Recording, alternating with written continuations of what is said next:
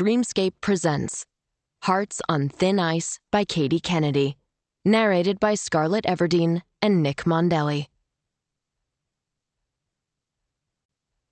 For my parents, John Robert McFarland and Helen Carr McFarland, who showed me what happily ever after looks like.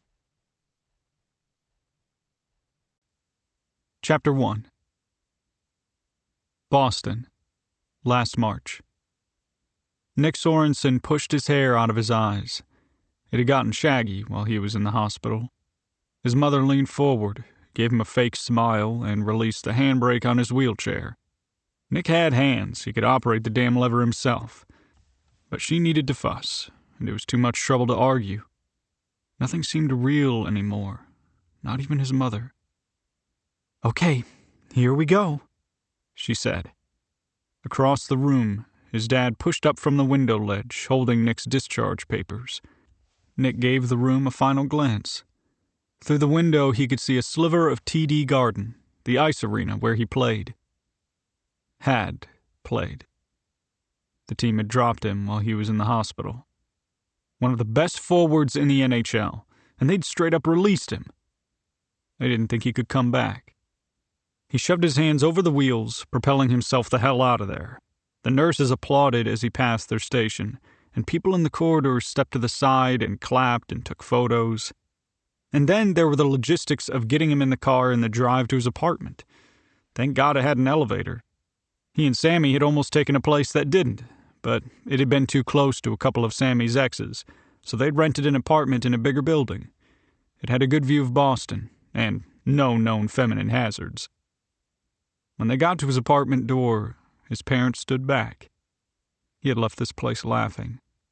With Sammy, bumping shoulders, off to meet 4 teammates to help with a destination proposal one of the guys had planned. They'd ended up with a crumpled fuselage in a field. Nick turned the key and his dad pushed the door open. He wheeled himself in and stared. It wasn't the apartment he had left. Kaylee and Matthew came a couple of weeks ago," his mom said softly. "They needed to get Sammy's things out of here. They just needed to get it done." He nodded, blinking. So Sammy's parents had talked to his parents about it, not him. He'd stopped being in charge of his apartment when he lost control of everything else. "They said if they got anything wrong to let them know. They asked if we wanted to be here, but we thought they should have privacy." "And we didn't have more vacation time," his dad said. His mom shot him a poisoned look. Nick wasn't supposed to know how hard it had been on his parents. The call about the crash, and then him being in the hospital so long. They'd come immediately, stayed for a week, and then, when he'd been transferred to the rehab wing for another 6 weeks, they'd taken turns. He told them to go home, but one of them was there every day anyway, which was pointless because he wasn't talking. Mostly, he looked out the window. His teammates who hadn't been on the plane had shifted through in 2s and 3s. They brought him contraband food and classic video game cartridges and team updates. And they left quickly, in case plane crashes were contagious. "Nick?" It was his dad. Nick blinked and wheeled to the refrigerator. Someone had cleaned it out. He pulled out the silverware drawer. Empty. The waffle maker wasn't on the counter. Going through the kitchen like this was like losing a tooth and poking your tongue into the hole, exploring the parameters of the loss. Sammy made waffles sometimes. He said that's how he got 6-pack abs, having waffles on the inside as scaffolding. He couldn't tell it like Sammy did. It had been funny.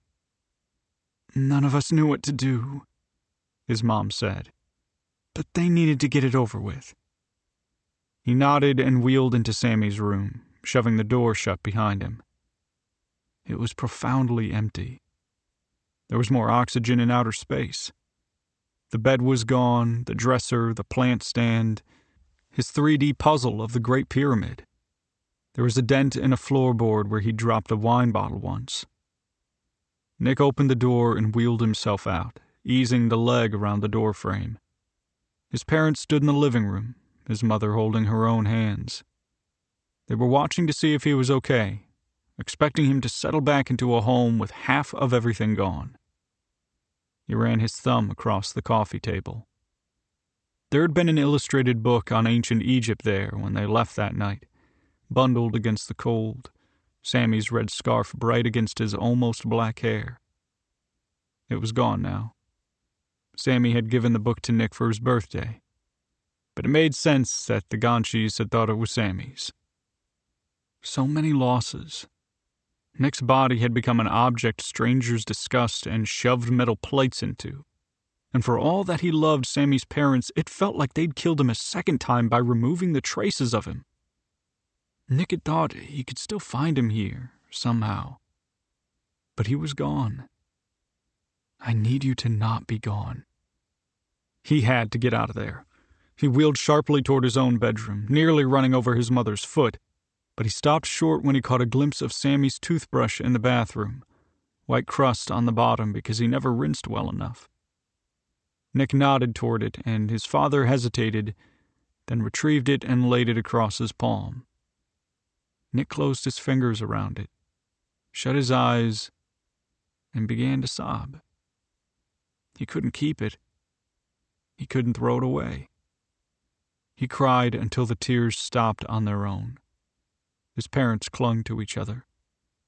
He held the toothbrush out to his dad to let him deal with it. Then he wheeled into his bedroom and saw the white dress shirt on his bed. He'd switched shirts at the last minute when he remembered that Dragon had a bunch of white shit for his proposal. Banks of white flowers interlaced with twinkle lights, all supposed to glow on the water under the moon. He would probably wear white himself, so Nick had thrown on a blue shirt at the last minute. The white one had lain here all this time, tossed casually on the bed, a mute testament to the tiny hinges of fate. If Nick had worn that shirt, would he have been ready first? Would they have taken his car? Would Sammy have boarded while he parked instead of the other way around? Because Nick was the only survivor. When he'd taken his seat, he'd condemn the rest of them. He grabbed viciously at the shirts hanging in his closet and only succeeded in twisting the sleeves. "Here, honey, you want those down?" his mother said. "I'm going to pack a suitcase, grab a few books, then I'm out of here." "Do you want to come home?" his dad asked from the doorway. "We can make a bedroom on the first floor." "Easy peasy," his mother said brightly. He wanted to beat the world until it howled. He settled for shaking his head. "I'm going to a hotel. I can't stay here." His parents' house wasn't home anymore. This apartment wasn't home without Sammy. He was homeless. Chapter 2. Detroit. This season. Nick had once been one of the fastest men in hockey. Now he couldn't even block the door to his apartment. When his doorbell rang, he buzzed Devin into the building foyer, then stepped into the hallway and leaned on a cane to swing his apartment door shut behind him. The point was to keep Devin from seeing inside. It didn't work. Devin bounded up the stairs with an athlete's grace, a foil pan in his hands. "Vanessa sent a lasagna," he beamed. "Well, shit. Hey, that's nice. Don't let me forget to thank her." Nick tried to take the pan while he stuck his key back in the lock, but the cane was in the way, and Devin wouldn't let go. He was being helpful, damn him. "I got it," Devin said. Nick hesitated, then bowed to the inevitable and pushed the door open. Devin stepped in, and his smile froze. "Dude." "Yeah, I know." Nick took the lasagna and walked around the counter into the kitchen, his cane tapping on the tile. "You have one chair." Nick shrugged. "I have one ass." He swung the fridge shut and then turned, his eyes sweeping the apartment. It was a nice place, everything new and high-end. He'd furnished it with one easy chair in the middle of the living room. Although, to be fair, there was also a mattress on the floor in the bedroom. He patted his pants pocket to make sure he still had his keys, then ushered Devin out. Before they left, his teammate stopped by the open bedroom door and craned his neck around the door frame. He didn't say anything until Nick was buckled into the passenger seat of a slick black sports car. Devin pushed the start button, glanced over, and then looked away as he spoke, edging the car out into Detroit traffic. "You can't keep living like that. You know that, right?" "Thanks for picking me up," Nick said. Devin slid his eyes sideways, but didn't say anything more. Devin lived in a mansion in the suburbs. The house was pale stone in a vaguely French style and tastefully landscaped. There were 3 other cars in the driveway, but they'd left room for Devin, the Red Wheels captain, to pull in. "I've got him," Devin called as they entered through the kitchen door. 4 guys sat around an oval table off the kitchen. Andre Bouchard, a black Canadian defenseman, Jakob Cermak, a small Czech left wing, Leif Bjorklund, the Swedish goalie, and Philip Simcoe, a U.S. defenseman.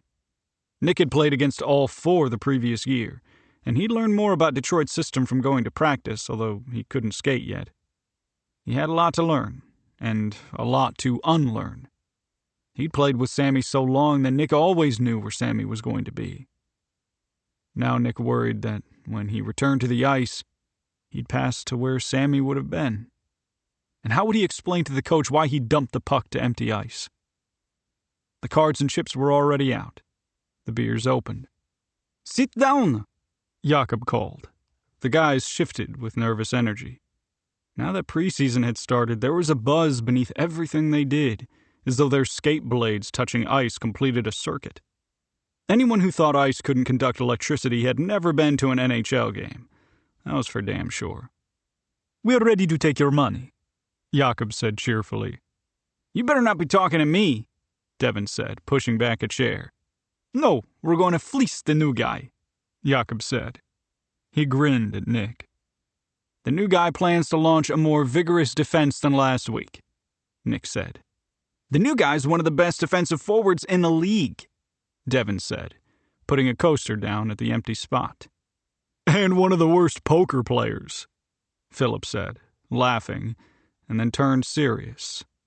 "So, you're getting rid of the cane tomorrow?" Nick nodded. "They're going to do a final scan and let the PT torture me for a while. But I ought to get the go-ahead to do full workouts. And they'll let me drive again." Andre tapped his bottle on his lower lip. "You miss it? Skating? Hell yes." He pointed at the defenseman's bottle. "Is that a local brew?" "Yeah, it's pretty good. There's more in the garage." Devin started to get up, but Nick waved him off. "I took out a loan against my car after last week," Nick joked over his shoulder. "So I'm ready for this game." The guys laughed. Actually, money wasn't a problem, and they were playing very low stakes.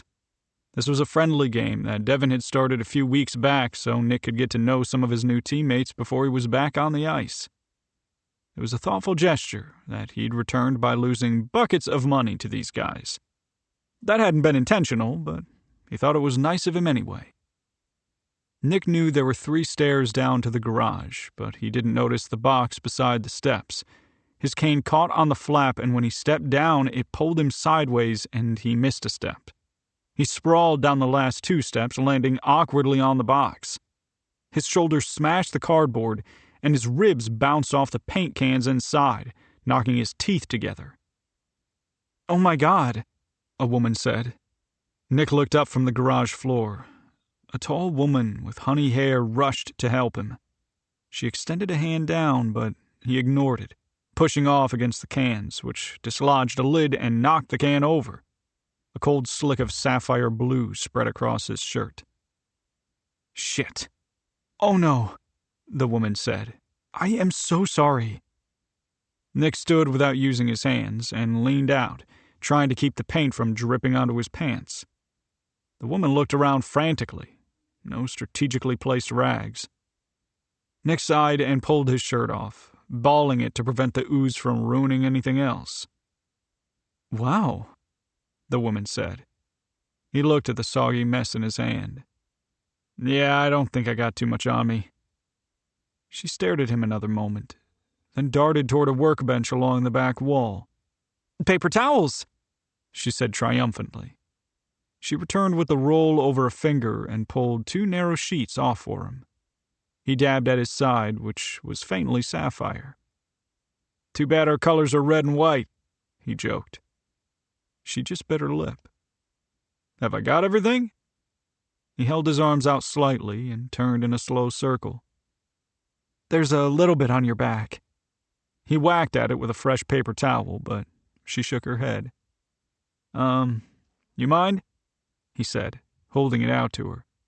She flushed bright and scraped gently at his back.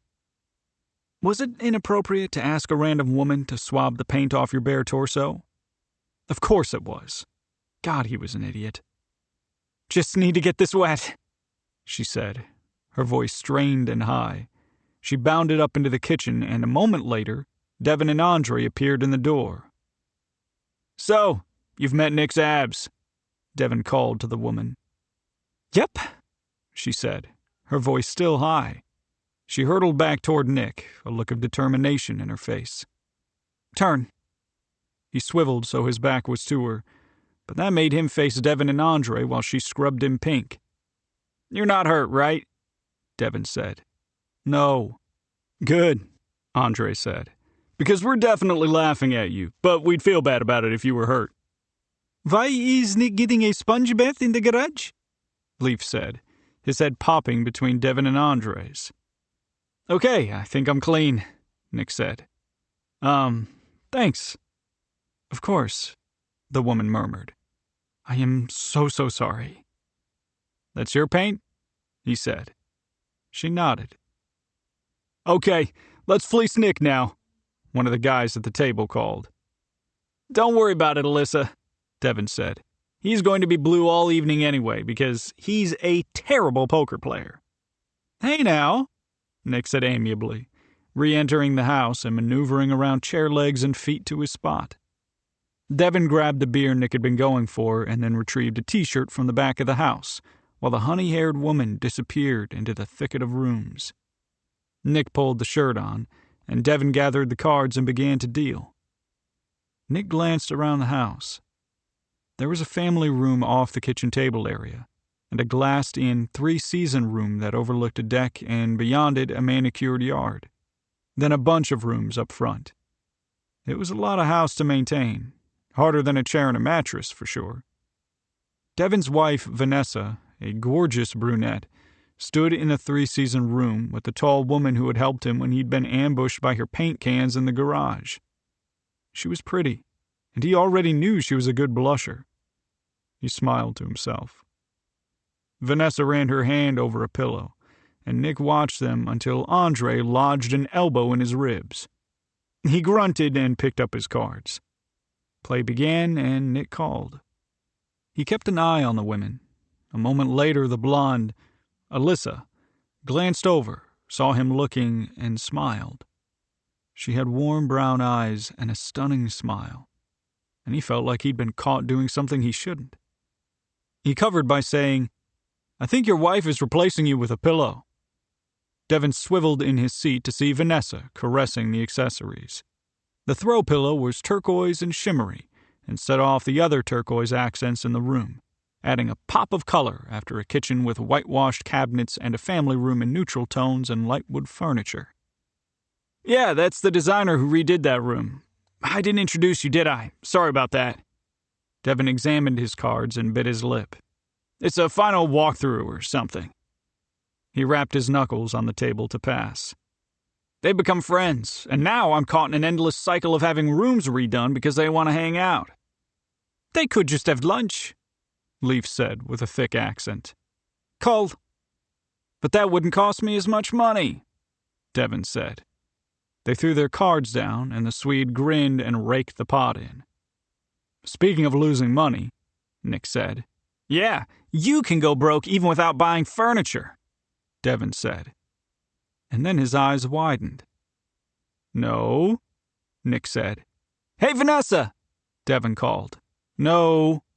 "Could you guys come over here?" "No," Nick hissed. Vanessa and the designer walked over, smiling. The designer glanced at his torso and then looked away, blushing. Nick gathered the cards in and began to shuffle with a vengeance. "It's my deal, man," the left wing next to him said. "It's mine now. Vanessa, you remember Nick. He looked up and smiled. Thanks for the lasagna. That was very thoughtful. The captain's wife beamed at him.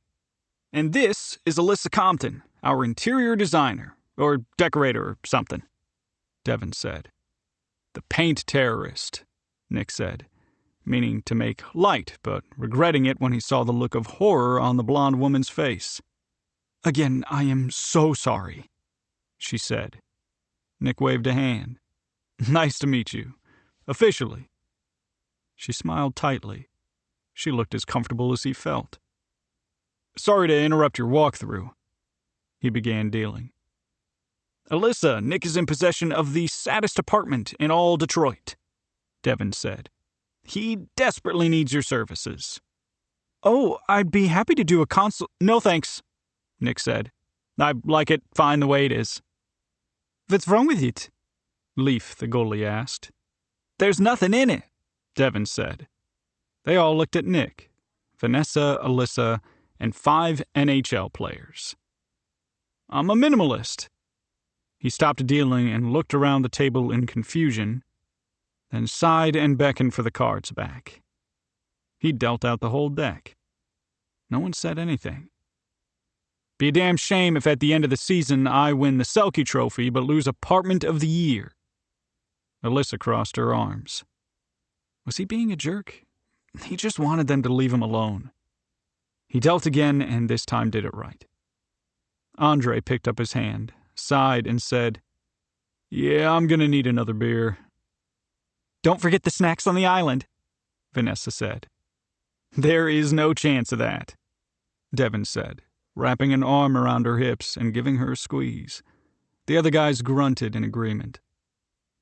Alyssa leaned across the table and handed Nick her business card. Her arm was long and lean, and her hair swung as she moved. If you ever want a consultation, I'd be happy to take a look. I can do minimalist. She gave him a dazzling smile. Thanks. He gave what he hoped was an indifferent smile and raised, just to have something to do. I could do something hockey-themed, if that's your thing. Put in a potato baker for you, maybe a chicken sculpture. She shrugged, and it made her hair bounce. Nick stared at her. Potatoes? Chickens? You want to turn my apartment into a farm? She laughed. No, like old-time hockey. It was just a joke. I wouldn't really... Yeah, you're going to have to explain that, Andre said. Her eyes lit up, and she gestured as she spoke. Well, in the old days, they baked potatoes and foil in the locker room before a game, and the players put the foil in their gloves to keep their hands warm, and they had a nice snack for later. Nick laughed. It replenished their carbohydrates or something, she said defensively. Andre flipped an empty chip bag inside out and stuck his hand in it. I'm putting on the foil, he said, waving it around. The guys cracked up. He wasn't being mean, it was just funny. Nick lowered his head and said, They taped foil on their hands so they could do more damage when they fought. It was an old WHA thing. Nope, I'm pretty sure it was potatoes, Alyssa said. Nick's eyes sparkled. This woman was gorgeous, but she sure didn't know anything about hockey. And the chickens? It was just one chicken, although I suppose they needed one in each town. I'm not following this, Leaf said. Nobody is, Devon said. For the beginning of the game, so they knew which direction to go. She looked at them, waiting for them to get it. My stepfather explained it to me. Instead of a coin toss or whatever you do now, they used to have a chicken. They'd take it to the middle of the ice at the beginning of the game, and the referee would let it loose. Whichever direction it flew, that was the way the home team headed that period. Nick laughed loud and long. He hadn't laughed that hard in months. He wasn't sure he'd laughed at all. The chicken flew. Yes, Alyssa said with great confidence. And they needed the chicken wire to keep it from going into the stands and, messing up people's hair. The guys howled. Jakob fell out of his seat. Vanessa dropped her head and put a hand on Alyssa's arm, opened her mouth, and then just shook her head. She and Alyssa headed out into the driveway, stepping over Jakob, wiping tears from his eyes. "Should anybody tell her the chicken wire was for stopping the pug before they had plexiglass?" Devin said. "Definitely not," Nick said. "I mean, she was so confident." He laughed again, and Andre waved his foil hand in his face. They finally settled down, and the game began again. Devin lowered his head and stared at Nick from under his eyebrows. "Vanessa says she needs work. She's with some agency whose head is an old battle axe, and she has to do so much business every month or something. They let a chicken loose at center ice, and it flew." Nick wiped an eye with his knuckle. "You know a lot about this," Leaf said. "The agency, not the chicken." Devin shook his head. "You can't imagine how much I hear about this interior design stuff. If I had a nickel for every time someone said the word curtain..." "You could give it all to me," Andre said, raking in the pot. "Seriously? Damn," Devin said. He leaned back on two chair legs to snag a bag of baby carrots off the island and ripped it open, then turned his attention back to Nick. "This girl needs business, and you desperately need to spiff your place up. You're not planning to live like that forever, are you?" "Of course not," Nick mumbled. "Yes, I am." "Good. Next week, I want to hear about your consultation," Philip said, waggling an eyebrow. "She's hot." After that, they concentrated on the game, drinking beer, laughing, and trash-talking one another loudly. When Vanessa came back in from seeing Alyssa off, she curled up with a novel on a sofa in the family room. Nick glanced up once and saw her looking at him appraisingly. She smiled faintly and went back to her book. It gave him an uneasy feeling, people watching him. And tomorrow, when he lost the cane and got back in the game, it was going to get worse. Chapter 3. Vanessa led Alyssa out into the driveway. Alyssa was thrilled that Vanessa was trying to get her a new client. She needed it, and word of mouth was the way to get business. But the brown-haired guy with the jawline, Jesus, you could slice apples with that thing, wasn't just not interested, he was standoffish. Maybe that's what happened when a guy with a cane tripped on your box. Still, she'd handed him a card with a smile and a plucky attitude. You had to keep up appearances no matter how you felt. She'd worn pretty black sandals and hadn't realized until she was in the Nielsen's house that one of them had started squeaking. It didn't used to squeak. How could that happen? She didn't have a replacement pair and couldn't afford one. For now, she'd discovered that if she curled her toes under, the squeaking stopped, and so she'd stomped around this gorgeous house with her left toes curled. And good grief, could she feel more awkward? Well, yes, because then there was that big guy with all the muscles who had no interest in a consultation. He wasn't as handsome as he thought he was. Okay, he might be, and my God, his torso. I'm a minimalist. He certainly wasn't when it came to muscles. His apartment probably had one freeform vase holding a stem of freesia on top of his expensive Scandinavian dresser, where he kept all the t-shirts that would hug those abs, which she wasn't thinking about. Why would she think about him? He hadn't even known about the chicken. He'd have a white sofa. Maybe that's why he was so smug. He was a hockey player in his 20s living with a white sofa and hadn't stained it yet. There'd be an abstract print over it that someone else had chosen and told him it looked sophisticated. They'd have bought it to go with the sofa, and he wouldn't know the artist's name or even realized a person had made that art. The closest he ever came to paint was landing in a box of it. I love it, Vanessa said, giving herself a hug for a moment. Alyssa turned her attention back to her friend. You carried over the turquoise accents from the kitchen, but it's such a different space, and I just love it. You're a genius. Alyssa flushed. It was so much fun to do. Thank you for letting me play with your credit card. When we need to do a nursery, I'll be giving you a call. Alyssa's eyes widened. No, Vanessa laughed. But soon, maybe. She looked back over her shoulder at the house. It's just so big. I don't think we needed that much house. but it's really, really fun." They laughed.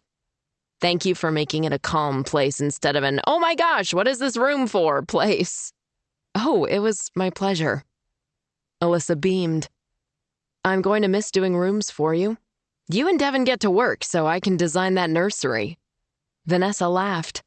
"I wonder what he'd say if I kicked the guys out and dragged him upstairs. I don't imagine he'd complain. We'll work on Nick and see if we can't persuade him to get a designer and help keep Cruella off your back." "Yeah, but he did not seem interested. Maybe because he tripped on some of my stuff?" She patted the trunk of her car to indicate it was all loaded. "Or he was embarrassed about not knowing about the baked potatoes." "That definitely wasn't it," Vanessa said. She hesitated. "He's got a lot going on. You know which one he is, right?" The brown-haired guy with blue eyes and bulging muscles? Didn't notice. "Hey, is he single?" Vanessa's eyebrows shot up. "Very. Want me to—" Alyssa flushed. "No, I meant if he's married, I could talk to his wife. She'd probably be the one making decisions anyway." "When I asked if you knew who he is, I meant the accident." Alyssa looked at her blankly. "The airplane carrying the Boston hockey players? That went down in January? And there was only one survivor? He's the survivor." Alyssa's eyes grew huge. "He's that guy? Oh my God! I thought he was all crunched up." Vanessa shrugged. "He was. He's in Detroit now and ready to hit the ice again." Wow. Wow. Alyssa thought for a moment. It wasn't the whole team, right? No, it was 6 guys going to a location where one of them wanted to propose. He had some elaborate thing planned, but they never got there. Was Nick the guy proposing? Vanessa blinked at her. No, it was Dragan Novak. His girlfriend went back to Croatia. God, it's so sad. Nick's the guy who survived that crash, Alyssa said to herself, turning this information in her mind. It didn't match her impression of the man. Well, of his apartment with its white sofa and expensive Scandinavian dresser and the faux sophisticated painting in the living room. Maybe she should give him a break about his minimalism. "Hey, I wanted to ask you something," Vanessa said. "And no pressure, but my church has a homeless shelter for women and kids." "That's great." "Yeah, it's in some old Sunday school rooms that we don't need anymore because there are so few young people. We thought we'd get some good out of them, you know?" Alyssa nodded. "It's going well enough that we're making it permanent, and we want to spruce up the area. More than just fresh paint, but we don't know what exactly." She squinched her mouth to the side, an apology for what was about to come. Alyssa decided to make it easier for her. "And you want a pro bono consultation?" "No, I would pay you for the consultation. But the volunteers want to do as much of the work as they can themselves, so we probably wouldn't have you do much of the implementation. So jack up that consult fee." Alyssa laughed. "Could you give us some direction, though? We want to create a bright, welcoming space, and right now, it has a bad case of the dingies." "I'd be happy to. Which church is it?" "Trinity. It's next to that small park off of—" "Does it have a food pantry?" Alyssa asked, gripping her bad sandal with her toes. "An outside thing?" "Yes," Vanessa said. "A cute white cupboard with glass doors, like a little free library, only bigger and with non-perishable food. You know it then?" "No," Alyssa said, flushing, and then realized how stupid that sounded. "I mean, I've driven by, but I'm not familiar. I don't know the area, really. It's a big city." "Sure," Vanessa said, looking puzzled. Can we schedule some time for you to swing by and take a look?" She could not.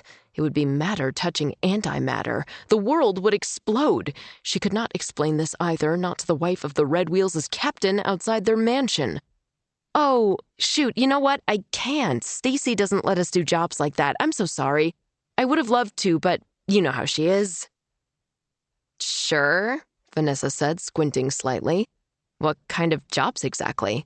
"I'm so sorry. It's a stupid rule. I can't afford to alienate the agency head, though." No, of course not. But, I would pay. I know, such a dumb rule. Alyssa threw her hands out in a what-can-you-do gesture, trying not to think about the disappointment in Vanessa's voice. She quickly thanked her again for her business, and then walked around to her car door. With Vanessa standing right there, she couldn't curl her toes under. Vanessa would have noticed a thing like that, so she just had to let her sandals squeak. Chapter 4. The next Tuesday, Alyssa was in her small office flipping through some upholstery samples when the door to the agency chimed. Stacy's Interiors was a small modern building with a parking lot in front and a sign with an intertwined S and I that was impossible to read. There was no receptionist. Whoever was in took phone calls, and when a client was expected, their designer met them at the door. But when it was a drop-by, Alyssa was supposed to leave her back corner office and make it to the lobby in a timely fashion. She'd always wanted a corner office. She'd just never thought it would have one narrow window that overlooked the trash receptacle. She walked to the lobby, passing a consultation room, where one of the senior designers was talking with a couple of men in their 50s, and then going past Stacy herself's office. Stacy was positioned so she could overhear anything in the lobby or consultation rooms if she wanted to. She had asked Alyssa her plan for the very first interior she had done here, and then had poked her head into the consultation room when Alyssa was there with her clients. She'd smiled, glanced at the design Alyssa was showing them, and suggested that she add an interior balcony, which the clients loved and was a thing Alyssa had told Stacy she was going to suggest. Stacy was not exactly liked in the design world, but she was respected, and this job was Alyssa's chance to make connections and build a client base so that someday she could open her own place. When Alyssa had been in middle school, she would shut her eyes at night and imagine her someday house. She had 5 of them in different styles, from Victorian gingerbread to ultra-modern concrete. She would choose one house to think about each night and would mentally walk through the rooms, adding furniture or changing what she'd done the last time. In her white clapboard farmhouse, she'd set pewter salt and pepper shakers on the shelf of a Hoosier cabinet in the kitchen. She'd open the glass-fronted bookcases in the columns of a craftsman bungalow and imagine the click of the hardware. She could walk through every room of her 5 secret houses, trail a finger over soft handmade quilts, and clink a nail on the crystal in her pantry. But then, when she'd open her eyes, she could still see stars out the car window. This was how she was getting her own home, by designing them for other people. Someday she would have a key to her own house, despite Stacy. Until then, she'd be gritting her teeth a lot. Alyssa hurried to the lobby, her skirt swishing as she walked. When she came around the corner, she was surprised to find Nick Sorensen, of all people, standing just inside the front door and looking deeply unhappy. He smiled when he saw her. "Hi," they said at the same time. I don't know if you remember me," he said. "I was at Devin and Vanessa's last week." "Of course I do. Nick Sorensen, right?" "Yeah. I guess I need to have my apartment fixed up." Need to? That was a strange way to put it. "Is that something you can do?" He flushed. "I mean, I know it's something you can do. Do you have time?" He was nervous. Why did that seem charming? "Sure. Why don't you come with me to a consultation room and tell me about your space, and then—" Stacy came around the corner. She was wearing a navy suit and heavy makeup. She smiled, but it didn't reach her eyes. Alyssa had always assumed that was because of the Botox, but a designer who'd worked there longer said it wouldn't have anyway. "What have we here?" Stacy said, looking Nick up and down. He was wearing casual pants and a cream waffle weave Henley shirt, with the sleeves shoved up. It was getting a little cooler day by day. Alyssa was pushing the season with her drapey skirt and cream blouse, but her fall wardrobe needed sprucing up, and she hadn't gotten to it yet. Nick didn't shift under her gaze. "Just hiring Alyssa here," he said, nodding. "Ah," Stacy said. "What do you do, Mr.?" "I play for the Red Wheels." Stacy's eyes stayed the same, but her mouth made a tiny O. Nick had money. This could be a good contract. Was Stacy going to poach him? She'd done that to one of the other designers a couple of weeks ago. An endocrinologist had come in and announced that she had a new house and wanted to work without a budget, and Stacy had swooped out of her office. Delightful! Let me take you into one of the consultation rooms, and you can explain your project to me, shall we? Stacy moved over and took his arm, wrapping her acrylic nails around his bicep. Alyssa's heart fell. Stacy hadn't been able to poach Vanessa because she had briefly been hospitalized when Vanessa came in. Office scuttlebutt was that Stacy needed another transfusion of the souls of virgins to keep her young. Alyssa was good for a few months off of the income from Vanessa's projects, but Nick was a client who'd come in because of her contacts, not someone random off the street. "No, I'm here for Alyssa," Nick said. "Thanks, though." Here for Alyssa. Alyssa felt a flush rise across her chest and throat. Her name sounded good in his deep, husky voice. "Mr. What is your name?" Nick carefully disengaged his arm. "I'm a client of Alyssa's." "That's not how we're structured," Stacy said, a bit of steel in her voice. "I assign projects to the different designers." "Bullshit. You poach other people's clients." "Alyssa already has her hands full with some starter projects. You need someone more experienced." Alyssa pulled her mouth sideways and gave Nick an apologetic smile, then dropped her eyes and played with her bracelet. "No, I'm not doing that," Nick said. "I'm not hiring an agency. I want to work with her." "I'm afraid that's not possible," Stacy said. "Okay." He shrugged. "You have your phone?" he asked Alyssa. She looked up, startled, then hurried to her office and came back with it, holding it out to him. Her gold glitter case looked silly in his big hand. He typed in his contact information and passed it back, brushing her fingers in the process. His hands were dry and hard and strong, and he was talking. "I'm sorry," she said, blushing. "I said you have my number. If you want to do a job off the books, give me a call." "We don't do jobs off the books," Stacy said, clearly outraged. "Then the agency doesn't get a cut." Nick shrugged. "I'm okay with that." "Sir!" He'd never told her his name. "You can't come in here and steal one of my designers." "Looks like that's what you were doing with one of her clients," he said. He smiled at Alyssa, then mouthed, "Good luck." He turned and walked out, his shoulders almost filling the doorframe. Alyssa watched him walk out to a small red sports car and open the door. "Well, go," Stacy hissed. "Don't you dare lose a client." Alyssa stared at her, then ran into the parking lot. Her sandal squeaked, and he looked over. I can work with you if you want. There is a consultation fee."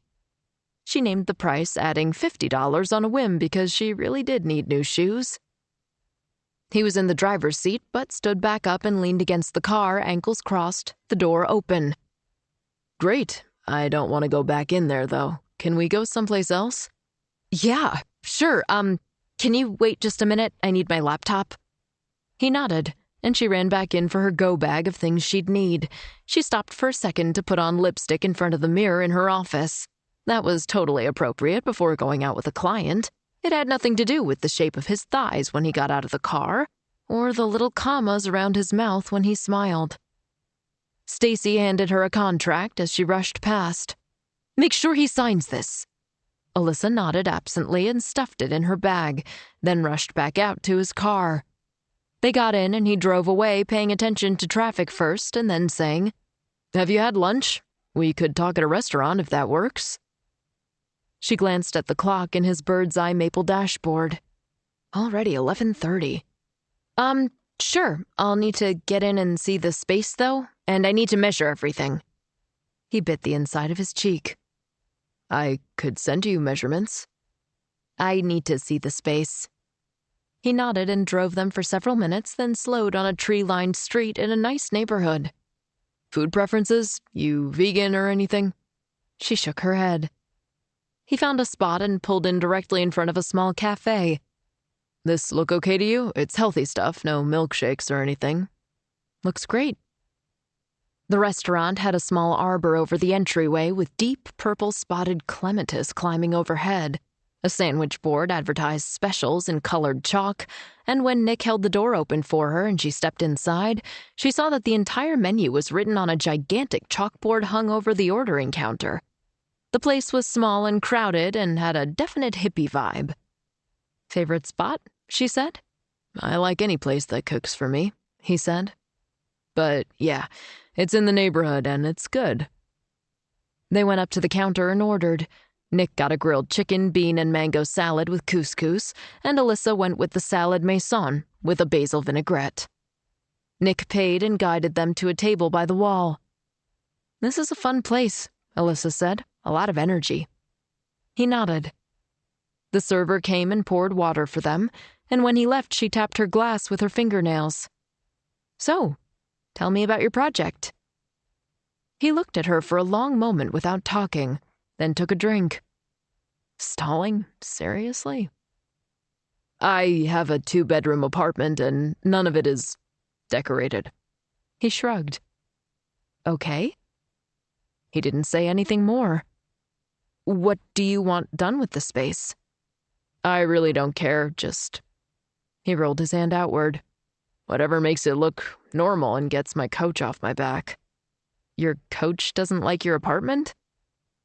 "Devin didn't like my apartment and told the coach, and he gave me a choice. One option was having it fixed up, and that's what I chose, but I don't want to do it myself." She looked at him for a long beat, and then the server was there with their order. Nick grabbed a fork and dug into his food. "You don't sound very excited about it. People usually have fun having their place redone." "Yeah, sorry about that. I appreciate what you do." "Just you don't really want it done?" "Yeah." They stopped talking for a moment while the waiter delivered their food. "I got chicken," Nick said. "Now we won't know which direction to go on offense at the start of the game." He smiled to take any sting out of it. "Anyway," Alyssa said, "explain this to me. Why don't you want your place done? It's incredibly fun." He grabbed his water glass again. No wonder he was such a bad poker player. He absolutely had it tell. "You just want to get away with a minimal job?" "Yep." "Am I doing the whole apartment or just one room?" Hope flashed in his eyes for a moment, then he bit the inside of his cheek again. "I think it has to be the whole place."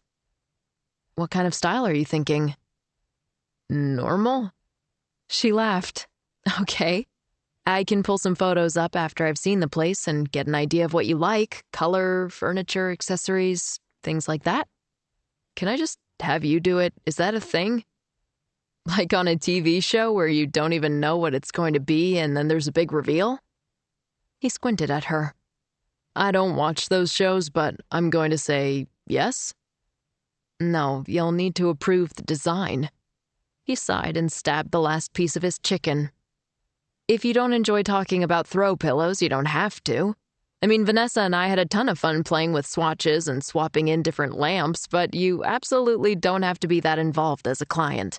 But the point is to make it a space that you like, and I can't do that without you." He nodded and sat hunched a little in his seat while she continued eating. She hadn't eaten nearly as fast as he had. When she was done, she smiled and said, "Well, let's go to your apartment and get at it, shall we?" And then she realized how that sounded and flushed. His mouth gave a little quirk, and he opened the restaurant door for her and said, "Absolutely." Chapter 5. Alyssa sank into the seat of Nick's sports car. It was fabulous for transportation, but if he ever had to live in it, he'd be screwed.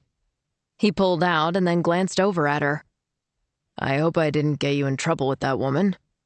"At the agency?" she said. He nodded. "No, that was wonderful. I can't believe you stood up to her like that." He gave her a curious look. "She was trying to steal a client from you, right? Did I misread that?" "No, you're right. She's a jerk, but she's also really scary." She flushed. Maybe she shouldn't have said out loud that Stacy was a jerk, but there was something solid about this man, something she trusted. He gave a soft snort. Sometimes you have to crash them against the boards the first time you play, and they give you a little more respect the next game. Hockey lessons for the interior designer, Alyssa said, smiling. Nick pulled in behind a modest building made of white stone. It was set back from the street, and all the apartments had small balconies. The entry was faced with marble. He unlocked the door with a fob, and they walked in. He checked his mailbox. Nothing. Then he turned and looked at her, and didn't say anything. "Marble," she said, pointing to the floor just to get past the awkward moment. "Very pretty." "Yeah, it's slippery as hell. When I was using the cane, I was always afraid I'd go down." "You used the accident." She could see him register that she knew. When did you stop using it?" "Just a few days ago. I'm strengthening that leg," he said, touching his left thigh. He stood there. "So," Alyssa said, cocking her head and raising an eyebrow. He was definitely stalling. What could he have in his apartment that he didn't want her to see? A closet full of whips and leather pants? Maybe a closet full of regular shirts? He should be embarrassed about that. It was a crime to cover those abs. "Second floor," he said. He sighed and led the way up the stairs. He unlocked the door to the first unit, then pushed the door open with tented fingers and let her go in first. Alyssa walked in, her bag with laptop and measuring tape over her shoulder, and stepped into the empty space. The walls were all white and completely bare. One brown recliner sat in the middle of the living room. "There's nothing here." "I have a TV and a game system," he said indignantly, pointing toward the wall opposite the chair. She took off her sunglasses and folded them into her purse. "How long have you lived here?" "I moved to Detroit in April, but I was in a hotel for a couple of months because it had an accessible bathroom, and I was still in a wheelchair." His face reddened. Apparently, he hadn't planned to start by discussing toilets. She turned in a slow circle. Wow, it's a blank canvas. She was going to have to rethink this project. "I think I'll start by measuring, okay?" He nodded. The apartment spread to the left of the entry. There was space for a table immediately inside the door and a kitchen beyond it, both against the wall to the building's hallway. The living room ran on the front of the building. She saw 3 doors beyond them. To the left of the public rooms, 2 bedrooms and a bath. The rooms were large. The windows were great. The kitchen had an up-to-date backsplash and fresh white cupboards. It was a great canvas. Too bad he'd never done anything with it. Minimalist? This was just empty. Alyssa snapped out her metal tape measure and measured each area, wall to wall, noting the dimensions in a blue faux leather binder. Nick stood in the middle of the room, fists in his pockets. When she got to his bedroom, she took in the mattress on the floor. At least he'd pulled up his blankets. He had suits and a tuxedo hanging in the closet, and piles of folded clothes and sweats stacked in trash bags on the floor. So much for the Scandinavian dresser and vase of freesia of her imagination. She finished the measuring and double-checked that she'd gotten everything she needed. Finally, she turned to him. "It's a very nice space." What else could she say? "What do you want from it?" He looked at her helplessly. She loved that look from a client. Most everybody knew where they wanted to wind up, but they didn't know how to get there. She did, and she could take them. She savored that feeling. It made her feel like a kindly taxi driver stopping for someone in the rain. "So a typical plan would be to put a table here," she said, indicating the space off the kitchen. "A sofa and probably 2 chairs here." She waved her hand toward the living room. "Maybe 2 sofas, or the second one could be a love seat. It's big enough for that. In the bedroom, a dresser, bed, and probably a desk." She glanced around. "Where do you do household paperwork, like paying bills?" "I mostly do that online." "Okay, but where do you process mail?" We're at the end of the route, so it doesn't come till I'm gone for games or practice. I pick it up when I get home and dump it on the end of the counter. He nodded toward the kitchen. Then I mostly throw it away in the morning. So he'd known his mailbox was empty when he checked it as they came in. He'd been stalling. Interesting. Okay, I'm going to give you a space to do that.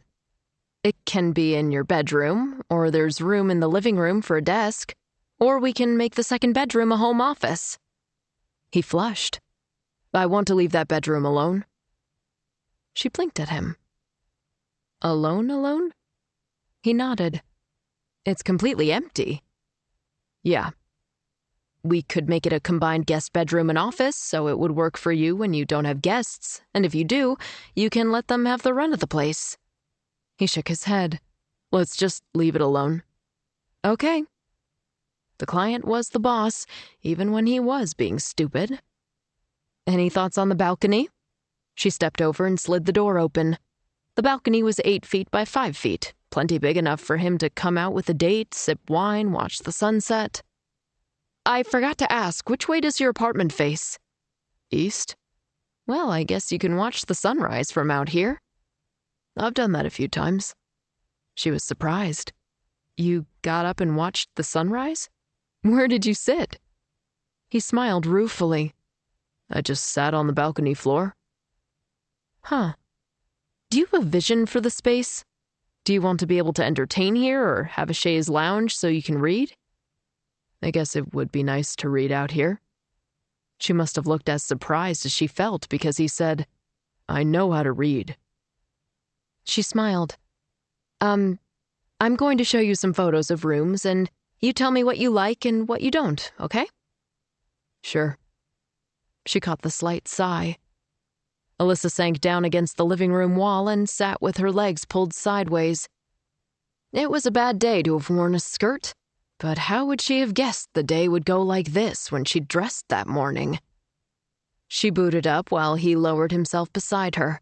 She was suddenly aware of his bulk, of the ropey muscles in his forearms as he pushed his sleeves up again, of the bunching of his thighs as he sat down. Does that hurt? She asked. She knew she shouldn't say anything, but she did anyway. It was a thing she did. My leg, you mean? She nodded. No, I'm doing full workouts, so now my whole body hurts. He grinned, and wow, it was a good grin. For a moment, she had no idea what she was doing in this empty apartment, beside this muscular guy with a day's scruff on his jawline. And then his eyes flew open, and he stood and ran at the kitchen counter that separated the kitchen and living room. He threw his right hand down flat on it and vaulted over, landing in front of the refrigerator. I forgot the blueberries, he called. He opened his refrigerator, and for a moment she caught a glimpse of a couple dozen glass containers filled with fruits on the middle shelf and chopped vegetables on the bottom shelf. He pulled a bowl of blueberries out, swung the fridge door shut, and walked back toward her. He set the blueberries between their knees. In case you're hungry. We just had lunch. That never stops me. He grinned again and took a handful of berries, then held his fist over his mouth and dribbled them onto his tongue. Note to self, do not put top cabinets over that counter, she said. Do you always go into the kitchen that way? Oh, just if I'm in a hurry. He shrugged. Well, your leg must be doing pretty well. It is, but I made sure I landed on the right one. He nodded toward her laptop. Do you have pictures for me to look at? A graceful way to say he was done talking about the injury. Alyssa pulled up 3 photos of living rooms, 1 contemporary neutrals, 1 black leather and galvanized steel tables, and an old English manor house look with dark wood and Staffordshire dogs on the mantel. She was pretty sure he wouldn't like that last one, but you never knew. He shrugged. They're all fine. She stared at him. They're very different. Which one looks most like what you want? He shifted on the floor beside her. I'd really rather have you choose. Okay, let's look at 3 more. She pulled up the interior of a New England salt box that was filled with shaker furniture and primitive quilts.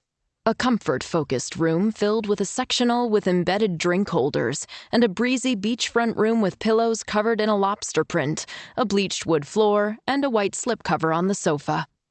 It would be a hard look to pull off in Detroit, but she didn't know what else to do. There was absolutely nothing in this place to give her a key to his taste or even his personality. "Nice," he said. "Which one?" "All of them?" She lowered her head and stared at him from under her brows. "Don't make me crush you against the boards." He smiled. "There you go." She flipped the laptop shut. "You said earlier that your coach gave you a choice, getting your place fixed up or something else? What was the something else?"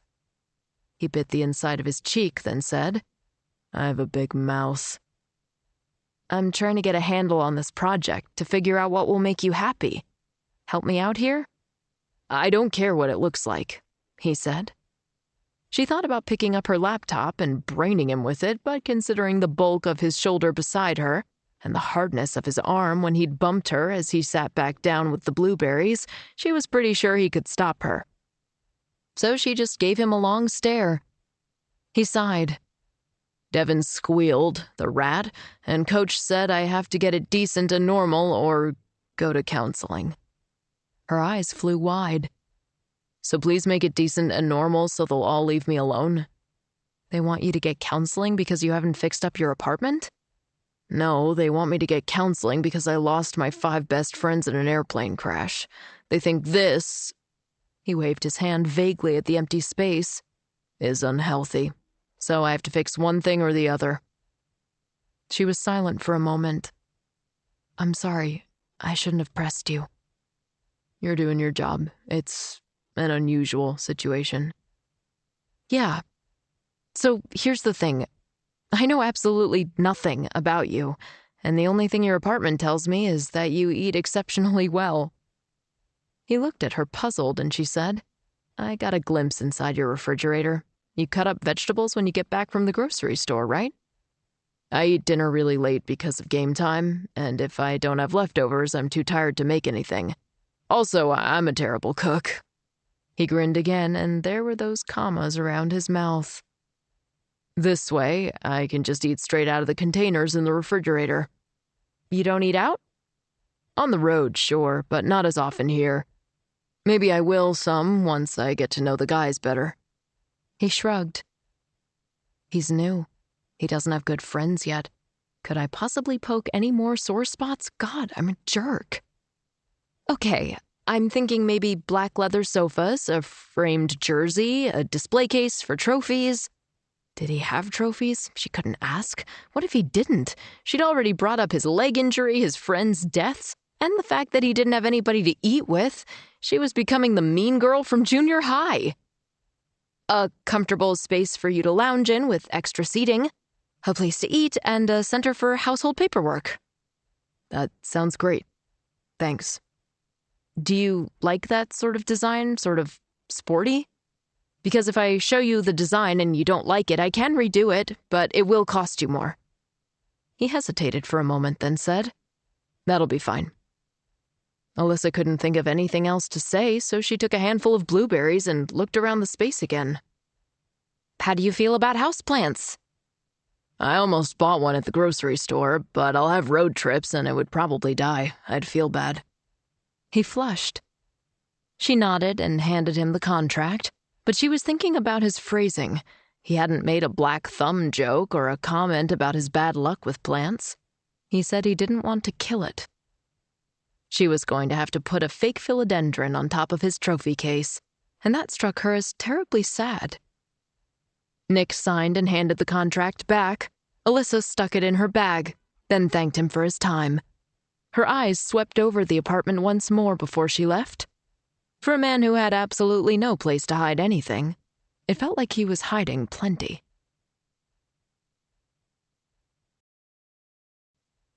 Chapter 6. Alyssa was at home in her apartment, a sunny space with pearl gray walls and baseboards she'd painted a glossy white to cover what must have been decades of scuff marks. She was flopped on a charcoal linen sofa, propped up by 2 textured white pillows. A cheap framed print of Monet's Nymphéas, 1916 to 1919, hung over the sofa, the water lilies floating on a lake of lavender that echoed the purple accents on her white bookcase. An asymmetrical vase and a pair of glass candlesticks. It was a cool, sophisticated space, and she loved it. And she had enough money socked away to keep it for several more months, so that was something. She sighed and turned back toward her laptop. The design for Nick's apartment was going well. The living room had been fairly easy, big, comfortable furniture, broad tables that could take feet being propped on them, or drinks without coasters. He didn't look like a coaster kind of guy, but it seemed lacking somehow, and she knew what it was. There wasn't anything of him in the space. She had some hockey memorabilia and a print of Bobby Orr horizontal over the ice after his 1970 Stanley Cup winning goal. Her stepdad had helped her figure out what to choose there. But the space felt generic, too sports bar. When she'd been measuring the rooms, she'd opened his kitchen cabinets. He had 2 place settings of Corelle-ware, so she'd chosen a dish pattern, round and white, traditional and serviceable, but so boring. But if she went with black square ones or an Asian-inspired watercolor design, well, what evidence was there that he'd like that? And she wasn't going with a floral. Despite his passivity in the face of an apartment redo, she planned to wow him, to win him over to the side of well-designed interior spaces. She just wasn't sure how. She looked up his contact info now and texted him. "Nick, this is Alyssa. Could I drop by this afternoon with some samples for you to look at?" She was going to pick up a few single plates so he could feel the weight of them, see them in his hand, and she could gauge his reaction in person, better in this case than just sending links. If she tried that, she was almost positive she'd get a "they're all fine" return text, and that he wouldn't have opened any of the links. Her phone rang and she smiled. He'd called. Then she saw the number, shook her head, and answered. "Alyssa, hear me out," Janet said. It was her traditional greeting. "It's a wedding, isn't it?" Alyssa heard her old friend sigh through the line. "It's always a wedding. They're the worst. I have all the table decorations to do yet, and there was a delivery mix-up, and I just need some help." "Where are you?" Alyssa asked. "Doing it on site, St. John's Lutheran, the parish center behind the church." "When is the wedding?" "The reception starts at 6 p.m. "Today? Help me." Alyssa laughed. She had worked at a party shop in high school starting when she was 15, when they moved out of the car and their lives started getting back on track. She sold napkins and blew up balloons and stocked the shelves with blue and pink plastic storks. Sometimes she helped the customers actually plan themes for their parties and ensured they had everything they needed. She loved it. It was also where she'd met Janet, who'd worked there longer and had keys to the store. One night after hours, Janet had broken out the helium tank and they'd huffed it, quoting movie scenes in squeaky voices and giggling hysterically. Until, on a whim, Alyssa did some Googling and found out huffing helium could be dangerous. When the owner of that party shop added event planning as a genuine sideline, not just recommending color schemes or finding coordinating products, Janet made sure that Alyssa got experience planning parties too. They were only 4 years apart in age, but it had seemed like a lot at the time. Janet always treated her as an equal, though, and Alyssa would forever be grateful. A year after Alyssa went off to college, Janet bought the business. It turned out that running the place was a lot different from punching the clock, and Janet had called on Alyssa more than once to help out in a pinch. Alyssa was happy to do it, for old time's sake. "I'm supposed to meet a Persian rug rep this afternoon just to see their new line," Alyssa said. "I can reschedule that with no problem. You need me to bring anything?" "Your superior party planning skills," Janet replied breezily. Alyssa blew air out. She'd left the party planning business and had no intention of going back. During the summers in college, she'd worked a job at a small design firm. It wasn't anything fancy, and the older woman who ran it acknowledged Alyssa's point that it needed a better sign and some sort of advertising. They were getting by on repeat clients and had little discoverability. But the owner was winding down and simply hadn't cared. When Alyssa graduated, she'd applied all over town, and the one place where she got an interview was one of the best, Stacy's Interiors. I'll just be tying raffia around mason jars or whatever you're doing. I won't be planning anything. Thank you. Please break several traffic laws on the way here. Janet made a kiss sound and hung up. Alyssa looked at the phone and shook her head, then called and rescheduled with the carpet sales rep. The trip to St. John's took longer than she'd expected, in part because she stopped by a sub shop and picked up a sandwich to eat in the car. When she got there, she hurried into the parish center, where she could see several stacked boxes, undoubtedly supplies Janet was using for the reception decor. Not a good look a few hours before the reception. She hurried in. "Janet, I'm here." Her friend turned in her seat at a long folding table. "Oh, thank God, I am overwhelmed." She stood and gave Alyssa a quick hug. "Why are you here alone?" "Roberta got drunk again. We're being honest, right? She threw up in the bathroom and went home, so now the bathroom smells and I have 10,000 billion water lilies to deal with." "Water lilies? I love water lilies. Did you get them from Emma?" "Yeah, she came through for me. She had to jump through some hoops to get them, too." "We three need a girls' night out soon. You're the best friends ever." "We are," Janet said. "Speaking of which, start by propping open the bathroom door so it airs out." Alyssa gave her a fake dead-eye stare, then made a genuine face when she opened the door and the vomit odor hit her. "At least she didn't make a mess," she said as she pulled up a chair and opened a box to peek inside.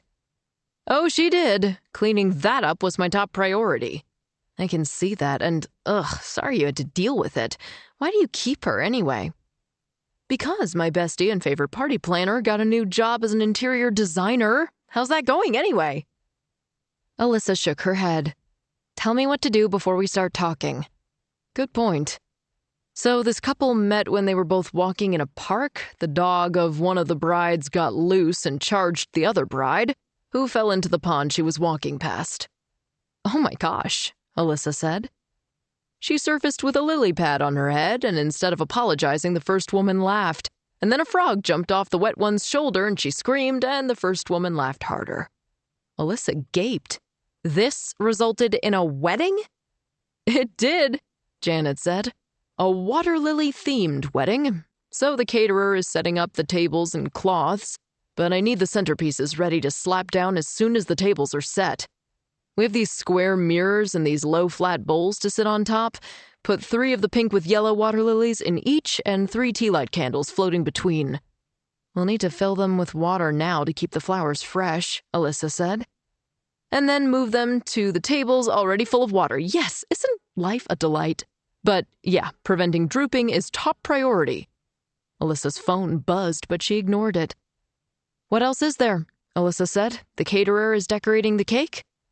"Yes, but there is plenty for you to do, my talented friend. Why don't you throw the centerpieces together and then—" "How many?" 30, Janet said. 30? Why are these people so popular?" "I know, right? Stupid popular people. Oh God, they're good-looking, too. Wait till you see them." "Well, this shouldn't take too long.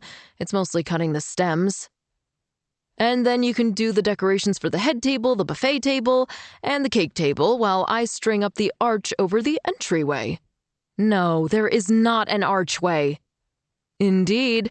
And all fresh flowers and ribbon and shit wired on." "Gonna be hard to wire the shit," Alyssa mused, forefinger pressed to her lips. "I cannot currently sass you because I need help so badly, so don't say things that require sass from me." Alyssa flipped open another box, found what she was looking for, and began laying mirror squares out on the table. "That is precisely why I can indulge in witty rejoinders." She grinned at her friend. Alyssa stacked the mirror squares, thinking it would be easiest to place them on the tables separately, rather than trying to carry them with bowls full of water on top of them once the caterers had the tables ready. She got the bowls out and went into the parish hall kitchen to poke around for a pitcher to fill them. Her phone buzzed again. She blew a stray strand of blonde hair out of her face and checked it. Nick, 40 minutes ago. "Sure, drop by when you want. I'll be here till 4. "Nick just now. Are you coming by?" Crap. Alyssa texted back. "Oh, so sorry. A friend is having an emergency. Can we reschedule?" She saw the 3 little dots scrolling, indicating that he was writing back. What are you doing? Janet called. These water lilies aren't going to shove themselves in bowls. Nick, I'm sorry to hear that. Nick, we're leaving tomorrow for a 10-day road trip. Maybe after that? Nick, hope your friend's okay. Sad face. He used a sad face, Alyssa called. I love a man who's not afraid of an emoji. Who did? And does he know how to pour water in a bowl? Get him over here. Oh, a client. She smiled at the phone, rereading his messages. Janet straightened from her position by the white lattice archway over the door where the new couple would enter the reception hall. Your face doesn't say client. Your face says hot guy. Alyssa flushed. No, he's a client. You realize your circulatory system has weighed in, right? Gooey expression and pink cheeks do not equal client. Those aren't the only parts that think he's handsome. Alyssa texted back. My friend is an event planner. That's what I used to do. Her coworker got... Alyssa hesitated. Sick, and we're trying to get everything finished before the wedding reception tonight. Alyssa, sorry I gave the wrong impression. She saw the 3 little dots. Nick. Phew. Will the wedding be saved? Alyssa. It will be. I'm shoving water lilies into bowls as we speak. Nick. Careful. You're gonna piss off Monet. Alyssa stared at the screen. He didn't seem like an art guy. Then again, Monet's water lily paintings weren't exactly obscure. Alyssa. I'll keep an eye out for Frenchmen in berets. Nick. Just watch for dead Frenchmen in black berets. That's what he wore in his self-portrait. Dead guys in blue berets are probably fine. She stared at the screen. He couldn't have looked the painting up that fast.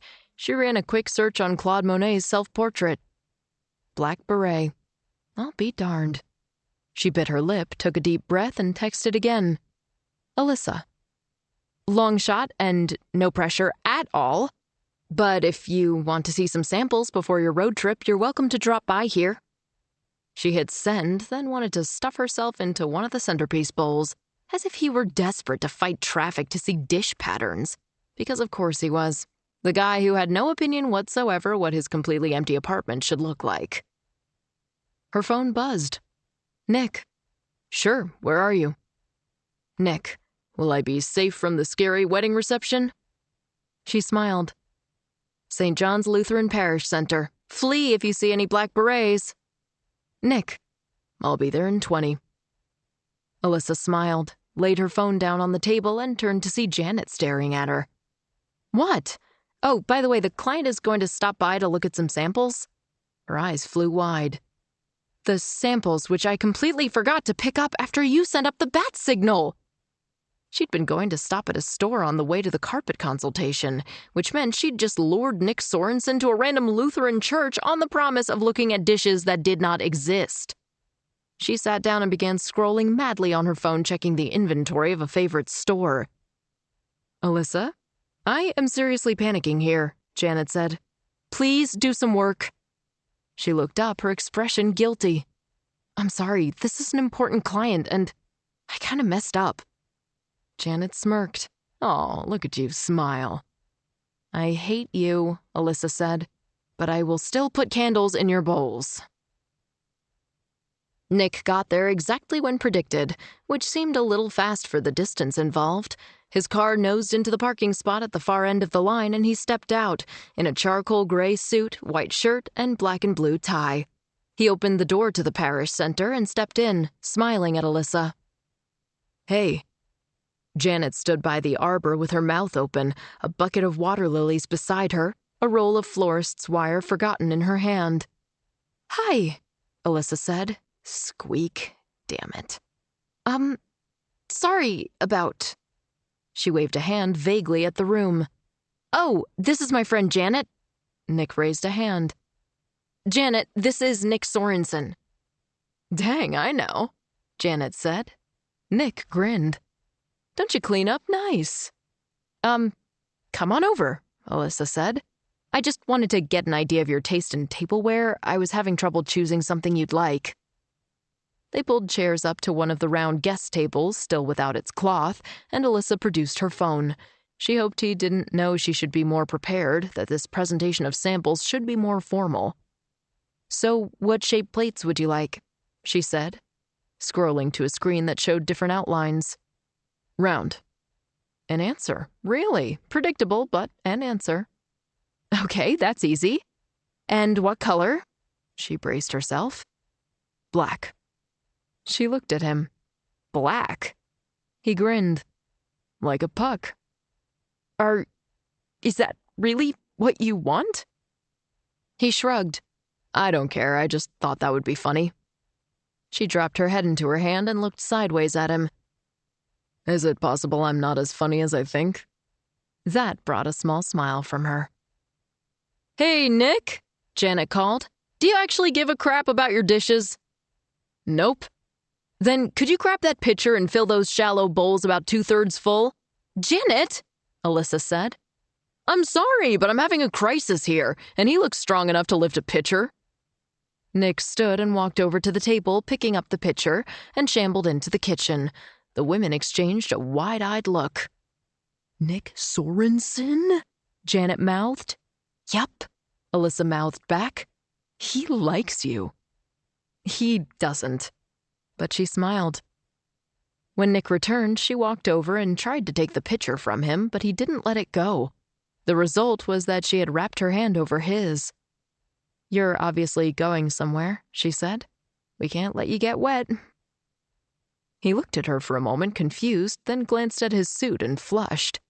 "Oh, I put this on because you said it was a wedding reception. I didn't want to embarrass you if there were other people around. I mean, I was wearing sweats and no socks." Behind Nick, Janet raised her eyebrows significantly, then wiggled them wildly until Alyssa acknowledged her with an irritated shooing motion by her thigh. Nick turned. "These bowls?" "Those are the ones." Janet beamed. "I finally got some good help." "Hey," Alyssa said. They worked for half an hour, Nick and Alyssa putting the centerpieces together, then working on the decorations for the head table. Nick cut the water lily stems to the length Alyssa showed him, while she lined the vases with aspidistra leaves. "Is there a reason you're being so helpful?" she said. "It distracts you from dishes," he said.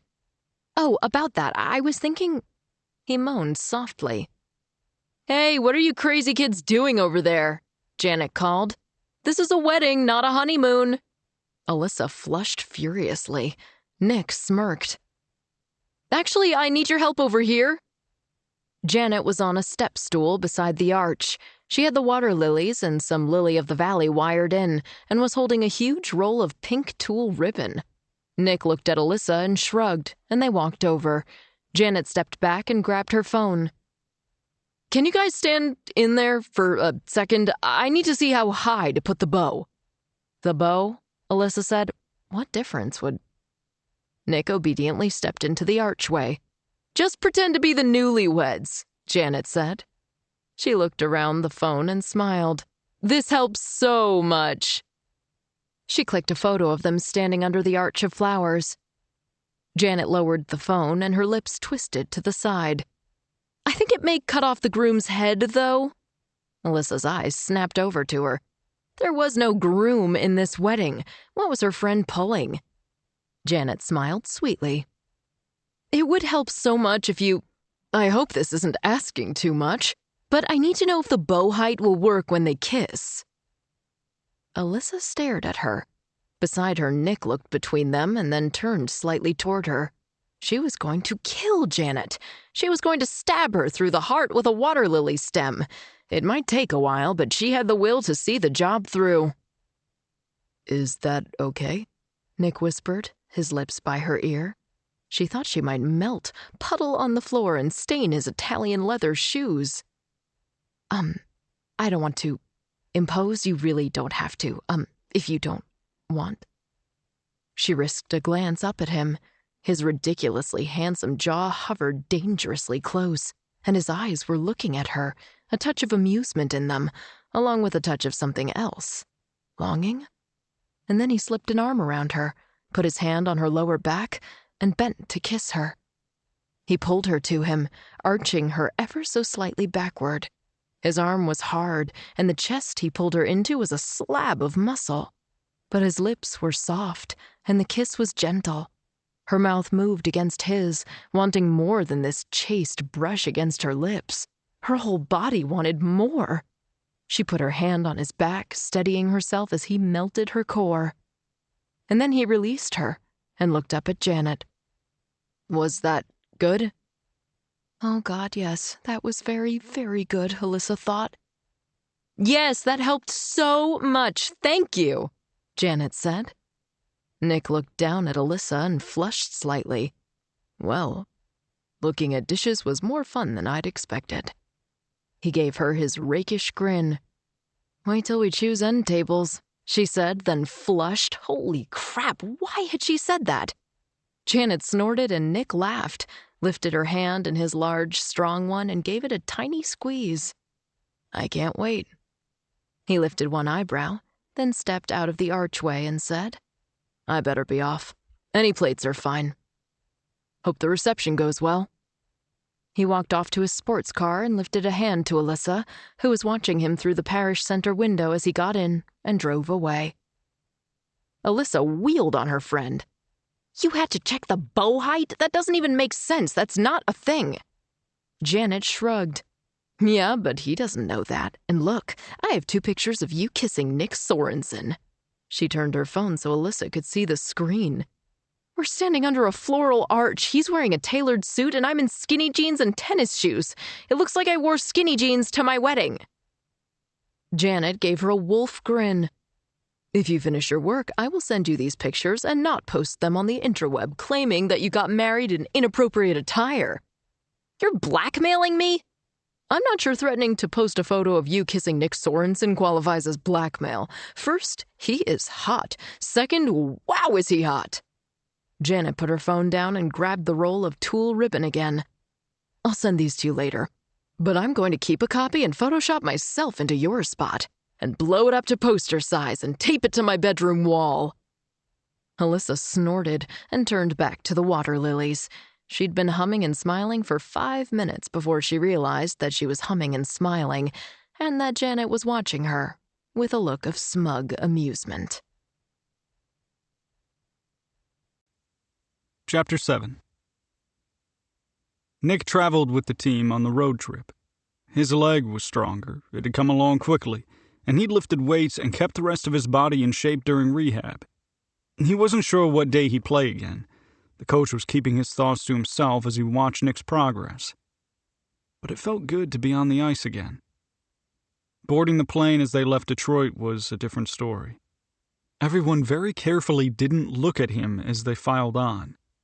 He hung back, trying to be the last guy on, and they let him do it. They were all hyper-aware of him, very accommodating. He was appreciative and irritated. The last time he'd gotten on a plane, it had crashed in a field at night, and he'd been in absolute darkness for an hour before the first responders found him. He'd shouted to the other guys, but no one had answered. And then he'd screamed for maybe half an hour.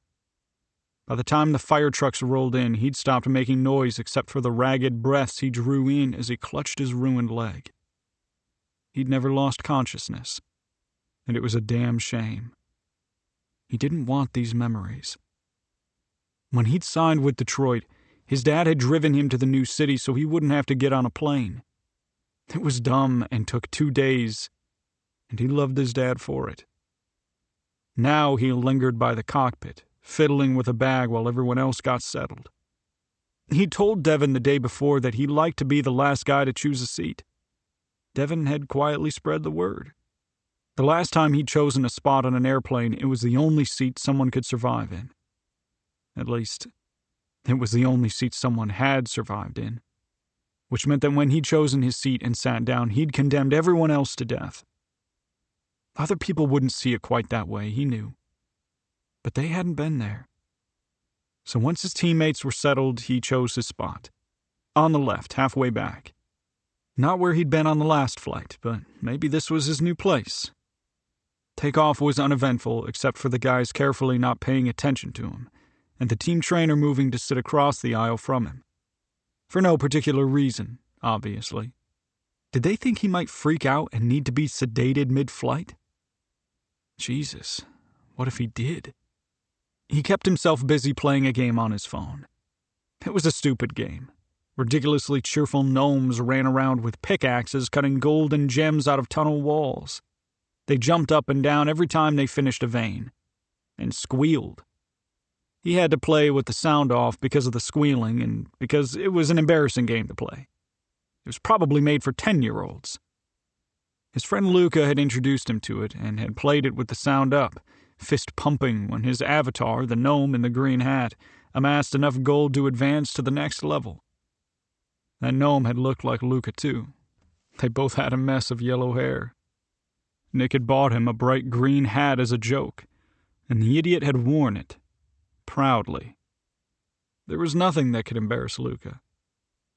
Since his death, Nick played as the green-hatted gnome, helping him chisel gems and dodge the occasional ghost whooshing past in the tunnels. No matter how much gold he amassed, though, he never won. Not really. Luca never came back, so the ghosts won anyway.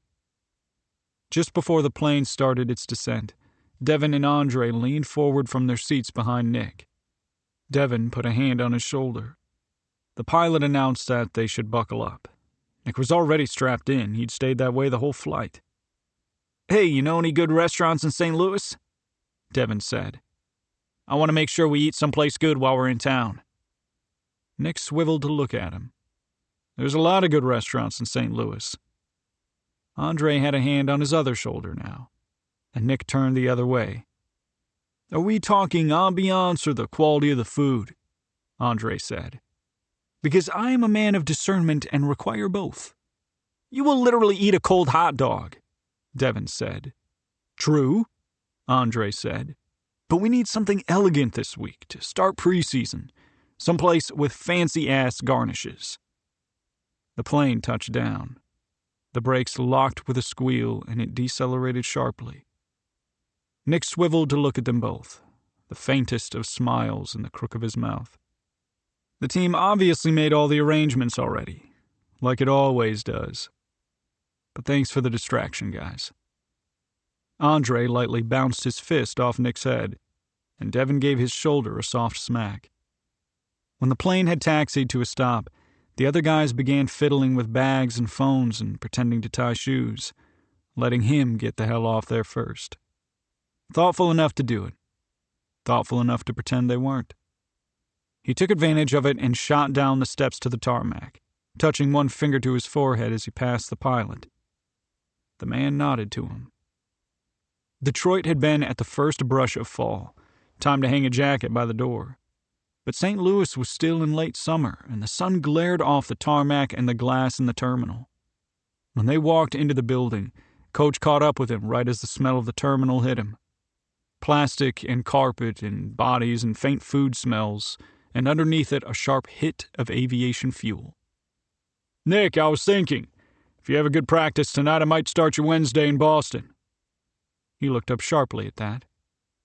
"Just keep you out this first game, then turn you loose. The timing would be right for your leg, I think. But what do you think about returning to the ice there?" Nick took a second. What did he think? "They bet against me," he finally said. "That's what it comes down to. The GM didn't think I could come back." "Which is how we got you." Coach looked at him closely. "You want revenge? Or you want to wait another couple of days?" Nick stopped walking and turned to face his new coach. "I want revenge." Chapter 8. The Red Wheels dropped the game in St. Louis, but they played well. Nick was listed as a healthy scratch and watched from the stands. The second flight, the one to Boston, was easier. He still boarded last. It was odd seeing the city rise to meet him. It had been his home for several years, and he'd hoped to stay there for his whole career, unrealistic as that was. It was a city he loved, and where he'd had good friends. Granted, most of them were now dead. Game time was 7 p.m. He was at the arena hours earlier to warm up, In the visitors' dressing room, he looked up, eyes searching for the spoked B logo before he even realized it. The ceiling was undecorated. The room was damn cold, too. It was right by the ice, and back when he'd been part of the Boston team, he'd heard visiting teams bitch about it, but now he got it. He spent a little extra time stretching out to counteract the effect of the chill, and then a little longer skating to warm up. He didn't want to get hurt his first game back. It hurt enough just being on this ice. He knew he couldn't glance to his right and see Sammy slap a puck at him for warm-up passing drills. But he looked anyway. Damn it, this was hard. He skated back to the bench for water, and the locker room manager pointed. Shit, he'd gone to the wrong bench. The Detroit coach saw his mistake and came by and asked, "How you feeling?" "Great." It was true, regarding his leg. While it would take 2 or 3 more weeks to get his conditioning fully back, he was ready to go. He might need shorter shifts for a few games, but his blades were ready to hit the ice. But it was a damn lie regarding his heart. The Boston team had cut him not just because of the crumpled leg and other more minor injuries, but because the psychological injury was severe too. He'd spent an hour in a plane filled with dead guys, waiting to see if it would catch fire and unable to drag himself out if it did. And he remembered all of it. The team had had to decide if they thought he could claw his way back, and had guessed that he couldn't. He was going to play incredibly well, bring the Stanley Cup to Detroit by sheer force of will, and make his old team's management kick themselves for underestimating him, for dropping him while he was still in the hospital. In the locker room, as the coach read the starting lineup for the night, the guys gave their right thighs 2 sharp smacks after each name. Their pads made the blows reverberate. It reminded Nick of an old Viking ritual, like beating on your shield. When the coach said, "Sorensen," the guys grinned as they smacked their thighs, and several guys gave full-throated cheers. Nick ducked his head slightly, but he grinned. They skated out onto the ice and stood at the far end, in front of their goal. The fans applauded when he came out, and he raised a hand briefly. Colored lasers shot around the arena, and the announcer introduced the visiting team, Detroit. When he said, "Nick Sorensen," Nick pushed off and glided out to join his teammates at center ice. The crowd erupted, leaping to their feet, stomping, clapping wildly, and cheering. Nick lifted a hand again. It went on, and Devin chucked him in the shoulder. The Red Wheels began to tap their sticks on the ice, a sign of solidarity, and the home team joined them. His eyes pricked at the show's support for his long, painful comeback. He turned in a circle, hand raised, and the applause grew deafening. And then the Boston line broke as its players skated forward, not waiting for their names to be called, and embraced him, thumping his back and smacking his helmet. These men had been his teammates until a quarter of the team died. It was a love fest at center ice for a full minute, and he was blinking back tears, thinking of Sammy, Tyler, Eric, Luca, and Dragon, and desperately wanting not to cry in front of TV cameras. He needed to think about something else. Now. Did he need to clean his refrigerator? No. He'd like to get a dog, but he couldn't because of road trips, so no dog. That didn't help. Crap, he really was going to cry. What could he think of? Vomit? Cleaning gutters? And then he imagined Alyssa, standing under the half-finished arbor at that church hall, with her hair falling in soft waves. And that kiss. It distracted him. And just in time. He wasn't crying. Thank God. The Boston players skated back to their line, and the announcer called their names, and the fans cheered again. But not as loud or as long as they had for him. Not by a long shot. The noise and applause had been a welcome home gift from the fans, and he appreciated it.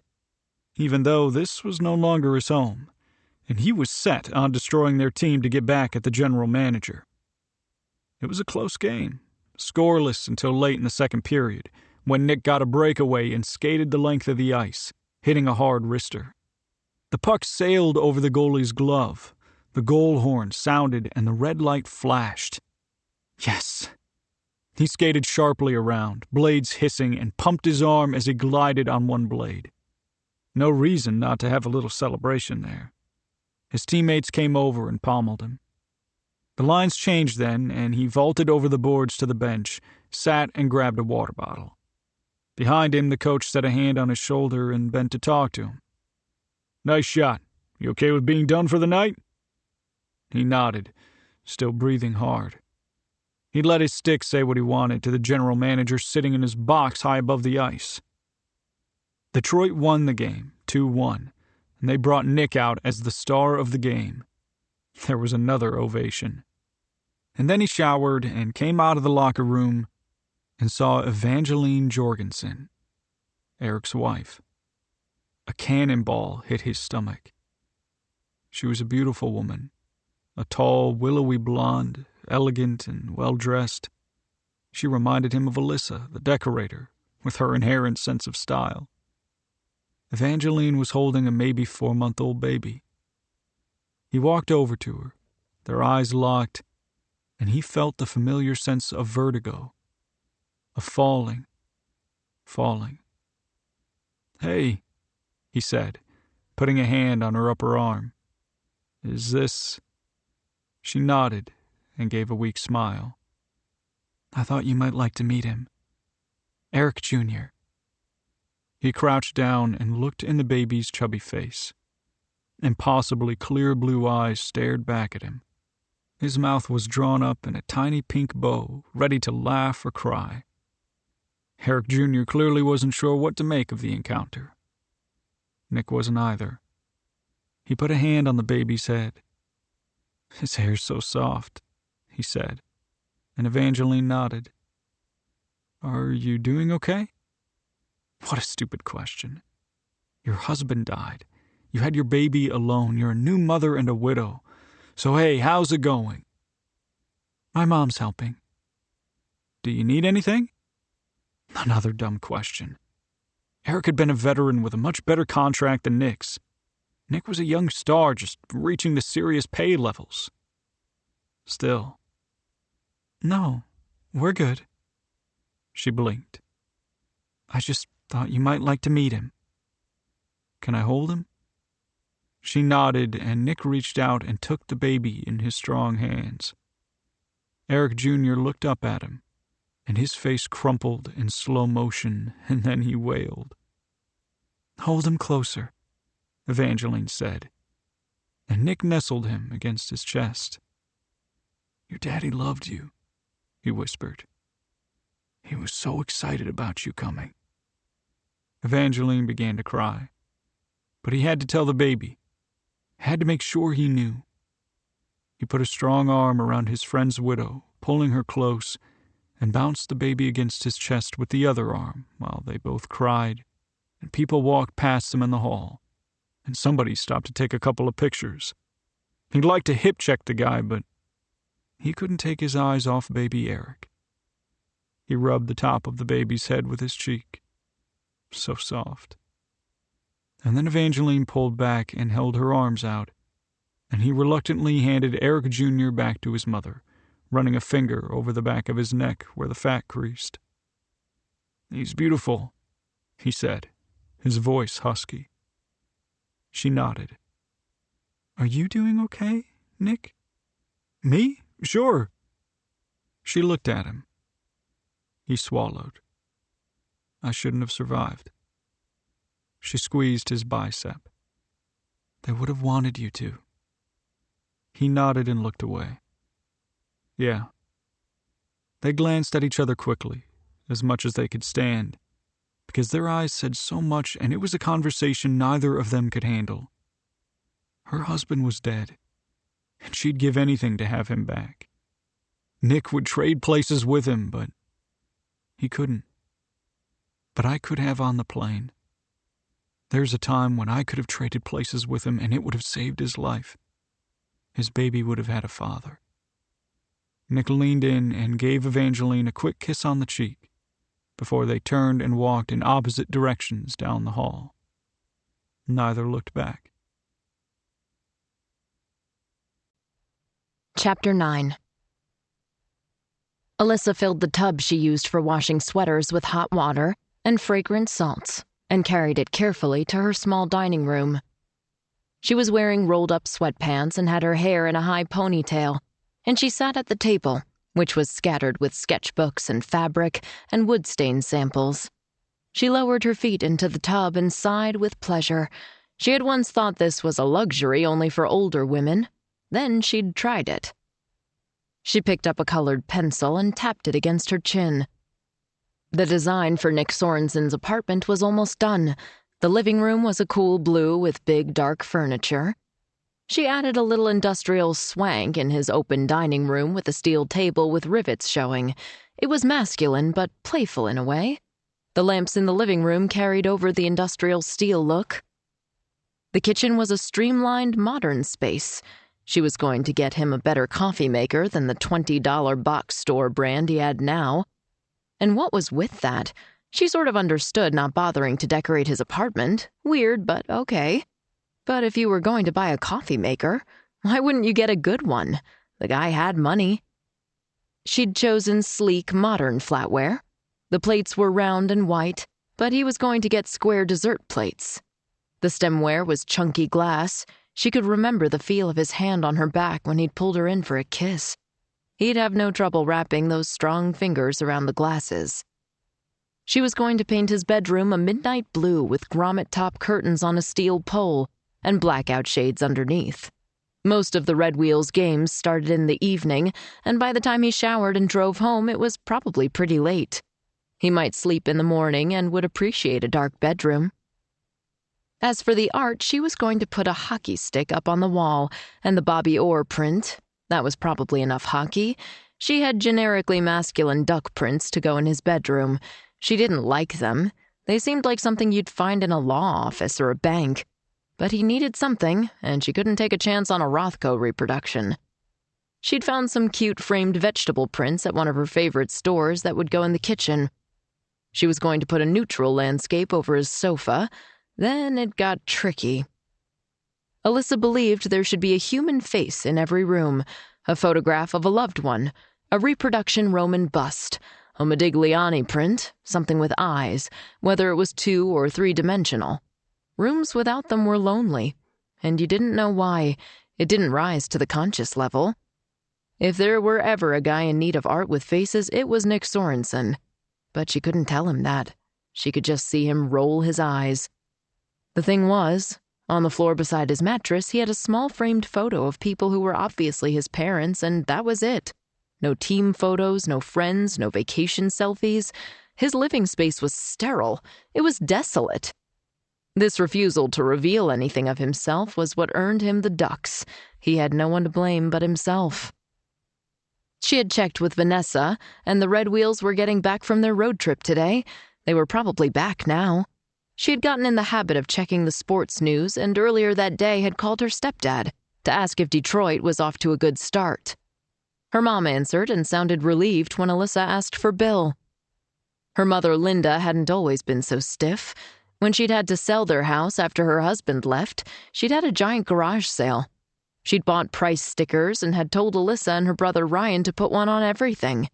Alyssa stuck one on her dollhouse last, and she put it on the bottom, hoping no one would know it was for sale. That hadn't worked out. When a neighbor walked over to the sale and turned one of Linda's mother's china plates in her hand and asked why they were selling everything, Linda had told her. She had debts. She was losing the house. And the neighbor had said, "Well, you really need to unload these then," and had given Linda a lowball offer. Alyssa had watched as her mother smiled brittily and boxed the china for the woman.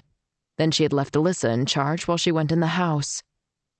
When she came back out, her mascara was gone, and she was older. It was like she had duct-taped herself back together, and now she could never pull the tape off without falling to pieces. Of course she was stiff. She was taped together. Alyssa's stepdad, Bill, came on the line, and when Alyssa asked about the Red Wheels, there was silence at the other end. Then he said, "I've waited for this day." "Ha ha," Alyssa said. "Nick Sorensen is doing pretty well, isn't he?" His plus-minus rating is good, Bill said. His shifts are short right now, so his TOI isn't very high, but when... Enough, Alyssa said. I'm not actually a fan. Her stepfather was silent for a moment, then said, Someday I will sit, brew in hand, flanked by my children, discussing Leif Bjorklund's save percentage, and you will listen to me with bated breath. She laughed. Maybe you can be flanked by Ryan and a cardboard cutout also of Ryan. I love your brother, her stepdad said. But he's already a hockey fan. You're the one I have to work on. Yeah. She might not be interested in hockey, but she was becoming interested in Nick Sorensen, purely for professional reasons, in order to give him a more functional design.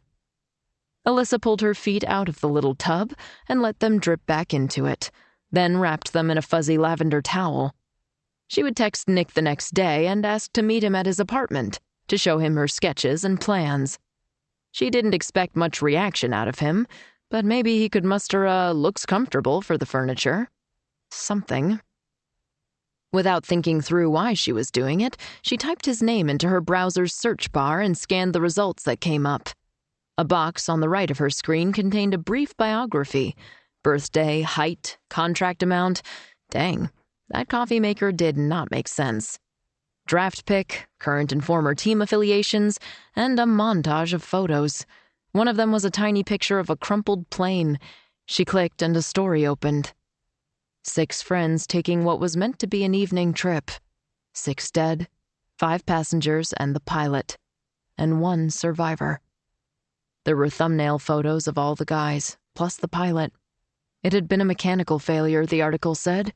Nobody's fault. The pilot had done everything he could, played it out a long time, which meant they'd known they were going to crash for several minutes. What would that have been like?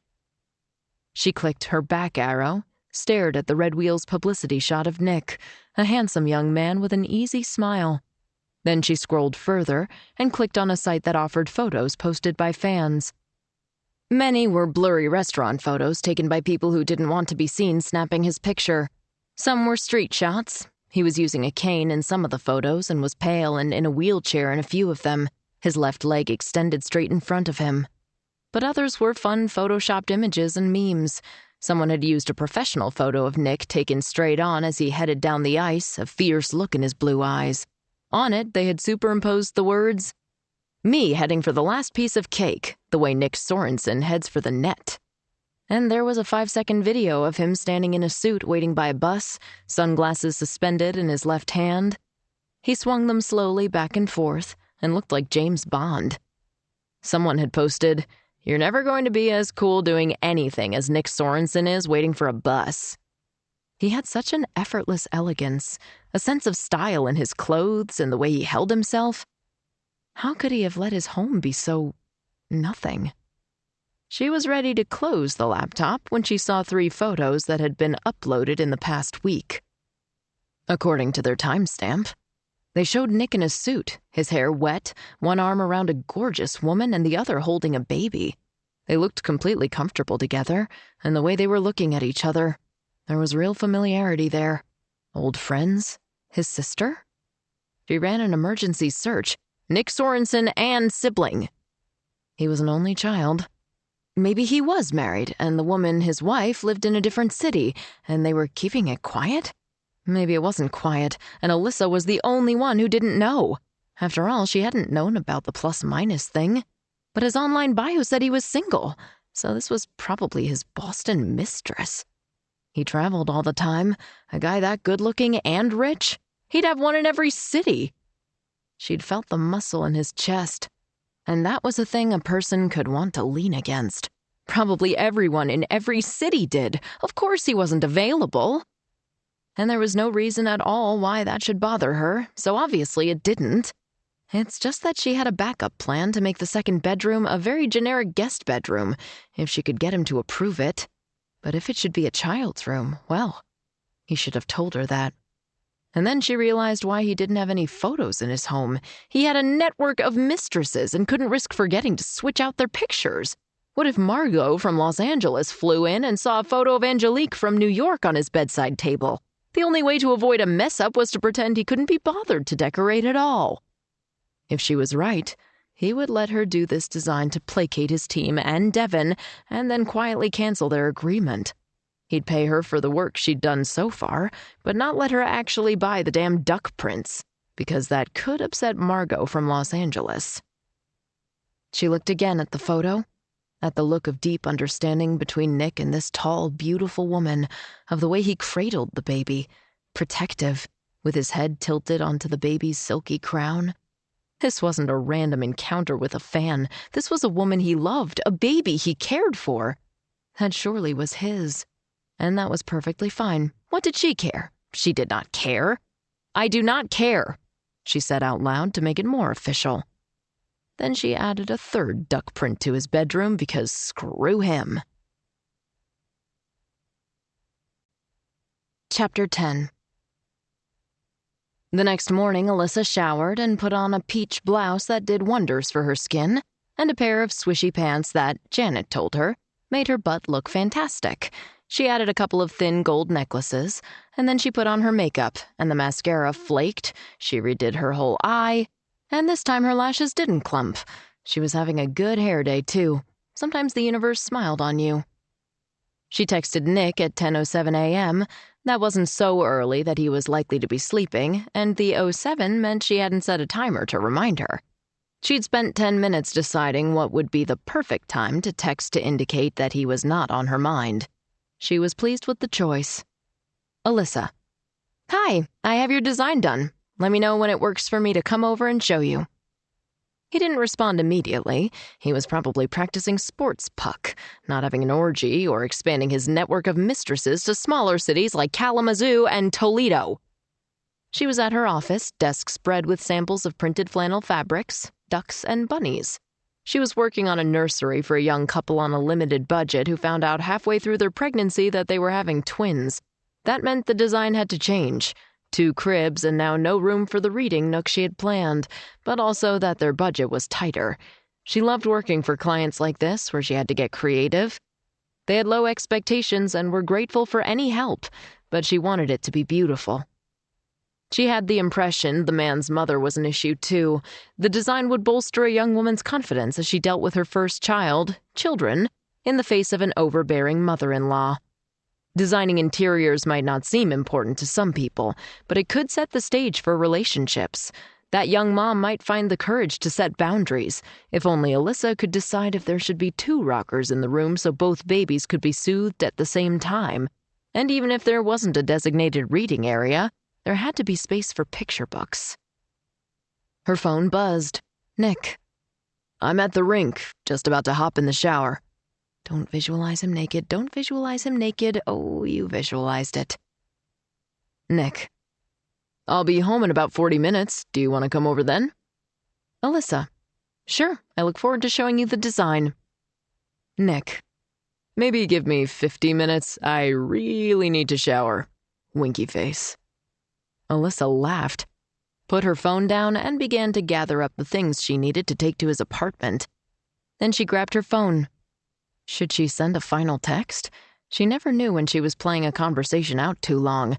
Once it degenerated into happy faces and thumbs up and LOLs, she didn't want to be the one to send one too many. But he'd changed the time, and that should be acknowledged, surely, so she sent another text. Alyssa. LOL. There. Let him withstand that level of wit and creativity. 50 minutes later, Alyssa cruised his neighborhood, snagged a parking spot, and slung her go bag over her shoulder. She walked up to the door, rang, and he buzzed her in. He stood at the top of the steps as she came in, wearing sweatpants and a 3/4 sleeve baseball shirt. He was barefoot, and his hair was still damp. You need help with the bag? No, I got it, thanks. He pushed the door open with his toe and let her in. The space still startled her in its blazing white emptiness. How could he live like this? She would have tacked gum wrappers to the wall just to break the monotony of it. How have you been? Good, he said. I'm playing again. That's great. Actually, I heard that from my stepdad. He laughed. He's a Red Wheels fan? Oh, the worst. He raised an eyebrow. By which you mean the best? Yes, that is precisely what I meant. He grinned. Dang, she really hadn't meant to insult his profession. But he was standing close and he smelled of the shower, and her mind had already taken its little road trip there. So, she said breezily, normally I would set up my laptop on your dining room table and talk you through it. They both looked at the empty space beside his kitchen that was meant to be an eating space. In this case, are you okay with sitting on the floor? Sure. He started to slide down the wall, then stopped midway in what she thought of as the exercise position from hell. With his massively muscular thighs, he apparently didn't even notice. You can sit in the chair if you want. It might be more comfortable. No, that's fine. Actually, I feel bad. I probably should have bought a second chair. He strode over to the brown recliner in the middle of the room, lifted it as if it were a folding chair, and carried it into the dining space, lowering it carefully. There. She looked at it, then flicked her eyes up at him. Oh, you probably need a counter. He picked it up again, making the sleeves of his baseball shirt bulge, and set it down by the pass-through counter to the kitchen. He stood back and looked pleased with himself. There, problem solved. Thank you. She walked forward and set her bag on his kitchen counter. No crumbs, at least. She pulled out her laptop and booted up, then laid swatch samples on the counter. She stood awkwardly by the chair. Sit, he said. Hey, do you want a drink? Water would be nice. He opened the cupboard, took out the single clean glass, and poured water from a pitcher he kept in the refrigerator, giving her a clear look at his stacked glass containers of cut fruits and vegetables. I feel bad about my diet every time I see your refrigerator, she said. He handed her the glass and grinned, then pulled a dirty one out of his sink and washed it quickly. You like junk food? I'm pretty good, really, but not that good. Yeah, the nutritionist loves me. He poured himself a glass of water. My injury was bad enough that I wasn't sure I could come back. There wasn't anything about it that was for sure a career ender. But to play at the level I have to play at, it wasn't a given. I didn't feel like I had any margin for error. One cupcake and that could be it? Yep. Felled by the cupcake of doom. She laughed and tapped her keyboard a couple of times, then looked up at him. You'll have to be where you can see this. Do you want... She trailed off. Was he going to just stand there? The answer was yes. Nick came around the kitchen counter and stood next to her, still smelling of a shower. So, how does this work exactly? I show you the design. If there are things you don't like, we change them. We talk it through as long as you want, and when you're happy, you sign off on it. Then I can start implementing it for you. He took a sip of water. Or if you hate the whole thing, I can start over. But you'll need to tell me what doesn't work and why. Ready? She smiled up at him. Game on. His abdomen was right by her head. It was extremely distracting, and also it looked very hard, like you could poke it and it wouldn't give at all. His shirt skimmed over it as he shifted his weight. Was there a socially acceptable way to poke someone's stomach to see if it was as muscly as it looked? Probably not. Stupid social conventions. So, here's the living room, she said, and brought up a screen showing the design. It looked like a colored pencil sketch, but was so much easier to change. It reads as a blue space, masculine, neutral, but with some color. The furniture is large and comfortable, the kind of thing you can flop on. You can't really hurt it. She risked a glance up at him. He was looking at the screen with a completely inscrutable expression. How could he be so bad at poker? She went on, using her cursor to highlight things as she talked about them. The industrial chic lamps, the steel dining room table. The kitchen has a couple of stylized vegetable prints, not cheesy, to give you some color on the wall. I wasn't sure if those worked for you, but you need something there. We can switch out the artwork if there's something you'd rather have. I was thinking last night maybe you'd prefer photographs. Photographs? It was the first thing he'd said since she'd started taking him through the plans. Black and whites of the city, the ice rink, Paris, a forest. Anything like that would work really well with this space. It was just sort of hard to get a read on you. He didn't say anything. Anyway, we'll put some sort of art there. You can see the kitchen light fixture has exposed wiring. That's part of the industrial look, but it's perfectly safe. She paused, giving him the chance to say something. He took a drink of his water instead. Here's the bedroom. It's a really dark space, so if you wake up and still have an hour to sleep, you can roll back over. The walls are darker here, and there are room-darkening shades behind the curtains. Those grommet tops echo the metal accents found in the rest of the space, and they're really easy to slide on the pole. She risked a glance at him, then went on. There are 2 versions of this bed. It's king-sized because you're a big guy. She flushed slightly, very aware of the middle of his body so close to her face. I've shown it here with a riveted steel headboard, like what you saw on the dining room table, but... She clicked over. There's also this version with a slightly padded headboard covered in fabric. We can play with what fabric to use, but I'm showing it here in gray flannel. Nothing from him. It softens the space a little and could make it seem more bedroomy. Just depends on how you want it to look. He didn't say anything, so she moved on to his bathroom, which echoed the cool blue tones and metal accents of the rest of the space. She finally sat back. So? First impressions, she said. He chewed for a moment on the inside of his cheek, then took a drink. That was his tell when something was wrong, she was sure of it. It was probably also his tell when he was thirsty. This is... great, he said, hesitating a nanosecond before the last word. Not great. Damn. It would be a big change. She cocked her head up at him. Well, it would make the space usable. An actual living space. You have enough seating to entertain, she said, clicking back to the living room with its generous sofas and 2 armchairs. You've a dresser in your bedroom, so you won't have to keep your clothes in garbage bags. He nodded. He was still chewing the inside of his cheek. What's the thing you like least about the living room, say? He studied the screen for a moment, a slightly pained expression on his face. This is great, he said again. It's a very nice-looking space. I'll probably want to think about it for a couple of days, if that's okay. Let me pay you now for the design work, though. He was going to cancel the project. Crap. He was going to cancel. One thing I forgot to ask you, she said, desperate. Do you have any kids? He stared at her, startled. No, I just thought if you had a child somewhere, Boston, the baby in Boston, you might want the guest bedroom to function as a child's space. Oh, no kids. He gave her a funny look, then grabbed his wallet from the far end of the counter, where he seemed to keep it with his phone and keys, and extracted a credit card. Can I pay you here, or should I call the office where you work, or... He stood in his desolate apartment, handsome and muscly and pinched around the eyes, holding a credit card. Was her design that bad? I can run it here, she said.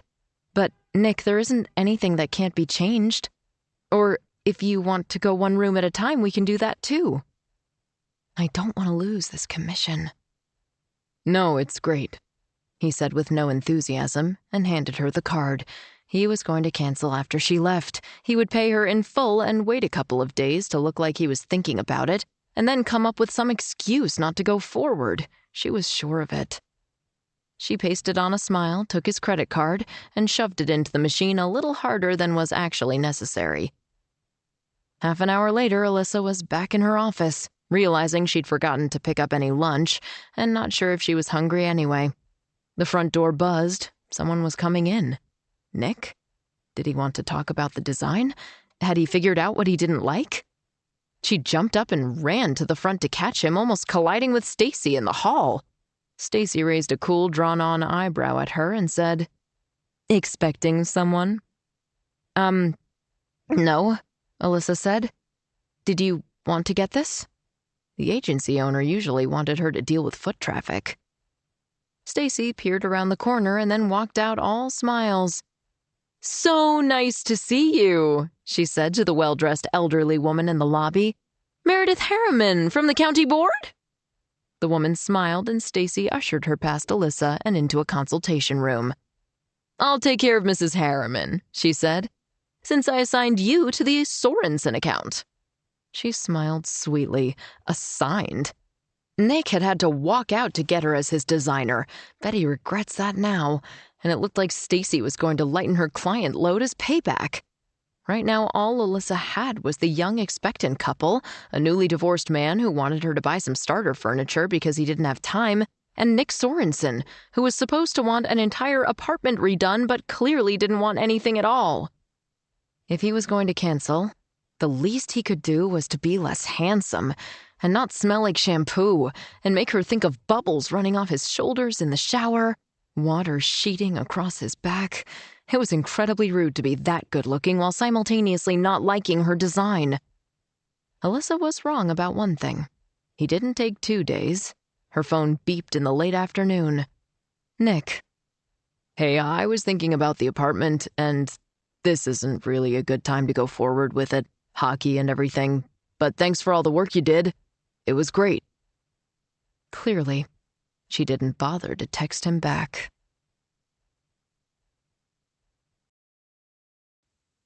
Chapter 11. The regular season started the first Saturday in October. Nick played well and relished the burn in his thighs and lungs as the game wore on. He scored on a power play early in the third period, and the hometown crowd stomped and shouted as lasers shot across the arena. The preseason had been great, but this was official.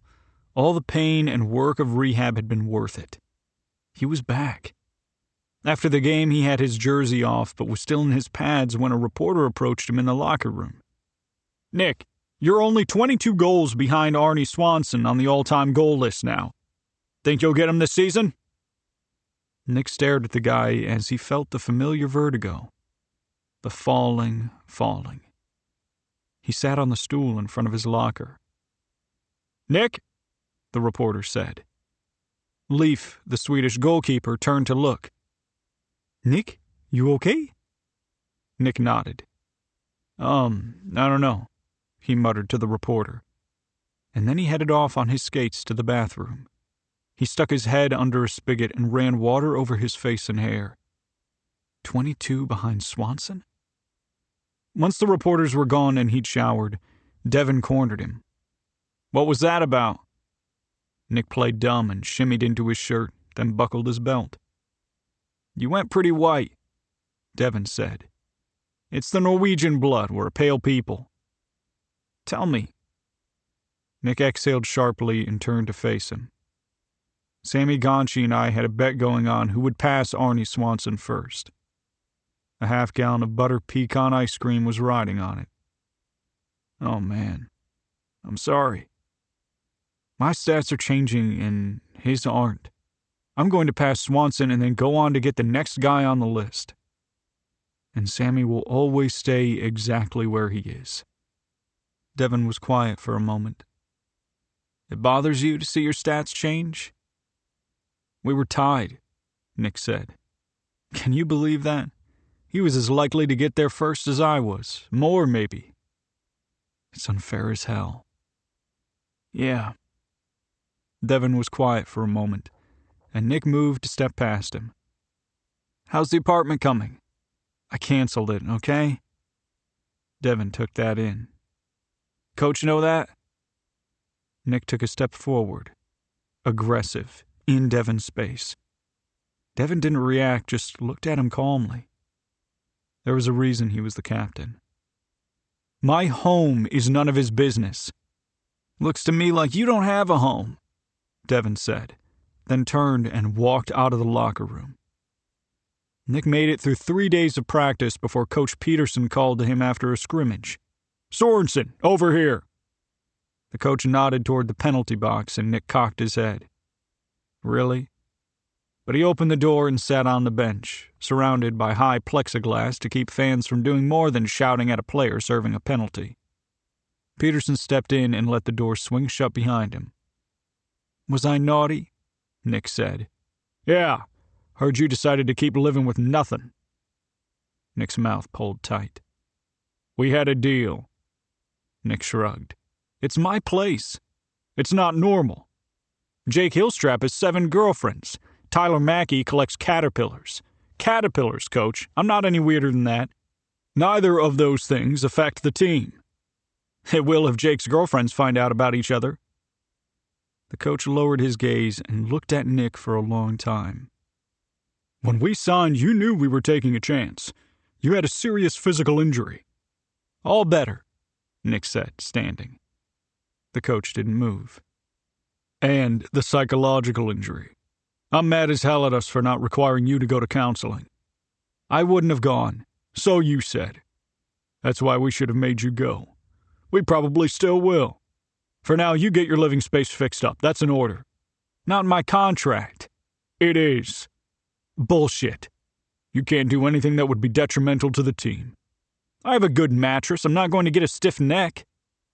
This is obviously about the plane crash. I haven't worked out how exactly, but it doesn't matter. You messed up somehow, and you need to get it fixed before you crash during the playoffs.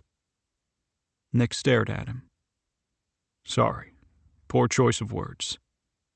But the pressure's going to get worse, and I don't know if you're going to be able to handle it. Nick took a long step over and got in the coach's face. I fell 15,000 feet out of the sky in a metal tube. He threw his arm toward the arena ceiling. That slammed into a field at night. He bit the words. Everybody else died, and I was alone out there for an hour before they found me. You understand that? I spent 5 weeks in the hospital and months rehabbing my effing leg, and I'm back. So excuse me for not giving a damn about your feelings about my goddamn silverware. The coach looked at him soberly, not flinching. I just made a decision. You get your apartment vaguely normal. I don't care if you leave dishes in the sink or you buy an ugly sofa. Just get somewhere in the normal range. And we're going to find you a counselor and you're going to go. The hell I will. It's a health issue, Nick. I need your head facing forward by the playoffs. He gave Nick an appraising look. And frankly, it could take a few months. What's a counselor going to do? Make me talk about the crash? About my best friends dying? He was gesturing wildly in the small enclosure, and his hand bounced off the plexiglass. Guess what? I don't want to talk about it. But you obviously need to. Nick leaned in, his eyes hard. I can talk for an hour. I can talk for a week, and you know what? They'll still be dead. He wiped his nose on the back of his hand and maneuvered toward the gate. How does it help anything if they're still dead? He grabbed the gate and jerked it open, clipping the coach in the thigh, and skated the few feet to the tunnel that led to the locker room. 2 days and a loss to Edmonton later, Nick was finishing breakfast when he got a text. Coach Peterson, you have a counseling appointment tomorrow at 10 a.m. The trainer's driving you. Coach Peterson, I have Moose McFarland on call if necessary. Nick smiled faintly. Moose was a goon, a journeyman teams picked up for a year at a time and who wasn't a skilled player. He went on the ice to intimidate other guys. He didn't play for Detroit, but the coach's meaning was clear. They'd stuff him in the car if they had to. Fine. Apparently he was going to a counselor. But that didn't mean he was going to talk. His phone rang. Nick tapped it on. Yeah, I got your text. Screw you. There was silence for a moment. Then a woman's voice said, I didn't send a text, but screw you too. He whipped the phone around to stare at the screen. Alyssa, the decorator. Shit. Alyssa? Yep. Oh, jeez, I am so sorry. I thought you were my coach. You talk that way to your coach? Well, long story. I'm really sorry. I'm in front of your building. I have a question I want to ask you, and I want an answer. Yeah, okay, of course. I'm sorry. He walked to his apartment door and buzzed the main door open, then ran down the steps anyway and pushed it open. It seemed better, more apologetic. She was wearing a blue skirt and silver jewelry, and her hair was doing that thing where it sort of curled over her shoulders and made him want to touch it. I apologize, he said as she brushed past him. She had her work tote over her shoulder, and her sunglasses were still on. She walked up the steps to his apartment without talking and stood waiting for him to open the door. He pushed it with his foot, letting her walk in first. Alyssa stood in his apartment and glanced around. "You didn't get somebody else?" It took him a moment to understand what she meant. "A different decorator? No, of course not." "But you hated my design." He didn't say anything. It was true, he'd hated it. She pursed her lips and took a breath as if gathering her courage. Then she pointed a blush pink nail toward his kitchen. "Explain your coffee pot." She lowered her bag and crossed her arms over her chest. He looked at her for a moment, then slowly said, "I pour water in through the top and I add—" She rolled her eyes and said, "It's a cheap piece of crap. My coffee maker has offended you?" "Yes." He smiled faintly and waited. She really was pretty, tall and elegant. "You have a lot of money and plenty of counter space. Yet when you went out to buy a coffee maker, you got a bad one. Who gets a bad coffee maker when they could get a good one?" He blinked at her. "Me? It makes no sense. I can see maybe you didn't get around to dealing with your place. I mean, it's weird, but okay. But you got around to buying a coffee maker and chose that monstrosity?" "Monstrosity seems a little harsh." "Monstrosity." Nick smiled. "There's a cup left. You want it?" Alyssa exhaled with a little huff. He grinned. "So you want to know why I defied social conventions and purchased a household appliance that doesn't meet your expectations?" "Yes." She stood there waiting. "Do you really want to know? Or did you just want to yell at me for a while?" Alyssa thought for a moment. "Both. I'll tell you, if you'll take the job again." She stared at him. "Coach says I have to get the apartment done. If I have to deal with it, I'd rather have you do it. If you're willing." "Is that why you were yelling at him on the phone?" "No, he's doing other stuff to me too." She pulled her mouth again in that way she had. It made him look at her lips, which was a problem, since he'd already kissed them and therefore knew what they felt like and how easy it was to pull her against him. "You know, some people enjoy having their space done." Nick walked into the kitchen, grabbed his second coffee cup, and poured the rest of the coffee. He stood, looking into the cup for a moment. "Might be some grounds in there," he said, then shrugged and set it on the counter as close to her as he could get it. "I'm a coffee snob," she said. "I can get something decent delivered if you want." "No, but thank you." Jesus, she was still waiting. She actually expected an answer. He raked his hair back and then left his hand on his head, elbow up, saw her sneak a look at his abdomen where his shirt had ridden up, and tried to control his smirk. He might be about to have a difficult conversation with a casual acquaintance, but he did have great abs. He dropped his hand, took a sip of his own coffee, and made a face. Then he said, "I seem to be having trouble going on after the crash." Her face lost its pugnacious expression and instantly looked stricken. That didn't make this easier. "I had great friends. They were good people. And they're not getting any coffee." "You're drinking bad coffee on purpose? So you won't enjoy it too much?" "Yep. If I were a better man, I would do without completely, but I'm not." "Nick." She didn't go on. Oh, shit. She was starting to cry. He stepped forward and put his hand on her upper arm. "I'm so sorry." She shook her head. "I shouldn't have been mad about your coffee maker. I shouldn't have asked." "No, it's good. Apparently I'm supposed to talk about things. This actually gives me some material the next time I have to explain myself. I'll just work my way through the household appliances." "You have one," she said, sniffing. "You underestimate me. I also have a clock in the bathroom." She smiled. "I probably need a potato baker too, so I can keep my hands warm during games." He smirked at her, then realized his hand was still on her arm, and he dropped it. "So, are you willing to do the apartment? You can take out your nemesis." He jerked his head toward the kitchen. "Yes, but you have to tell me what you didn't like about the first design. Otherwise, how will I do something you like?" Also, I might have a slight problem with perfectionism. He took a sip of coffee. It looks like a plane crash. She stared at him. Blue interiors, metal accents, rivets, exposed wiring. That's what it looks like. Oh my God. She pressed her fingers against her mouth and squeezed her eyes shut. He shrugged. Oh, Nick, I am so sorry. I didn't mean... He let her talk for a while, then said, I'll pay for your time, obviously, but I'd like it different. She sat on the floor with her back to the outside wall and said quietly, What do you want it to look like? Not blue. My old apartment was blue, for one thing, and I don't want it to look too much the same.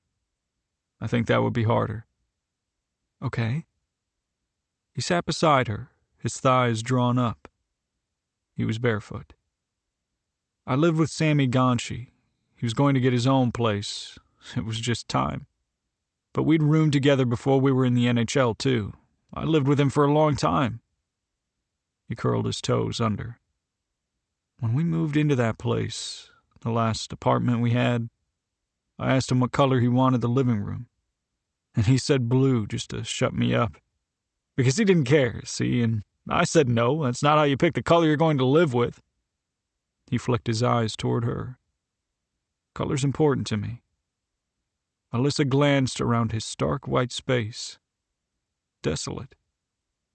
How do you choose the color? I go to the museum, wander the galleries, and see what's calling to me right then. She blinked. Are you serious? Yeah. He turned to look at her. Why? You think that's dumb? No. She put a hand on his forearm, then quickly removed it. I think it's great. I'm just surprised. I almost have a double degree in art and art history. Did I tell you that? She stared at him for a moment, then back at his walls. No, you did not. So I spent parts of 3 days in the museum, just swimming in the colors. And finally, Henry Broekman's Meta hit me over the head. You know it? She shook her head. Here, hold on. He jumped up and ran into his bedroom, then came back a moment later with his laptop and booted it up. The keys glowed with a red light below the keyboard. He tapped and brought the painting up, then pointed. That shade, right there, on the water, where the sun backs off the wave and the color deepens just a little. That's what I painted the living room. He took a deep breath and looked around as though he could see it. So I'm painting with a roller, right? I've half of it done when Sammy comes home with his girlfriend and says, See? Blue! He barked a laugh and turned to look at Alyssa. Her eyes were wet. I made you sad. I knew talking was a bad idea. No, it's really helpful, Alyssa said. She hesitated. Is there any chance I could see what your old apartment looked like? Do you have a photo? He thought for a moment. Somebody did an article on us. She came out to our place. Would that work? He tapped the keyboard as he talked. A moment later, he had an article from a Boston area entertainment magazine up. It has us in it. You just have to ignore that. He tapped one more time and then angled his laptop so she could see it better. Alyssa sucked in her breath. There was Nick, with a striking young man with almost black hair, their arms thrown over each other's shoulders, smiling at the camera. Behind them was a beautiful living room with gray-blue walls, bookcases full of what looked like art and history books, solid but elegant furniture with wooden trim and turned legs. It had a European country feel, more French than anything, warmed with touches of yellow. Framed prints and original canvases hung on the walls and leaned on the bookcases, and sculptures of varying sizes littered the room, including a 2-foot-tall bust of Pericles, wearing a cap with a hockey logo. Who chose the art? She said, finally pulling her eyes away to look at him. You? He nodded. It's a beautiful space. She tapped the touchpad, and the article flipped to the next page. Nick made a strangled noise low in his throat. It sounded like he was choking. Alyssa glanced up at him, alarmed. He pulled his shirt up over his face and hunched forward, his shoulders shaking as the tears came. Chapter 12. Alyssa sat frozen, unsure of what to do. She looked back at the screen. The second page of the article about the two young hockey stars was mostly text, but at the top there was a picture of Nick and the guy who must be Sammy in their kitchen, a bright space with white cabinets. This photo was different from the other more posed one. It was a candid shot. They were looking at each other and laughing, heads thrown back, sun splashed on their faces. They were sharing a secret, and the camera had caught it. She looked a moment longer, memorizing it. They were obviously best friends. Plenty of people never had a friend like that. I'm sorry if I shouldn't have clicked forward. He must have known that photo was on the next page, but he definitely hadn't been ready for it. He stood, his shirt over his head, and shrugged his arms out as he walked to the bathroom.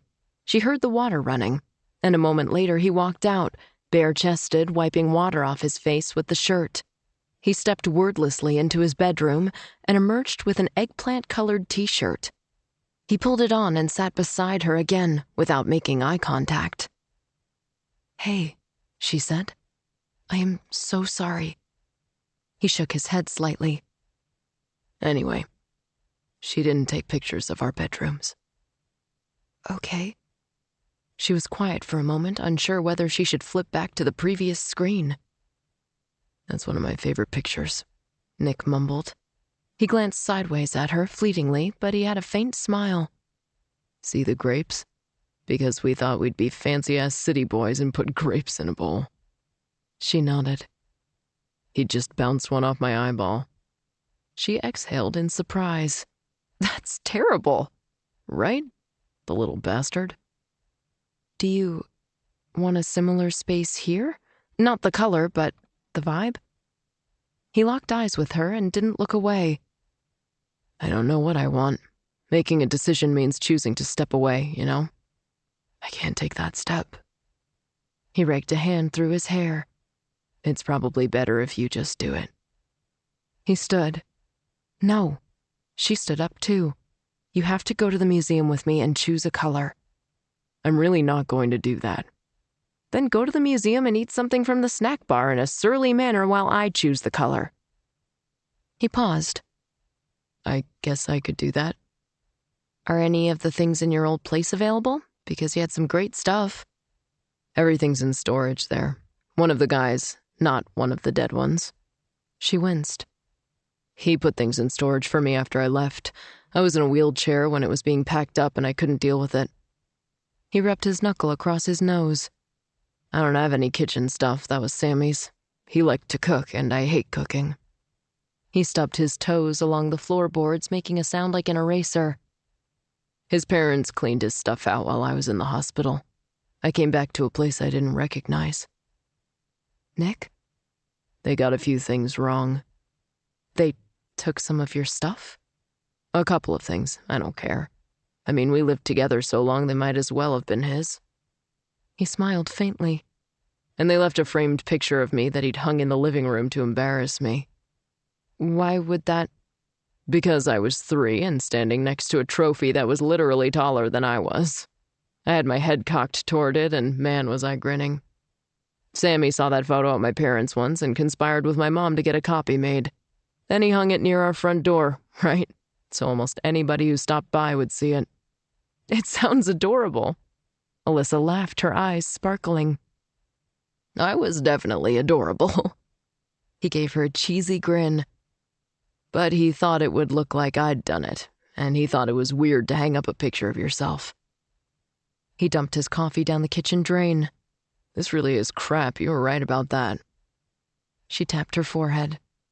"Anyway, every girl he brought home thought I was incredibly cute, and it totally backfired on him." He laughed, then his expression grew serious. "His parents left it. I guess they thought I'd hung it too." He sighed, then walked over to pick up his laptop. "Nick?" Alyssa asked gently. Do you want me to get some things out of storage, so you have a few familiar items here? He looked at her for a long moment, then shrugged. I don't know. I mean, we can stick with the duck prints in your bedroom if you want. Don't you dare. He grinned. I really hated the duck prints. She laughed. They were a punishment. His mouth dropped open. Seriously? She nodded. I was kind of mad at you. She bit her lip. I didn't understand, I'm sorry. You should be. You gave me effing ugly duck prints. They were seriously a punishment? Oh, yeah. She smiled wickedly. That was a foul thing to do, he said. Then, you heard the W, right? Sadly, yes. Excellent. He beamed. What time should I pick you up tomorrow? We have a museum to tour. Chapter 13. Alyssa met with the expectant couple at 8 the next morning. They loved her design and were thrilled that she'd tucked a little bookcase under the slant of the eave. Because of the ceiling line, she'd gone with a circus motif. The architecture itself suggested a tent. Adding circus animals and striped curtains completed the look. They left by 9 holding hands, and she was able to pick Nick up at 9:30 as promised. She double-parked in front of his building and scanned the street quickly, wondering if she could get away with just texting to let him know she was here so she wouldn't have to find a parking space. Before she could even open her texting app, he came bounding down the steps, wearing a cream Irish fisherman's sweater under his jacket. He pulled the passenger door open. Hey, he said, settling himself into the seat and buckling up. At once, the car felt different, alive and energetic. Hi, she said, and knew her smile was too big. Are you ready? You bet. Hope you don't mind me just coming down. My coffee maker didn't want to see you. Is it sulking because of the other day? Yeah, you hurt its feelings. She laughed, then concentrated as she edged into traffic. So tell me about yourself, Nick said. What are your qualifications to be my designer? Specifically, are you a Red Wheels fan? She glanced over, amused. Is that the main requirement? Pretty much. Well, my stepdad and brother are. Good start. Your mom? She doesn't like sweating and visible effort, so no sports. She doesn't mind if it's on, though, so that's something. We're gonna have to work on your mom. Good luck with that. Alyssa parked at the Detroit Institute of Arts, and they walked up the long, shallow steps to the Woodward Avenue entrance. The museum was white, with 3 tall arches for entry. Nick took a deep breath. The anticipation is great, isn't it? He said, turning to her. He pulled the door open for her. They walked in, and he paid for them. They lingered in the lobby, breathing in the smell of a public space. He stood beside her, tall and hard-bodied. But he wasn't what she had anticipated. She hadn't thought he was this layered, but there was a lot to this man. I love it here, she murmured. He smiled at her, then stuck his hands in his front pockets and rocked back on his heels. I guess I could walk around with you instead of just sitting at the snack bar. But since I'm here against my will, you take the lead.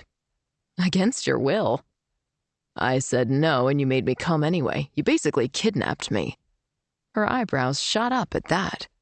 I am known for my brutality. I mean, right now I'm taking a guy with an art degree through an art museum. She patted his shoulder. You hang in there, Cupcake. Nick grinned. Ouch.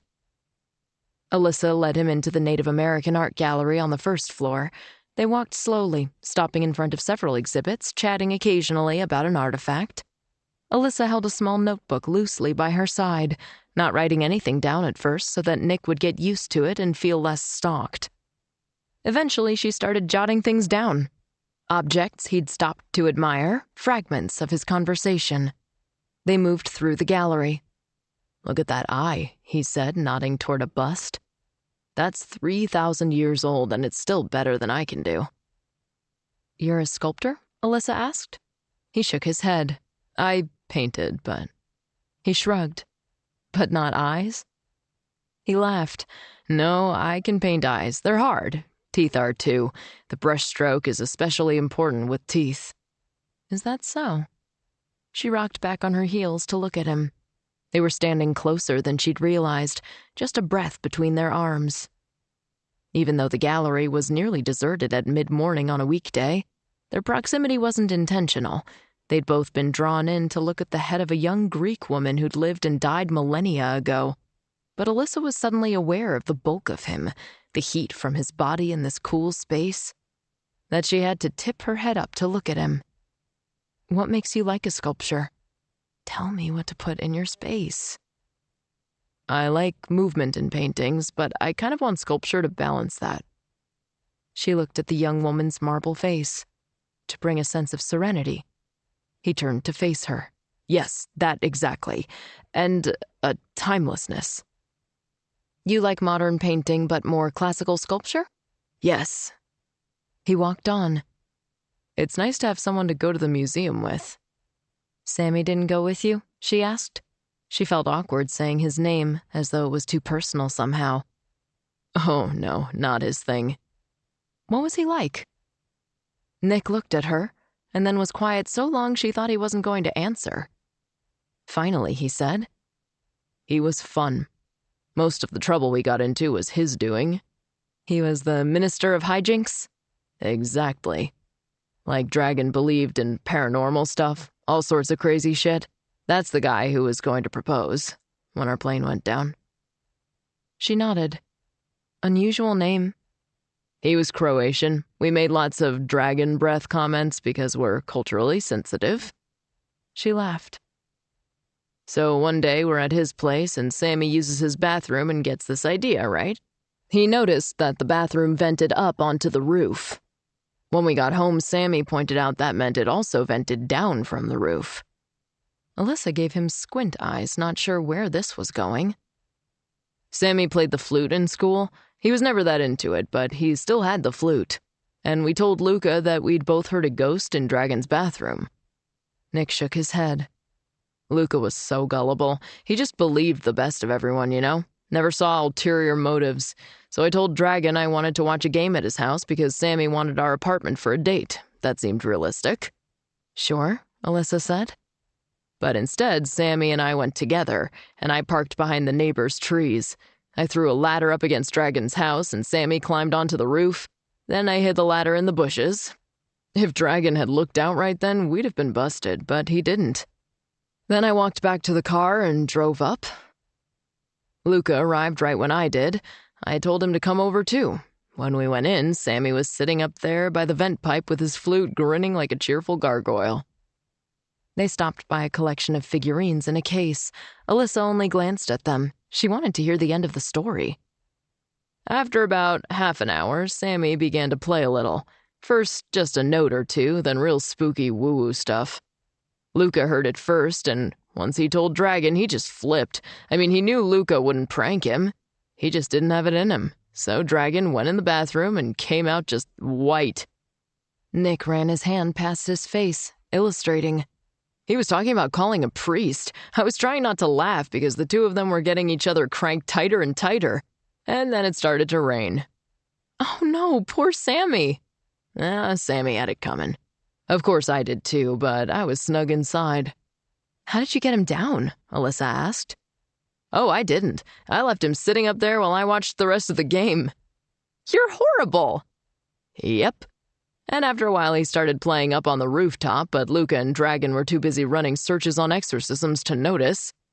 When the game was over, I drove off." Alyssa gasped. "Dragon was standing there waving. What was I supposed to do? I came back around with the ladder a few minutes later. Sammy tried to be mad, but he was laughing too hard at my imitation of Luca and Dragon. And it was all worthwhile, because Dragon told everybody his bathroom was haunted. He started showering at his girlfriend's, like his morning shower, and he'd run errands just so he could pee somewhere else." He shook his head at the memory. "Was Dragon mad when he found out?" "No, he laughed his ass off. He was still plotting his revenge when, you know." They walked on. "What about you?"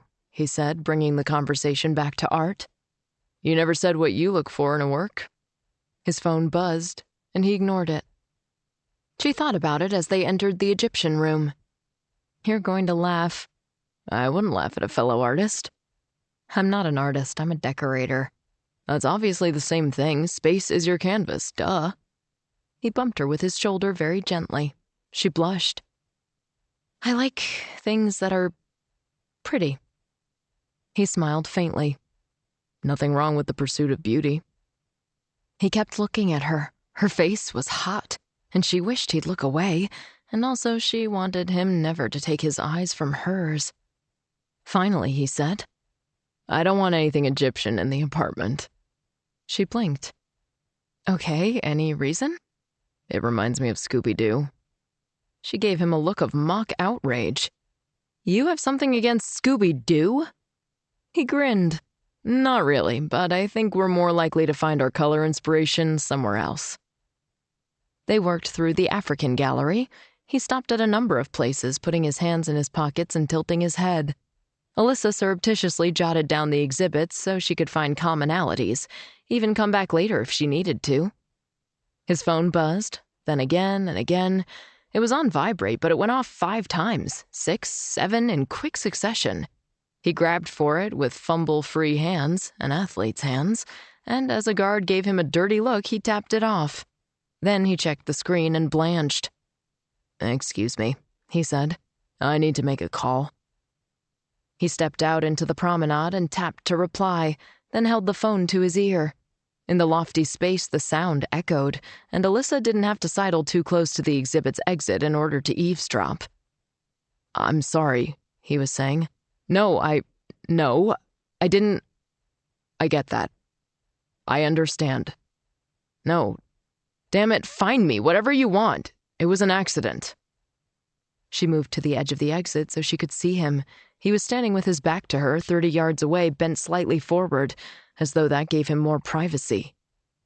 I'm saying, he said, voice clipped, I completely forgot. He was silent for a moment. I'm at the art museum. Silence. No, I'm not kidding. Nick turned and saw her. He motioned her over and she hurried to him, her flats clicking on the floor. I'm in trouble, he whispered. I was supposed to be somewhere. Can you say hi to the team trainer for a second? She raised her eyebrows and stared at his phone. He mouthed, please? She took the phone. Hello? There was silence for a moment. Then a man's voice said, Miss, can you tell me where you are right now? I'm at the Detroit Institute of Arts. He was silent for a moment, then said, Could you please put Nick back on? She wordlessly handed him the phone. He murmured another apology and got off. So that went well, he said, raking his hand through his hair. Sorry, we were going somewhere. If you need to go. He shook his head. Too late. He ran his hand over his jaw, making a soft scraping noise. Coach is making me see a therapist. I told him I'm getting the mattress off the floor, but that wasn't good enough for him. He looked at her ruefully. I was supposed to go there this morning. Oh, I'm so sorry, Alyssa said. I didn't realize. Not your fault, Nick said quickly. I'll pay for it later. Let's just enjoy ourselves now. She gave him a sympathetic look and said, Let's hit the European painting exhibit then. They walked into the gallery and Nick stalked through the first room, fists in his pocket, the muscles in his back tense. His jaw was fixed. That thing needed a plastic guard, like the one on the wickedly sharp chef's knife she kept in a kitchen drawer. 6 landscapes in, he began to relax a little, stopping here and there to point out line work he thought was particularly good, or to ask what she thought about the way the sun burst through a cloud in a field in Provence 2 centuries ago. He stopped once, in front of a JMW Turner. Do you like it? He stepped back to get out of her peripheral vision and let her concentrate on the painting. It was a soft swirl of mist over the sea, everything mixed and edgeless and a little dull. Would she sound like a provincial hick if she said that? Yes, she would. Not a lot, she finally admitted. I appreciate the technique involved. He waved his hand dismissively, as if to say she didn't need to apologize for her feelings. What don't you like about it? Well, she hesitated, biting her lip, and he stepped back toward her, which did not actually help her concentrate on sorting it out. There's nothing appealing about it. It's not pretty? He smiled faintly. No, it's not. He nodded. That's what you think too? No, I like lots of things that aren't pretty. I mean, Michelangelo is more about power, right? Physicality. And who doesn't love Michelangelo? Turner is too indistinct for me. I need the lines. Nothing makes sense without them. He shrugged and they moved on. He paused several times. She tried to let him dictate their flow through the gallery. His stops and starts told her things, the way he rocked back on his heels and tilted his head, the way his eye lingered on the sun filtering through a tree in an English meadow. She didn't want her own rhythms to interrupt what she was learning. She stopped only once for herself, in front of a floral painting with lush pink peonies and white roses tucked in among them. She could almost smell the heavy fragrance. She tried to memorize the bouquet so she could revisit it in her mind later. It was a way she had of giving herself a tiny secret vacation, to sit in a meeting with Stacy herself, but see a windswept seashore or a path through a meadow carpeted with yellow flowers. When they exited the gallery, they walked silently to the stairs and then descended. The architecture was magnificent. The space had a loftiness that lifted the spirits. They were halfway down when Nick said contritely, "I'm sorry I couldn't give you any color direction." He twisted up the corner of his mouth, trying to smile. "I wasn't trying to be difficult." "Oh, it's no problem," Alyssa said. "I've got you, sucker. You may not know what color you were rolling in, but I do." Chapter 14. Alyssa had so much to get done that afternoon.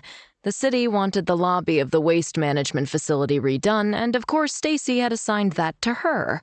The lobby was to be clean and flow well and have durable furniture and look sharp, but also not look like taxpayer money was spent on it. Do a good job, but not too good. That was the message.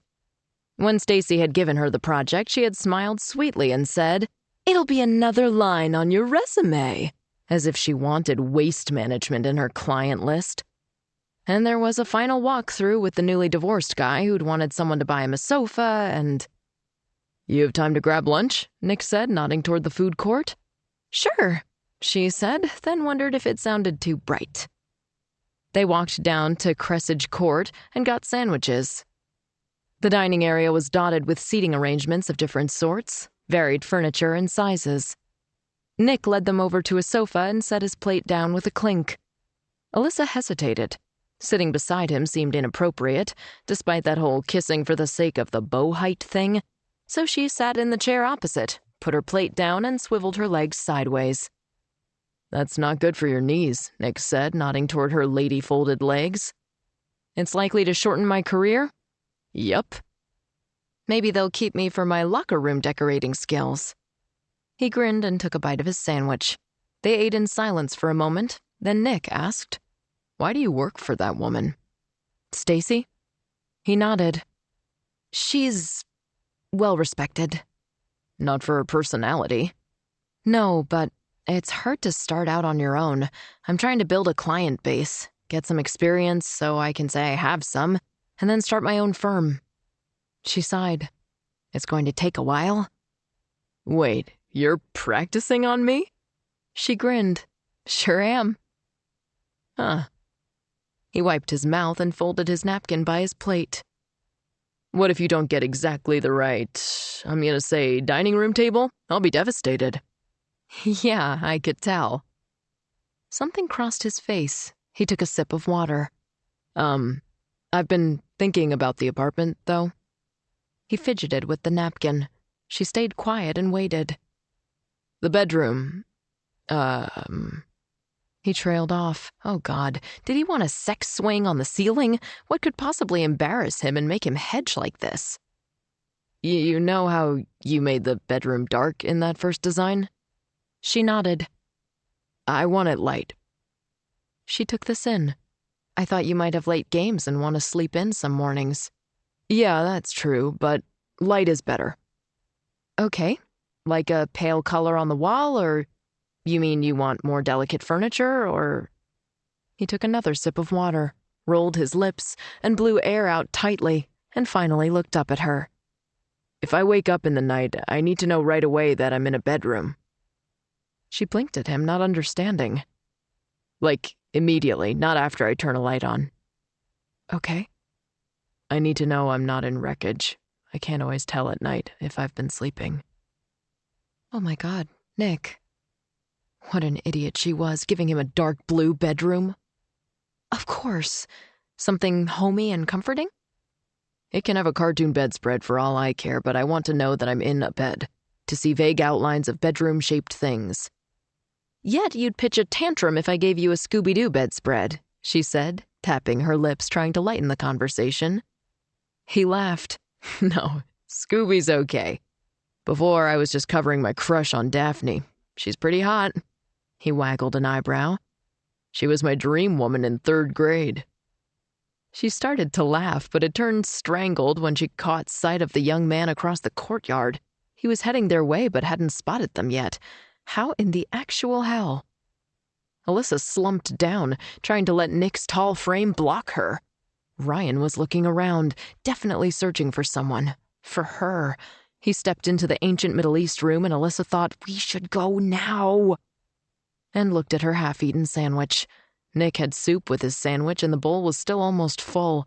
He didn't seem like the kind of guy who'd walk away from his lunch.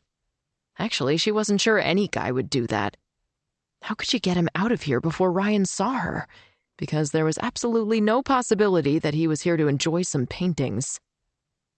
He was bad news. He was her nemesis. He was her brother. Did you like the Gentileschi? Nick said. She blinked at him. Oh, come on, everybody likes Gentileschi. Ryan stepped out of the gallery and turned in a slow circle headed toward Cressage Court. No, and brightened as he saw her. Nick looked at her seriously. I'm sorry, I didn't mean to tell you what you should like. She stared at him, confused. You look upset. It's fine if you didn't like it. I just wanted to hear your thoughts about... No, it's not that, she said, and then Ryan was behind Nick, beaming at her. Alyssa! She wanted to die. He was going to embarrass her. He had never not embarrassed her. She'd be lucky if he didn't dance naked on the steps before he left. Hey, I'm glad I found you. I'm having a private consultation, Ryan. Nick twisted to look back at her brother, standing behind him. Yeah, I just need a couple of minutes, Ryan said, stepping around to plop on the sofa beside Nick. This is inappropriate, she hissed. It was her greatest insult. He shrugged. I'm in trouble. When are you not in trouble? She snapped. Nick's eyes widened fractionally, and he shifted on the sofa, turning so he could see Ryan better. Ouch, Lissy, but seriously, I need help. Aren't you supposed to be at work? Alyssa said. Was he going to ask to borrow money again? His custodial job didn't pay much, but he also could manage his budget a lot better. I took a lunch hour, possibly a long one. Ryan! You're her brother, Nick said, finally putting the use of the nickname with the similar features. Ryan was tall, handsome, and utterly irresponsible. Yeah, Ryan said, looking at him for the first time. Shit, you're Nick Sorensen! Nick smiled. Nice to meet you. He stuck out his hand. Ryan grasped it and pumped it and didn't let it go. You're... Ryan Compton. Alyssa's my big sister. Ryan beamed. Nick extricated his hand. So, are you guys an item or something? You dating my sister? She would have to find a secluded place to bury the body. Maybe she could put a false wall in some project, because she was definitely going to kill him. She's doing my apartment for me, Nick said. Wow. Ryan brightened even more. I bet you have a cool place. Nick glanced up at Alyssa, amused. She was too frustrated to share the laughter in his eyes. You like ducks? He said. Ducks? Sure, Ryan said. Nick's mouth quirked. How did you find me? Alyssa demanded. That mummy with lipstick at your office told me where you were. Stacy? You talked to Stacy? She said to tell you that your poop project won't wait. I don't know what that was supposed to mean. Alyssa reddened. She took a moment to be sure she kept her composure. What do you need, Ryan? I'm at work, and you should be. "That's the problem," he said. "They want me to paint a mural on the cafeteria wall." "So do it." She ripped a bite out of her sandwich and chewed it savagely. "I sort of can't." She finished chewing, swallowed, and then said, "Why is that, Ryan?" He ran his hand through his hair. "I can't draw." "So why do they want you to do a mural?" "I might have told them I could when they hired me." She opened her mouth and he rushed on. "Liz, I needed this job. They asked about it at the interview, and I thought, sure, I'll just supervise the art students. They're going to color it in anyway. I'll just tell them my vision and let them hash it out." She balled up her napkin in her hand. If she squeezed it any harder, it would turn into a diamond. "So why don't you?" "They want it outlined by the end of school tomorrow so the art club can start. Apparently it needs to be finished before some chess tournament." "Ryan, I have to work. I can't go draw a mural on the cafeteria wall." "Please." He looked desperate, but it was another situation he'd gotten himself into, like hanging out with drug dealers because he was so damn amiable and got along with everyone. And then he got busted. If he hadn't done time, he could have gotten a better job. He was smart but aimless. This mural was his problem, and he needed to solve it. Ryan dropped to his knees and folded his hands in front of her, beseeching. A few people around them stirred, looking over. Someone pulled out a camera, thinking it was a proposal. "God, Ryan, get up!" Alyssa hissed. "What's the mural?" Nick asked. "That's the thing," Ryan said. "It doesn't matter. Just something related to the school." "Well, what's your mascot?" "The Tigers." "Ah, because Michigan is known as the home of jungle animals." Nick glanced at Alyssa, and she tried to look as menacing as possible. "Your sister kind of scares me."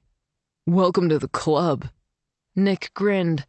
"I have an hour this afternoon if you want to show me the wall. If you want some help, I need to know the size if it's cinder block." "It is." Nick made a sound in his throat.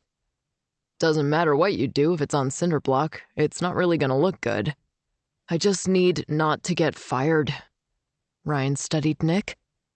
Do you draw?" Nick clapped him on the shoulder.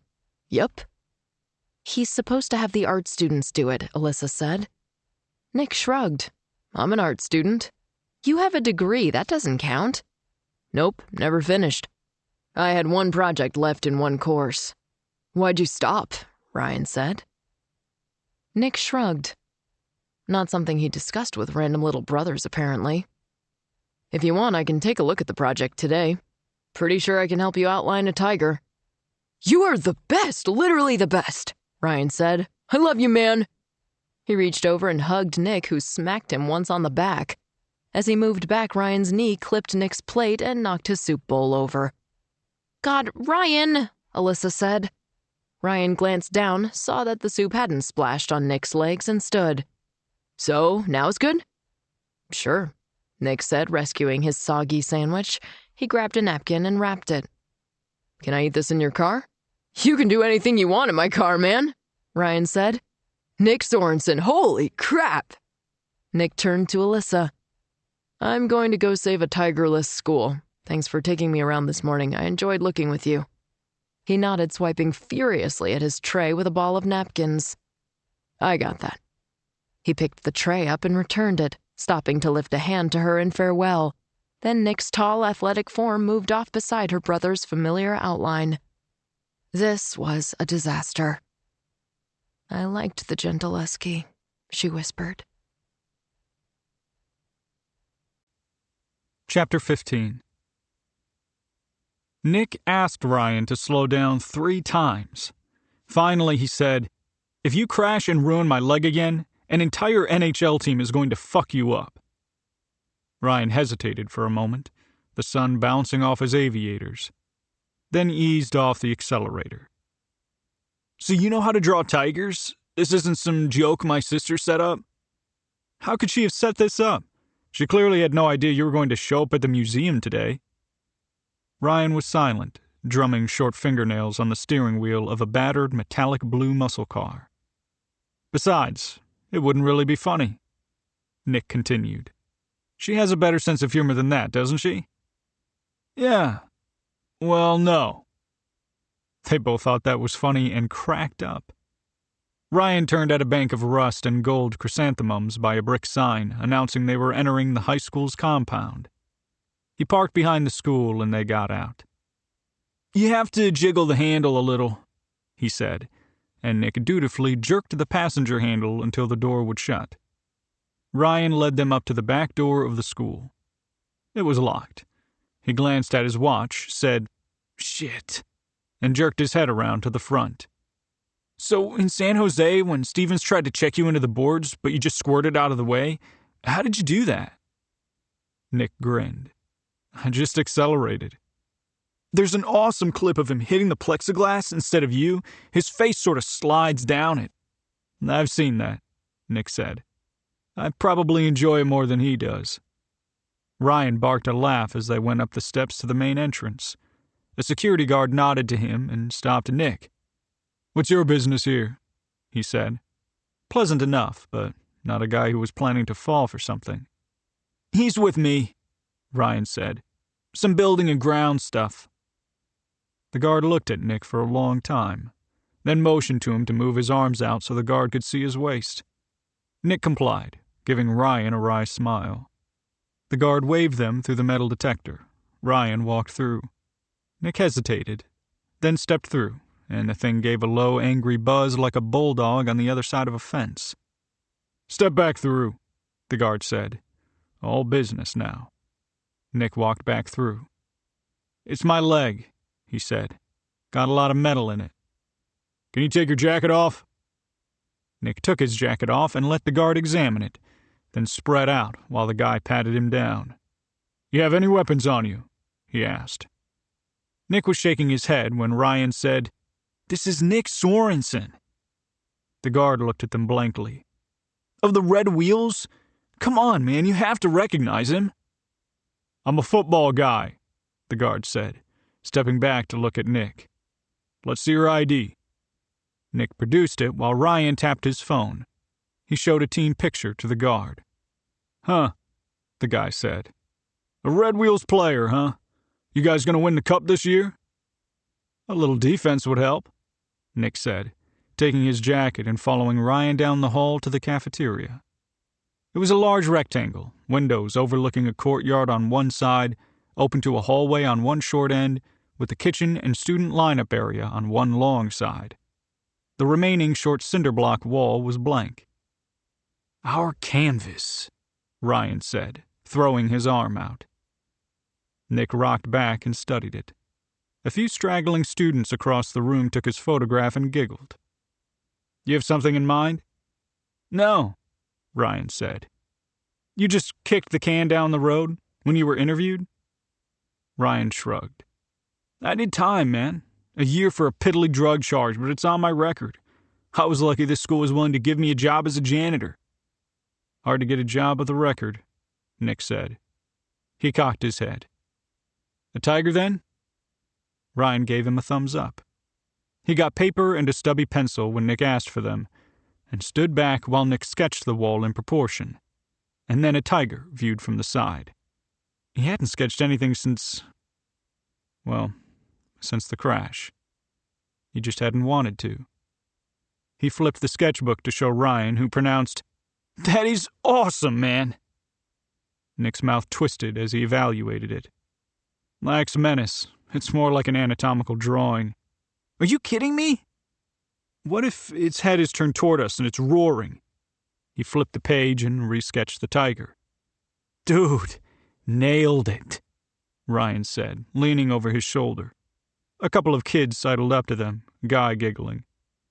"Hey," Nick said, "are you in the art club?" "No," one of them said. "We're hockey players." "You realize you can do both," Nick said flatly. "Our club is for losers," the bigger boy said. Nick dropped his head and raised an eyebrow. "Really?" He turned to Ryan and said affably, "Turns out I'm a loser. Must be why I got nudged out for the Selkie Award a couple of years ago." The boy's eyes bulged. "Wait, you're Nick Sorensen," the bigger one said. "People keep telling me that," Nick said. He stood back and angled the paper. "What do you think?" The boys and Ryan crowded around. Ryan slapped him on the back. If you have a marker or some chalk, I could do the outline right now, Nick said. Then the art club can paint it tomorrow.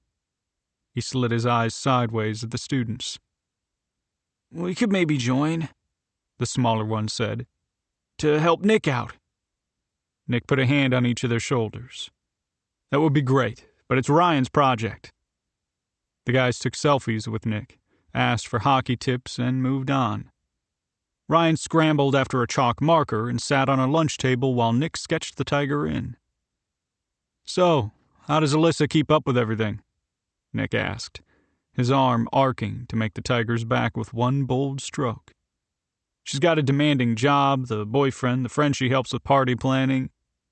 He kept his eyes on the wall, waiting for Ryan's response as the tiger began to emerge. She's dating somebody? Ryan said. I didn't know that. He shrugged. She's Superwoman, better than the rest of us, and happy to remind you. Nick finally glanced over and gave Ryan a rueful smile. He wasn't getting involved in family dynamics. He'd gotten the information he wanted. Alyssa wasn't dating anyone, and he'd helped Alyssa's brother. She'd for sure be grateful for that. Always smart to bank a little goodwill. 20 minutes later, the big cat's lines were on the cafeteria wall, right down to the claws, and Ryan had ushered him back to the parking lot. You saved my ass, man. Thank you so much. Happy to help, Nick said. I kind of enjoyed sketching something out again. And he was aware of how much he'd liked touring the museum with Alyssa that morning. Twice he'd risked putting his hand on the small of her back to guide her, and both times he'd felt a flicker of feeling he didn't allow himself. Enjoying life was off limits now. He'd have to watch that.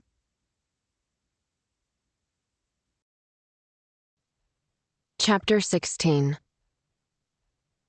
Alyssa ordered the furniture for Nick's space, living room, dining area, and bedroom. She'd left his spare bedroom alone as he'd instructed, but she wasn't happy about it.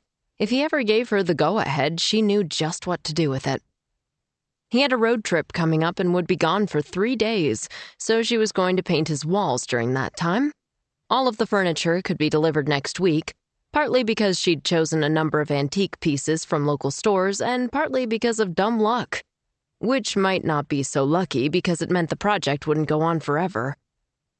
Alyssa poked around online and in shops in town, finally found the right bedding, and took Nick's bedroom wall color from it. She was going with a soft butter yellow that accented the yellow and blue antique star quilt she would fold over the bottom of his bed. The bedspread itself would be plain, a balance between homey and masculine.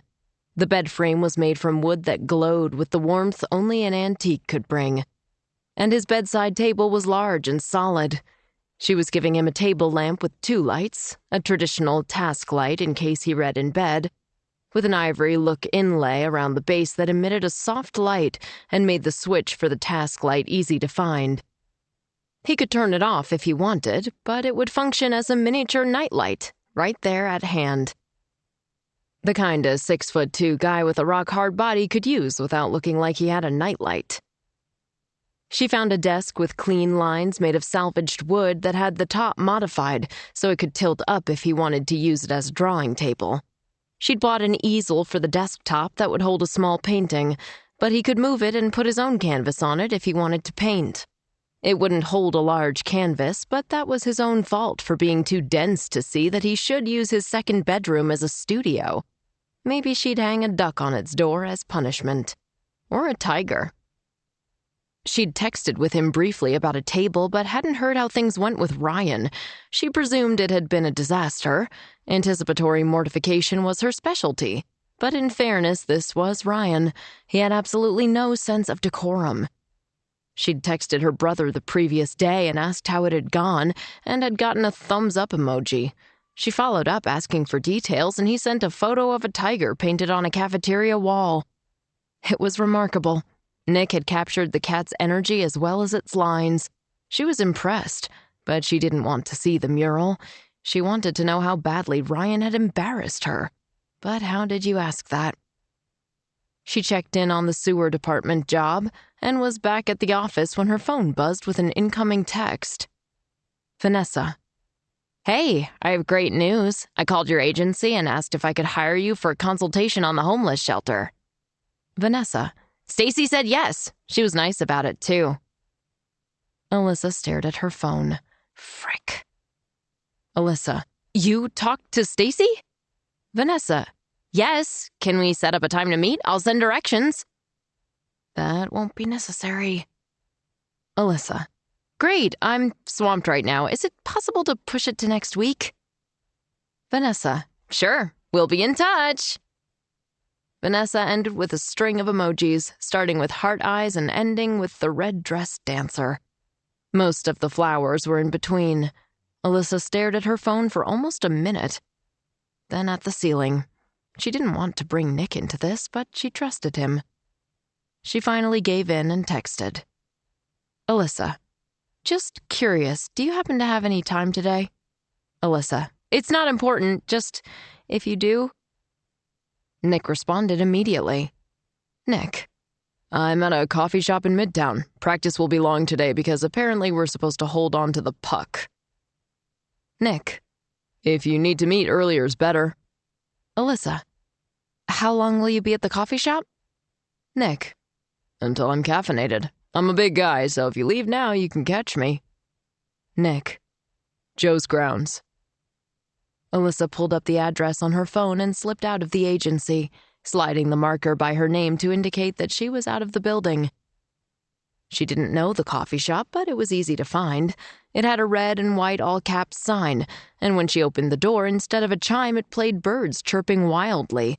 She stared at the door, then slid her eyes over to Nick, sitting in a corner nursing a coffee. He had a second cup waiting opposite him, so she skipped ordering and sat down. This place seems rudimentary, she said, then took a sip. You noticed how I take my coffee when we were at the museum? He nodded. This place may be rudimentary, but it beats my coffee maker. He grinned. She laughed. Arizona could beat your coffee maker. He raised his eyebrows and she rubbed her nails on her shoulder. That's right, Ryan fed me some hockey information. Hey, did he show you the tiger we did? He did. She took another sip. I'm picking up his habit, sip to delay. I actually wanted to ask you about that. Did that all go okay? Sure. They drank coffee in silence, looking at each other over the top of their cups. There's something else going on here, but I don't know what it is. Pretend I'm dumb and just explain it. No, She sighed and scored the cup with her fingernail. So, Ryan sometimes... He has a history of... How do I say this? He can't hold a line on cinder block? He raised an eyebrow. You can hit me with the brutal truth. The brutal truth is that he embarrasses people. He just doesn't think. And you're afraid that us running naked through the halls shouting, "Down with the principal," would somehow be a problem? She smiled ruefully. See, he would actually do that. She took a deep breath. I just want to know how much he embarrassed me. You're serious? He took that in. Well, he drove too fast, but that was my only complaint. He shrugged. Huh. Okay. She blew on her coffee. They sat in companionable silence. I'm a little disappointed in Ryan, Nick finally said. He must have great prank capacity if he came all the way down here just to find out what happened at the school, and yet he was well behaved. Can we walk with these? Alyssa asked. He shot her a curious look, but said, Sure. And they grabbed their cups and headed out. It was a sunny, crisp day, and several businesses had yellow and rust mums and planters out front, as if they'd coordinated for a few storefronts and then given up. I find myself in an embarrassing situation and I don't know what to do. He stayed silent, waiting. Vanessa wants me to work on a charity project with her. Oh? Clearly this wasn't where he'd thought she was going. Oh, and she wants you to donate your time, but you can't afford to? Not exactly. She exhaled and trailed a finger over the last yellow mum as they passed. At the museum, you asked me about my favorite painting. Monet's Water Lilies, he recalled. She nodded. I discovered them when I was in junior high. It was a bad time. Ryan and I used to go to the public library after school every day. They had this Monet book that I'd slowly thumb through until our mom came to pick us up. Yeah? One day I went in and it wasn't on the shelf. The art books didn't get checked out that much, so I kind of panicked. And this old librarian, well, she seemed old then. She had long white hair and blue cat-eye glasses. She came over and said the book I always looked at had been withdrawn from the collection because it hadn't been checked out in so long. Hey, why didn't you ever check it out? Nick asked.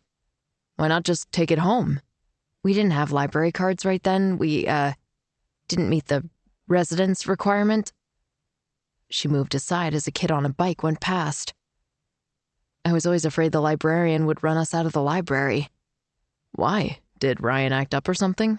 No, he mostly played games on a computer. I was worried that she'd figure out that... Her voice trailed off. Anyway, she held the book out and said there wasn't space to store it until the next book sale, so did I want to take it off their hands? Nick smiled. Hey, that was lucky. Alyssa shook her head. She stole the book for me. She withdrew it from the collection so she could give it to me. Oh, those librarians are shifty. Right? She smiled back. It's my most treasured possession. They paused at a corner waiting for traffic to pass. Why did it mean so much, that book? She slid a toe over the curb, caressing its curve. It was so beautiful, and things weren't beautiful at home.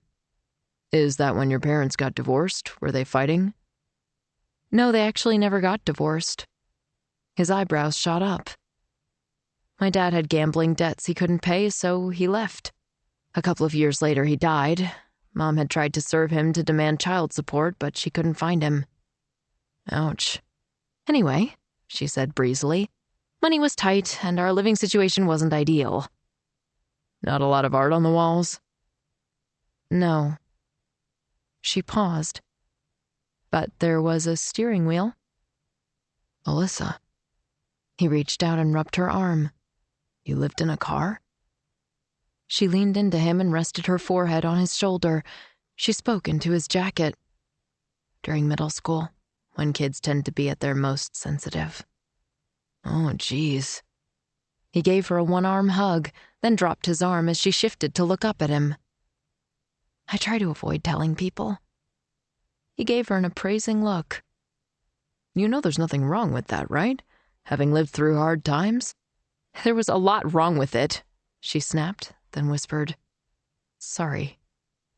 He waved his fingers, dismissing any insult. I didn't mean it was okay that it happened, just that there's no shame there. Except that there is, she said. I'm always afraid someone will find out. The light turned green, but just for the turn lanes. They still had to wait on the corner. He looked at her. Why? She stared at him. Why? Yeah, why? Because, she spluttered. When things went bad, people took advantage of us. Mom had to sell a lot of things for less than they were worth because people knew she needed the money. She felt like she shouldn't have let them know. She shrugged helplessly. I was just always ashamed. She swiped at her eyes. He reached out and touched her pinky with his. I feel a profound sense of shame just for being alive, he whispered. So there's zero judgment here. Alyssa slipped her hand into his just for a moment and gave it a squeeze. The light finally turned green and they crossed the street. Nick brought the conversation back to Vanessa's request for design help. So you don't want to do a charity project because it reminds you of bad times? He asked. No, because it's for a church that helped us. He looked confused. It has a food pantry in its parking lot. It's painted white and filled with non-perishable food. They planted herbs around it, and there's a little pair of scissors on a string and baggies so you can snip some basil or dill and take it home, which is a fantastic idea for people who aren't living in a car. And you used to get cans of something there? He clearly had no idea what was wrong, but he was trying. Mom parked overnight in a park across the street. She'd take us to school in the morning and then drive to her job. She glanced up at him. She didn't want us using the food pantry because someone might see us, and she was still pretending everything was fine. And she said we had enough money for food, which we didn't, really. I'm sorry. Alyssa shook that off. Mom worked as a waitress, and she was always exhausted. When she fell asleep, I'd slip out and check the pantry for food that Ryan and I could sneak eat in the back seat. Pop-Tarts were the best, but I had to open them outside because they crinkled. He gave her a sad smile. There was a bench there, and he sat and pulled her down beside him. But Ryan left crumbs all over. I would carefully pick them off the seat and floor, but I could never get him clean. In the morning, Mom would find those clingy, fruit-filling crumbs on his mouth or under his fingernails. She checked your fingernails? Mom has a deep commitment to not being embarrassed. She sighed. Anyway, she told me to stop taking food from the pantry, and I said I would, but instead I just waited until Ryan fell asleep too, and I'd sneak out and eat them myself and not share. A fat tear hurtled down her cheek and hung off her chin. He lifted it off with his forefinger. She looked at him searchingly. Am I telling you too much? Hell no. I like knowing what makes you tick. She gave him a shy smile. Janet and our florist friend Emma know. I try not to tell other people. Why not? He looked genuinely curious. She stood up straighter and inhaled audibly.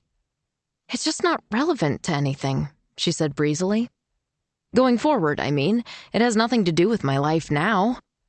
Jesus, Nick said. Now I know what I sound like when I refuse to talk about the crash. She gave him an almost apologetic look. That's why I thought you might understand, she whispered. Because you're pretending everything's fine. He cleared his throat and Alyssa hurried on. Anyway, at that food pantry one night, a creepy guy stepped out from behind the herbs they'd planted. They get tall. I turned back for the car, but I was afraid to scream because Mom would be so mad. But Ryan hurtled out of the car in Spider-Man pajama pants that hit him mid-calf. He charged the guy and just bounced off him. He was only 9. But it startled the guy enough to give me a chance to grab Ryan, and we made it back to the car. Your mom didn't wake up?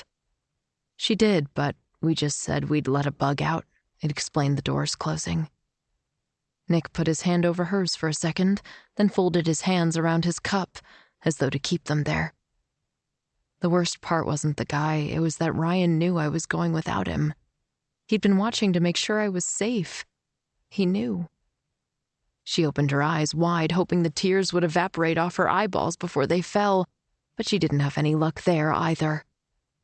I was a terrible sister. He unwrapped the napkin from around his coffee cup, shook it out, and gently patted her face. Then he rubbed under her eyes, cleaning up the mascara. It's waterproof, she mumbled. It's really not, he said, smiling gently.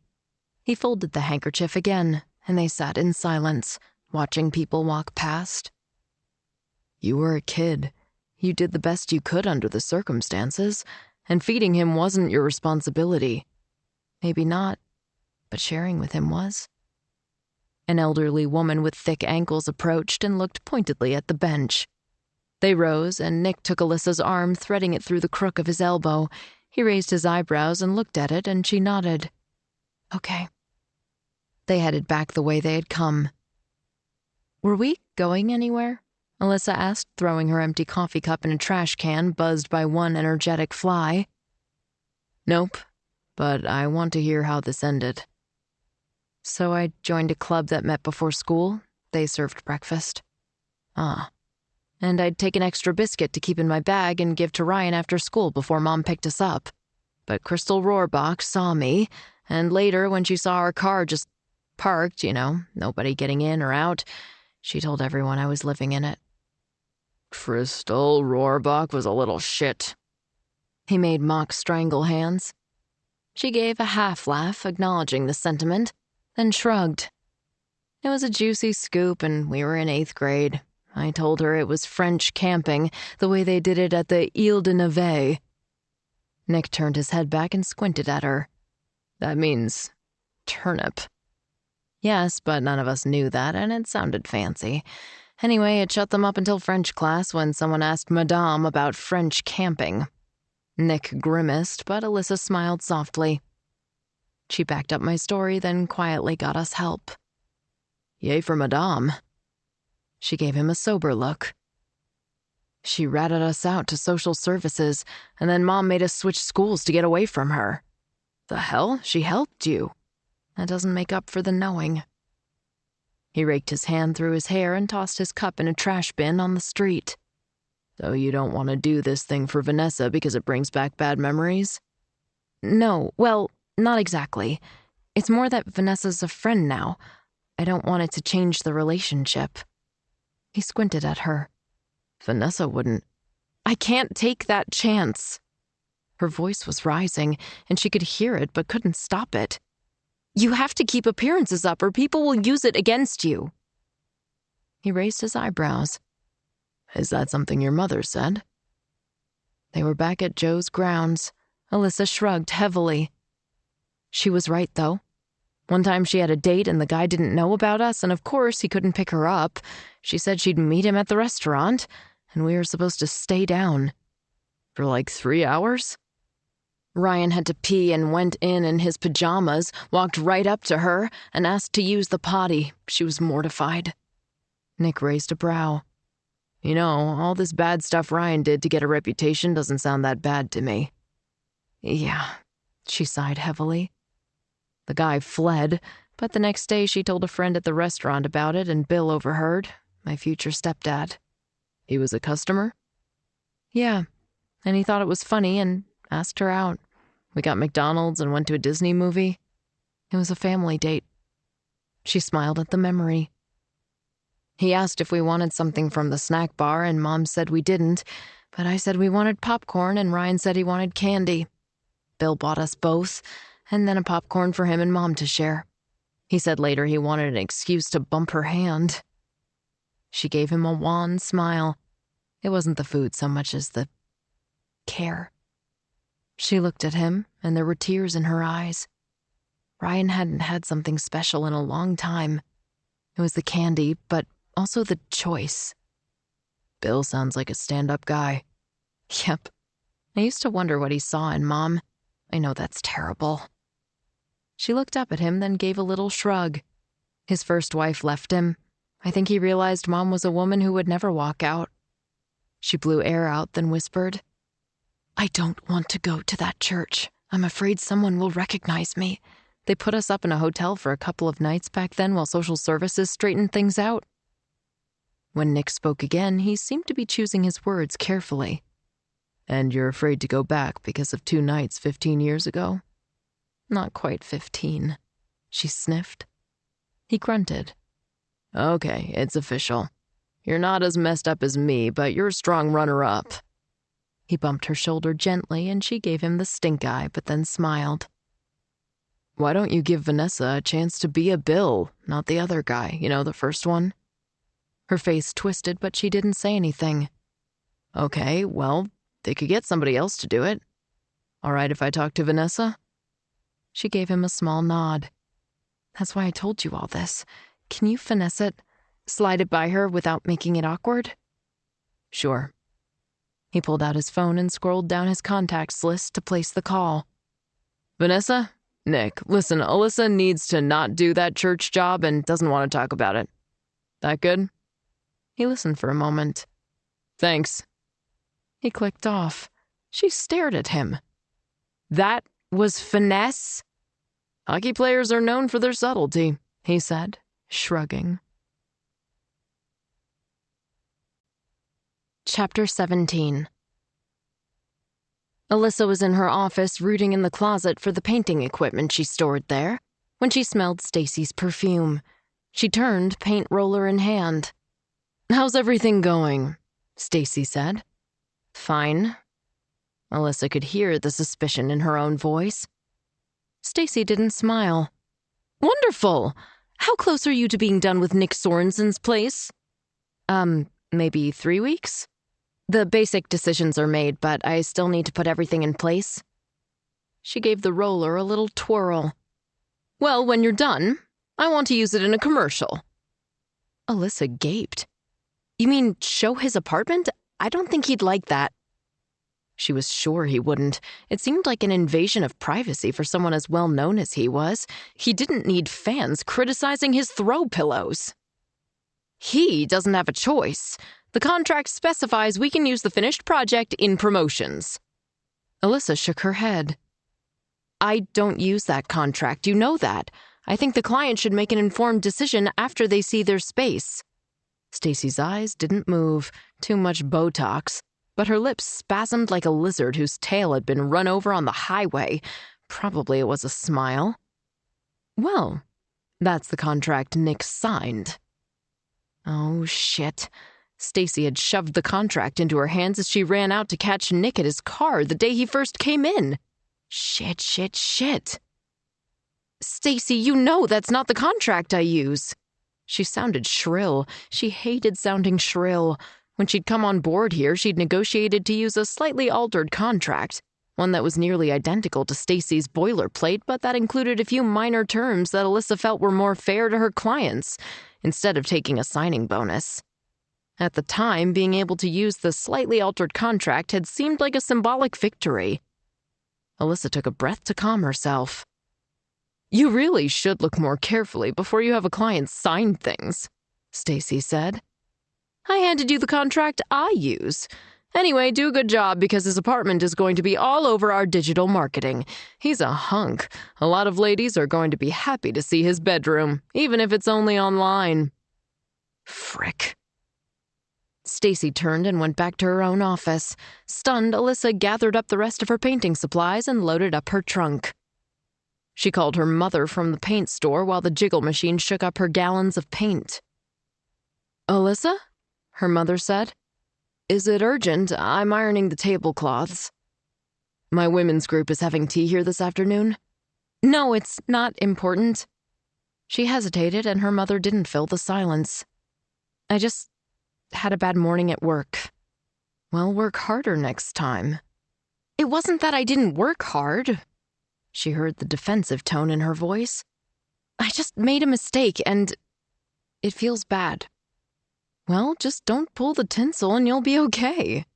Her mother laughed lightly. "And wear navy for the next couple of days. It's never wrong. Don't say anything inappropriate and you'll be fine." "Okay, Mom. I'm gonna run." She ended the call. Once she had the paint cans loaded in her car, she texted Janet and Emma. "Alyssa, my life is a wreck. Have lunch with me, right now." Emma, "I'm in the middle of a carnation delivery." Alyssa, wreck. Enough that I called my mother." Emma, "Wow, was she helpful?" Alyssa, "She didn't take the time to find out what was wrong, but she did suggest that it's my fault." Emma, crying emoji. Janet, "I'm free. Did your life wreck on the hunky shoals of those big shoulder muscles I met?" Janet, "Muscle shoals. I crack myself up." Alyssa, eye-rolling emoji. Alyssa, "Sort of. Details at Gilda's in 15?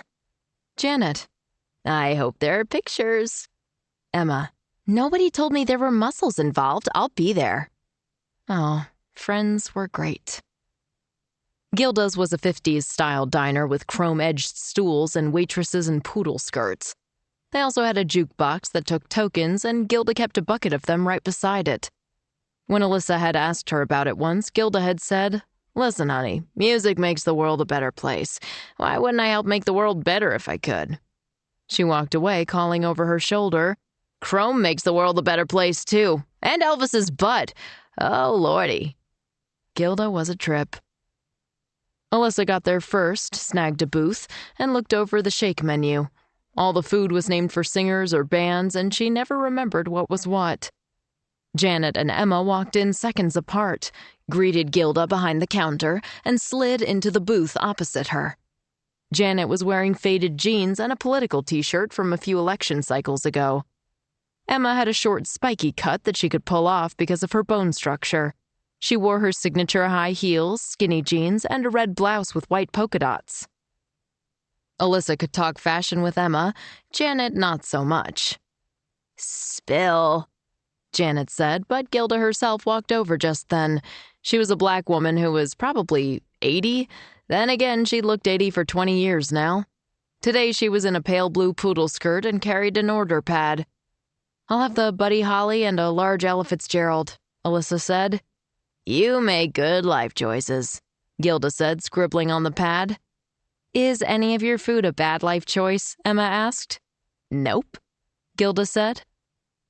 They finished ordering and Gilda brought their shakes right out. Their burgers followed quickly. "It's Stacy again," Alyssa said finally. She brought Emma up to speed on the Sorensen job and explained how her boss wanted to use his home in a TV commercial. "And I know she's just doing it to punish him for standing up to her and me for, I guess, going along with it." "You don't use her contract, though," Emma said. "You told me once you thought there were problems with it." "I don't think it's fair to the client in several places, but she handed it to me when I was rushing after him when he first came in, and I used it without noticing." She hung her head. "I hate myself." "She's a snake," Emma hissed. "Let's sneak into her closet and pry the rhinestones off her designer purses." Alyssa reached across the table and squeezed Emma's hand. "You guys are the best." "What did your mom say?" Janet asked. "She told me to wear navy, which I'll admit is good advice. She also told me not to pull the tinsel." Janet and Emma looked at each other. The year after she married my stepdad, she threw a party for the Stuck-Up Ladies of Charity." "Catchy name," Janet said. Emma waved her hand dismissively. She didn't remember the group's actual name. "It was at our house in December. She set up lots of small tables so she could tuck more people in, but that meant making extra table decorations, and she was doing the food herself, and she wanted to prove that she belonged, and, well, she was really stressed. She felt very evaluated by these women, and I understood how important it was that everything be perfect." "And a piece of tinsel ruined it?" Emma said. "Doesn't sound like tinsel." All the ladies were seated and served and had just started eating. I had been paraded around in a red velvet dress, and I was supposed to stay in my room. But of course I peeked. So when the cat walked toward the living room with a piece of tinsel stuck to her butt, I grabbed at it so she wouldn't walk out like that. It would make things not perfect. "And she jumped in the Christmas tree?" Janet guessed. "Nope. I grabbed at her and she ran, but I got a hold of the tinsel. Turns out it wasn't on her butt. It was in it." Emma gasped. And I was left standing at the edge of the room holding a piece of tinsel covered in cat poop, which I had just pulled out of the cat's butt.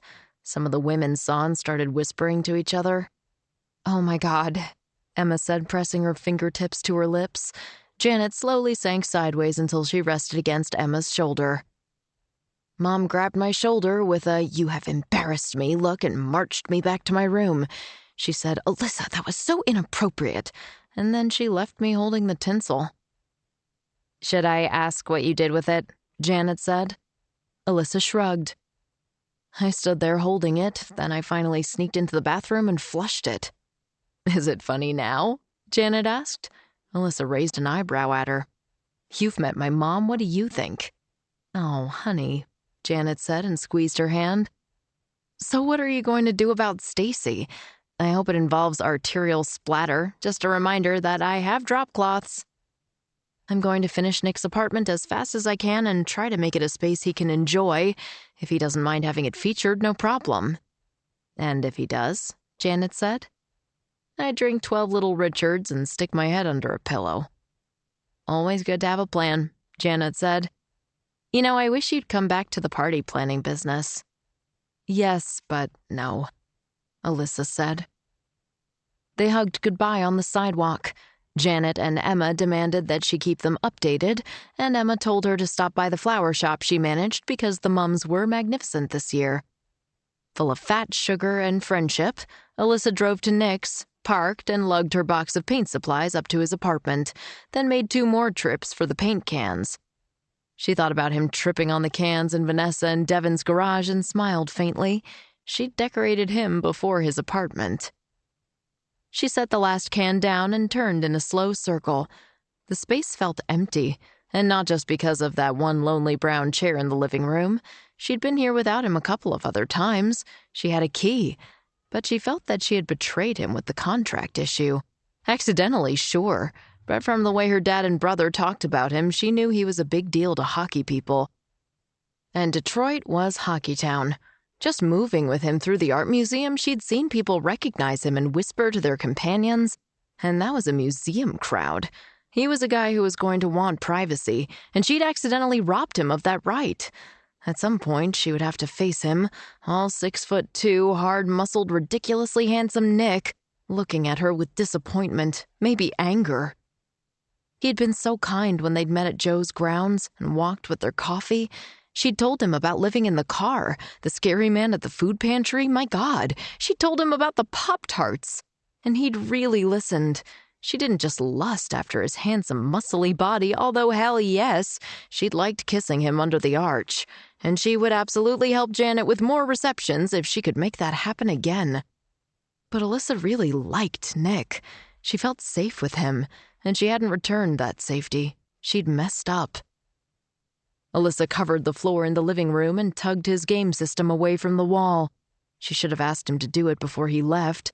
Might as well have gotten some work out of those bulging, don't-like-her-anymore arms, stupid, judgy biceps. She cut in around the floor, ceiling, and doorways of the living room, then did a first coat on the kitchen. She normally hired a professional painter, but Nick hadn't wanted someone else in the apartment while he was gone. And anyway, she enjoyed painting. It was late by then, and she was hungry, so she ran out for Chinese takeout. She was going to be up all night. She needed to get as much of this done as she could so that she could put the second coat on tomorrow and get the place aired out before he got back. If she was done painting when his road trip ended, she wouldn't have to see him very much. She cleaned her paintbrush in his bathtub, laid it on the edge of the sink to dry, and stepped out onto the balcony to get some of the paint stink out of her nose. She had all the windows open and hadn't been chilly while she was inside, but now she grabbed a clean drop cloth and wrapped up in it, using her purse as a pillow. She'd just take a catnap on Nick's balcony, and then she was going to paint his bedroom. She yawned and fell asleep watching night settle over Detroit's skyline. When she woke an hour later and went to slide the glass door open, it was locked. Chapter 18. Oh, no. Had the door automatically locked behind her? Or was he home early? Which would be worse? Alyssa peered through the door and saw nothing different. Her painting equipment was still lying around, drop cloths on the floor and draped over the one sad, overstuffed chair. She couldn't see into the bedrooms or bathroom, but there was no suitcase visible. Could a man really move through the world and leave so few traces? No, he couldn't. His keys were on the kitchen counter. Crap! Alyssa would have to knock and knock now because it was late and he would be tired from traveling. Or call him and then explain she was standing 2 feet away. She didn't want to catch him in his pajamas. What if he didn't wear any? Maybe she should wait? She hooked her bag over her shoulder, gathered the drop cloth, and took a deep breath. And then Nick walked out of the bathroom, a white towel around his waist, his hair damp. There was a rivulet running down the middle of his chest, one drop careening through the valley in his chest muscles. Did he just walk around like this, half naked with his balcony blinds open? And if so, where could she park to watch? She rapped on the glass and he turned, his eyes popping wide, and then a broad grin spread over his face. He walked over. "Hi." "You seem to have locked the door," Alyssa said through the glass. "You seem to have been lurking on my balcony, lurker." "May I come in?" He tilted his head and considered this, one hand still gripping the towel at his waist. He tortured her another moment, then flicked the lever on the frame and slid the door open. Alyssa stepped through, carefully averting her eyes from the towel. It was a fairly big towel, which was disappointing. She'd have to replace it with smaller ones when she did his bathroom, in case she found that parking spot. "Ah, thank you." She sidled past him into the living room. "I seem to have misunderstood when you were getting back." He shrugged, and all sorts of good things happened with his naked chest and ripply arms. She needed to talk about something because otherwise she was going to drool. Although if he whipped off the towel to wipe it up, that would be a win. Stacy wanted to know if you'd be willing to have your place featured in an online ad when it's done. He blinked. Is that your boss, the unpleasant one? That's her. He shook his head. Nope. Her stomach twisted. I don't really like being recognized. I mean, I love the game, but I don't want everybody in Detroit judging my coffee maker. May it rest in peace, she said, not at all surprised by his answer. It wasn't as if he wanted to show off his place the way Vanessa might have. I'll clear out and let you get to bed. But before she could take a step, he said, You painted my living room green. She took a deep breath. At the museum, you stopped at landscapes, summer and spring ones, and you talked about the plants, about botanical shapes, about painting leaves in the foreground versus the background, about ink work in veins. You said you missed a courtyard garden at your old apartment building, where you could eat outside in dappled green light.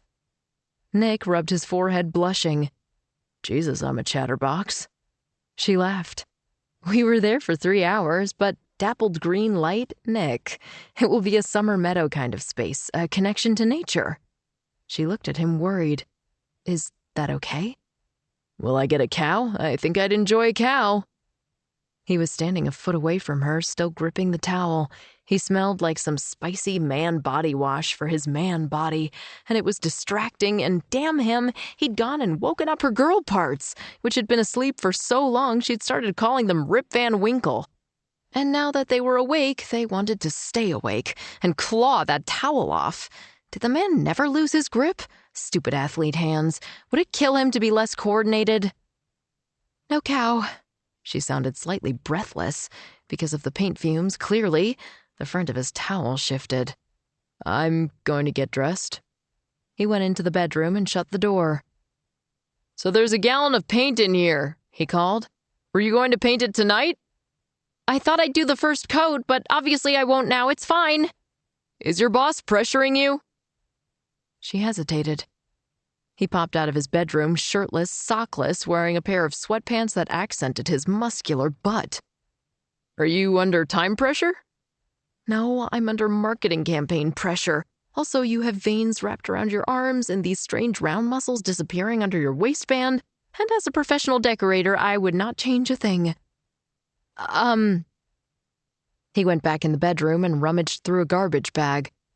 Socks.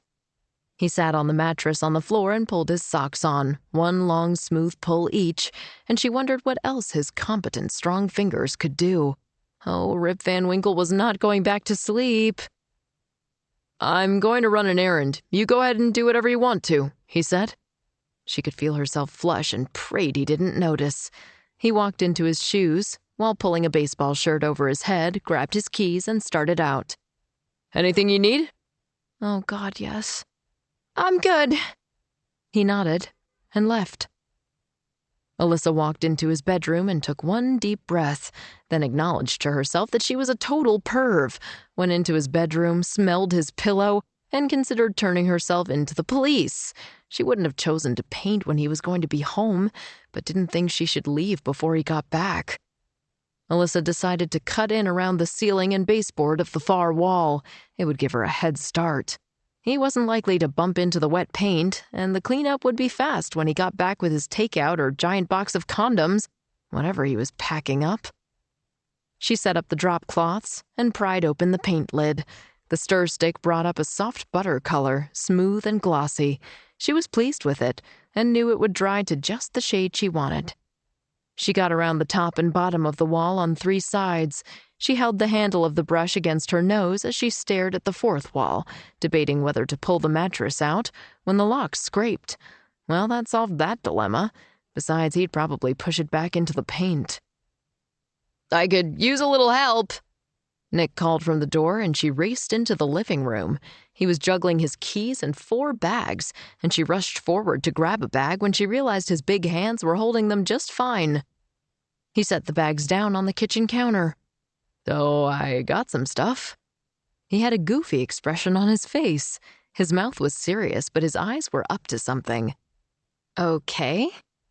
If you're going to be working all night, we need party supplies.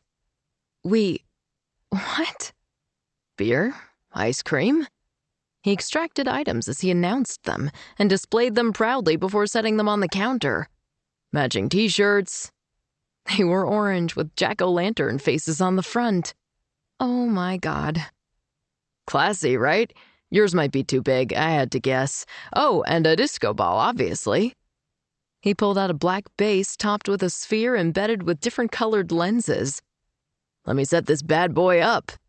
He plugged it into an outlet in the living room.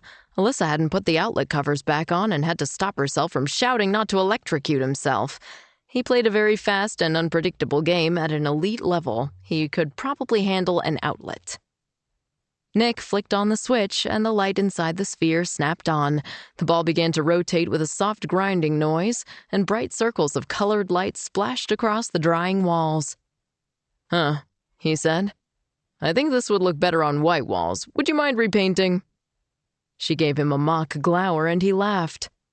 What's in the other bag? Oh, just things I needed. We were on the road for a few days. Guess you knew that. Nick stuffed the bag in the refrigerator, then walked over and handed her a t-shirt. He pulled his shirt off, tugged the cheap grocery store shirt on, and grinned. Do I look like a pumpkin? She tried to form a coherent sentence or even a coherent thought, then gave in to laughter. So a particularly handsome pumpkin, right? That's what your laughter indicates? Definitely. A very handsome pumpkin. She took her shirt and pulled it on over the one she was already wearing. You're the best looking of the gourds for sure.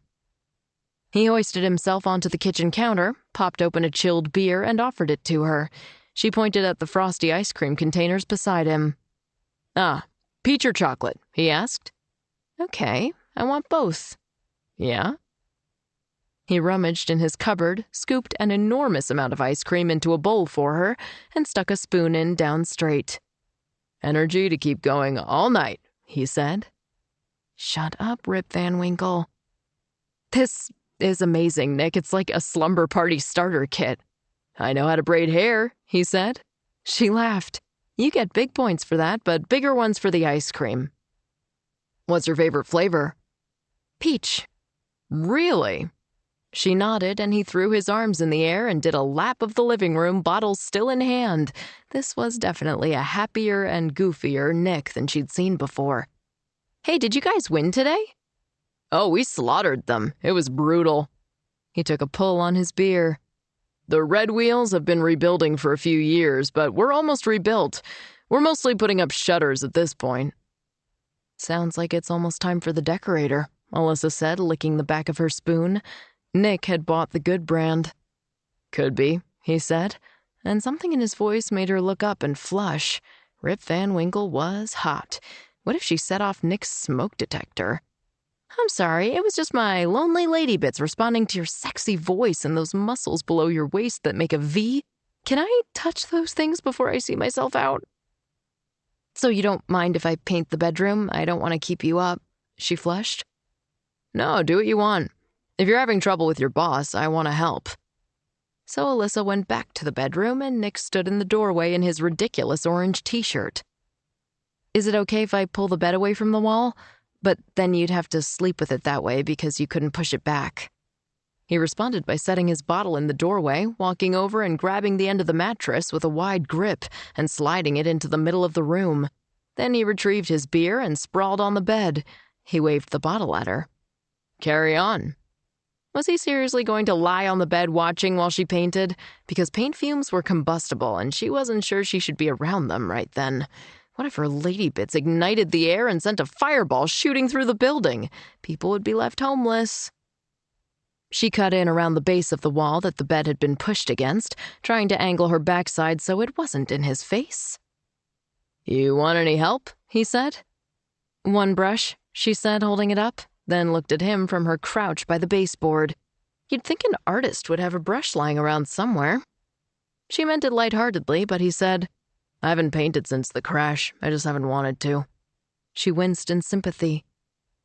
Do you have to paint in order to finish your degree? You said you're almost done, right? I think I've actually fulfilled the requirements for the art history major. I suppose I should check on that sometime. He shrugged and rolled his neck. But I have one more painting for the art degree, and I'm not doing it. She stood and pulled the ladder over, climbed it, and looked down. Any reason? I'm a lazy bastard. Seems like a lazy guy wouldn't have done the degree in the first place, she said, keeping her eyes on the butter strip she was painting at the ceiling. He didn't respond, and she let it go. The walls went fast once she had the roller going. He was still lounging on the bed, socks stripped off, wearing his grocery store in October t-shirt. The disco light was rotating in the living room, sending splashes of color through the door and across the far wall. I guess it's time to talk seriously, he said. She looked over, roller in mid-glide, suddenly alert. Michelangelo or Leonardo? Leonardo. She finished the stroke and dipped the roller back in the pan. You? He snorted. Michelangelo? She exhaled sharply. Leonardo was so smart, the inventions, the anatomical sketches, his intellect had such range. Yeah, Nick said, rolling over to put his empty bottle on the floor. Leonardo was smart, but at some point you have to admire Michelangelo's physicality. Art is a visual medium. There's a place for the unabashedly physical. She was done with the room. She set the roller down in the pan and picked a spot of rubbery yellow off her wrist. I didn't say I don't appreciate physicality.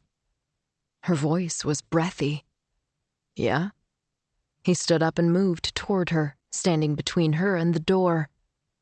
Do you need help? He had an erection. He definitely did. The sweatpants were heavy jersey, but they weren't hiding that. No. Her chest heaved as she sucked in air. The paint fumes had apparently made it hard to breathe and made her lady parts tingle. They should put a warning on the side of the can. I just need to clean the equipment. Can I use your bathroom? Or you could just leave it there, he said. And let the paint dry on it? She heard the slight shrill note, but he was talking crazy. If you wanted to do something else, totally your call. You could just leave it. Was he saying what she thought he was saying? Are you thinking Michelangelo? She had just coined a euphemism, and now she was going to art hell. Do you like Michelangelo? He stepped closer to her, and she had to look up because of his height. He rubbed his thumb down the side of her arm, and she whimpered. He grinned, then closed the gap and kissed her. His lips were soft, but his stubble scraped her chin. He pulled back for a moment and looked into her eyes, close enough to make her feel cross-eyed.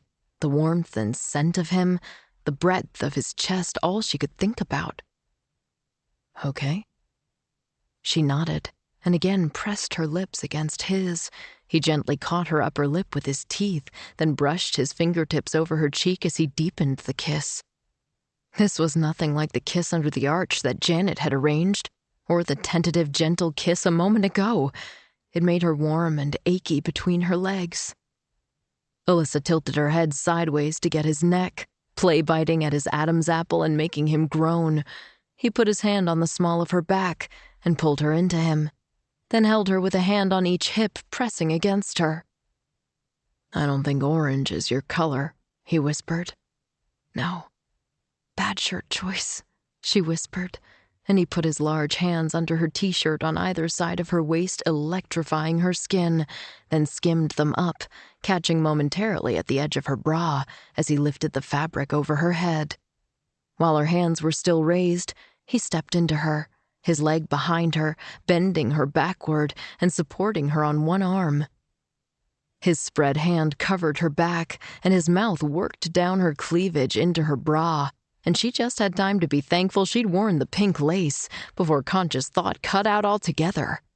He held her suspended over the bed and pulled back to look at her, tracing his thumb down from her bra line to the top of her pants.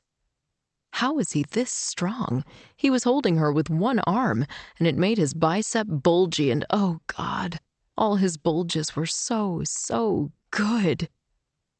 He tugged her yoga pants down, and his thumb skimmed over her underwear to just where she needed him. He rubbed a little circle, and she moaned and let her head drop back, her hair splaying, and he held her in the air and toyed with her, then gently laid her on the bed. He pulled his shirt off in a practiced motion, and then went for her bra, fumbling for a second when he couldn't find the hook. then realizing it had a front catch. "Tricky," he whispered, unlatching it and letting the lace spread back from her breasts. "Damn," he murmured, his voice husky. He knelt over her, shuddering with need, then pulled her pants the rest of the way down.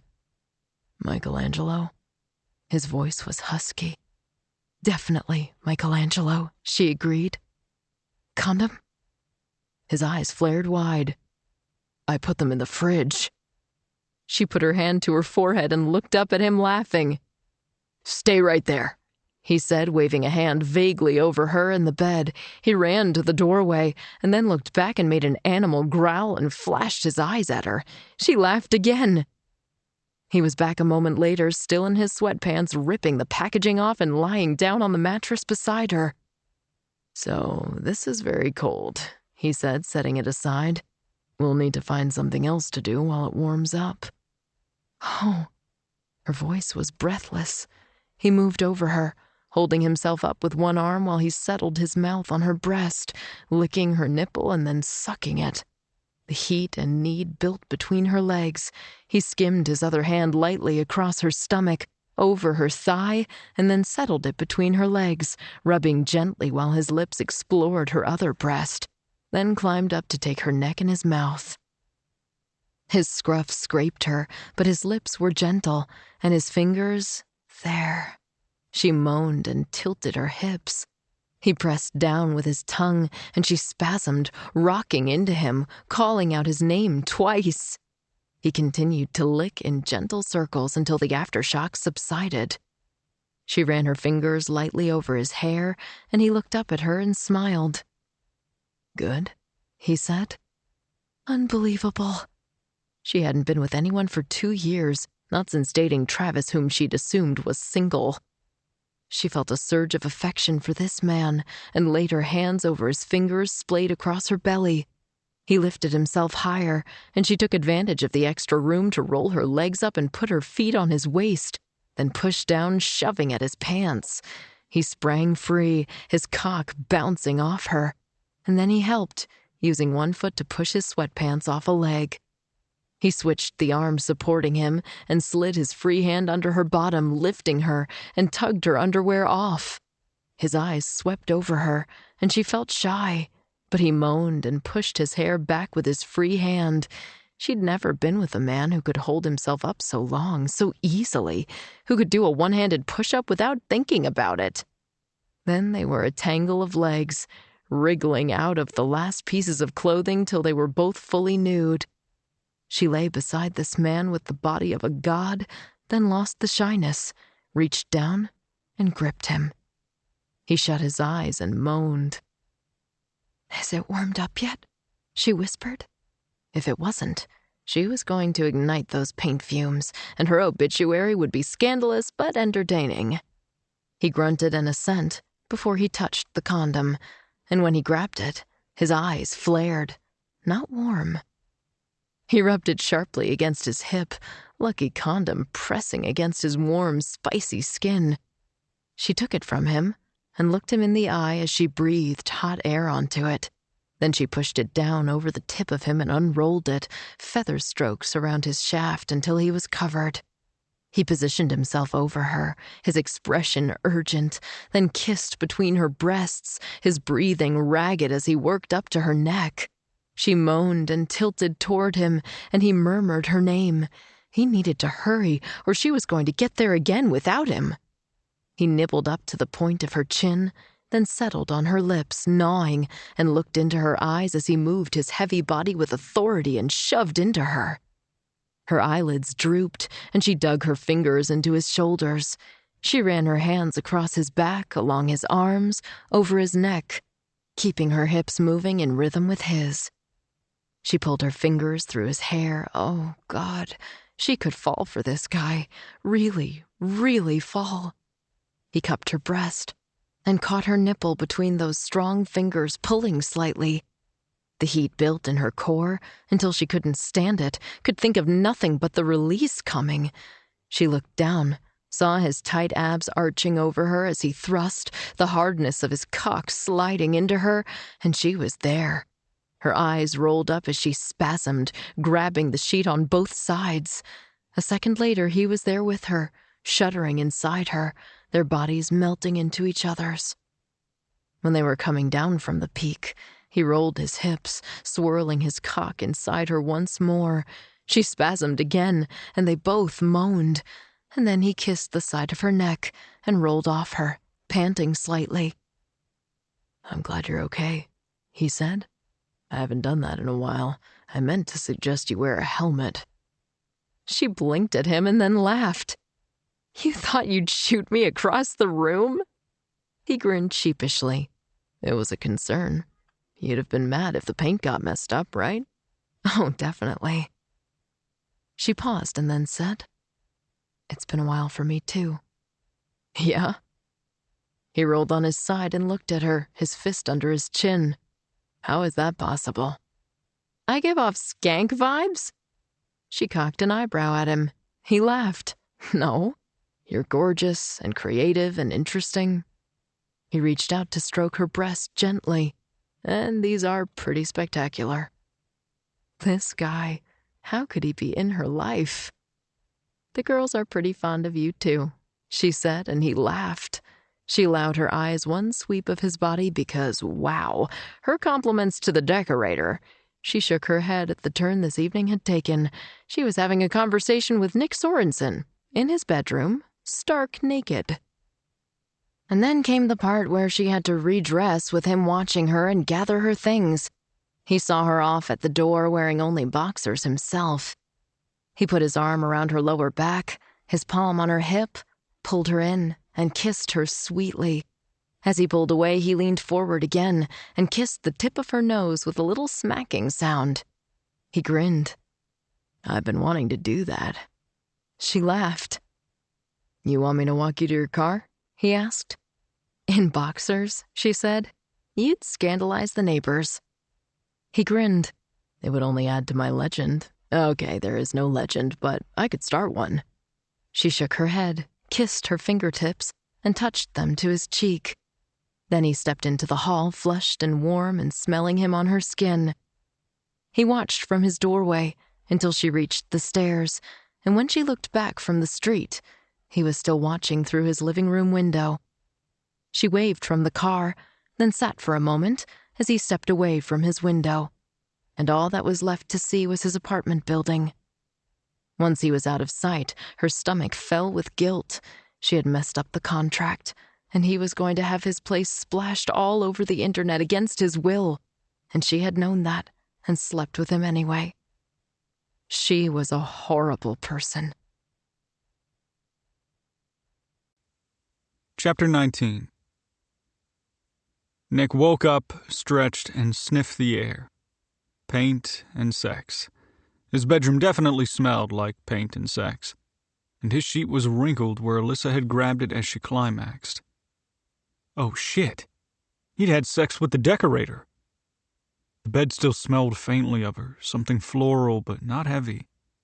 A June garden when the foliage hadn't yet overgrown its space. She smelled like dappled green light. If he were going to paint her, he'd put her in a long white dress in an early summer garden, stroking cerulean blue for the shadows in her skirt. Maybe some Scheveningen blue. He'd use Old Holland paint or Michael Harding. She was worth it. It would look like something Monet would have painted. Except that wasn't his style. What did it mean if you couldn't paint a woman in your own style? He stood up and padded into his green living room. She'd gotten the shade right. It was light, unobtrusive. It would give the place a natural, outdoorsy feel without calling attention to itself or being too dark. Greens were tricky, and yet she'd made a slap shot from center ice. But shit, he'd slept with her. What was he thinking? Eric had had an ultrasound picture taped inside his locker. Tyler, Luca, and Sammy had been happily playing the field. Dragon had boarded the plane with a ring in his pocket. And then it all ended. None of them were slipping the interior designer's panties off. Although Sammy totally would have. Nick smiled faintly. Sammy definitely would have approved. Nick wished he could see Sammy's reaction to Alyssa, Sammy knew a pretty woman when he saw one, and he would have liked her too. Nick was sure of that. He felt like his insides were glowing, and Sammy would see that, would give him a warm smile, slap him on the arm, and say, "Don't mess this up." "I won't," he said out loud. He wasn't sure if he was promising Sammy or Alyssa. He shook his head sharply. That was wrong, because it's what Sammy would have said when he was alive. But now, moving forward meant leaving his friends behind. Every new thing he did pulled him further away from them. His being traded to Detroit. Sammy never knew about that. Would never know. If Nick married or had children, Sammy wouldn't know that either. And how could that be? Sammy would have given the toast at his wedding, no question. How could he carve a different future, one without these men? They had been great friends, good men, and he was betraying them, taking his pleasure with Alyssa, watching her paint his walls, the way she brushed the hair out of her face, the way she looked so intent as she worked at the edge of the baseboard. He'd grown hotter and harder as he watched the steadiness of her smooth, small hand, and wondered how it would feel if it wasn't wrapped around a roller brush handle. If it was around him. Going forward was leaving them behind. He got up, peed, looked at his coffee maker, and didn't bother. He had to see the therapist again this morning. The team doctor had rescheduled the appointment he'd missed when he was at the museum. Dr. Williams was middle-aged, wore heavy jewelry, and her hair was in short dreads. She was kind, her smile was genuine, and she had a row of framed diplomas on her office wall. Nick would have liked her in any other circumstance. But she wanted to talk about his feelings, and he didn't plan to have any. Maybe they could talk about Gretzky's records, about how many points you could score for how many seasons and still not be anywhere near his point total. If she wanted to be philosophical, they could discuss why God would have made Gretzky in the first place. Was it a message to hockey players? To fans? And if so, was it a wake-up call? Look what I can do. I made Wayne Gretzky. Think what I could do if I wanted to lay down an Old Testament smiting. Then everybody would review the Great One's 61 NHL records, mouth, "Oh, fuck," to one another, and shape up. There was really nothing the therapist could talk about that he couldn't turn into a discussion of Gretzky. But the first appointment had done nothing to make him think she'd be enthused about it. So obviously, that was a mark against her. Nick walked into Sammy's bedroom, shut the door behind him, and stood in the middle of the room. When Nick had moved into the Detroit apartment, he'd taken the larger bedroom. Sammy would have been pissed about that, but if Sammy didn't like it, he could come up behind him and grab him in a headlock and take him down, or bounce a grape off his eyeball. "I had sex last night," he said. Sammy didn't say anything. "I'm a guy who talks to an empty room." "I'm sorry you're not having sex. Although in fairness, I could get busy for a couple of years before I'd ever reach Sammy Gaunchy levels of doinkitude." He stood silently. Sammy didn't laugh. "You ever think about how elephants' teeth wear down and then they starve to death? I think that would have happened to your dick." He stood in Sammy's room for a couple more minutes, and then left, closing the door behind him. In the shower, he thought about Alyssa and how he probably had to make things right with her, too. He wasn't worried about consent. Alyssa had put the condom on him. Thinking about it made him hard again. But she'd been in his place to work, and he'd lain there on the mattress watching her ass, which was magnificent. But had that made her uncomfortable?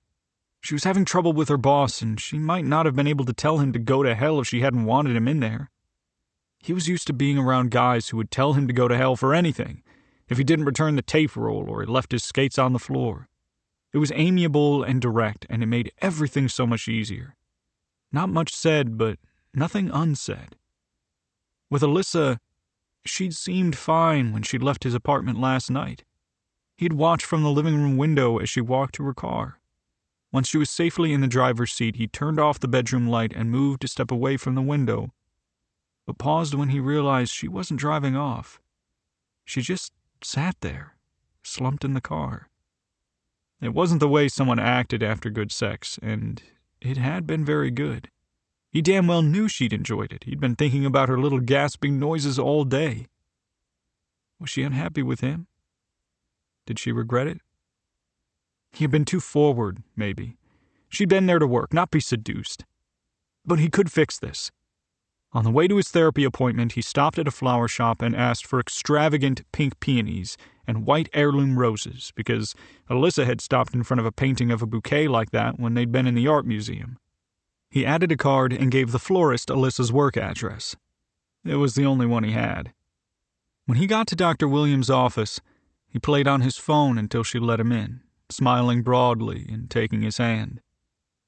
"I'm so glad to see you, Nick," she said, motioning vaguely toward a collection of furniture. He could sit where he wanted. Sofa, big chair, small chair. She would be secretly evaluating every move. He knew that. It was like being scouted. "How was your week?" she asked as he sank into the big chair and she pulled her desk chair around. "I've been thinking a lot about Wayne Gretzky," he said. "Control the game from the beginning." "Who's that?" she asked. Shit. He was definitely going to have to tell Sammy about this. He'd laugh his ass off.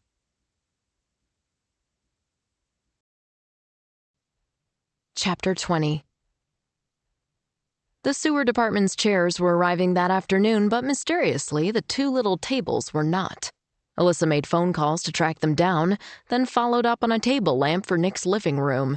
It was an antique she was having rewired, and the electrician didn't seem to see the urgency of the project. She was sitting in her desk chair looking at a couple of pigeons hanging out by the trash bin outside when Stacy came to her door. The agency owner held an enormous bouquet of peonies and roses, pink and white and luxuriant and fragrant. For a moment, Alyssa thought they were Stacy's way of apologizing for being a jerk for, well, forever. Then she saw the glint in Stacy's eyes as she set the bouquet on the desk and swiveled it so the card and its plastic prong faced Alyssa. The envelope was ripped open and tucked behind the card so Alyssa would know there had been one, know that Stacy had chosen to open it. The card was plain, pale pink, and in an elegant male script said, "I loved last night, but we shouldn't do that again. I'm sorry if I made you uncomfortable. Nick." "Did you sleep with a client?" Stacy said as Alyssa was still scanning the card. "No, of course not. She would never do that. Nick wasn't just a client. He was different." She flushed, deep and full, and there was no reason to answer, betrayed by her own circulatory system. Stacy rocked back and crossed her arms, her lips pinched together. "That is an ethical violation," she said, enunciating very precisely. This from Stacy, who regularly churned through associates, poaching their accounts and stealing pieces they'd found to give to her own clients. Alyssa had lost a Tiffany lamp she'd secured for a client whose grandfather had known Louis Tiffany. It had broken her heart, and she'd already told the client she had something special for her, and Stacy called her unethical? "My personal life is personal," Alyssa said. "You shouldn't have opened the envelope." Stacy ignored that. "Finish your booty call apartment." Alyssa's mouth dropped open. "I want my commercial. Oh, and finish the poop project." She walked to the door and stopped with her hand on the frame. "Then you're fired." Alyssa stared after her as she disappeared down the hall toward her own office. She could not have lost this job. She needed this job. What if the reason for her termination got around? Ethical violations, people would say, and they'd think embezzlement or painting oak baseboards. There was no way to defend herself if a whisper campaign started. Gossip was the huff and puff that would blow her dream house down.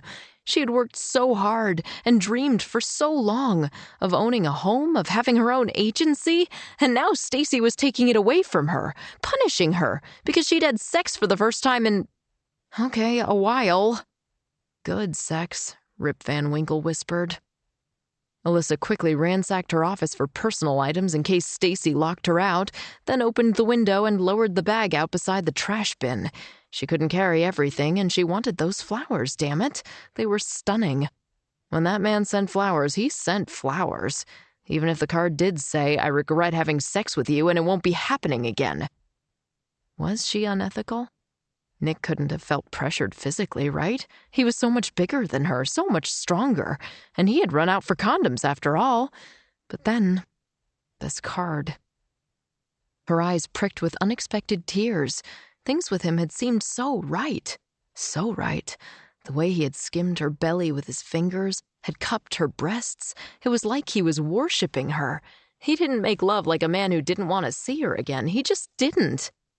She took a deep breath to steady herself, and then carried the bouquet out the front door to her car. She came back in and stopped at Stacy's door. Stacy was dusting some framed awards, even though they had a cleaning service. She just wanted to bring them to Alyssa's attention, bitch. "Can we talk?" Alyssa said. "No, honey. You need to finish your work and go away. I can't have you hurting my reputation." Alyssa's cheeks burned, and she started to turn when Stacy said, "I ran a search on you. Your brother is a criminal?" Alyssa turned back toward her, eyes blazing. "No, he's an educator." That was a lie, but her family was none of Stacy's business. "Looks like somebody has trouble with a computer." This was a sore point for Stacy, and Alyssa knew it. Come after my weak point, I'll come after yours. For a second, Stacy seemed uncertain. Then she waved her hand. "Inconsequential." Alyssa took a deep breath to ground herself, then said, "Nick said no to the commercial." She wanted to run home and cry, but she needed to fix this for Nick.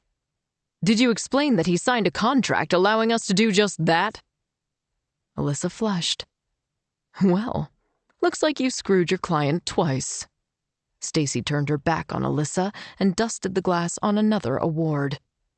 Alyssa hesitated for a moment, then grabbed the vase of flowers and a few low-priority items from her office and walked out to the refuse bin to retrieve her bag. Pathetic. But Ryan would have loved her defending him, and the thought made her smile. Until she was 2 blocks away, car motor humming, flowers on the passenger seat, and it occurred to her that she should have acknowledged his past and still claimed him. So there was another failure. If she was going to get fired for sex with a client, though, she was glad it was with Nick. Maybe he didn't want to see her again, and she'd be lying to herself if she said that didn't sting. But God help her, she still liked him. And she could close her eyes and see him whenever she wanted. She could watch his games on TV and imagine him nude, and she knew darned well that when the need was great and she took care of things herself, he was who she would think of. She was pathetic, unethical, and fired. Chapter 21. Gilda set the shakes down at their booth and left. Emma tapped her fingernails on the frosted glass. She had little crystals embedded in the tips of her nails. "What are you going to do?" "It's obvious what she's going to do," Janet said fiercely. "She's going to come back and work with me." Alyssa gave her a watery smile. "Thanks." She took a sip of her shake, then said pensively, "I wish I could start my own business. It would be something no one could take away, you know? Nobody could make some stupid decision I don't even know about, and then everything disappears." Emma gave her a sympathetic nod. "But if I get bad word of mouth, it won't be possible," Alyssa went on. "And I don't think I could swing it financially anyway." "Startup is always slow," Emma said, spinning the salt shaker. "What would it actually take?" Janet said. "Could you work out of your apartment?" Alyssa drew a finger through the condensation on her shake glass. "I'd have to have a place to see clients, to show them my proposals, samples, all that. I really need an office space." "So get one," Janet said, "if you really want to make a go of this." "I do, it's just—" Alyssa was quiet for a moment, worrying a cuticle. Finally, she said, "It would take such a big splash to start. An ad campaign so people know I'm there, and getting a workspace. It's such a huge gamble." Janet and Emma exchanged a glance. "Stop it, you two," Alyssa said crossly. "This isn't about my father gambling everything away." Janet arched her eyebrows and made fish lips, but she kept her eyes on the tabletop. "I just can't do it right now," Alyssa said. Janet leaned forward. "I have so many Halloween parties scheduled. I'm actually overbooked. Seems the harvest spirit is strong this year." Alyssa gave her a half smile. Work for me on a week-by-week basis. No benefits, but buckets and buckets of cash. When did you get so solvent? Emma asked. It's aspirational, but I definitely can take someone on through spring at least, and there's nobody I want as much as you. Oh, Alyssa said. You're a good friend. Yeah, but it's also a smart business decision, Janet said. You're so good at this stuff, Alyssa. Of course I want you. Gilda brought their plates over and set them down with a clink. The china was white and thick, and the buns glistened with grease. Speaking of good, Emma said, you got fired for sleeping with Nick Sorensen. Yup. She dropped her face into her hands dramatically. Put that on your sign, Emma smirked. Alyssa lowered her hands and raised an eyebrow. Designs by unethical skank. You are not a skank, Janet said. There's nothing wrong with sex. Unless you don't tell your girlfriends every single detail, that would be wrong. Very wrong, Emma said. So what's his best feature? Legs, chest, butt? Alyssa threw a fry at her. I actually like him, she said miserably. Janet and Emma exchanged a glance. Oh, Emma said. And the card on the flowers told you to kiss off, Janet said, putting the pieces together. Alyssa nodded miserably. He said he regretted it. Bastard, Emma said. Let's go do a thing he wouldn't like. She looked at them. What? I don't know anything about hockey. Maybe we'd knock his goalpost over? That's the spirit, Alyssa said listlessly. Oh, honey, Janet said, sliding a hand across the table to squeeze Alyssa's. You just have to finish his apartment and that stupid sewer department thing, right? The sewer department's done except for a couple of missing tables. I put everything else in place this afternoon. So you finish Sexy Time Nick's place and work for me at the same time. There can't be that much more to do on it. The design's done, Alyssa acknowledged. I need to put a second coat on his bedroom. Ooh, I'll bet you do, Janet said, and Emma gave her a high five. When he's not around, Alyssa qualified, rolling her eyes. Then it's just getting everything put in place. I have a group of nurses throwing a pirate-themed Halloween party, and I have done nothing for it so far except make sure I have enough plastic cutlasses on hand, and a banker is having a sophisticated autumn-themed dinner at his sprawling estate. There's a caterer, but we're in charge of everything else. I could really use you to make decorations for the front door and the veranda, where people will wander out with drinks, and... Alyssa put her hand up. Sold. I'd love to come back. Thank you. Yes! Janet pumped her arm. And if you decide you want to be full-time and permanent, you just let me know. I'll figure it out. Alyssa gave her the best smile she could pull off. Before they were done with dinner, Alyssa had backslid to her 15-year-old level of professional accomplishment, doing the decorations for other people's parties, and Emma had told Gilda about Nick. Gilda wrapped a cookie for Alyssa to take with her, and when Alyssa hugged her in thanks, she inexplicably started to cry.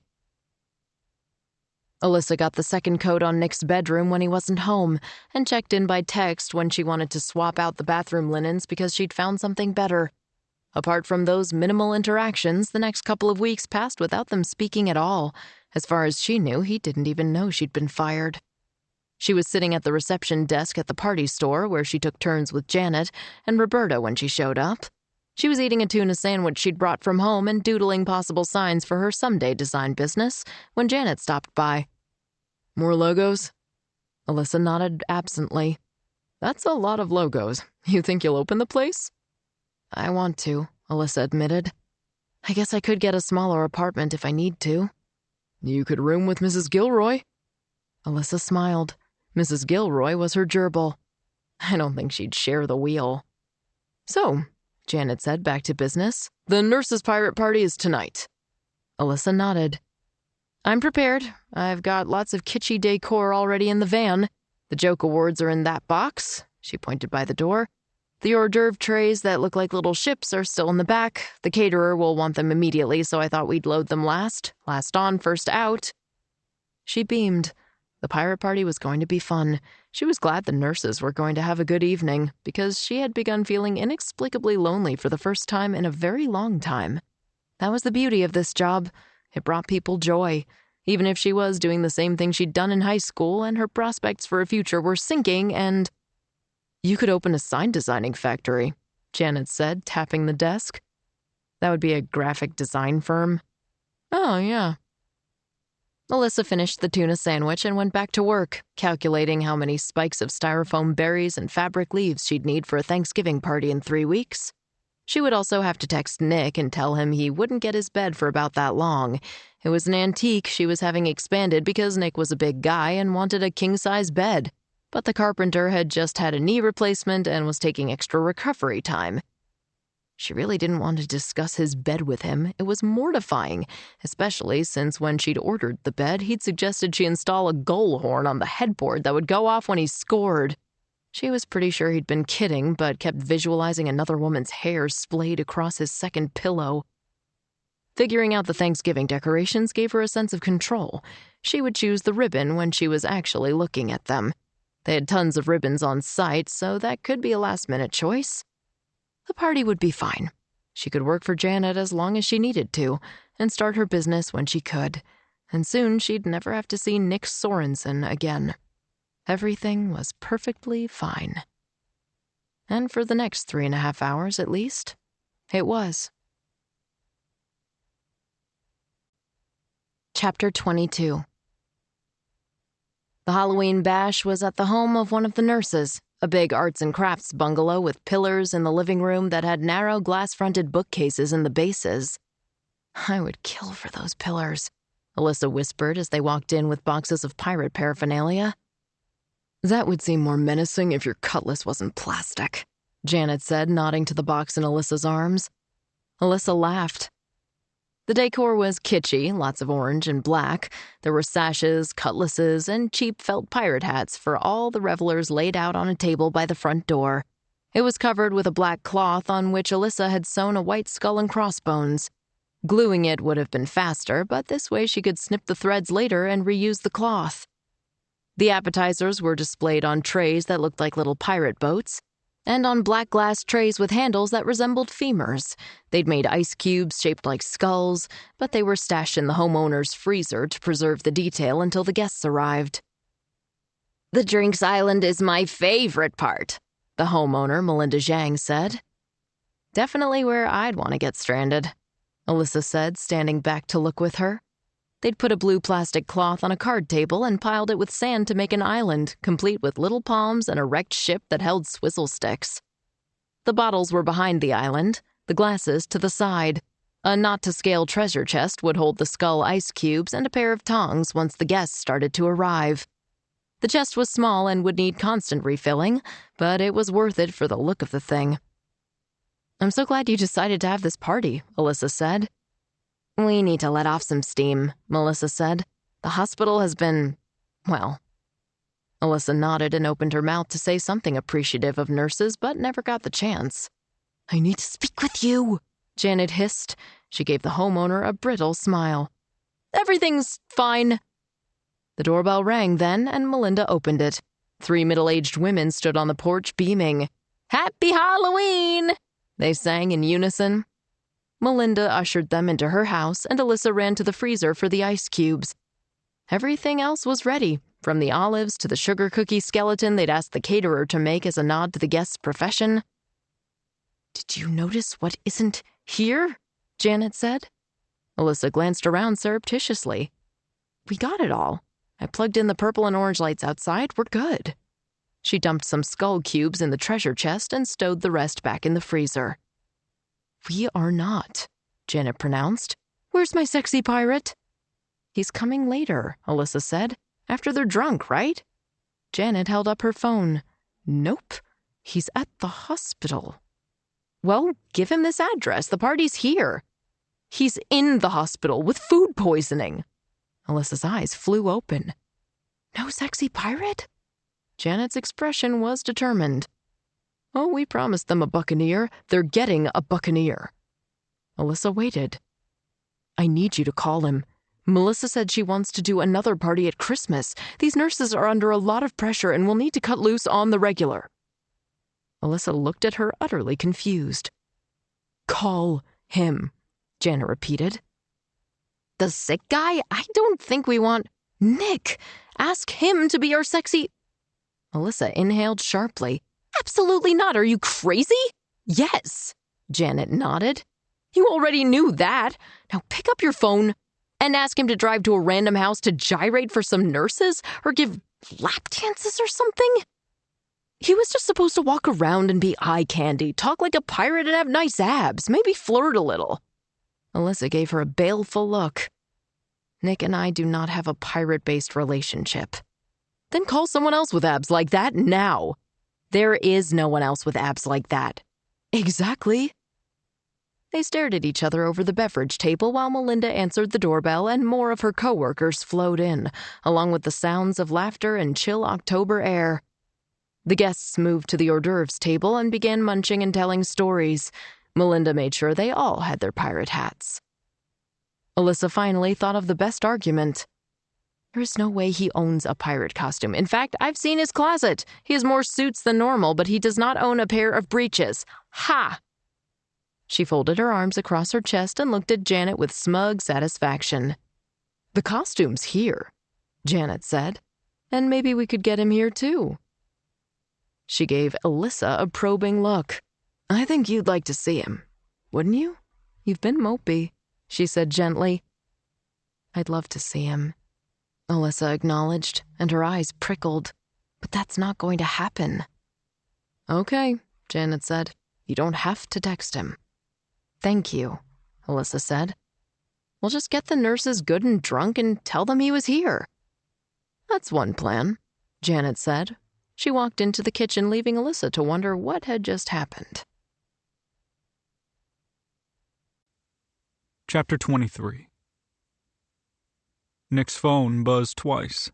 He tilted the laundry basket, dumping a tangle of socks and underwear onto his mattress, and walked to the windowsill to retrieve it.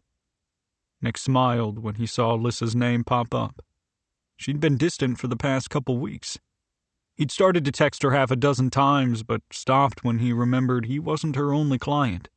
She was busy. He should respect her schedule. Then he read her texts. Alyssa. Hey, so I know this is weird, but I kind of need help. Alyssa. I'm at a party and there's a problem. He pitched the laundry basket into the closet and trotted into the kitchen to grab his wallet off the counter, texting as he went. Nick. Are you in danger? Nick. What's the address? Nick. Is it a guy? Nick. I'll kill him. Alyssa. No, I'm fine. But we're throwing a party for some really nice nurses, and there was supposed to be a pirate. He got sick, and we need a guy to show up. Nick stared at his phone. Nick. Are you serious? Alyssa. Yeah, LOL. Is there any chance you're interested? Nick. You want me to be a pirate? Alyssa. We sort of need one. Nick. This is so weird. Nick. Address? Alyssa. You're the best. Hard eyes emoji. 1207 Oak Court. Lots of cars out front. Nick. It'll be a little while. Alyssa. That's okay. They're getting drunk. Nick. If a parrot poops on me, I'm gonna be mad. Alyssa. Ha! See you soon. Nick. Why didn't you ask Ryan? Nick. Seriously, he'd be a great pirate. Nick. You there?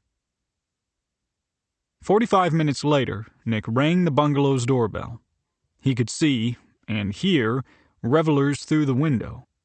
A moment later, a woman in a cheap pirate hat threw the door wide and said, Well, ahoy there! She ushered him into the room, which was festooned with orange and black streamers, and filled with women and two men in the same pirate hats.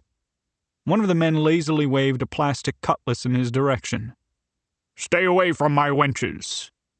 Aye, aye, Nick said, wondering what Alyssa had gotten him into. Janet rushed forward, grabbed his arm, and led him past an inflated mylar palm tree on a desert island and into the kitchen. Thank you so much for coming, she said. Alyssa was sitting behind the kitchen table. She had a little orange paper plate with snacks and was wearing skinny black pants and a white blouse unbuttoned just far enough. Damn, but she looked good. He'd missed her. He gave her his most charming smile. It was a little weird that she texted him to come cosplay a pirate, but it seemed like a step forward in their relationship. This seemed social, not professional. She dropped her head to stare at him, and it made her hair do that thing, and... Wait, that wasn't a "you look fine tonight" Nick stare. That was a "what in the actual hell are you doing here" stare. He smiled at her. Hi. She had forgotten the cracker that hung suspended halfway to her mouth. You needed a pirate? Arr? Her eyes snapped to Janet. So, Janet said breezily, your costume is in the half bath there. She pointed off the kitchen. You're just local color. You walk around and act sexy and, well, piratical. But you don't have to let anybody grind on you. Well, that's good news, Nick said. Alyssa lowered her cracker. Janet? There was more ice in her voice than a Zamboni could smooth in a year. My spidey sense is tingling, Nick said. Actually, more than that was tingling. Alyssa's blouse was definitely flattering. I walked into something?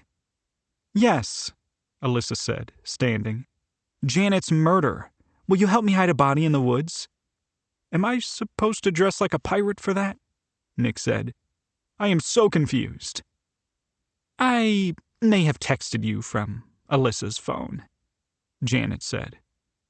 His eyes flew open. Had he said anything smutty? He hadn't. He was sure. Kind of sure. Alyssa stood abruptly. That was inappropriate. Something occurred to her, and she added, and maybe a felony. Janet squinted sideways at her, and Nick looked confused. Wrongful use of a telecommunications device. They're regulated, you know. She turned to Nick and said stiffly, I apologize for Janet. I'm sorry for the misunderstanding, Janet said to Nick. But we really needed a pirate. She turned to Alyssa. And like you said, there's nobody else with abs like his. Alyssa gasped and flushed furiously. Nick smirked and stretched his arms overhead, making his shirt ride up. He grinned. Alyssa stood straighter. And I'm sorry that my coworker was a phone thief. May she rest in peace. Nick stood, looking between them. I'm not sure what to do. Did Alyssa want him to stay? That abs comment had made it sound like it. I guess it depends on whether you want to waste your entire trip out here or dress up like a badass pirate, have some snacks, and party with some pretty cool nurses while helping us out. Janet batted her eyelashes. I get snacks? Nick said. Alyssa rolled her eyes.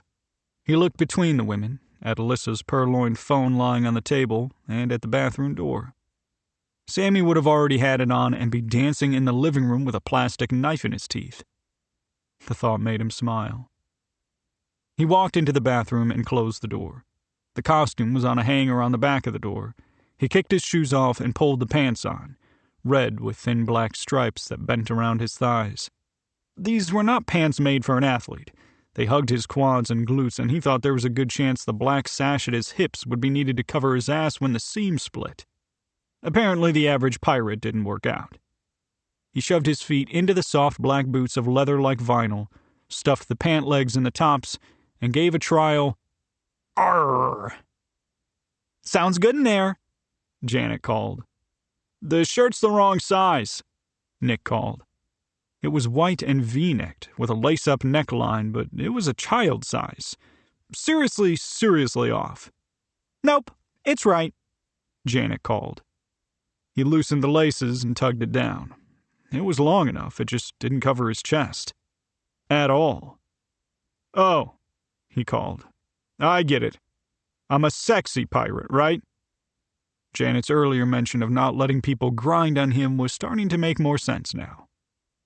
Burial or cremation? Alyssa stage whispered to Janet. This costume made him look either very hot or extremely stupid. He was going to gauge which by Alyssa's face when he stepped out. If it was the latter, he was staying for 10 minutes and calling it a night. But not till he got some of those little sausages in the crock pot he'd passed. Anyway, nobody seemed to have recognized him, which was a relief.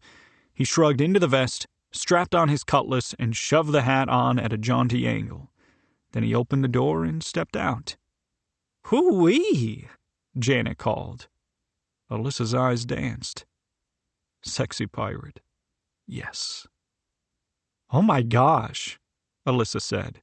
"Those pants." "Yeah, they're a little tight. And that shirt isn't really a shirt. Guess that's why their timbers shiver." He cocked an eyebrow and smirked when Alyssa sucked in her breath. She was remembering the same things he was. "Okay," Janet said, grabbing his arm. "Let's get you mingling with the nurses." "I am so sorry," Alyssa said, "but I'm still taking a picture of this." She whipped out her camera and snapped a photo. Janet pulled him into the living room. "Pirate!" she announced. The nurses erupted into howls and applause. "I fear for my virtue," Nick whispered to Janet. "Yeah, that's a goner." One of the women turned the volume up on the music, and everyone began to dance. Nick unsheathed his cutlass and gripped it in his teeth. It would keep him from laughing. He danced with a woman in a green sweater for about 10 seconds before someone cut in, and then it happened again. And then it devolved into a general melee, everyone dancing together.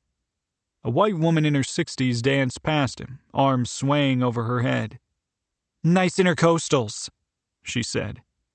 He'd never thought his rib muscles were his best feature, but if you were drunk enough. Eventually he made his way to the crock pot, found it still had little sausages, and speared some with a plastic cocktail fork shaped like a sword.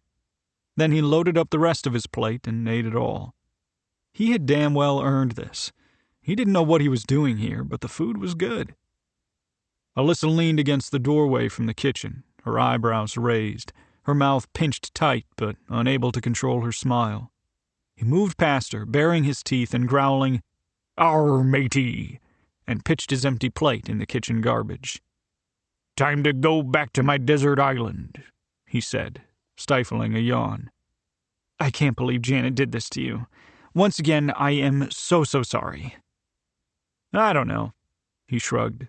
"The food was pretty good. I'm willing to gyrate for snacks." She laughed. "Did you get one of the rum balls?" He shook his head. "The caterers made them because pirates, rum, they're so good." She stuck her head into the living room where the party was breaking up. The first to leave had already retrieved their coats from the bedroom and were saying their goodbyes. Alyssa snagged a rum ball off a pirate ship tray and raised it to Nick's mouth. She hesitated at the last second, maybe thinking it was too intimate. But he opened wide and leaned forward so that her fingers were in his mouth. She dropped the cookie on his tongue, and he caught her fingers and sucked them before she extricated them. They held each other's gaze for a long moment, and then she stepped back to an appropriate distance. Nick chewed the cookie, and his eyes rolled back in his head. He moaned. "Well, my hearty, you weren't kidding," he said once he'd swallowed. He had good manners for a pirate. "They're really clearing out now," Janet said, poking her head in from the living room. "I'm going to start cleaning up. Nick, you were such a good sport. Thank you." He bowed in swashbuckling fashion, swinging his arm forward and dipping low. "Just keep the costume," Janet said. "We don't reuse them." Nick glanced down at his chest. "I doubt I'll need this again, but it'll be fun walking into the building in it." He grabbed his clothes out of the bathroom. When he came out, Janet held out a $50 bill. "I realize this isn't much, but it's what the other guy was going to get." No thanks," he said. "You more than earned it." He shook his head. "Give it to your abs. They earned at least this much all on their own." He laughed. "My contract prohibits me from taking outside work except for promotions. I could be in an ad for skates, but I'm pretty sure I'm not allowed to accept your doubloons." Janet made fish lips and looked at him, then at Alyssa. "Even I feel bad about exploiting him if we can't pay him," she said. "You could put a couple of those rum balls on a plate for me," he said hopefully. Alyssa smiled. "Done," And seriously, thank you so much. I'm sorry that Janet has such a black heart. Yeah, but you're not acting all mopey anymore, Janet said softly, then discreetly left the room. Nick and Alyssa stood in awkward silence. Again, the black heart thing, Alyssa finally said. Nah, pirates like that sort of thing, Nick said.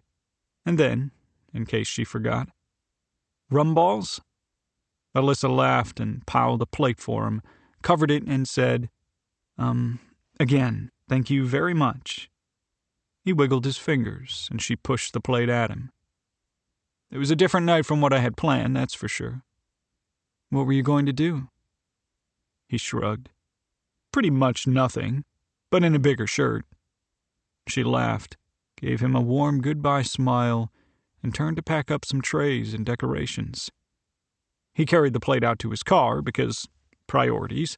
Then he trudged back to the door, startling Alyssa as she stepped out, almost unable to see over a stack of boxes. He'd had to ignore her all evening because those pirate pants were plenty tight, and he was confident that if he'd gotten an erection, he'd have split them. The party was memorable enough as it was. But now he was going to help. I can get those, he said. Oh, Okay, thanks, Alyssa said, walking ahead of him to pop her trunk. He followed her back in and took the next box, waved to the party's host, and carried it out to Alyssa's car, too. Could you follow her home? Janet called. She has to carry all that, and it's pretty late. Nick said, Oh, sure. At the same time, Alyssa hissed, Janet! He turned to her, one eyebrow up. I don't want to intrude, but maybe I should at least make sure you get in okay. Alyssa pulled her jacket tighter around her, arms across her chest. An October breeze made her hair fly, and dry leaves scurried over the yard. I got your note, she said. With the flowers? Oh. He hadn't expected her to bring that up. I get that you don't want to see me again, and that's okay, of course. She hurried on as he started to say something. But under the circumstances, it was very inappropriate of Janet to text you tonight. She pulled back a strand of hair that floated across her eye. I didn't say I didn't want to see you. Had he? That wasn't quite how he'd worded it. It was just that he had been too forward and she'd sat slumped in her car. The flowers had been supposed to fix things. He'd seen her admire a bouquet like that on the wall at the museum. Honestly, it had been damned thoughtful of him to send look-alike flowers. The wind caught dried leaves and sent them scurrying around their feet, and a few rose up around Alyssa in a small autumnal vortex. He didn't want to go too fast with her. He wanted to grab her and kiss her. He didn't want to explain any of it to Sammy later. God, he was fucked up. I am fucked up, he said. Clear communication and an honest self-appraisal. Dr. Williams would be proud. Alyssa cocked an eyebrow in a way that suggested otherwise. He sighed.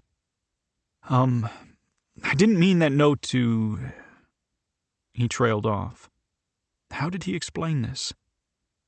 I didn't mean I didn't enjoy the, evening. Alyssa was watching him intently.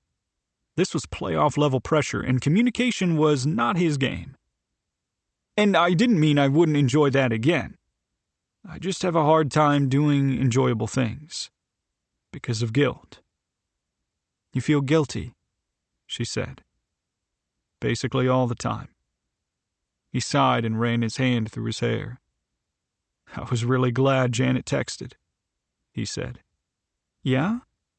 Alyssa dropped her arms and played with a button on the front of her jacket. Nervous, he thought. Because you assumed it was me and I was asking you to play pirate? He nodded. You didn't think I was weird? No, I thought you were a scurvy bilge rat, he said, and grinned. She rolled her eyes but smiled. Well, you certainly took to the role. Maybe they should trade you to Pittsburgh. He stared at her and she faltered. The Pirates, right? Wait, is that... Baseball? He said. Yes. He smiled and shook his head, then pointed toward her car. I'll follow? Sure. Thank you. Alyssa pulled out onto a quiet residential street. Nick followed her, his car humming quietly. Big engine, small chassis, slick lines. He was thinking about the way her honey hair had blown around her face, how he'd wanted to reach a hand out and pull it away from her eyes. But he'd been too forward the night she was painting his bedroom, and apparently the flowers hadn't fixed it. Tonight he wouldn't make that same mistake. He'd help her carry the boxes up, get a peek at what her apartment looked like. Frankly, he was curious. And then he'd leave. Because he was a gentleman, even if he was still wearing a hat with a red feather.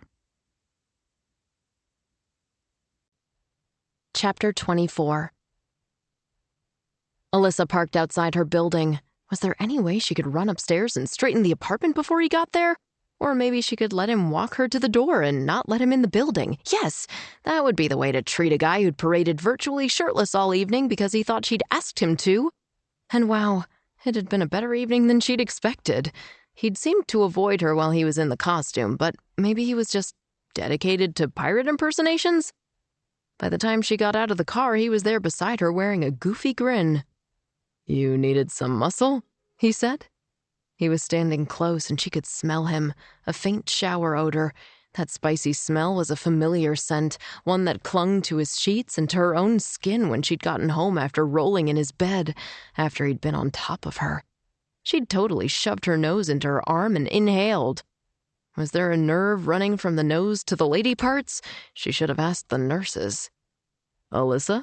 "Yes," she said brightly. "You can just dump them in the lobby and I can grab them from there." He gave her a "yeah, right" look, piled the boxes up, and this was going to be one trip, apparently. She unlocked the lobby door and he caught it with his foot, holding it for her, balancing on the other foot while holding all those party supplies. Hockey player ankles, handy for late-night apartment entries. She led him into the elevator, pushed the button for the 5th floor, and then smiled at him. "You're an incredibly good sport." "I have a trophy for that. It was a consolation prize from my mini-mite days." He beamed at her and she smiled back, then flushed and dropped her eyes. He was exceptionally good-looking, inappropriately so. His jawline probably violated the municipal code. All sorts of safety risks there. And then the elevator dinged, the smudged silver doors slid open, and they were in the familiar hallway with its coral carpet. Her building was bigger than his, and her apartment was halfway down the hall. He'd see her place and not be impressed. There was nothing special about it, and she was supposed to be a designer. But how would she explain that she had taste but no actual money? He had no idea she'd been fired because of what had happened between them. She hesitated outside the door and he shifted the boxes waiting, which gave her no choice but to swing the door open and hold it for him. Nick Sorensen stepped inside her place and said, "Where do you want me to put this?" Rip Van Winkle raised her hand and said, "I have an idea." "Shut up, lady parts." Just on the floor by the wall there would be great." He squatted, which did great things to his thighs. He set the whole stack down without tipping them, then stood and faced her. "Oh, crap!" she shouted. Nick saw her expression and his face fell. "What, did you forget something? Your phone, or—" She rushed past him into the lavender, white, and silver living room to where the clear plastic gerbil cage sat against the wall. The lid was knocked to the side and Mrs. Gilroy was gone. Mrs. Gilroy got out of her cage again. "Who?" "My gerbil. She's impossible to find. Be careful where you step." She could hear the panic in her voice. Nick slipped his shoes off, and there went her chance to get him out of there quickly. "Gerbil?" he said. She nodded and ran through the apartment, kitchen, bedroom, bath, but no soft brown fur, no shining black eyes looking up at her. "I probably bumped her cage on the way out," she said miserably, sinking onto the sofa. "It's been hours." "She can't get out of the apartment, can she?" "I don't think so." Panic swirled in her chest. "Unless she ran out when we opened the door." "I really don't think she did." "You can't know, though." Her voice was rising. "I'm very good at noticing small objects flashing past my feet." He lowered his head. "The puck?" She supposed that was true. She nodded and sniffed. Nick walked over and sat on the sofa beside her. He put his arm around her and gave her shoulders a squeeze, and it broke the chains she had on Rip Van Winkle, who was now unfettered and cackling wildly. "How do you want to do this?" "Well, I wouldn't mind walking your plank." "Do you want to go room by room, or each work from one end and try to flush her out?" She looked up at him. "I've already taken your whole evening. I don't feel right about making you crawl around to find my gerbil." "But I have gerbil-finding skills." He flexed the bicep of the arm that wasn't draped over her and gave her a hopeful smile.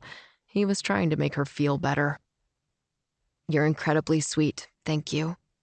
She stood, and as she did, his arm came off her shoulders and brushed down her side, touching her hip for just a moment. She had to remind herself not to jump on him. He had been clear about not wanting a repeat of their night together, and she had betrayed him with that contract. Accidentally, sure, but it was negligent. If he knew, he would be angry, hurt, and he had every right to be. She had to remember that. If he knew what she'd done, he would hate her. It would be wrong to let him touch her again. Nick dropped to his belly and looked under her sofa. "You vacuum under your sofa? Impressive." He grinned up at her, then belly crawled behind her side table. How could that be so sexy? Lucky, lucky floor.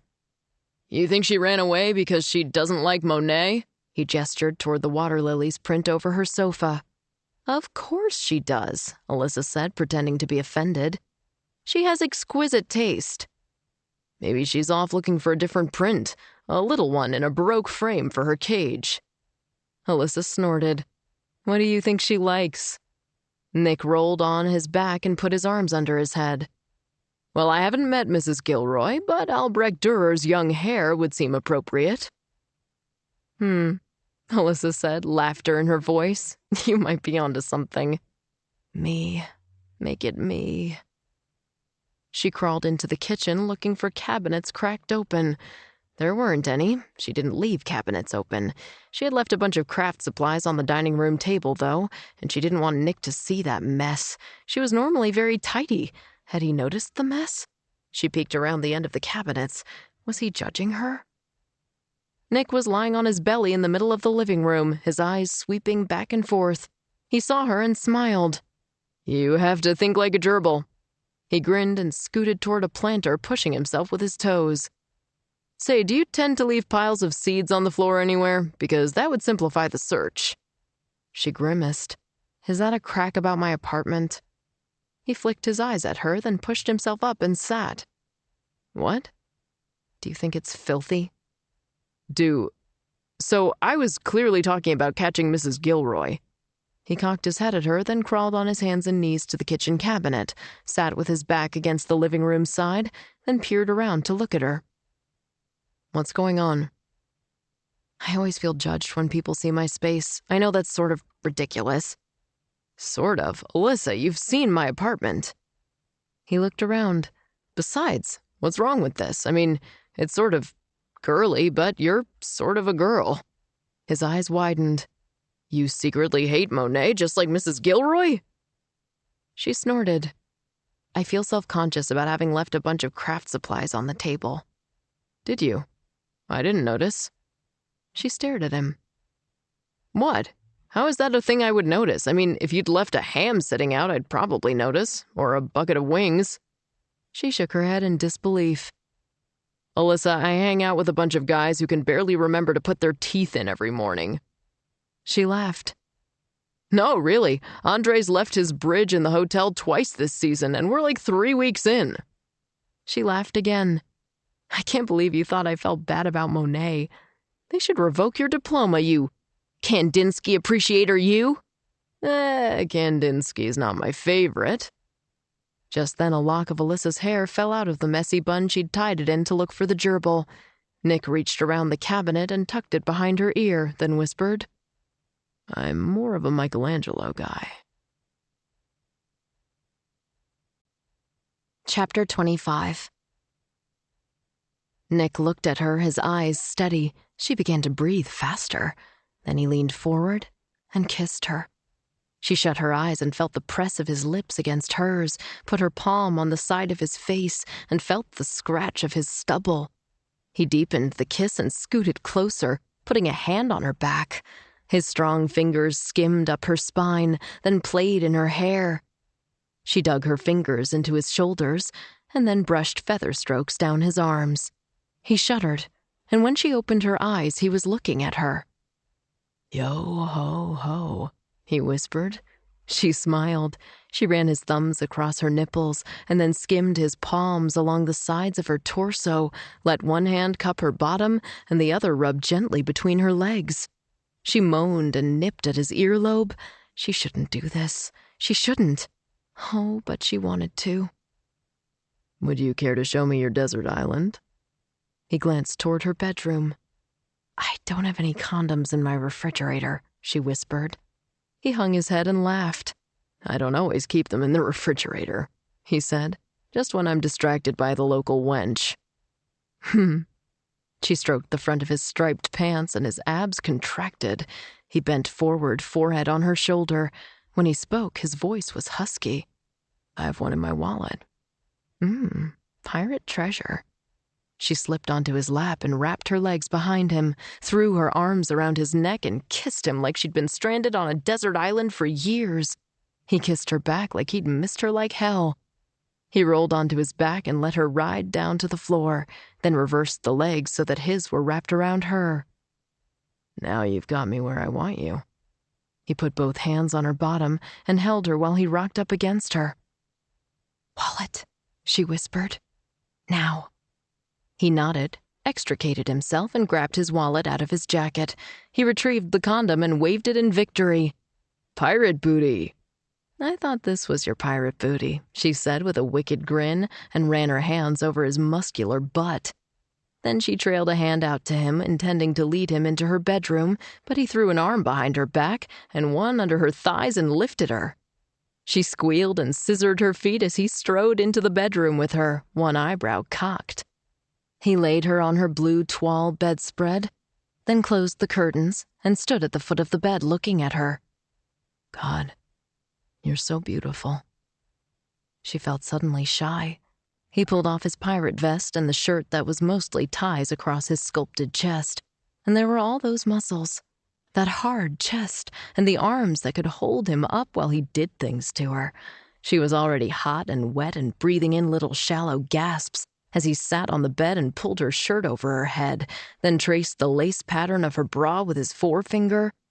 She fumbled at his sash, yanking on it, and saw the touch of a smile on his perfect curving lips. Okay, so he knew she was desperate. Then his pants ripped, the crotch seam giving way with a creak.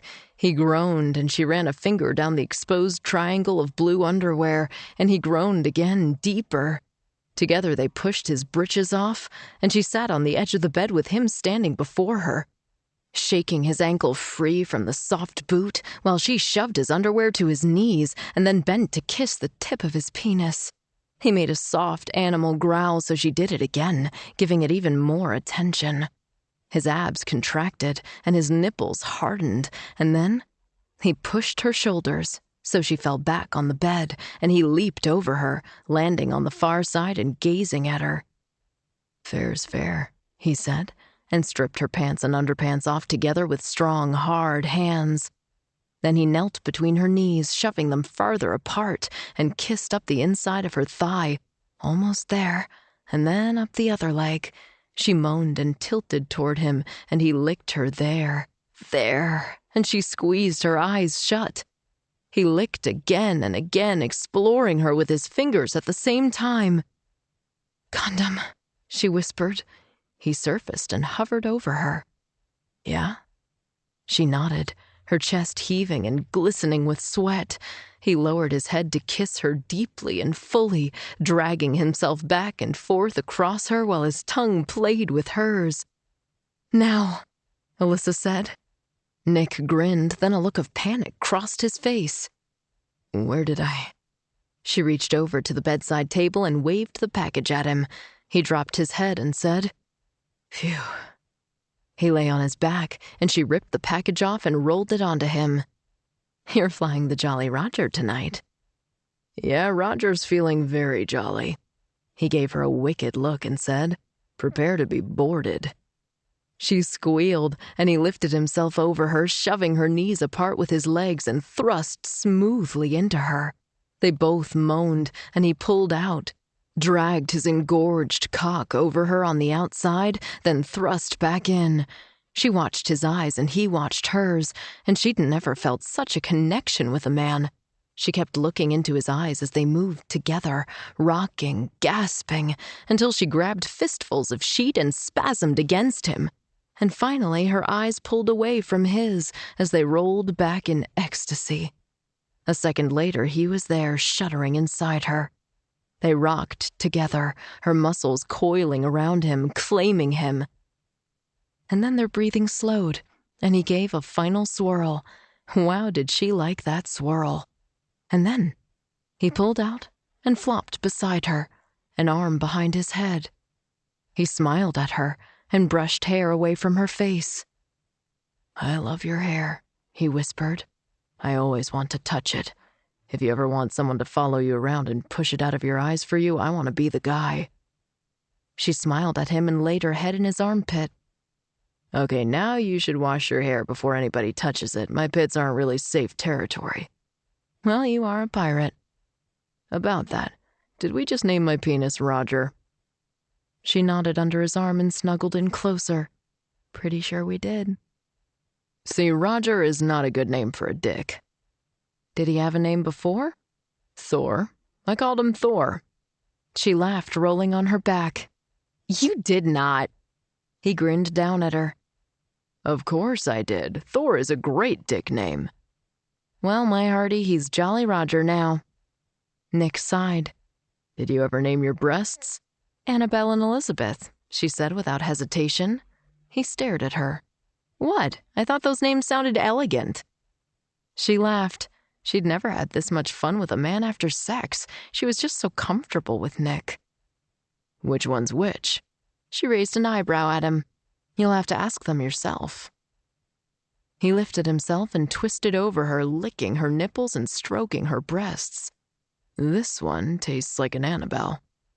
"Works for me." She shifted. "So Roger's a resilient fellow." He glanced down. Yeah. Well, hockey players can last for 3 periods." "3? "But I only had the one condom," he said, taking it off.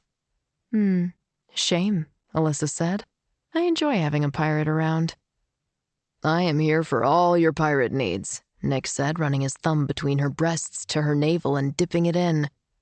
"Especially burying my treasure." She rolled her eyes, but she was smiling. "Oh, one more thing." He stood, took 2 strides to the closet, and stooped, giving her a great shot of his muscular butt. Then he turned, and there was Mrs. Gilroy in his hand, her pointy nose sticking out between his fingers. "Mrs. Gilroy!" "She was watching us," he said. "I saw her beady eyes, but, priorities." She laughed. He looked seriously down at the gerbil. "Perv." Alyssa got up, grabbed her satin bathrobe from behind her door and slipped it on, then led him back into the living room. He lowered the gerbil gently into its cage, and Alyssa set the lid back in place and latched it. "Mission accomplished," Nick said. He patted Naked over to her table. "Is this the stuff that's supposed to be messy?" "Yep." He cocked his head. "You're making note cards?" She twisted her lips sideways. "I was trying different designs for an agency sign, if I open one someday." His eyes widened. "That's great. You're doing that? Your own shop?" "Well," she hesitated. "I hope to someday. I'm not in a position to yet. Also, you're walking around stark naked. Do that on the ice, and I'll bet you could distract the other team." "It would be nice to get away from that woman, right? The frowny one?" She hesitated. She didn't want to explain that she'd gotten fired, and definitely not that it was over him. "We'll see." She shrugged. "You would be great. You're a terrific designer, and you're good with clients. You seem organized. Are you organized?" He sounded excited. She laughed. "I am organized." He threw his hands up. "What's stopping you? Go for it." "Nick, it's not that easy. A million things could go wrong." "A million things could go right." It's dangerous. Things can fall apart just like that. She tried to snap her fingers. He tilted his head and looked at her, clearly unimpressed with the attempt. 1 minute everything's fine, and the next you're knee-deep in debt and have a lease for some commercial space that you can't use because the end tables didn't come in, say, and you can't finish a project. He lowered his head and gave her a look that was clearly meant to be serious, but a smile kept breaking through. Are end tables a known hazard in your profession? Yes, many things can go wrong with end tables. He gave her squint eyes. You might have warned me before you put some in my place. She waved a hand dismissively. Throw them overboard if they get rowdy. She flipped the logo designs face down. But seriously, it's dangerous to start a business, and I'm not in a place to do it right now. Huh. He opened his mouth, shut in, and then took a breath. This is about your dad, right? And what happened afterward? He flipped the designs back over, squinted, and stepped back. No, it's about... Well, maybe. He nodded, apparently satisfied with the admission. Things can get better, you know. People heal. He hesitated, then plowed on. I was perfectly content living with one chair and a mattress on the floor. I didn't want my place turned into a home. And now? She sounded breathless. You're making it a home for me, and I like it. He flushed and looked back at the sketches scattered over the table. There was something in his voice when he said that she was making a home for him. She wasn't sure he meant just the apartment. His apparent embarrassment added to the impression. While he looked at the sketches, she eyed his torso. Wide shoulders, narrow waist, muscular butt. He looked like he should have been carved from marble and propped in front of the Parthenon. I like the one with the extra scroll on your name, but it's not clean enough. It would be hard to pick out at a distance. That's what I thought, she said. He left them face up on the table, tapped them with a knuckle, and gave her a significant look. Tell me something. Why do you like designing people's houses? Because it makes it a home?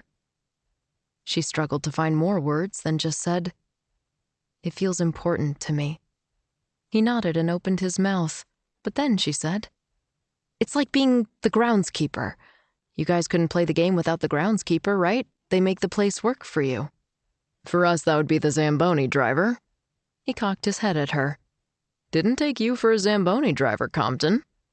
She responded with a vaguely automotive sound, and he laughed. Then he collected the pirate costume, wishing he'd thought to bring his own clothes up. He tied the black sash low to cover the ripped seam.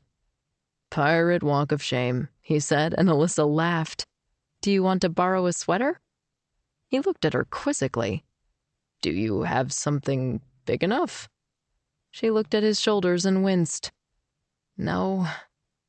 He gathered his keys and wallet and hesitated at the door. He leaned close to her, smelling of skin and sex, and whispered, If Mrs. Gilroy posts photos on the internet, I'm suing. She was laughing when his lips brushed her cheek with a quick kiss, and then he hustled down the hallway in his red-striped pirate pants ripped in the front where she couldn't see. But the view from the back was amazing.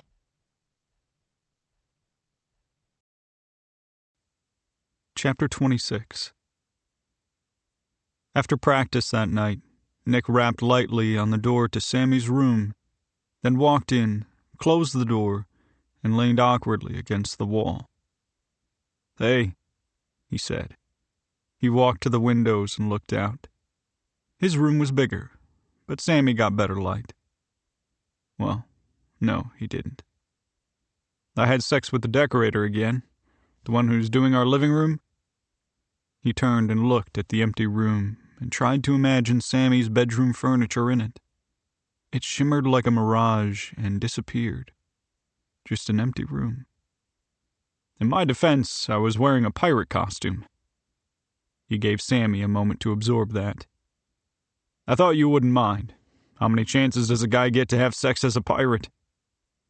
He ran a thumb over the window ledge. I just thought I should tell you. He left the room and went to the kitchen, surveyed the stacked glass containers of chopped fruits and vegetables, and settled for carrying 6 containers, a fork, and a glass of water to the living room. The furniture had already been delivered, and Alyssa had carted away his old chair. It was going to a homeless shelter, apparently, not the one Vanessa worked with. He set the glass containers down with a clink. He couldn't imagine Alyssa homeless, and trapped in a car with Ryan. How had that even worked? How had they done homework? He'd felt homeless when he left the hospital, but he'd had enough money to live indoors. He was emotionally homeless, maybe, but Alyssa had been the real thing. He flopped down on the new sofa and imagined her as a kid, long-limbed and a little scrawny, maybe in a unicorn stage. Had she been the right age for that? He flipped the TV on and popped the lid off the broccoli container. No point trying to cook any of it. A hot meal would be nice, but he ran through smoke detector batteries pretty fast. He found a documentary on George O'Keeffe and a Colorado game and flipped back and forth between them. He was fine. He had baby carrots. He had a bookshelf with books on the floor in front of it because the little knick-knack crap Alyssa was going to put on it wasn't there yet, and she didn't want him arranging it himself. As if it mattered where a fake avocado went. Or maybe a fake duck. Would she do that to him? Anyway, he was fine. O'Keeffe died at the end of the documentary, and Colorado won their game. Neither ending pleased him, but neither was a surprise either. He looked at his phone. 12:11 a.m., which was 6:11 a.m. Zagreb time. He scrolled through his contacts, felt an old wound ooze as he saw the names. Sammy, Tyler, Eric, Luca, Dragon. He found Dragon's girlfriend's number and called. It rang 6 times. Then he heard the familiar voice. Hello? Hey, Mia, it's Nick Sorensen. Is this too early? No, it's not bad time. How are you, Nick? Her accent was thick. I'm good. Fine. How are you? I'm fine. We're lying, yes? I guess so. He was quiet for a moment. Can I ask you a question? It's personal. Personal? Her English had never been as good as Dragon's. It's a question I shouldn't ask, but I want to. Like, what is my real hair color? He laughed. Like that. Sure, you ask. Do you think you'll ever get married? Silence stretched 4,500 miles and then back. I'm sorry if... Yes, I will get married. She paused, then went on. I will always love Dragon. I will love him most. But in a few years I will find some good man and make life with him. Now I have a question for you. Okay. Why you ask this? He rubbed his fingers over his mouth. I may be having trouble moving on. I thought if you were, it would shame me into it. Moving on? Like you have new roommate or best friend? I don't have either one. But I recently got a second chair. Oh, Nick. You be better. Dragon would not want this. Yeah. He stacked the empty food containers. I miss him. Of course. And then she was crying. Jesus, Mia, I'm sorry. I miss little scar on his left shoulder, she said, sniffling. Do you remember? Nick spun the remote control on his coffee table. He said he got it from a fishhook. Yes, we made joke about me. I forget how you say, but I fished him. I remember that scar. But he'd forgotten it. Hadn't thought about it since the plane went down. Do you remember his singing? She laughed. Oh, my boys. At least I don't have to hear that again. They were silent. I would give my own life to hear again. Yeah. They both sniffed. It really was bad, though. She laughed. You make me laugh and cry. Thank you. But I get ready for work now. Do you need anything? You have enough money? I have job. But thank you for question. All your questions. I like to think of, Dragon. It makes my makeup bad, but I like to remember. Yeah, he said. Okay. Thanks for taking the time. They said goodbye, and he carried the food containers to his sink, dumped them in, and decided to wash them in the morning. He wouldn't have if Sammy were there. Sammy would have sprayed him with the kitchen sink hose if he'd left dishes around. But Sammy wasn't there. The next morning, he met his counselor again. He'd given up on trying to discuss hockey. She wanted to talk about his feelings, and he had things he could tell her about. Progress. She would be happy, and he could get out of there. Maybe if she gave the coach a positive report, he'd let Nick stop going. And that really would be best for everybody. At 10 o'clock, Dr. Williams motioned him in. Nick sat in the big chair again. He figured it looked defensive, but he was a big guy. Let her write down whatever she wanted. He was going to be comfortable. "How have you been?" she said warmly. "Great," he said. She raised an eyebrow. "Overselling it, Nick." "I made progress on multiple fronts." She sat back and folded her hands at the wrists. "That's wonderful. Tell me." "Well, I've scored a hat trick in the game against Toronto." The wrinkle over her nose creased slightly. That wasn't the thing to lead with, apparently. "I went to a party, and I talked to an old friend. Oh, and all the furniture's been delivered, so my living space is almost normal." She gave him a slow clap. "That's all fantastic. What did you enjoy the most?" He tried to suppress the smirk working at the corner of his mouth. It was definitely burying his treasure with Alyssa, although that hat trick was a pretty close second. Not sure I can prioritize." "Sure," she said. "Who is the old friend?" Dragon Novak's girlfriend.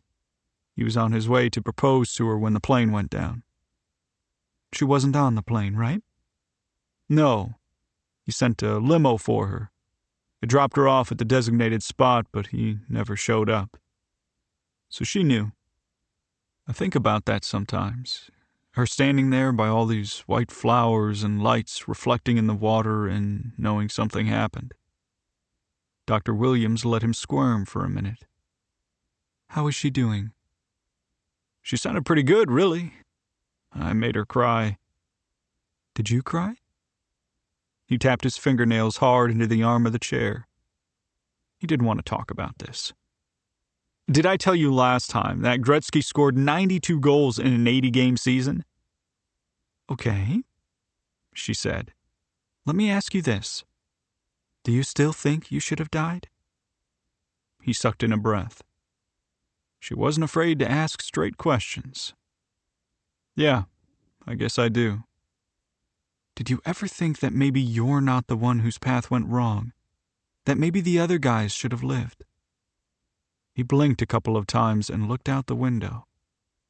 Finally, he said, "Oh, and one of the guys from the team invited me to Thanksgiving. I'm not going to go, but it was nice of him." She twisted her lips, making sure he knew she'd caught the change of subject. "Why aren't you going?" He shrugged. "It's a pity invite, I think. Thanksgiving is family time." "Maybe he thinks of you as family." Nick snorted.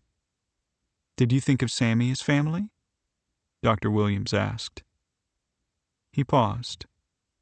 "Well, yeah, but that's different." "So you can love, but not be loved." He gave her a sour look. "What are you going to bring to the dinner?" she pressed.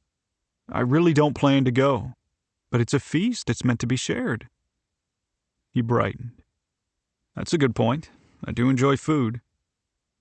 By the end of the session, Dr. Williams had persuaded him to start keeping a journal, and he'd told her about Sergei Fedorov's 5-goal game. She'd smiled and said, "Maybe you should tell that to the journal." "The journal already knows," Nick said, grabbing his jacket. "It's a pretty well-known game." She laughed and said, "See you next week. I want you to tell me what you're going to bring to that Thanksgiving dinner." As he left her office, Nick thought about that. He still wasn't sure he was going to accept Evan's offer, but If he did, he should take beer and meat. You could never have too much beer and meat. Chapter 27. Alyssa stroked mascara onto her lashes with a straight wand. If you were using a curved wand, what even was the point? It was like using bumpers while bowling. Go big or go home. She'd put enough mascara on that she could probably catch a bird with her lashes. At some point, she needed to stop. She sighed and capped the tube and stared at herself in the mirror. Her eye makeup looked different, but not too strange. She'd just applied it with a heavier hand than usual. A guilty hand connected to her guilty, guilty heart. "I am a bad person," she told the mirror. It mouthed it back at her. She glanced at her watch. She was putting the final touches on Nick's apartment, and then he was going to meet her there for a walkthrough when he was done lifting weights, which meant that he would be even more muscly, and that didn't seem fair. She had taken some chances with his apartment, and not counting getting the right shade of green for the living room, the risks were all in the accessories, which could go horribly, horribly wrong. He'd been living with most of the furniture for a couple of weeks now and seemed happy enough, but she had a few surprises in store and was regretting it. And then she had to tell him about the commercial and how her mistake with the contract had made it possible. Alyssa cleaned out the rest of her office at the agency that morning, gave stiff hugs to a couple of other designers who were in, and left her key on the front desk. She remembered after she was in her car that her polka dot umbrella was behind the door, but she didn't go back for it. She drove to Nick's apartment building, a route that was familiar by now. She parked and carried a box up, terrified that she would trip and break all the contents. She rapped lightly on the door just in case and scraped the key he'd given her in the lock. And then she walked into his apartment and took a deep breath. It smelled like man. She put the box on his antique French country dining table and ran a finger over the gorgeous patina. If she could be reincarnated as furniture, she was pretty sure she wanted to be that table. Alyssa made 4 more trips to her car, then unboxed everything. She spread an autumnal runner down the length of his table and set it for 2. Thought it looked lonely and added 2 more plates, then decided that pressured him to have more people over, and he clearly was not a guy who entertained. She put the 2 extra place settings away. The centerpiece was a small yellow mum in a green plastic pot that she'd wrapped with burlap shot through with gold and amber metallic threads tied with raffia. It would last longer than a floral arrangement. She installed the lamp she'd been waiting on and pulled the first framed print out of the stack. They'd talked about it. She wasn't comfortable choosing paintings for a guy with an art history degree, so he'd chosen the art himself. He had educated taste. And where she might choose a Paul Klee print for him, he might have preferred Michelangelo. Oh gosh, she could never again look at the Sistine Chapel ceiling without having impure thoughts. She pulled out her steel measuring tape and found the center of his bedroom wall and hung a pastoral landscape at the foot of his bed. It showed a farmer with a worn face heading home with a herd of sheep on a hill. The style was modern and masculine, but the effect was comforting. Nick could literally count sheep if he wanted. Alyssa added a couple of throw pillows to his bed, even though she was pretty sure they'd wind up in the closet, and angled a chunky knit afghan over the back of a chair. She nailed up pictures, a mix of abstract and 19th century European reproductions in the bathroom and kitchen, and propped one up on the front of the living room bookcase. The main wall space in the living room had a bold modern painting that Nick had purchased at a gallery a couple of weeks ago. He'd texted to tell her it worked with the wall color. Based on his description, she had been sure it wouldn't, but when she got there and found it leaning against the wall, 4 feet by 4 feet, she had to admit that he was right. It added some masculine energy to the space. She had sculptural reproductions, too, mostly Greek, and a small Nike of Samothrace with her wings spread for his kitchen counter. The goddess of victory could watch over his cooking efforts. Alyssa got all the art up, and it was a lot, including photos of his parents in his bedroom and a photo of him and a cousin laughing, a candid he'd shown her when she demanded to see family photos. She'd blown it up and positioned it so he'd see it when he walked in. He had a family that loved him. He hadn't lost everything, and he had more left than some people ever had to begin with. Then she went back to the car, retrieved a bottle of wine with a bow, and put it on the counter and installed the plants in the kitchen, living room, dining room, and bedroom. He'd said he would kill houseplants, but she was going to make him prove it. He had been so drawn to landscapes at the museum. Besides, taking care of something was important. Even if the something was a sago palm in the corner, it was a step back toward living. And the foliage added to the calm country feel of the place. The bathroom didn't have a window or much counter space, so she left it alone, and he'd told her not to go in the spare bedroom, which was such a waste. She would have liked to have made it a studio or put a whole garden for him there. The light was good enough. She could have installed a water feature, maybe on the wall. It would have been a beautiful space to meditate, but for some reason Nick insisted that it stay empty. Why pay for a 2-bedroom apartment and only use 1 bedroom? The last touches were things she'd pulled from storage. A Greek bust she'd seen in the article about Nick and Sammy that he'd shown her on his laptop, and 3 large shells with twinkle lights inside that made them glow softly. She arranged them on top of the bookcase, the way they'd been in his Boston apartment. He would recognize them. They'd be easy enough to put back in storage, but if it angered him, it would be hard to justify. I thought you needed a baby step like this, a small link to your past. She had the whole place looking beautiful. She smoothed the wrinkles out of a rug in the entryway and took photos of her work. She wouldn't use them for advertising, but she did like to keep track of her designs.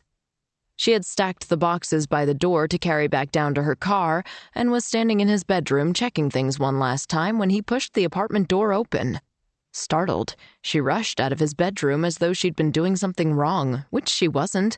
It was normal to inhale deeply. Oxygenation was important. "Hey," he said. He sounded happy to see her. She blushed and tried not to think about pirate pants. "How's Mrs. Gilroy?" Her blush deepened. "Oh, she's seen things." He laughed and looked around the room. "This looks fantastic. Seriously, Alyssa, when the coach made me do this, I was pretty pissed, but he was right. It feels different in here." She beamed. "I'm gonna make the plants sign a legal waiver, though." He grinned at her, and the world's supply of handsome went way up. "Oh, I got you something." He walked to his refrigerator and pulled a mug out from behind a glass container of chopped broccoli. "This was the only place I was sure you wouldn't look." She laughed and he handed the mug over. It said Zamboni driver above a picture of a Zamboni. "It's for your fancy coffee in your own agency, to remind you that you're good at this, and you should be in the driver's seat." "Ah," she said, tucking the mug into her bag. "Thank you." Her eyes misted. That was actually incredibly sweet. "Right?" She laughed. He tilted his head and looked at her appraisingly. "Your problem is you've never read your own scouting report." She cocked an eyebrow and gave him squint eye. "No, seriously. A scout would say you have good design IQ, move very well, and are solid in your own zone." "I am?" She felt slightly breathless. "Yeah. You have the potential to play upward of 20 minutes every night at an extraordinary level." She flushed. Why was this sexy? Nick went on. "Alyssa Compton plays well on the periphery, but will also go straight to the net and get her nose dirty." "I will not," Alyssa said, then added, "although I don't actually know what that means." He waggled an eyebrow at her. "Compton changes gears effortlessly and works equally well on the forehand and backhand. She's able to keep playing hard on a long shift." Her face and neck felt hot, and she wondered if she had invented a new shade of red. "Imaginative offensive player with an arsenal of moves and superior balance." He stopped, and his mouth pulled sideways. "I may have strayed from your professional abilities." "I kind of had that impression," Alyssa said. Nick rubbed his cheek ruefully, and his stubble rasped. "But seriously, it can help to see your strengths written down. You're good at this, Alyssa. The only criticism a scout would make is that you need more confidence." She absently touched the outline of the cup in her bag and thought about that, then looked around the room. It was good. He was right. She was solid in her zone. He glanced around the room too, then his eyes flickered and locked on the top of the bookcase. The shells. He gave her a sober look, then walked across the living room and looked at them, his back to her. She couldn't see his expression, but his body was absolutely still. She had made a horrible, horrible mistake. He reached a hand up, tentative, and touched a shell, as though to see if it were real, had substance, that it wasn't a ghost. Then he lifted it down and cradled it in both hands. He said nothing. Alyssa stopped herself from speaking 4 times before he turned to her. Tyler's dad has a fishing boat, and he grew up by the ocean. He was weirdly interested in it. Whales, fish, seaweed, coral reefs, any of that. He spent most of a plane ride once expounding on the different types of sand, and we were flying to San Jose, so it took hours. We almost threw him out over Colorado. He smiled at the memory. After Sammy and I got our new apartment, the last one we had, Tyler showed up with this big box. He put it on the table and said it was a housewarming gift and beamed at us. So Sammy and I looked at each other, right? And Sammy opened the box, and there were 3 big shells in it. And he said, "Wow, this is amazing." And Tyler was so pleased with himself. He picked them off the shore himself and told us all about them. These, as it turns out, are queen conch shells, which are made of calcium carbonate and occasionally have pearls, non-nacreous pearls. Very impressive, Alyssa said softly. Nick's eyes hadn't moved from the shell in his hand. He was seeing the memory, and she didn't want to jar him away from it. Oh, indeed. So Tyler finally left, and Sammy said, "What the fuck are we supposed to do with these?" And we about fell over laughing. It seemed like such a random gift. His eyes were wet. Tyler was giving us the ocean, which he loved more than anything. He was sharing his passion. I wish we'd been nicer about it. You didn't say anything mean, though? No, but we laughed our asses off after he left. I walked over to the bookcase and put them on top just to get them out of the way and said, "There." Then we just shook our heads. Who put the lights in? Alyssa asked. Nick finally looked up at her. I did. About 3 days later, I thought about it, ran past the hardware store and got some tiny lights and rigged them up. I'd turned them on in the evening and they gave the most beautiful soft glow, like if you could see butter. You can see butter, Alyssa said, and instantly regretted it. He gave her a wan smile. I mean, if the taste were a form of light, the softness and smoothness. Creamy light, Alyssa said, and he brightened. Yes, that's it. They gave creamy light, and the shells became one of our favorite things in that apartment. He turned the conch over in his hand. And we never told him. I never one fucking time told him how much we enjoyed them. He walked back to the bookcase, looked intently at the shell on the right, then moved it to the empty center spot and replaced it with the shell in his hand. You can tell which is which? Alyssa asked. He nodded, then took a deep breath, shoved his hands in his pockets, and glanced over at the large bust she'd paired with a Boston fern in the corner. You know I'm gonna flip those fronds over his head so he has green hair. Poor old Greek dude. First the Persians invaded and now this. Nick gave her a smile. Somebody took Western Civ. She polished her fingernails on her blouse and gave him a smug look. Nick stepped toward her and said, Seriously, this is really amazing. It looks like a home. He nodded to himself, then stepped into the bathroom and bedroom to look around. The living room has more modern accessories with traditional furniture, and the bedroom's straight. He looked for the word. It's European country, casual but refined, an undertone of elegance. Totally what I was going to say, he said with a wink. Seriously, though, it feels more restful in the bedroom, less energy in the accessories. I wanted to play it safe in the bedroom, she said, then blushed furiously, thinking of the pirate shirt he had hanging in the closet. He saw the flush and smirked. I owe you a final installment. She named the figure and pulled out her card reader, and he handed her his credit card. Once she'd processed the transaction and had shoved the reader back in her bag, he said, So, That concludes our business relationship, right? She nodded. It was a strange way to put it. I've enjoyed doing your apartment so much, Nick. Also doing you. Thanks for the opportunity. She gave him a warm smile, but her stomach clenched. There's something They said at the same time and stopped. You first. When he heard what she had to say, he wouldn't want to speak to her again. He ran his hand through his hair and left his elbow pointing up. I wondered if I could take you to dinner sometime.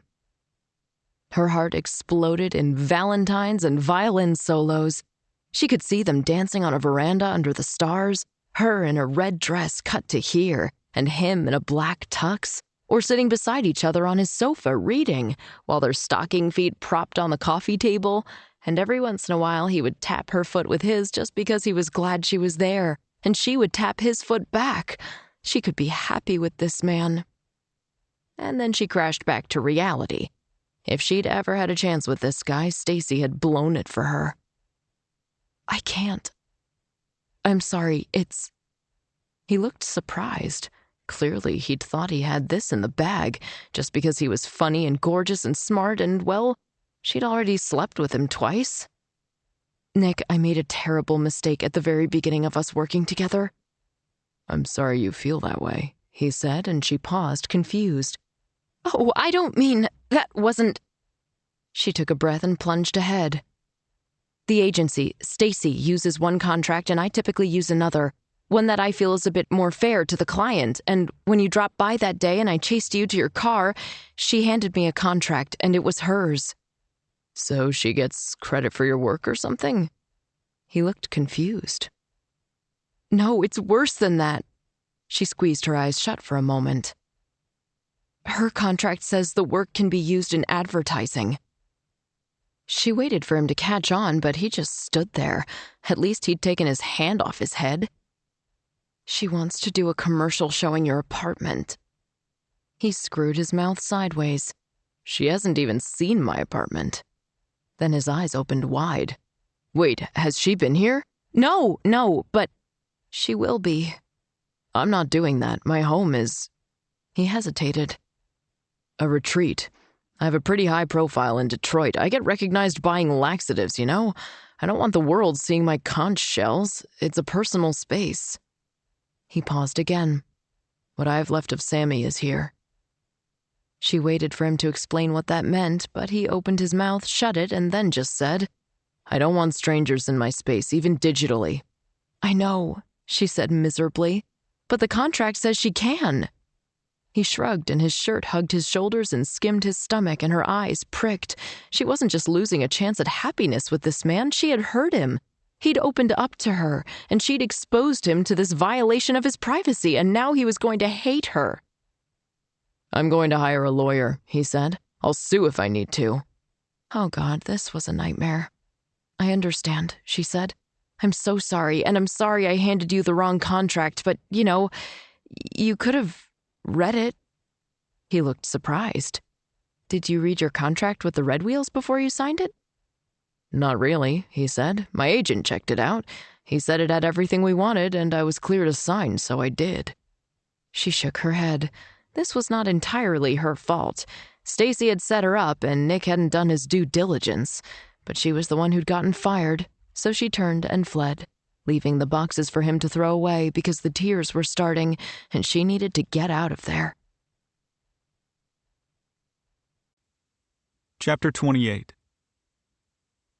Devin and Vanessa's Thanksgiving dinner was set to be served at 1 p.m. At 12:30, Nick loaded his car and drove carefully over. It got him there 10 minutes early. Long enough to greet everyone, not long enough to get caught in a conversation. They'd sit down, he'd stuff his face, and then he'd leave. He would see people, but not really interact. They would make him and his therapist both happy. He pulled up in front of the house. The driveway was roomy, but it was parked up. He was a one-trip guy, so he loaded up and strode to the front door. When he came here to lose money at poker, he came in through the garage. But that didn't seem right for today. He would make a respectable appearance. Devin had told him that Vanessa's parents would be there. He didn't have a finger free to ring the bell, so he kicked gently at the door. So much for respectability. Vanessa shouted, "Come in," at the same time that a man in his early 60s swung the door wide. "Let me help you with that," he said, standing back and trying to figure out what he could take without making Nick drop something else. "I got it," Nick said. "If you could just clear a path for me." The man swept ahead of him, scooping up 2 preschoolers and shouting, "Food-laden stranger coming through." "That's Nick," Devin called. "Nick, this is my father-in-law, Mike Cowling."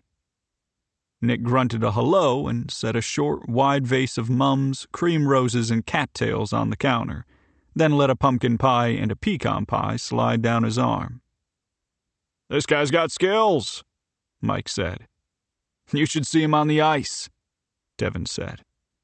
Nick fished a bottle of wine from under his arm and then smacked a lump wrapped in thick deli foil onto the counter. Devin gave it a poke. "What's this?" "Ham, in case you've been counting on having leftovers for supper." Devin laughed. "You're eating the whole turkey, eh?" He took Nick around, introducing him to Vanessa's mother, Vicky, her sisters, brothers-in-law, and their kids. Vanessa waved from the kitchen. She was flushed, and several strands had come loose from her messy bun. She looked cheerful and stressed and like she meant business. Nick felt a stab of envy. Devin got this every day, someone making his place a home, filling the space with smells of meat and rolls and gently bossing everyone as the table got set and the glasses filled. It was what Dragon and Mia had wanted to make together. A home. A family. "Nick, you afraid to sit next to a 5-year-old? Devin called. "I fear no mortal," Nick said. "Bad call," Vanessa's sister said cheerfully, scooping up a squirming boy with a cowlick and a red stain down his shirt. It was a Red Wheels jersey. He was wearing his Uncle Devin's number. "I'm a superhero," the kid said, as his mother lowered him onto a chair at the big dining table, where Devin had added several leaves. "What's your superpower?" Nick asked. The kid frowned in concentration. "Burping?" Nick suggested. The kid brightened. "Yes!" Vanessa's mother leveled a finger at him. "You're a bad influence," she said. "Vicky's a kindergarten teacher," Devin said, pushing past the last stragglers at the table. "Don't mess with her." "That's right," Vicky said, beaming. "She's threatening to put Rolf Bjornsson in timeout," Devin said. "For the hit he laid on you in Vancouver?" Devin nodded, then shouted over the hubbub, "I'm saying grace now, listen or go to hell." "Wow," one of Vanessa's sisters said. Nick lowered himself into the seat beside the superhero, thankful he didn't still need the cane with this many people and chair legs around. Devin said the blessing, and then carried a turkey on a platter to the table while Vanessa's parents broke into song. "Here's the taters, here's the meat, thanks to God, now eat, eat, eat." They high-fived each other across the table, and Vicky Cowling giggled. "They have a song about turkey?" Nick stage whispered to Vanessa's older sister, seated across from him. She rolled her eyes. "They have a great marriage. It's a lot for the rest of us to handle." Mike, Vanessa's father, took over the carving while everyone else passed heaping bowls of sweet potatoes with mini marshmallows and brown sugar, green beans with onions and bacon, a bowl of mashed potatoes for each end of the massive table, cranberry relish and cranberry salad, beets with pineapple, homemade yeast rolls with Parmesan crumbles on top, and stuffing with and without giblets, which Vanessa's sister referred to as boy stuffing and man stuffing. When she asked which he'd like, Nick hesitated and then said, "Boy stuffing." This raucous crowd didn't seem judgy, and he'd be damned if he was eating giblets if he could get out of it. She handed him the bowl over the head of her little girl seated next to her. Or somebody's little girl. Nick had kept the couple straight, but had gotten confused when it came to the kids. They all tucked into the food with determination, and the conversation died off. Nick managed to fork in some of everything except the giblet-lace stuffing. "This is wonderful," he said several times, and Vanessa beamed. When the little superhero was done with his food, he ran his finger around in the leftover gravy. His mother opened her mouth, but Nick leaned over and said, "Hard to keep a grip on your stick if you have gravy on your fingers." The little boy processed that, then nodded soberly. "Thanks for the tip." "You bet," Nick said, unable to suppress a smile. This clattering, laughing, butter-passing crowd all crammed around one giant table was exactly what he wanted life to be. What it should be, but wasn't really. This was the facade that covered a world where planes slammed out of the sky and tables had an empty chair. He didn't realize his face had gone sober until Vicky Cowling said gently, "I'm glad you could join us today, Nick. I'm sorry your parents missed out on seeing you, though. My mom's sisters are coming over, and my dad's brother will be there. I didn't want to travel." "Well, it's our game," she said warmly. "Refill his wine glass," she ordered vaguely, and one of Vanessa's sisters obeyed. "Thought travel would tire you out too much?" Devin said. Nick nodded. Devin was great, terrific player, nice guy, but he kept an eye on things, filing information away. Nick didn't need him knowing how often he sat in his chair and stared out the balcony window until it was time to do the next hockey thing, practice or lift weights, how hours could go by, how hard it was just to get up and move. It was getting easier. Alyssa had gotten rid of that chair, for one thing, and the new ones faced the sofa. "A, B, C," the little superhero burped. "Grayson!" 3 people said at the same time. "I don't remember the rest of the alphabet." "Try to burp the NHL teams," Nick helpfully suggested, sipping the wine Vicky Cowling had ordered up. "There are more teams than letters," Grayson's father said, as if Nick's idea was not, in fact, helpful.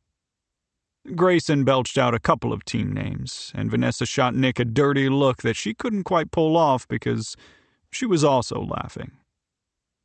"Did Alyssa get your job done?" Vanessa said, as people began to filter into the living room and the family room off the kitchen. "Yeah, looks real good." "I'm glad. I was afraid somebody else might have to finish it." "How come?" Nick said. "Well, because she got fired."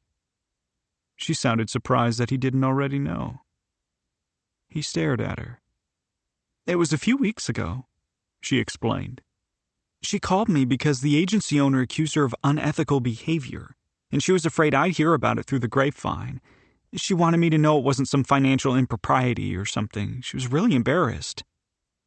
"She got fired?" His mind raced. Was that why she'd been standoffish at the end of the walkthrough? Had she been afraid she was going to get fired? Wait, it didn't have anything to do with a commercial, did it? What if she'd told Stacy he'd refused, that he said he was getting an attorney? Surely Stacy wouldn't have been mad enough about that to fire her. It wasn't Alyssa's fault he didn't want his place on TV. "No, a client sent flowers with something inappropriate in the card." Stacy opened it.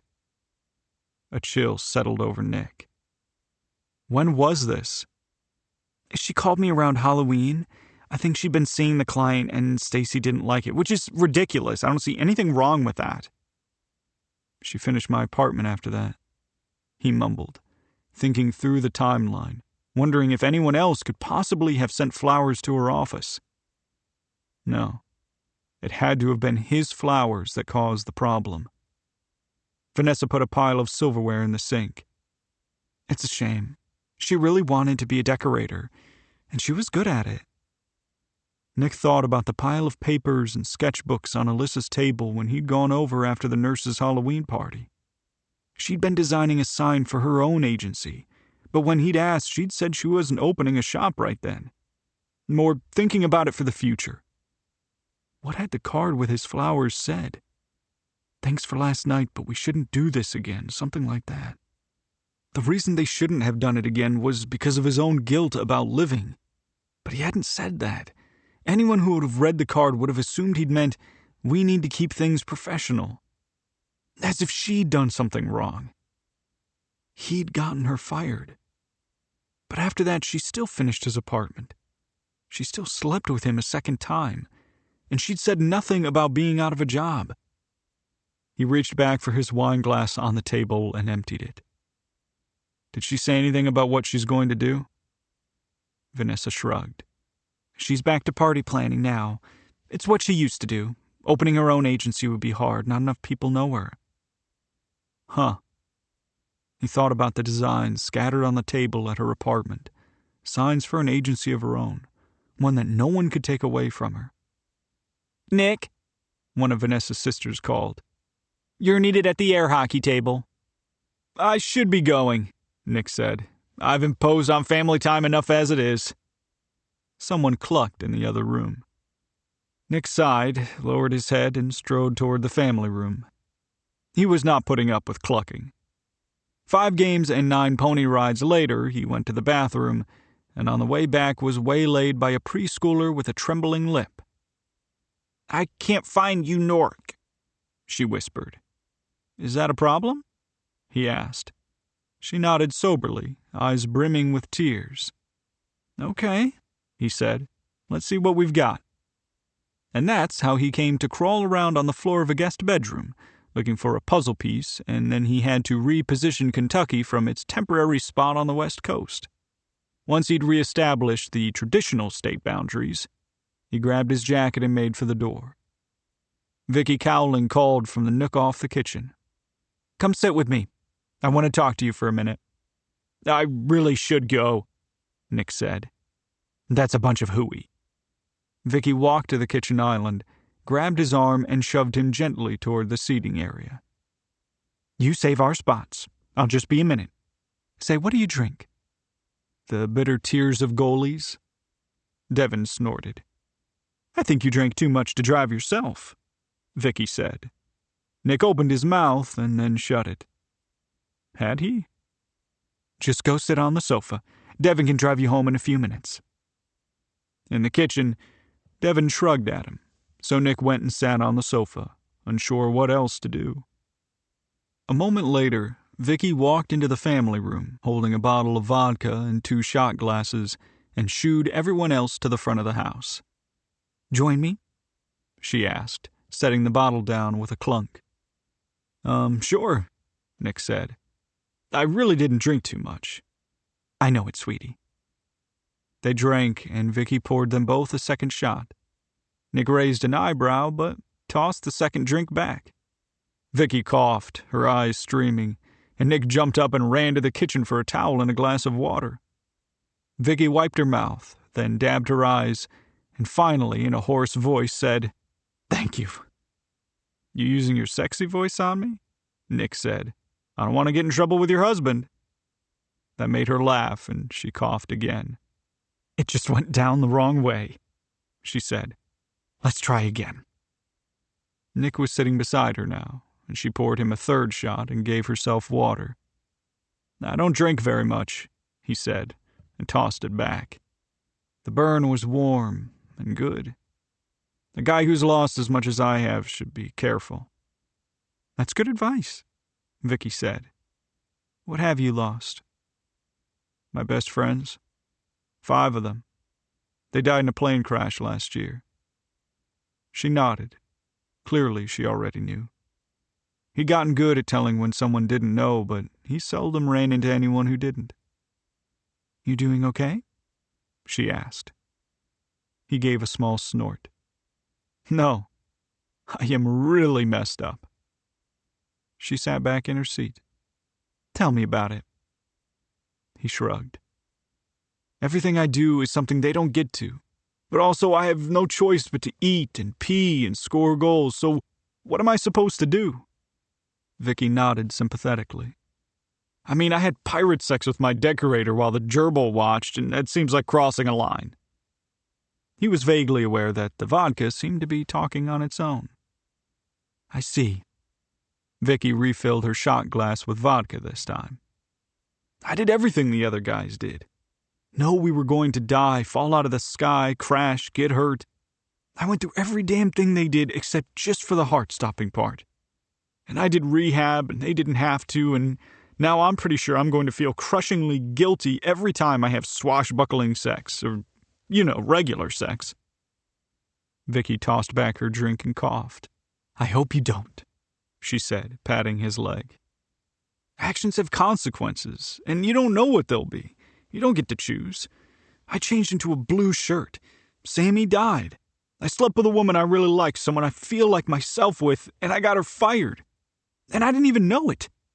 I feel like a giant fucking ball in a tiny fucking china shop. I destroy something every time I move. Through the vodka haze, he was aware that was a lot of swearing. What do you do again? He said thickly. For a living? I'm a kindergarten teacher, Vicky said. Oh, fuck. I'm sorry about the swearing. That's okay, honey. She patted his knee reassuringly. What am I supposed to do? He said miserably. What would they do if they'd been the ones to survive?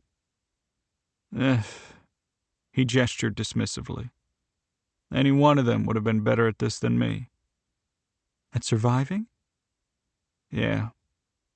He stuck his glass out and Vicky poured. Nick knocked it back. How many was this? I am really bad at this surviving business. Like fifth line bad. She patted his hand. Seems to me you're doing okay at it. I have big seashells, he said. Vicky tilted her head in confusion, and he realized vaguely that could sound dirty. He clarified, I have shells on my bookcase again. He wiped his nose on his knuckle and made a strangled choking sound. I really, really miss Sammy. There we go, Vicky said softly. Chapter 29. Thanksgiving morning, Alyssa had the car loaded early. 2 stiff, shallow boxes she'd saved all year because they fit a pie perfectly were nestled in the backseat footwells. One was a pumpkin pie with leaves made from the extra dough that she'd scored to make veins. She'd had to do an image search for a maple leaf to make sure she got the veining right. Her mother would notice. The other was banana cream. It wasn't Thanksgiving-y, but it was Ryan's favorite, and if she didn't make it, they wouldn't have one. And she had a slow cooker of sweet potatoes that she'd need to plug back in when she got to her mom and stepdad's, but as long as no one lifted the lid, they should be ready in plenty of time. Alyssa also had a box of 3 different designs of Thanksgiving napkins, shiny turkey confetti, appetizer picks shaped like maple leaves, and a roll of French wire ribbon in an autumn plaid. And Emma had sent a bouquet of orange lilies, peach roses, and burgundy mums for her mom. She drove slowly, careful not to upset anything, and pulled into the driveway of her parents' 2-story brick home with the understated pillars by the stoop. Her mother had autumn topiaries flanking the front door, and her stepfather had mowed the lawn. It was a very presentable house. Her stepfather, Bill, opened the door for her and kissed her on the cheek as she went past with the pies. He was a tall man with steel gray hair wearing a zip cardigan over a dress shirt. Ryan was sprawled in front of the television watching football. He lifted a lazy hand in greeting and shouted, "Throw it! Throw it! Throw it! No!" Apparently something happened in the game, Alyssa's mother said from the kitchen. "Hi, sweetie." Alyssa gave her mom a quick hug, and as they pulled away, her mother brushed her blouse to smooth any wrinkles or brush off any crumbs of failure Alyssa might have left on her. Okay, she'd never actually said that. Alyssa's mom was 50, a circumstance she'd considered a catastrophe, and met with a quiet facelift and a shopping trip to Chicago. Alyssa's stepfather sat on the sofa beside Ryan, watching the game, and Alyssa and her mother worked smoothly in the kitchen. "Gravy," her mother said brightly at one point, and Alyssa laughed. "Not much of a segue there, Mom." "Gravy needs no segue." Her mother pulled her whisk out. "It needs a lot of pepper, though." She stuck her hand out, and Alyssa handed over the pepper tin. "So you're sticking with party planning for now?" Her mother's eyes didn't come off the pan or the whisk. Alyssa had told her mom that she was leaving Stacy's interiors over the phone the previous week, with the vain hope that they wouldn't discuss it on Thanksgiving. "Yes, I think so," Alyssa said, and walked to the hutch to get the plates with turkeys. They were fine china and used exactly once a year.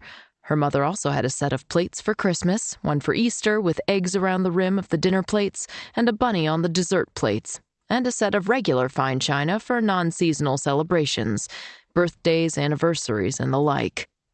The Easter set was the cutest, but the Thanksgiving dishes had a grim autumnal quality, an awareness of the coming winter. Not so much a celebration of the harvest as an announcement that all things are ended by the scythe. "You going to put those on the table or just stand and look at them?" her mom said. Alyssa set the table, ending with using the ice tongs to put the correct number of cubes in each glass.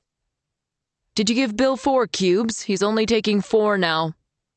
Alyssa removed one of the ice cubes from his glass and dropped it in the sink. When they gathered at the table, Bill said grace, and they spread the napkins in their laps, then passed the dishes counterclockwise as God intended. "Bill," Alyssa said as they ate, "you know how they used to bake potatoes before hockey games, and they used the foil from them to keep their hands warm?" "Yes," her stepfather said, his eyes twinkling. "Wait, what?" Ryan said. "Well, I was at Devin Nilsson's house and mentioned that, and—" "You didn't," Bill said, laying down his napkin. "There were a bunch of players there," Alyssa continued, "and none of them knew about the potatoes. Do they just drink Gatorade for energy now?" Her stepfather and Ryan exchanged a glance. "You told her that?" Ryan said. He shrugged. "It seemed harmless. I was trying to bond." "What?" Alyssa said. Then she narrowed her eyes at him. "Wait, it's true, isn't it? The potatoes?" No," her stepfather said. Her mouth dropped open, and she remembered Nick dissolving in laughter. "Does that mean there was no chicken either?" Her stepfather shot a guilty look sideways at Ryan, who howled. "That's too loud for the table," their mother said. "Manners." "You are unbelievable," Alyssa said, blushing bright pink. "Now a whole hockey team thinks I don't know anything about their sport." "Yeah, they were gonna figure that out anyway," Ryan said, then to their mother, "My compliments to the turkey. This is great." "Thank you," she replied. "How are things at the school, Ryan?" "Fine," he said, reaching for the sweet potatoes. "Are you applying anywhere?" she asked, ripping off a piece of her roll and buttering it without looking at her son. "Why would I apply someplace else? I have a job." "Well, you won't be staying there longer than necessary. I thought you might be testing the water." "What do you think I could get?" "I don't know, but surely you don't plan to stay there long term." "I'm a janitor, Mom." "Well, yes, but you could at least phrase it differently," she said brightly. "You could say you're a sanitation technology specialist, something like that." Alyssa gave a quiet snort and snuck a peek at Ryan. "I'm a janitor. There's no need to call it something stupid. That just makes it sound like it's not good enough for you. And since it's what I do, you're making it clear that I'm not good enough for you." "My God, Ryan, the drama," their mother said, rolling her eyes. "Always the drama with you." They ate silently for a few minutes. "I helped create a mural on the cafeteria wall. A big tiger. They liked it." He raised his eyes to meet Alyssa's, a fleeting look begging her not to turn him in. "And the art teacher and I are becoming friends. Her kids painted it in." "Oh, so you didn't paint it yourself," their mother said. Ryan was visibly shrinking. "That's great, Ryan," Alyssa said. "I'll bet the kids love it." "Yeah," he said. He shoved a roll in his mouth and chewed mechanically. Their mom turned to Alyssa. "How's it going working with Janet? I just don't understand why you gave up a prestigious job working for one of the best respected designers in the area to go back to what you did in high school." She clinked her fingernails on the foot of her glass. "I just don't understand it." "You would if you'd seen Nick Sorensen's butt, Mom." "I hope to open my own interior design shop someday, but I'm not quite ready," Alyssa said. Her mother threw her hands up. "Then stay with the good job until you are. Honestly, Bill, it's like the children want to be as unimpressive as possible." "If you need some startup money, I could front you something," her stepdad said, ignoring his wife. "I can always pull a few more teeth." "Thanks," she said. "But I want to do it myself. I don't want to borrow money." Everybody borrows money, kiddo. If they didn't, nobody would buy a house till they were 60. She shrugged. This wasn't buying a house. It was starting a business, her business. And if she took money from her parents, she'd have to take advice from them, too. They'd try to make decisions for her. There would be quiet judgments. It would be unpleasant, but in a tasteful sort of way. "Pie time," she said brightly. She stood and smoothly lifted the plates. "Just sit there, Mom," she said, but of course her mother didn't. They worked quickly, clearing the table, then her mom brought out the pumpkin pie and ran the mixer for whipped cream, and Alyssa put the banana cream pie in front of Ryan. "That's not an appropriate Thanksgiving pie," her mother said, her upper lip gathering. "It's appropriate in my stomach," Ryan said. He cut a giant wedge and slid it on his plate. "Thanks, Liz." She smiled. It was good to see him happy. "Hey, did you tell Bill about doing Nick Sorensen's apartment?" "I did. He helped me choose a picture." She didn't add that Nick had vetoed the whole first design. "See?" her mother said forcefully, laying her fork on her dessert plate with a clang. "That is the kind of opportunity that you won't get working at a party store." "Do you even know who he is?" Alyssa was genuinely curious. "Well, no, but he's obviously important." Her stepdad laughed. "He's a hockey star, a fast forward with a complete game, great puck control, really terrific ice sense, and—" Her mother threw her hands up. "I'm sorry I said anything." Her stepdad grinned. "So you've gotten to know him, huh?" "Oh, Bill, I seduced him in a mellow yellow bedroom." "What's he like?" All she could think about was that yellow bedroom, and she needed to say something that was not about that. "He has a double degree in art and art history, almost." Her mother raised her eyebrows. "He had to finish a project he never got around to." "It would be hard with his schedule," her stepdad said. "Yeah." "Alyssa," her mom said. She looked up. "Will you help with the dishes?" Ryan lifted another piece of banana cream pie onto his plate and took it out onto the veranda, letting the cold air in briefly before the door slid shut behind him. "No," Alyssa said. Her mother looked shocked. "I'm going to have more pie with Ryan, and later we can all wash the dishes together." She thought of Nick's statement that sometimes you had to crush someone on the boards to get a little respect. It made her smile. She wondered what he was doing today. "So you're leaving it all for me," her mother said. "No, I'm saying I want to talk to my brother, and then the guys should help too." "No can do," her stepdad called cheerfully. "I have football watching responsibilities." Alyssa cut a thin wedge of pumpkin pie, slipped into her jacket, and followed Ryan onto the veranda. "Hey." He looked over, surprised. He was standing at the edge looking over the backyard. "What are you doing out here? This is my getaway spot. You usually go to your bedroom." She smiled ruefully. "I wanted to talk to you."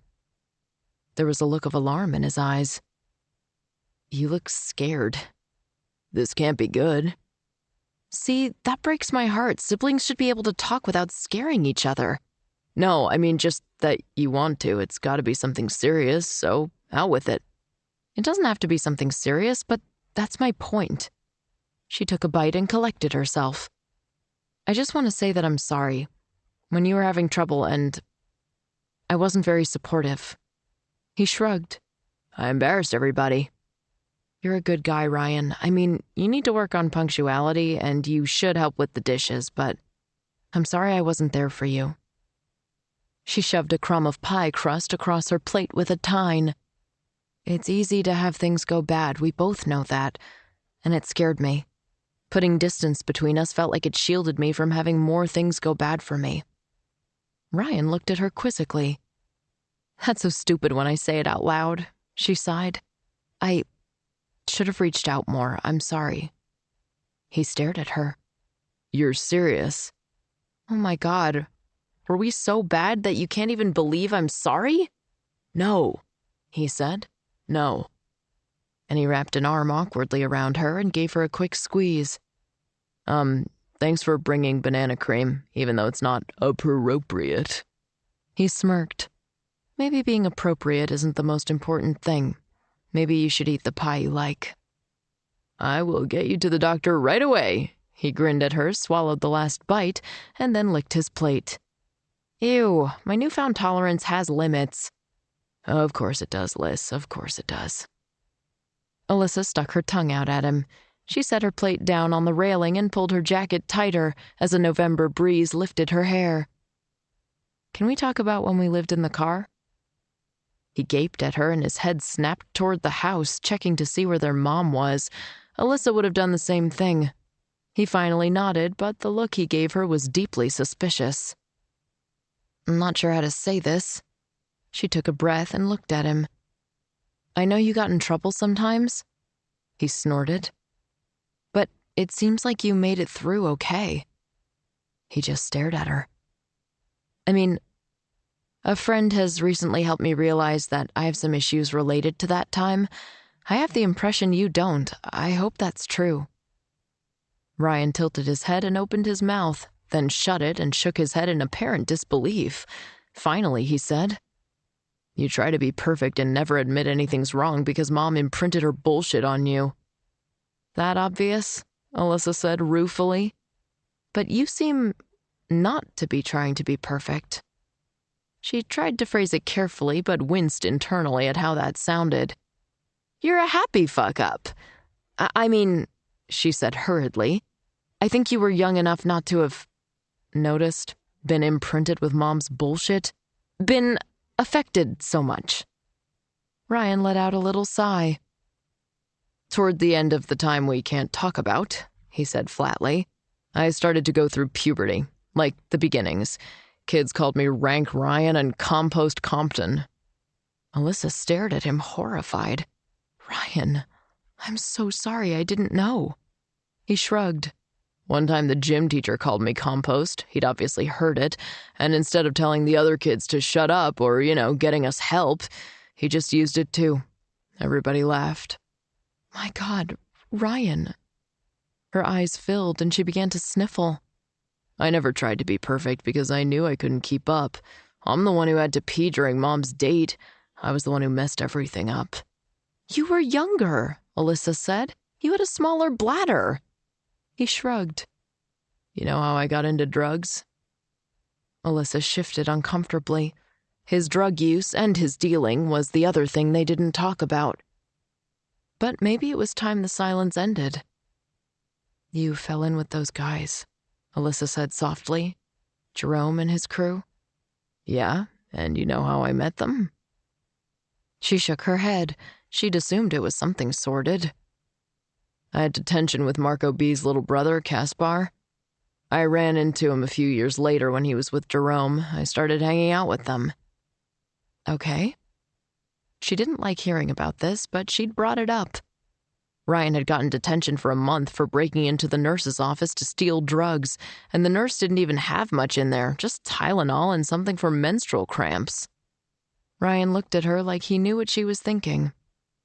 "I walked into the nurse's office and Mr. Thompson walked past like 6 seconds later, and then I was in so much shit. The nurse said I'd broken in because she was supposed to be there to guard the room and she wasn't." Hurt splashed across his face. "And nobody believed me. Not Mom. Not you." "Ryan." Alyssa started to cry softly. "I'm so sorry." "You know why I walked in?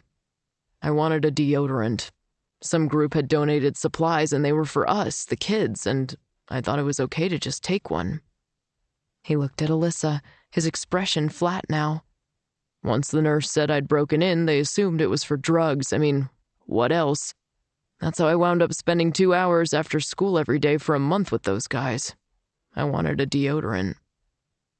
Alyssa sat heavily on the deck, her knees pulled up, rested her face against her knees and cried. She finally choked out, "Why didn't you just ask the nurse for one?"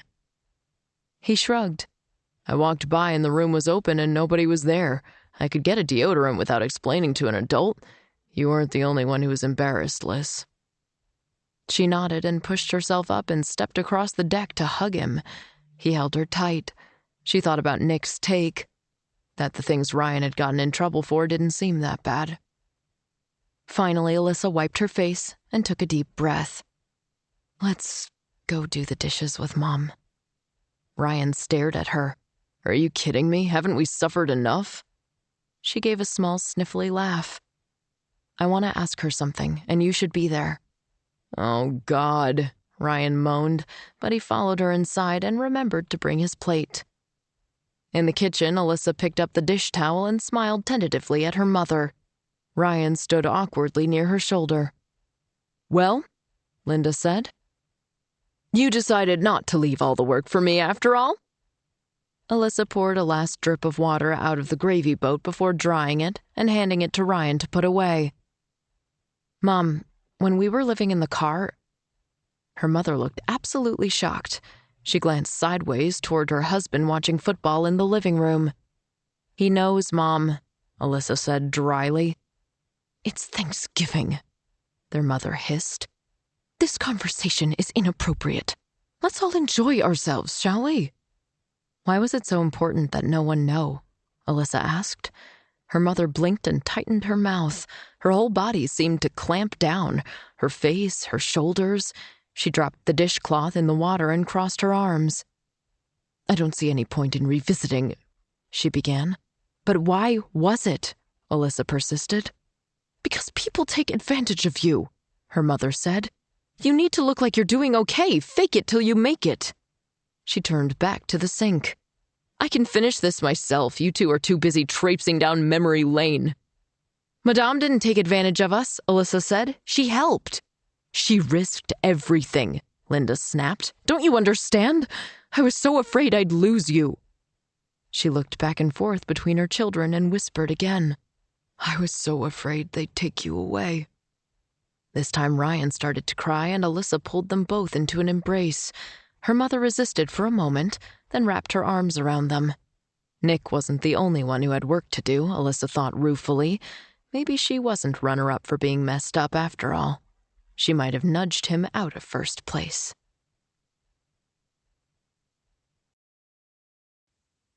Chapter 30. The Red Wheels had one road game, wedged in before a long home stretch after Thanksgiving.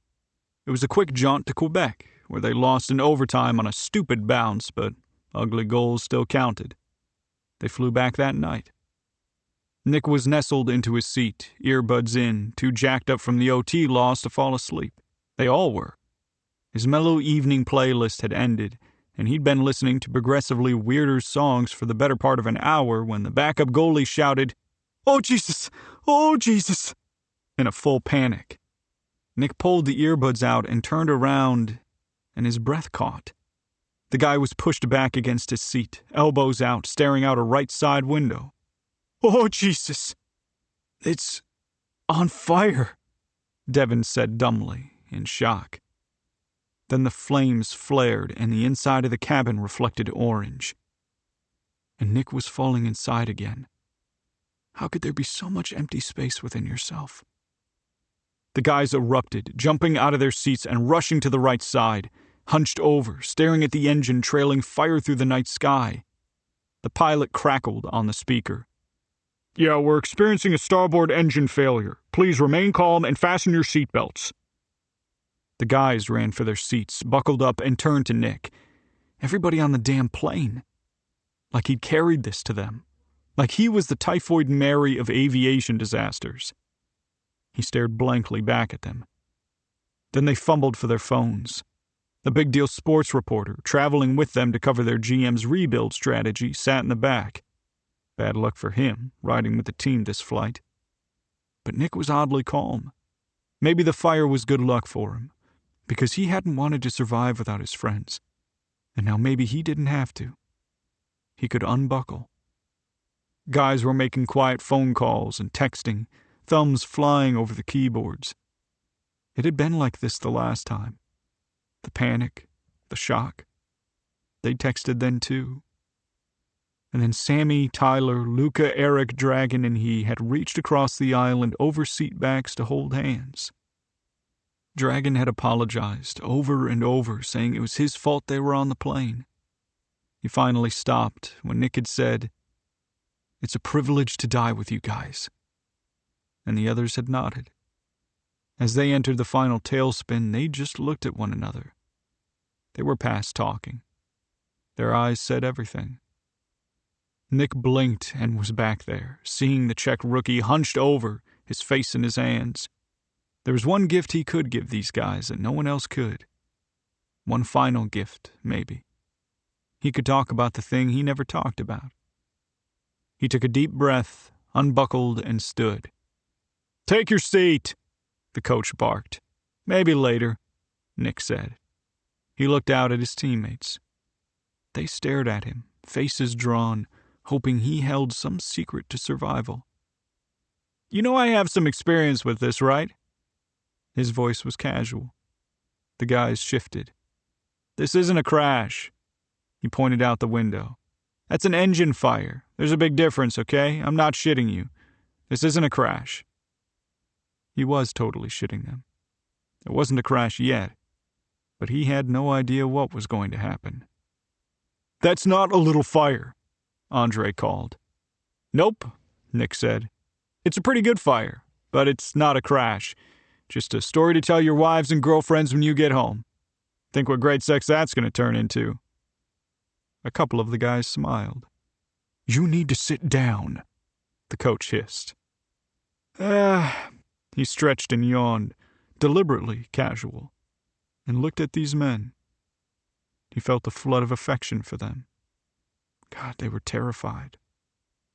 "We're going to try to land in London," the pilot's voice crackled. "Ground made the decision. We'll just get her down, then work on getting you guys back home." The team rumbled in approval. London was a few miles across the Canadian/US border from Detroit, and a safe landing anywhere was good.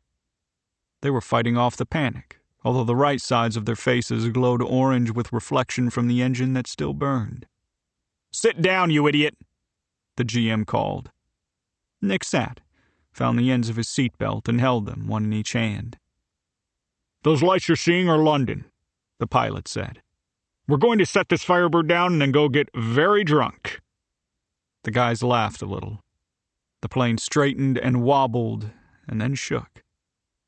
What if it crashed and he died this time? My God, his parents. After all they'd been through. He'd heard his mother tell friends about getting the phone call. They said they'd taken him to the hospital, and when she'd asked if he was alive, they'd said he was in surgery and there was no update. She never made it through the story without crying, and his father always had to finish it. They lived in fucking Minnesota, in the Arrowhead. His dad had loaded the car wordlessly and driven them to the Duluth airport.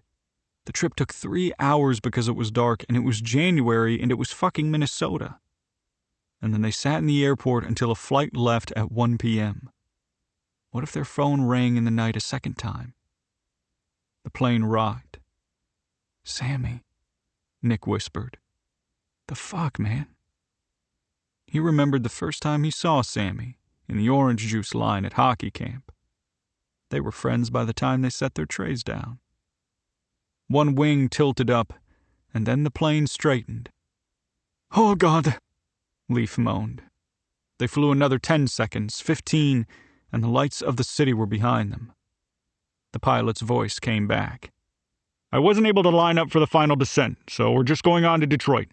We have decreased maneuverability, and I don't want to try to circle back around." The plane rocked again, hard, and Nick said, "We're doing okay, boys. Put your shoes on and make sure they're tied."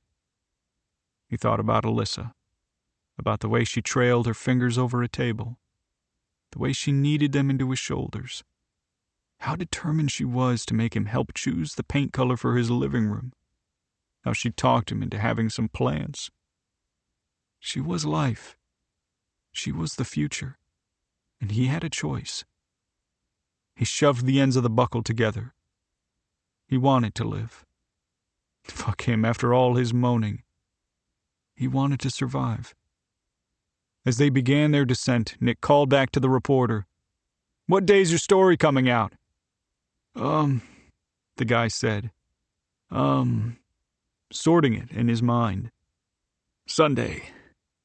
When you write about the Red Wheels, make sure you tell people that we're brave and handsome. I'm not sure they'll be able to tell from the photo."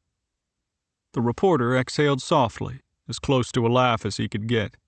He clearly understood what Nick was doing, extending the future past the next 2 minutes. Ahead were the lights of the terminal.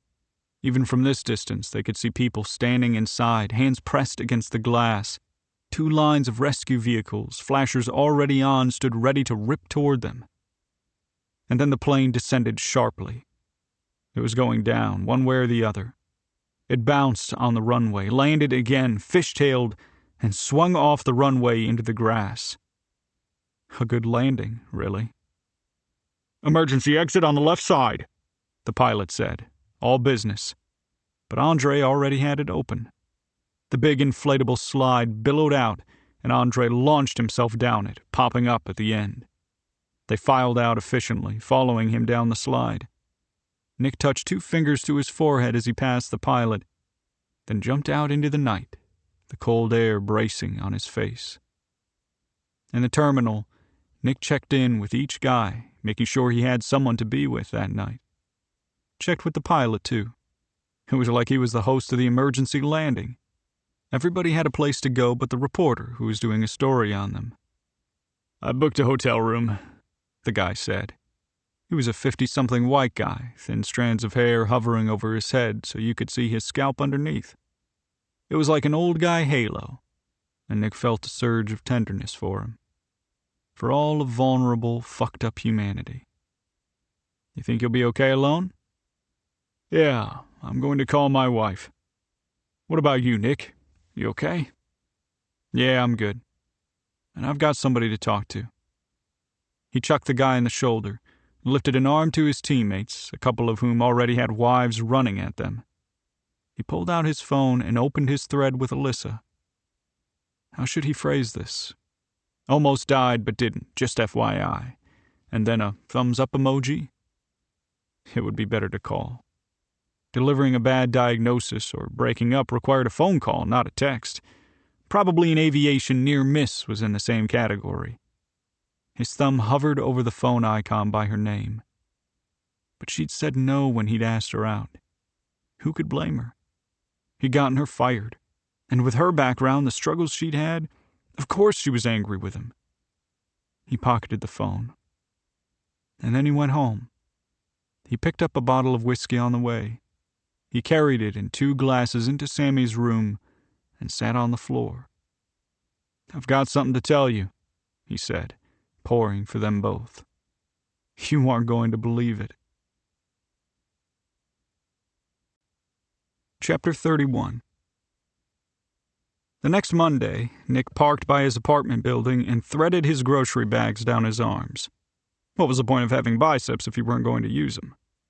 He was on the 2nd stair when he realized someone was standing outside his door, and he was on the 3rd stair when he placed her. That gruesome woman Alyssa worked for. Had worked for. She looked like she'd stepped out of a Hieronymus Bosch painting. There was a cameraman behind her. "Can I help you?" he said, going up the stairs and sticking his key in the lock, but not opening the door. "I'm Stacy Treblor. I own Stacy's Interiors," she said. "I never got an answer to my calls or texts, so I just popped by to take a look at the place. I'm sure Alyssa told you we're featuring it in our next marketing campaign. Congratulations." "Yeah, no."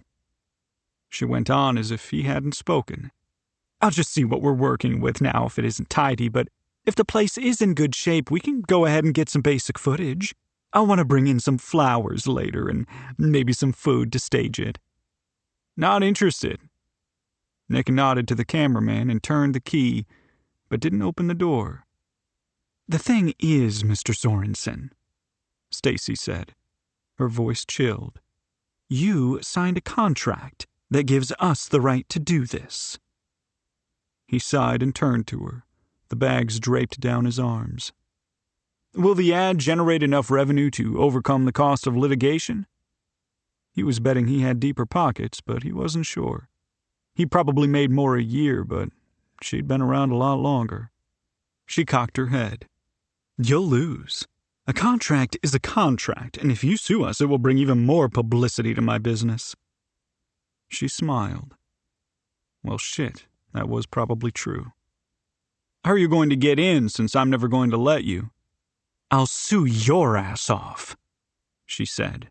And then I'm going to make a series of ads of your place. The harder you make it to get in, the more ads I'm going to run. She tapped a navy blue fake fingernail on his chest and turned to go. Game on, he called, then pushed the door open and dropped the bags. He hadn't planned to hold them quite that long. He locked the door, then stepped to the window to watch her go. She looked up as she pulled away and gave him a wave that didn't engage her wrist. An old girlfriend had shown him that move once and explained it was how the queen waved so she wouldn't tire her wrist out greeting peasants. He'd thought the queen should get her ass to the gym more often. That was just embarrassing. Nick thought about things while he put the cold food away. The freezer still had the remains of the ice cream he'd bought when Alyssa had been over painting. They'd had such a good time that night. And again at her place. This woman was funny and smart and knew things about art. This was a woman he could talk to. And then he'd asked her out and she'd turned him down. She'd also left him with ice cream in his freezer, which was a temptation he didn't need. He wasn't a guy who drowned his sorrows with sweets, but he could chop the hell out of some carrots. He got a cutting board out and sliced until he figured the downstairs neighbors were calling the police. When he had his refrigerator containers refilled with ready-to-eat vegetables, he drove to his therapist's office. Dr. Williams was waiting for him and ushered him right in, laying a hand on his forearm. Nick, I read about the engine fire. How are you? She looked at him closely. He shrugged. I'm okay. She tapped her fingers together in an I don't believe you gesture. You know what I was thinking when we were going down? This time, I mean. No, she said softly. I thought about my parents and how much this would suck for them. If I died after all that effort to patch me back together. But then I thought about Sammy. He hesitated. He was my best friend for years. We knew each other from hockey camp, even before we were in the AHL. He's the one you avoid talking about, she said. You change the subject whenever he comes up. Yeah. So anyway, I was thinking maybe I was about to see Sammy. And at the last minute, I buckled my seatbelt anyway. Dr. Williams clasped her hands and pressed them against her mouth. Her eyes were wet. That's progress, Nick. She reached behind her to her desk and picked up a piece of paper. I read the article about it. The reporter talked about what happened on the plane, how you calmed everyone, how you calmed him. She picked up a pair of reading glasses. This ending, this final paragraph is a single line. One more thing. The Detroit Red Wheels are brave and handsome. Nick smiled. Yeah, he did a good job. He tapped his fingers on the armrest of the chair. I want to hear more about Sammy, she said. I want to tell you about the Richard riot. She sighed. No, this is going to be good, he said, leaning forward. Oh, and I was thinking next week we should meet at the public rink. You need to learn to skate. Her eyebrows shot up again. Would you be comfortable talking about your life at a public rink? He hesitated. Well, no. So it would be good reason for that, too. She rolled her eyes. I'm not going to learn to skate. He sighed loudly. You need to take some chances. Try new things. No reason he couldn't parrot that shit back. She cleared her throat and redirected the conversation. What do you have coming up? Los Angeles comes in on Tuesday, then St. Louis. He caught her expression. You mean personally? She nodded and her dreads rocked. Crap. What was going on? He needed something that sounded emotionally healthy. Hey, I'm going to a party. Devin's hosting the team and a few random friends. Sounds like a big gathering. He shrugged. Probably not everybody will go. It may not be as big as the Richard riot. There, he was back on track. 3 hours later, he had retained an attorney, Dr. Williams's brother-in-law, who came highly recommended. scanned the design agency's contract and emailed it to the attorney's office, and gone into the rink to take some laps in a pair of skates he was breaking in. His thoughts went around with his feet. Alyssa had dug her fingers into his shoulders. Alyssa had licked the outside of his ear. Alyssa had refused to go out with him.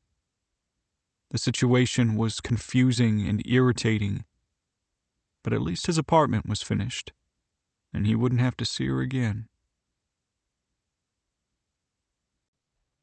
Chapter 32. Alyssa slit open the cardboard box, careful not to let the blade cut deep. The box was filled with paper napkins, and she could ruin the whole top layer if she were careless. It was an appealing thought, really. She felt like stabbing something. Napkins weren't her first choice, but hey, life was tough. She laid the box cutter aside and flipped the flaps up. Valentine napkins, all pink and lavender, the visual equivalent of granulated sugar. She flipped through. One stack had tiny hearts with sayings, I do, yes, love you baby, hot stuff.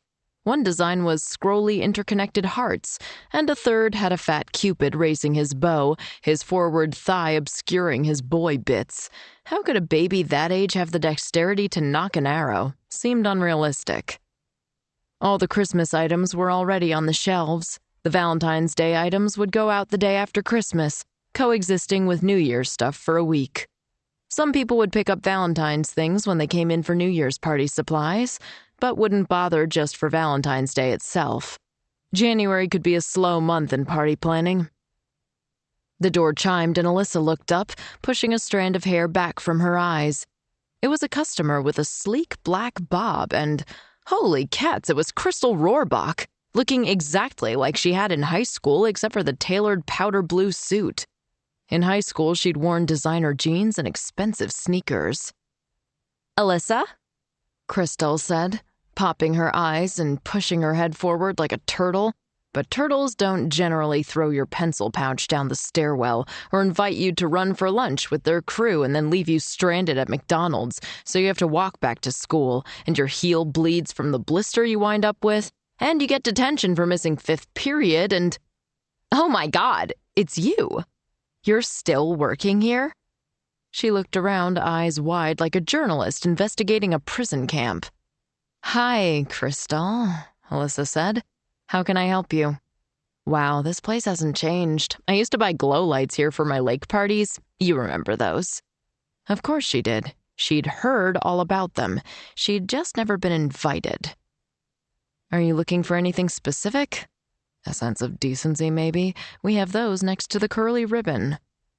So probably you're up to date on me. I married Trace Arnold, and his medical practice is just thriving. Trace Arnold? He was a senior when we were sophomores. You remember Trace. Everyone was in love with him.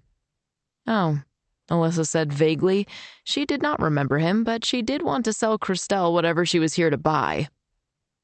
Anyway, I'm planning a Valentine's dinner for the other doctors in his practice. Not on Valentine's Day itself, of course. We'll be sprinting off to Cancun. She gave a radiant smile. What date are you looking at? Alyssa said, leading her to a consultation corner. It was a couple of folding chairs with a chipped formica table between them, 100 steps below the consultation rooms at Stacy's Interiors. Alyssa had never been so aware of the store's shabbiness. The floor was concrete, the shelves powder-sprayed cream and riddled with little holes, as though Party Barn was too cheap to pay for a whole shelf. The overhead lights were suspended metal hoods with exposed fluorescent bulbs. There was no attempt to make it presentable. It was the kind of place you went to buy red drink cups for your high school kegger when your parents were out of town. Janet had worked hard and given it a reputation for party planning and staffing, but she wasn't one to think about the appearance of the store itself. Alyssa should have done something about that, immediately when she began working there, before Christelle Rohrbach Arnold walked in. I'll need it catered, of course, Christelle said. You can arrange that. And I'll need you to set everything up, decorate the place, and be there to serve and troubleshoot, and then clean up after us. Well, the caterer would do any serving, Alyssa said. Christelle waved a hand. Arrange it however, but if you're in charge of the party, I expect you to be there to make sure everything runs smoothly. Sure, Alyssa said. Is this at your house? Yes, we have plenty of space. Christelle went on to detail her house, which rooms would work for serving, for mingling, where the help could refill glasses. The help. This wasn't why she'd gone to college or stayed up late learning about the stain absorption of different woods or... Christelle was still talking. When it finally ended, Alyssa smiled brightly, showed her out, and shoved the paperwork into a folder with a savagery she normally reserved for expired coupons. Easy, cowboy, Janet said from the back. Everything okay? No, that was the girl from high school who thought she was better than everybody else, even though she wasn't nice or talented or smart. And now we get to take her money? And now I'm her help. Aw, screw her. What's her theme? Valentine's. So I can sprinkle Cupid confetti on her stupid table while my own heart remains unclaimed. That's a straight-up lie. We're out of confetti? Janet looked at her. Lying liar from Lying Town. Alyssa stuck her tongue out and went back to unpacking boxes. She was almost done when her phone rang. She glanced at the screen. Vanessa. I'm having a party tomorrow, and you should come. No hard feelings about the homeless shelter job, then. It took Alyssa a moment to respond. I should? I mean, thank you. I think I can. Oh, Vanessa said. I should tell you that Nick's okay. He seems really good, actually. I thought you'd want to know. That's great, Alyssa said. She had no idea what Vanessa was talking about. Is there some reason he wouldn't be? There was a beat of silence at the other end of the phone. Well, because of the crash, I'd have thought this would be hard for him. Being in another plane that almost went down. The world stopped for one beat, two, and then Alyssa realized that the beating was her own heart. Alyssa? Their plane almost went down. She felt like her throat was lined with sandpaper. Oh, no, you didn't hear? It was on the front page of the newspaper and, well, everywhere. Alyssa had been heading for the sink in the tiny staff lounge to get a glass of water, but now she detoured to the computer. She nudged Janet sideways with her hip and ignored her stare. She had a tab open and typed red wheels and airplane in the search bar before Vanessa spoke again. Nick always asks if you've been over. He does? Yeah, and I had the impression you were getting close. I mean, it's obvious he likes you, Vanessa said. I thought you'd want to know, because no matter how cool he acts, that had to have been traumatic, right? Devin says he calmed everyone down, though. Oh my God, Alyssa said, as photos came up of the team's plane approaching the airport at an angle, one engine engulfed in flame. What must Nick have been thinking? She should call him immediately. She needed to get off the phone, but Vanessa was talking again. I'm sorry I told you so abruptly, because there is a little something there, right? I don't, Alyssa said. I mean, I've enjoyed his decorating project. It's always rewarding to, Why couldn't she just admit she liked him, that he had helped her understand she had unfinished business in her family, and that she lusted after him most of the day? Vanessa laughed and saved her from flailing on. So, about the party. A bunch of friends are going to be here. Commissions, Alyssa. They'll see our house. They'll love our house, because of course they will. They'll say who did that gorgeous thing with the topiaries in the entryway, and I'll say she's right here. Hire her. And you get rich and famous, and also have a good time. Alyssa laughed. You're wonderful, but you don't have to do that. I want you there anyway, as a friend. It's on a Tuesday night because of Devin's stupid schedule, but you're less likely to have a conflict, right? Alyssa smiled. What should I bring? Nothing. You don't have to plan this party or design the kitchen or anything. Well, you already did the kitchen. Be here at 7. Vanessa said goodbye, and they hung up, and Alyssa was grateful that she hadn't said a thing about her dodging the homeless shelter job. She started to call Nick 6 times, but talked herself out of it each time. Would he want to talk about being on a second plane with an engine fire? What if he were in the middle of something that he had to concentrate on, and she made him think about it again? She settled for reading every article she could find about it and watching the clip of the plane landing 11 times. Finally, Janet said, You planning to do any work this afternoon? Alyssa nodded absently and watched the clip 8 more times. Finally, she stowed her phone on a shelf and unpacked Valentine's Day supplies from the kitschy to the lush until closing time. No one else came in for party planning, but she sold 2 bunches of Mylar balloons and persuaded a man to go with a pretty floral motif instead of buying paper plates that read "Over the Hill" for his wife's birthday. One small step for humankind. She worked most of the weekend, but she doodled a little with the design for the sign for her someday agency and texted Ryan to see how he was doing. He responded entirely in emojis, but at least she'd reached out. When Tuesday arrived, she flipped the closed sign exactly at 6 and scurried home to shower. It was going to be great to have something to do. She'd already met a couple of Vanessa's friends, but a whole house full of women would be fun. It had been a while since she'd had time for a girls' night.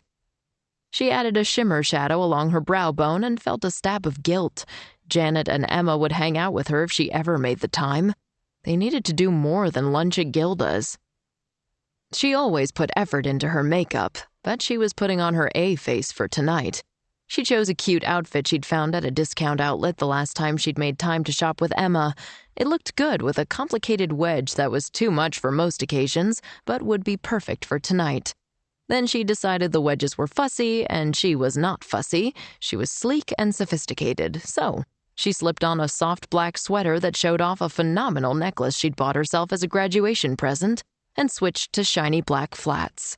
She was having a good hair day, and it survived the sweater change. Alyssa knew the route to Vanessa's house by heart. She enjoyed the drive now, and when she pulled up to the French-style mansion, there were already a dozen luxury cars parked in the driveway. It wasn't going to be hard to find her vehicle when she left, she thought ruefully. She knocked on the front door, and it opened instantly. And there was Devin, Vanessa's hunky husband and the captain of the Red Wheels. "Hey, Alyssa," he said, pulling the door wide for her to come in. "Don't cost me any money." She smiled. "No new throw pillows?" "I would definitely throw them," he said, laughing. "Let me take your coat." She shrugged out of her jacket and handed it over, then made her way into the home. Its rooms were so familiar. She had their dimensions memorized. She was distracted looking at the furnishings she'd selected, the art and plants, and a table that had gotten pushed out to make more leg room, when she realized that the room wasn't filled with women. It was couples and a few single men. She scanned the room quickly. Every guy there could choke a gorilla with his thighs. It was a team party. That's why Vanessa had said it was planned around Devin's schedule, of course. It would be rude to leave immediately, but she couldn't possibly stay if Nick was there. She was pretty sure he wasn't. She didn't see him. And then a deep, familiar voice behind her said, "Well, look who's here." Chapter 33. Alyssa turned. Nick was standing there wearing a red shirt. He'd clearly bathed in Handsome before driving over. "Alyssa." "Hey," she said softly. "Are you okay? From the other day?" "Sure," he said. Then he turned to speak with a gorgeous brunette squeezing past him. Somebody's wife, but she caught the snub. "Well," Alyssa said breezily to Philip standing nearby, "where are the drinks?" He pointed and she went to get a glass of white wine. She found Vanessa and asked if she needed help with anything. "I need you to sit down and enjoy your drink," Vanessa said. So Alyssa did. She found a spot in the family room off the kitchen where a couple of other women were sitting. She'd just settled in and introduced herself when their husbands showed up, one of them deep in a conversation with Nick. He sat down on the sofa opposite her, still talking to the guy. When he saw her, his gorgeous eyes pinched a little. The guy's wife said, "Nick, do you know Vanessa's friend, Alyssa?" Alyssa gave him a tiny smile. Yeah." He gave a small jerk of his head. "I don't think they hold up as well," he said to the guy he'd walked over with. "And you have to sharpen them more often." They kept talking about some brand of skates the other guy was endorsing. She didn't expect him to nibble along her collarbone here in public, although she'd have let him if he'd tried. But he was being standoffish, rude even, and she hadn't done anything to deserve this.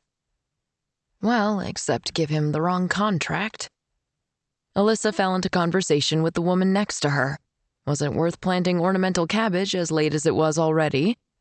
Do you really need to put celery and carrots in when making chicken stock? How often do other people vacuum their sofas? Not often, right?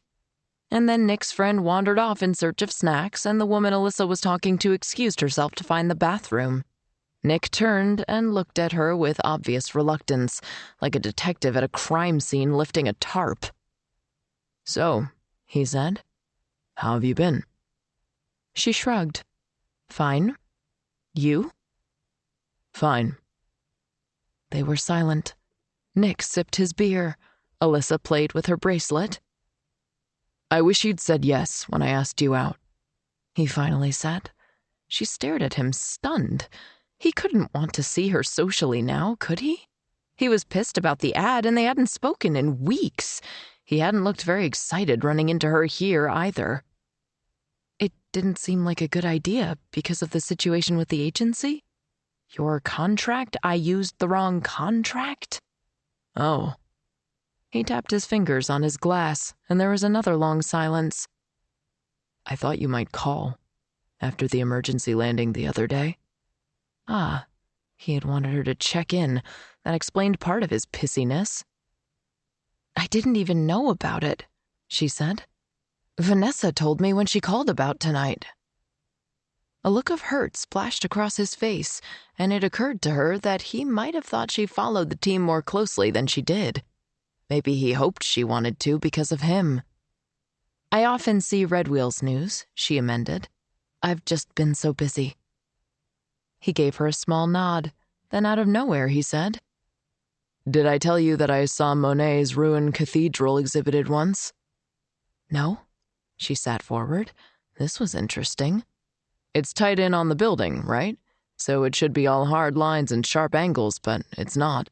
It looks like a bar of soap that got left in the bathwater." He looked pleased with himself. "It does not." "It does. It lacks definition." "I cannot believe you said that." "Van Gogh was by far the better impressionist." "You take that back." People were beginning to look at them, but she was not going to let that go.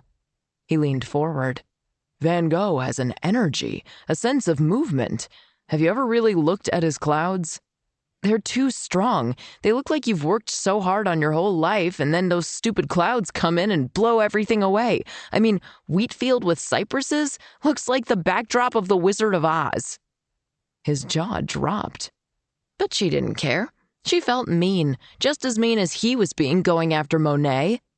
Like the set for a high school production of The Wizard of Oz. "Oh, that's bullshit," Nick said. Andre turned to Devin, who'd wandered over and stood behind him. "My parents fought a lot," he whispered, "but even they never went after wheat field with cypresses." Devin cracked up. Alyssa shot them a look over her shoulder. "I don't like Monet," Nick said. "I've never liked Monet." He leaned forward, his face hard and angry, biting his next words.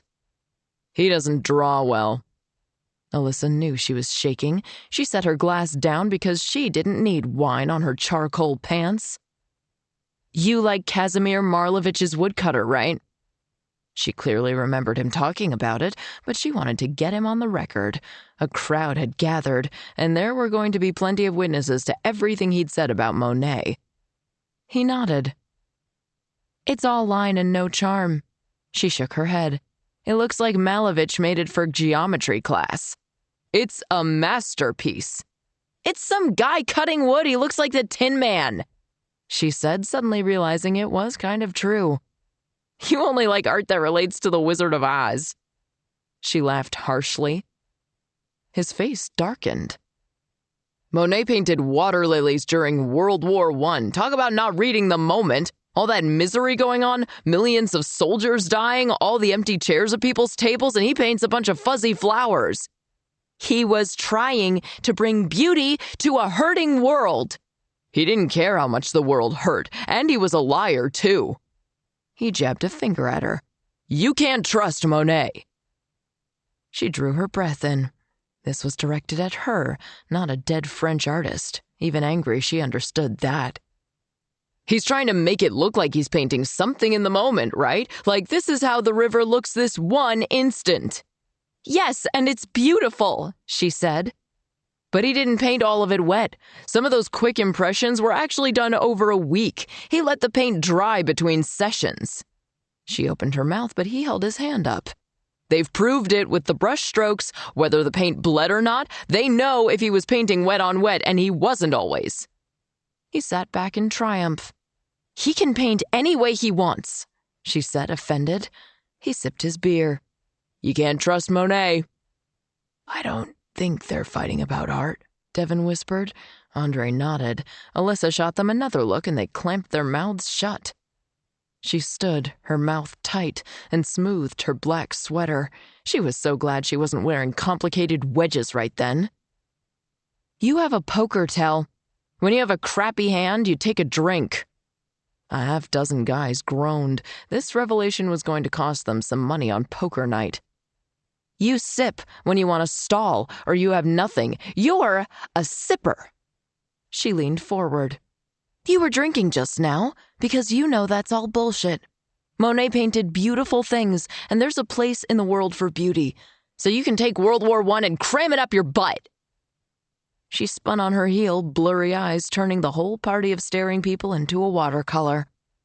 Nick stood too. Oh, yeah? Well, I really liked Michelangelo, but some people only pretended to. People should be clear on their feelings about Michelangelo. She whirled on him. I loved Michelangelo, but you clearly don't trust Monet, so what am I supposed to do? This is why I don't go to museums, Andre said. Yeah, I'm not following this, Devin whispered back, but they both turned bright red. Did Michelangelo paint a lot of smut?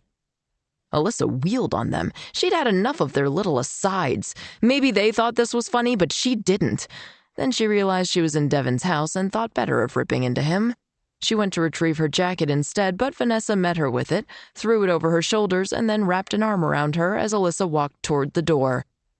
Everyone gave way as they pushed through. Behind them, Leaf said, We get to talk about World War I and his butt, right? I mean, we're not letting that go. I don't normally kink shame, Andre said, but that's excessive even by my standards. They're sleeping together, right? The check forward, Jakub said.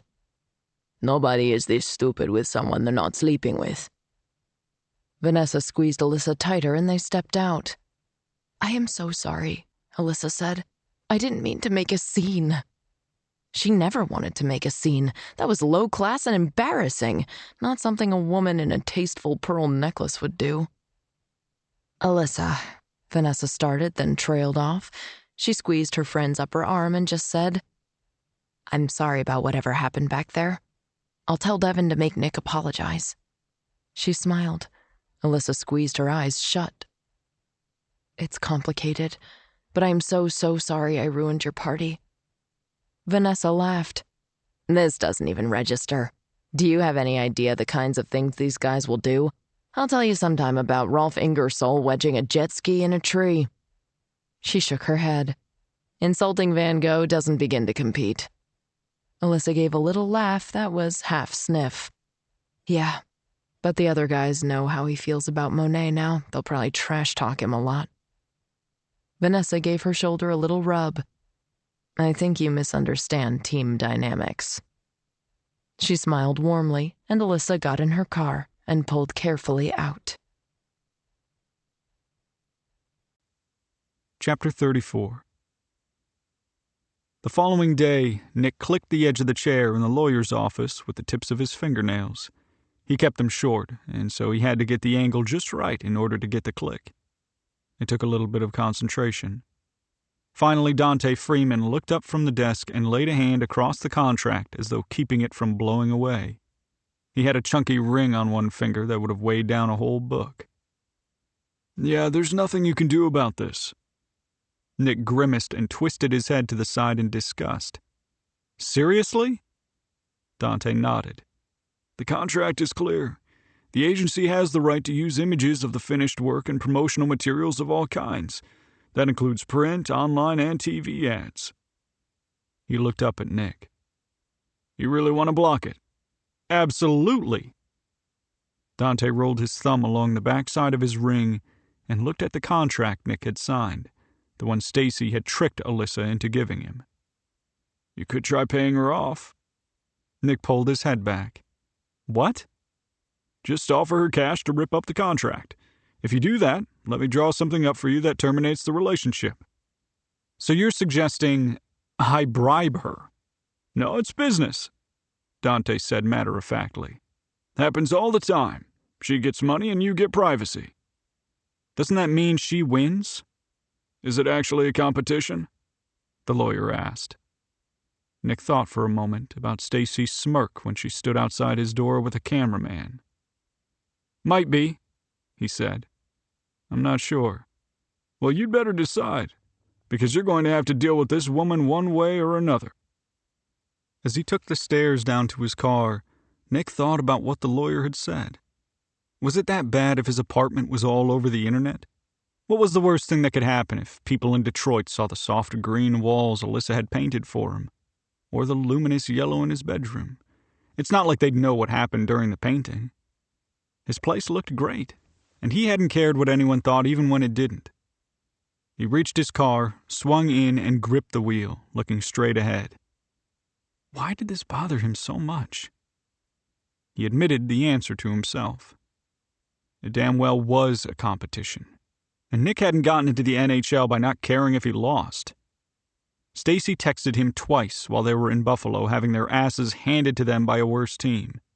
He ignored the first text because he wanted to, and the second because the coach was reading them the riot act. Friday morning, his lawyer called.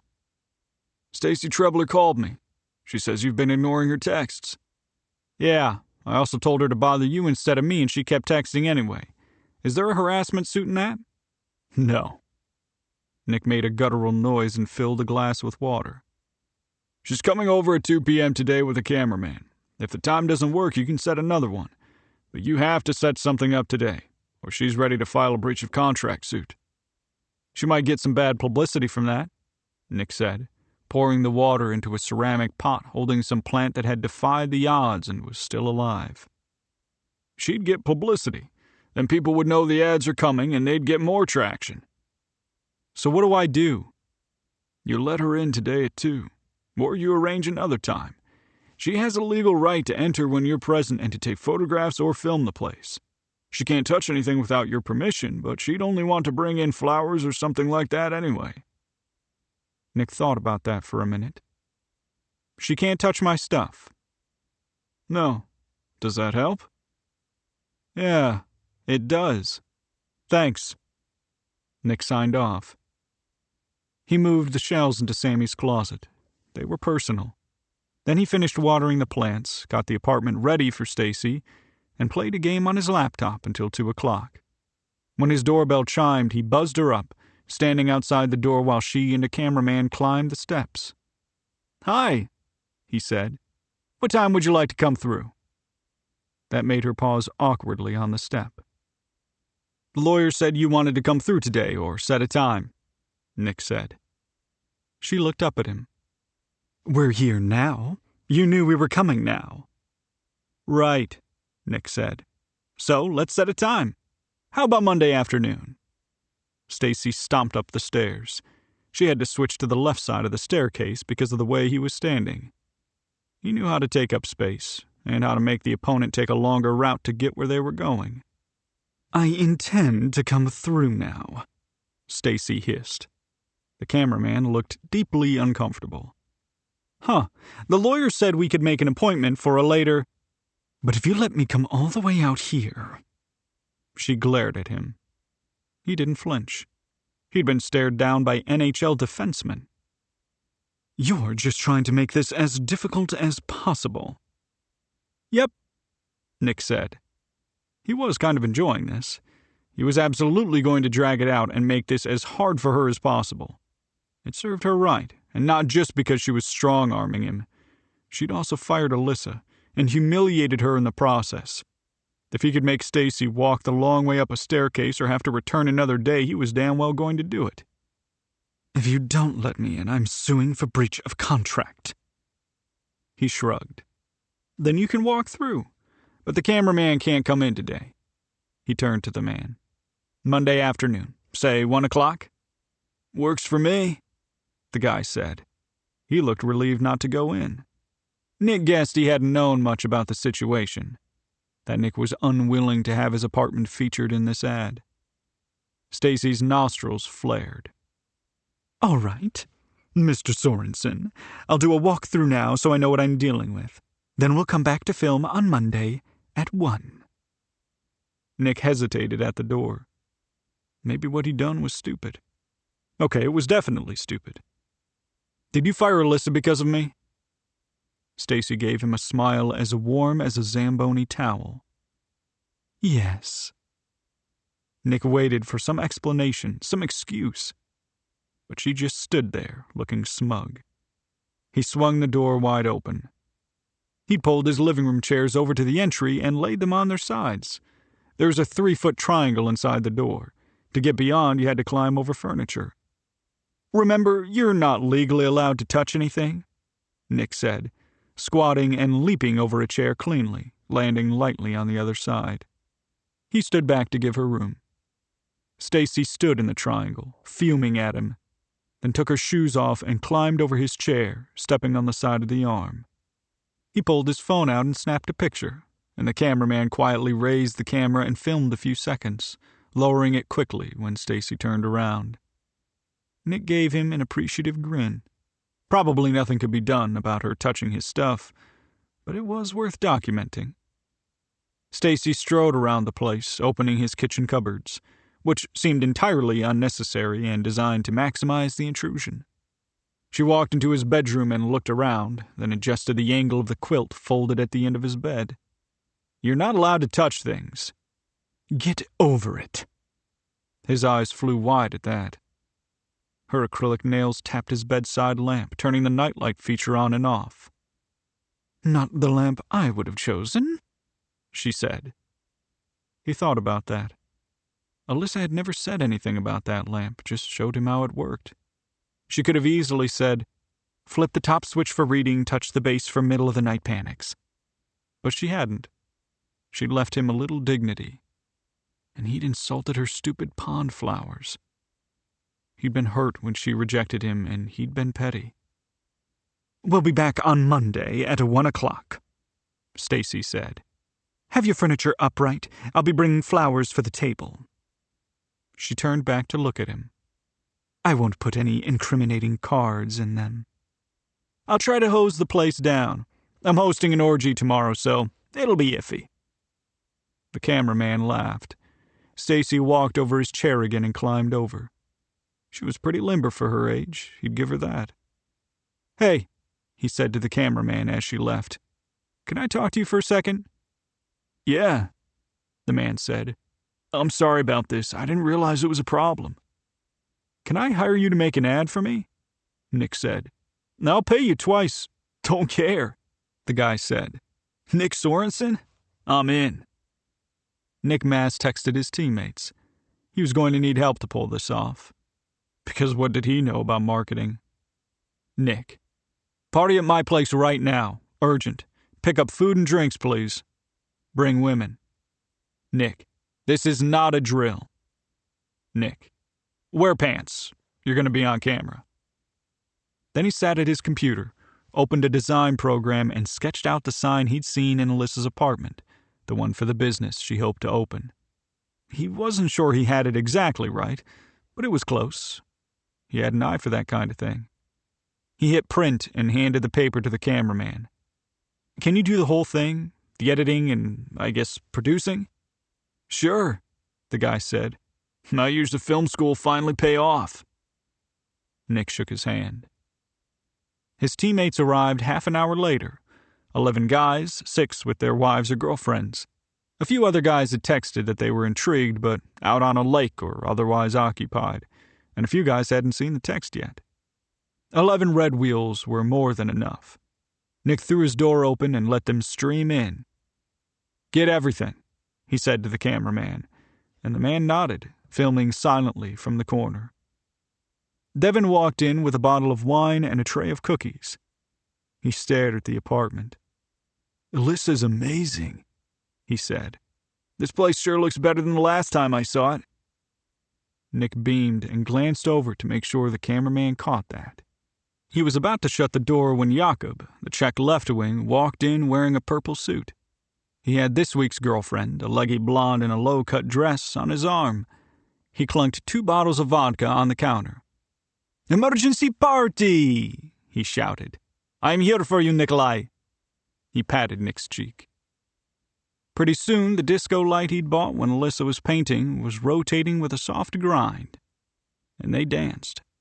Then one of the guys turned the TV to a game, and they tumbled into his living room to watch. They snacked, told jokes, poked fun at one another, and laughed. Even Nick forgot the camera was there, and once he'd explained his plan, the other guys had ignored it too. Considering it was a party for show, they had a lot of fun. When it was over, they collected the leftovers and wandered out, complimenting his place and thanking the cameraman who beamed and asked for autographs. "You can get it done?" Nick asked him. "It'll be tight, but yeah. I texted the station while I was filming, and you're good for tomorrow." "Seriously?" "Yep. I explained, and they rearranged some things. Basically, once people knew it was for you, they made it work." Nick tightened his mouth. It was the crash. Dead friends got you favors, but also that's why you needed them. "Thanks so much. I can't tell you how much I appreciate this." He shook the man's hand. "I'd have done it just to see Jakob Cermak sing 'I'm a Slave for You.' That was something." Nick laughed. "Yeah, I was afraid he was going to strip a little too far." "Let's shoot the intro, and then I can get to work," the man said. "There's a lot to edit. Basically, anything with Jakob needs to be cut," they said together, then laughed. Nick stood in his living room, ever so slightly drunk, loose from hanging with his friends. Turned out he had friends who could answer the emergency beacon of a cheap drugstore disco light and show up in the middle of the afternoon, no questions asked. God, this was a good life. It was. He should be more grateful. "Hi, I'm Nick Sorensen," he said. "And this is my apartment. Alyssa Compton decorated it for me, and she did a great job." Chapter 35. Alyssa pushed through the party barn's door on Sunday morning, registering the chime. It was the same one that had dinged when she was in high school, but the sound made her happy. It sounded cheerful and optimistic. Ding! Here comes fun. The day went downhill from there. "So Roberta's sick again," Janet said. "She called in at least, so that's good." Janet shook her head.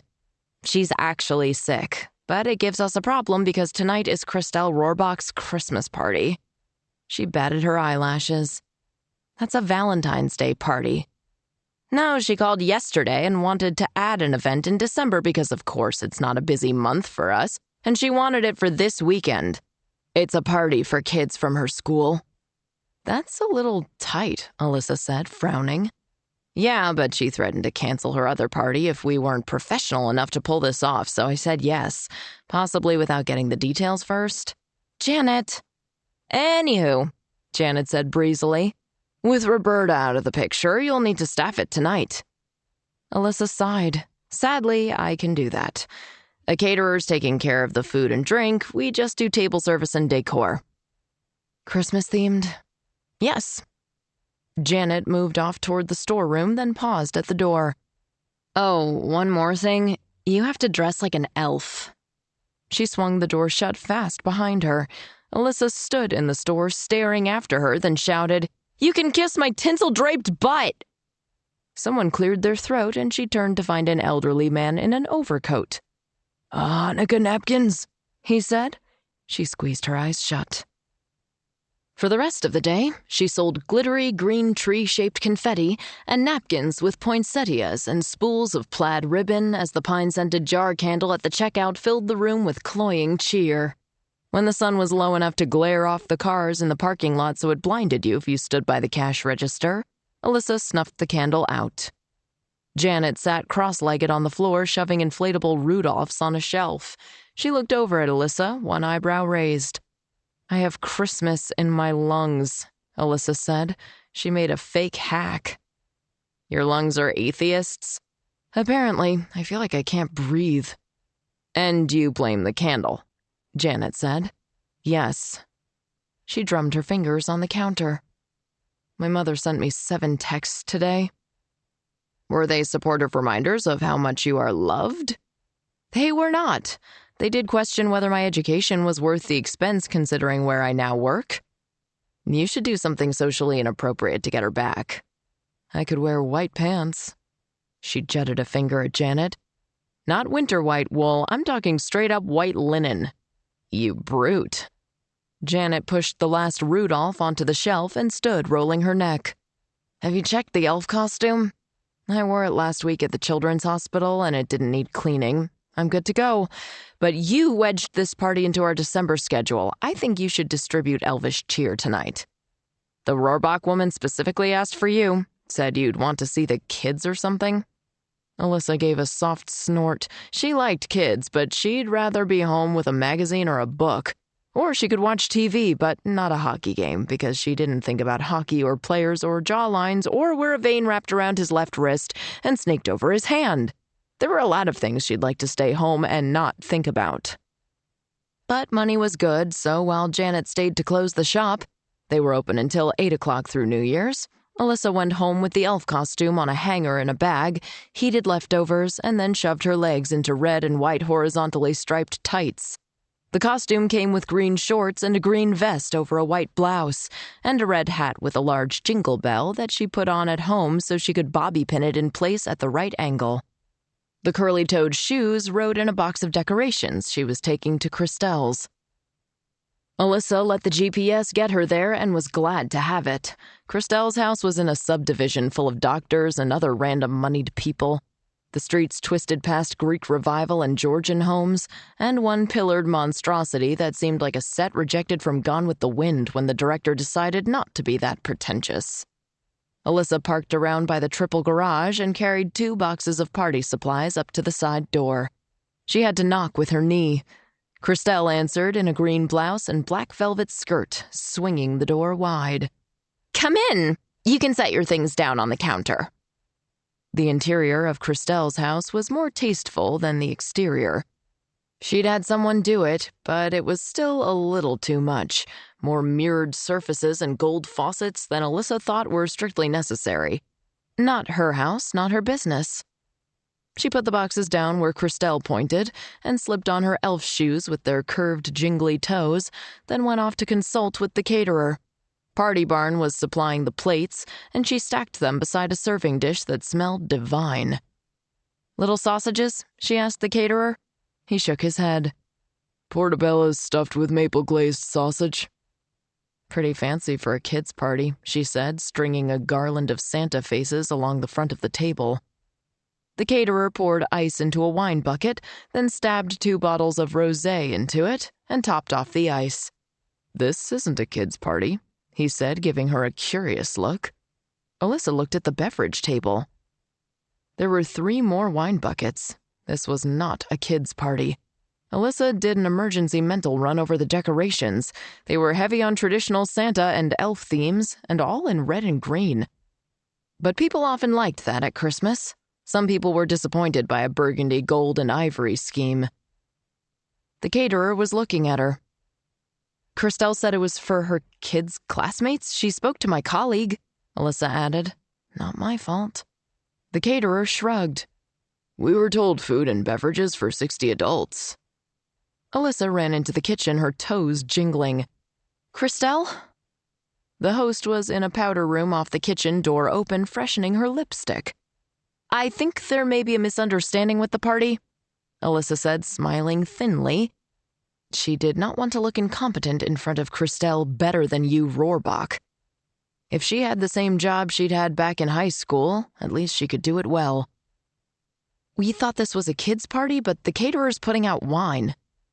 "No, it's for adults," Christelle said. She pulled out a compact and patted her forehead. "You wanted me in an elf costume, though?" Christelle turned. "Oh, it's adorable. Everyone's going to love it." "Your kids' classmates?" No, my classmates. Well, ours, I guess. It's just a little impromptu reunion of our graduating class.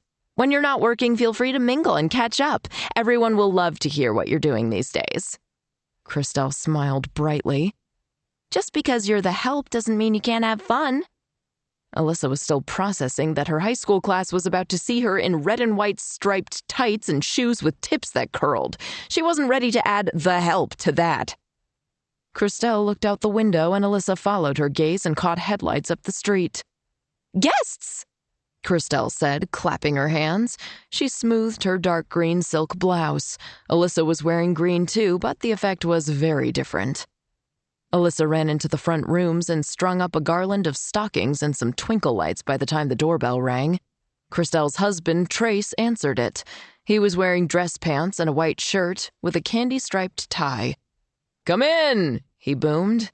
It was Jake Turner, who had been quarterback of the football team and captain of Quiz Bowl and was not, it turned out, any less dreamy than he had been in high school.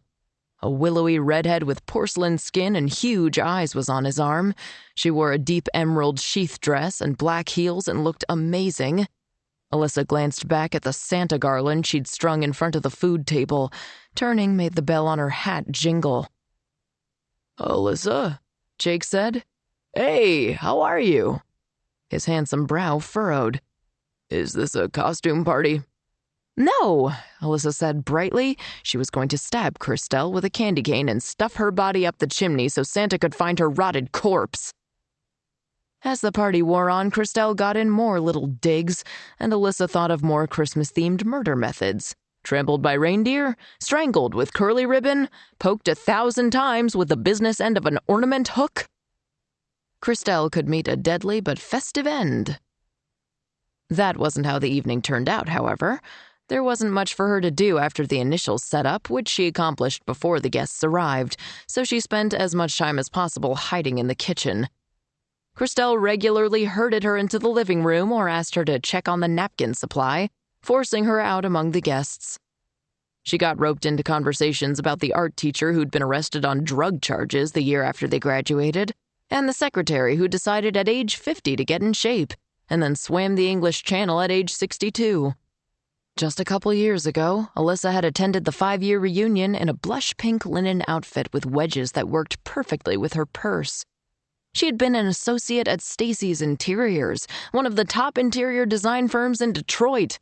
Now, Christelle held Alyssa's upper arms from behind while she explained to everyone that Alyssa was back at her high school job, the Party Barn, and it would be great if people hired her because it looked like she really needed the work.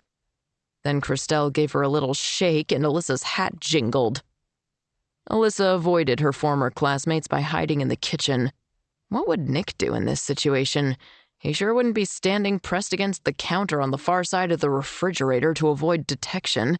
For one thing, even a big stainless steel model like this one would do nothing to hide his bulk. Also, she'd seen him take on Stacy. Christelle was nothing compared to the agency owner. Christelle was mean, but she wasn't as smart as Stacy or as talented. Alyssa thought about that for a moment. What exactly did Christelle have going for her? Money? And absolutely nothing else. She was still the same selfish, unpleasant person she'd been in high school. Alyssa might not be working her dream job now, but she had trained for it and could do it again someday. And right now she was working with a dear friend, doing things she genuinely enjoyed. Was she challenged? No, but she still found joy in her work. Good grief, she was a grown woman who got to play with balloons and plan parties all day. And there was a man in her life who was artistic and thoughtful and kind. He'd remembered how she liked her coffee. He'd sent flowers like those he'd seen her admire in a painting. And he'd been brusque at Vanessa's party because he'd been hurt that she hadn't checked in after the plane's engine fire. That meant he cared. You couldn't get upset with someone you didn't care about. She was not upset with Christelle, she decided in that moment. She wasn't worth it. Alyssa went to where she'd stashed her bag and pulled her phone out. She texted Vanessa. "Alyssa, if you still need someone for those rooms at your church, I'd be happy to help." There. She was done hiding from her past. Christelle's husband poked his head in just then. "Need you out front for a minute?" he said. Alyssa nodded and dropped the phone back in her bag. She straightened her felt vest and strode into the living room. Her old classmates, the ones who would attend a party hosted by the Rohrbach Arnolds, were starting to line up in front of the fireplace. "Alyssa, get in here!" Christelle called. Alyssa moved over to the group and saw the photographer when she was past the 8-foot tree. He motioned her in and she stood in the back row hiding behind Elizabeth Frontini. "What's this about?" Alyssa whispered, leaning down over Elizabeth. "Christelle gets all her parties in the gossip column of the newspaper," Elizabeth said. "She's so well-connected, and the society reporter just loves her." "The newspaper?" Alyssa said in horror, right as the photographer snapped the photo. "Well, it'll be on the website, too," Elizabeth said. Chapter 36. Alyssa checked on Mrs. Gilroy when she got home, took a shower, wrapped herself in a fluffy bathrobe, and sank onto her sofa under the Monet water lilies. She opened her laptop and logged on to a TV app. There was a baking show, but she'd missed a couple of episodes and wanted to catch up before watching the contestants make European landmarks in gingerbread. She watched a couple of minutes of a wedding show, but the bride wasn't a raging narcissist and the groom seemed thoughtful. Where was the drama in that? It was an outdoor wedding, and they didn't have indoor backup. She knew where this was going, and as a party planner, it knotted her stomach. Hard pass. She began to scroll on her social media sites. She'd pulled the Afghan over her shoulder and shoved harder into a throw pillow when a sponsored ad came on. And Nick Sorensen's big, stupid face was on the monitor, and he was standing in his apartment. She sat bolt upright, fatigue forgotten. So Stacy had made her commercial, but how had she gotten him to be in it? "This is my apartment," Nick said. "Alyssa Compton decorated it for me, and she did a great job." Her mouth fell open.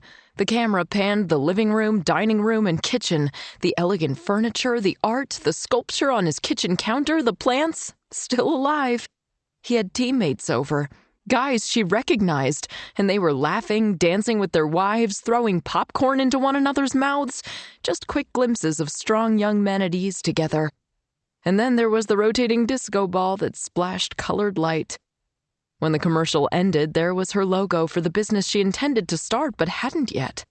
The business whose launch party she had mentally planned down to the champagne glasses. How dare he?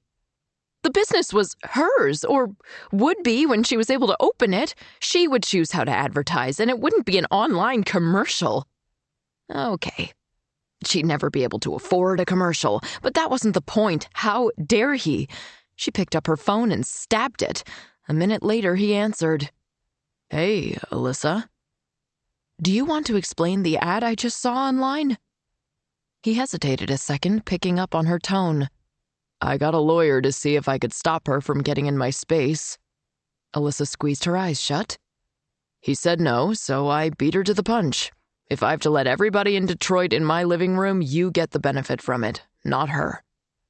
He sounded extremely pleased with himself. "Did it occur to you to call me before you did that? To ask?" He hesitated again. "No." She exhaled sharply into the phone. "But it's a good ad, right? And it gets you off to a good start with your new business." "I wasn't ready." "The game comes at you fast," Nick said. "This is not a game," Alyssa said, fighting tears. "This was nice of me." His tone was defensive. It was nice of him. She hadn't wanted him to do it, and he should have asked, but he was definitely trying to help. Even in her anger, she understood that. "All you have to do is sit back and answer the phone," Nick said. "Oh my God, you put my phone number on it?" She'd seen it, but hadn't processed what it meant. "Well, yeah, you don't have a website yet, so how else will they get a hold of you?" "I was going to get a second number when I got around to doing this, which isn't right now." "You could still get a second number. You could make the new one your home number if you want. I don't see what the problem is." "The problem is," Alyssa said, biting her words, "that you took a decision that was mine and did what you wanted, and I don't think it was even to help me. I think you were trying to outmaneuver Stacy." There was silence at the other end of the phone. That had hit home. "You know what?" Nick said. "None of this would have happened if you hadn't given me the wrong contract." He scored a direct hit. "I paid for the ad to run for 4 days. I won't renew it. You can decide whether you take the opportunity or sulk."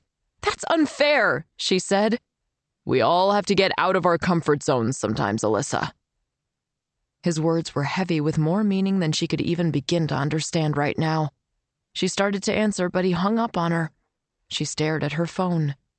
"I was going to have a launch party," she whispered. "There would be pink cookies." She set her phone down and wiped her eyes. Then she saw that while they'd been talking, she'd missed 3 calls.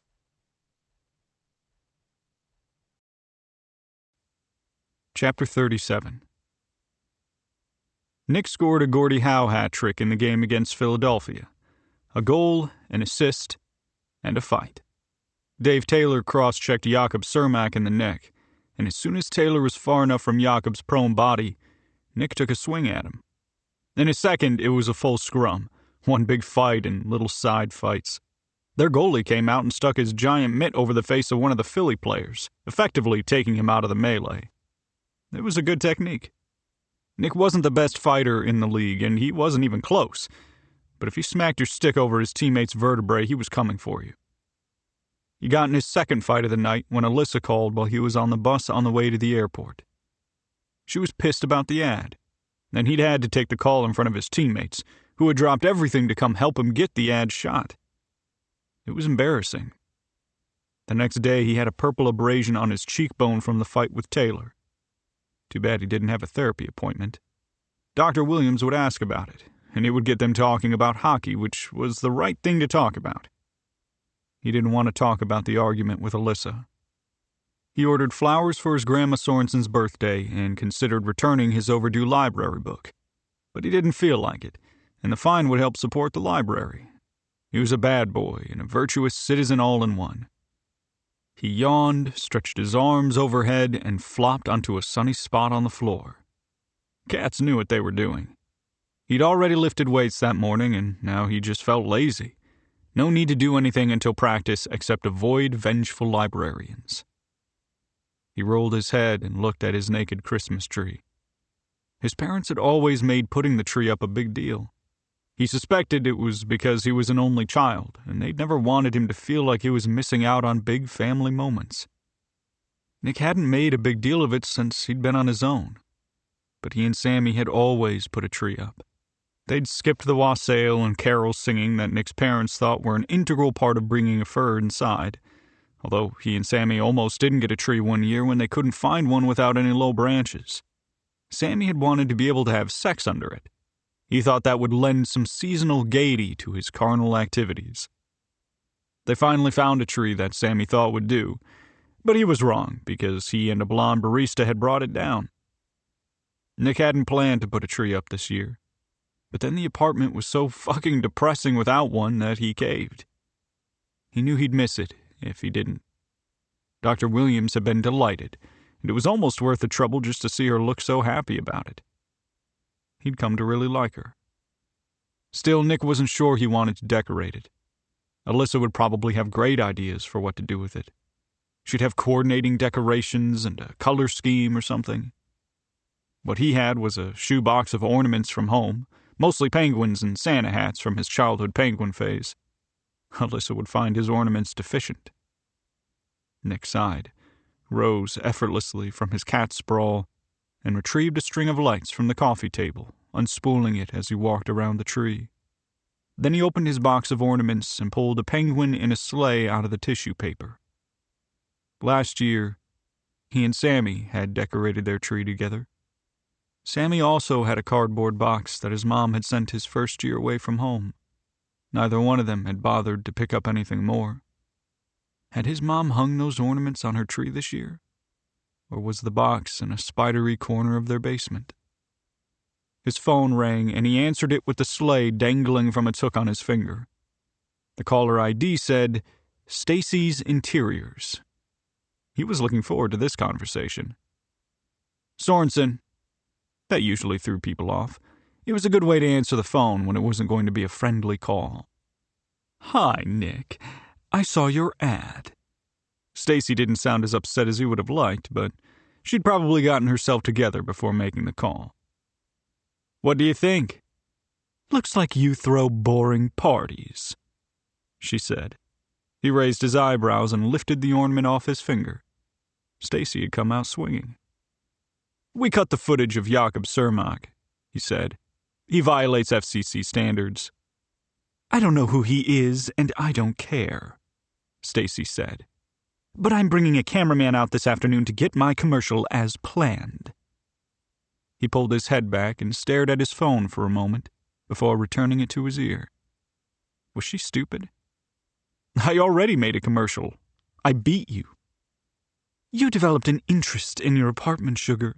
Now, I get to film a better version and make it clear that the work was performed by Stacy's Interiors. And since Alyssa Compton no longer works here, you'll be getting a cease and desist letter on airing your ad."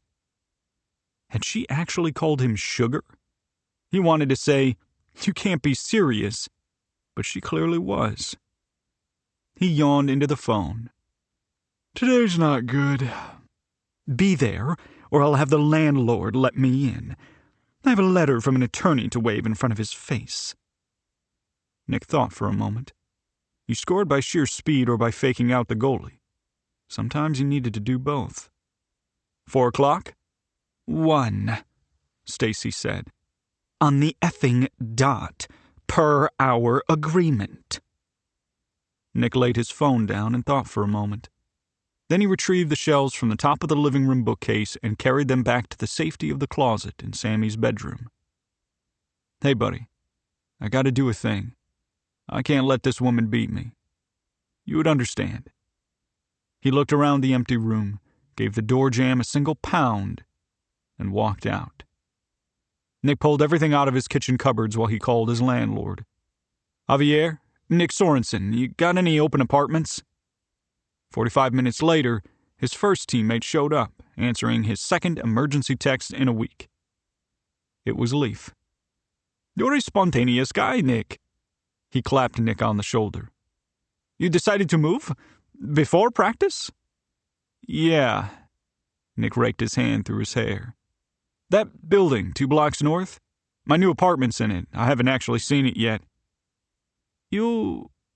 Leaf shook his head. "I saw movies, yeah, in Sweden, but they didn't prepare me for Americans." Nick grinned. "The landlord's waiting over there with the keys. How about we take something big on the first trip so we clear some space?"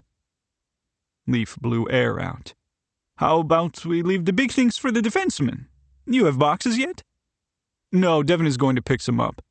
"Shit, I didn't ask him to get tape. You think he'll think of that?" Leaf shrugged. "He's captain for a reason." "Because he thinks of tape?" "We'll find out." The goalie swept Nick's toaster and fancy-ass coffee maker off his counter and headed out the door. Nick threaded a couple of dining room chairs over each arm and followed him, pulling the apartment door shut with his foot as he left.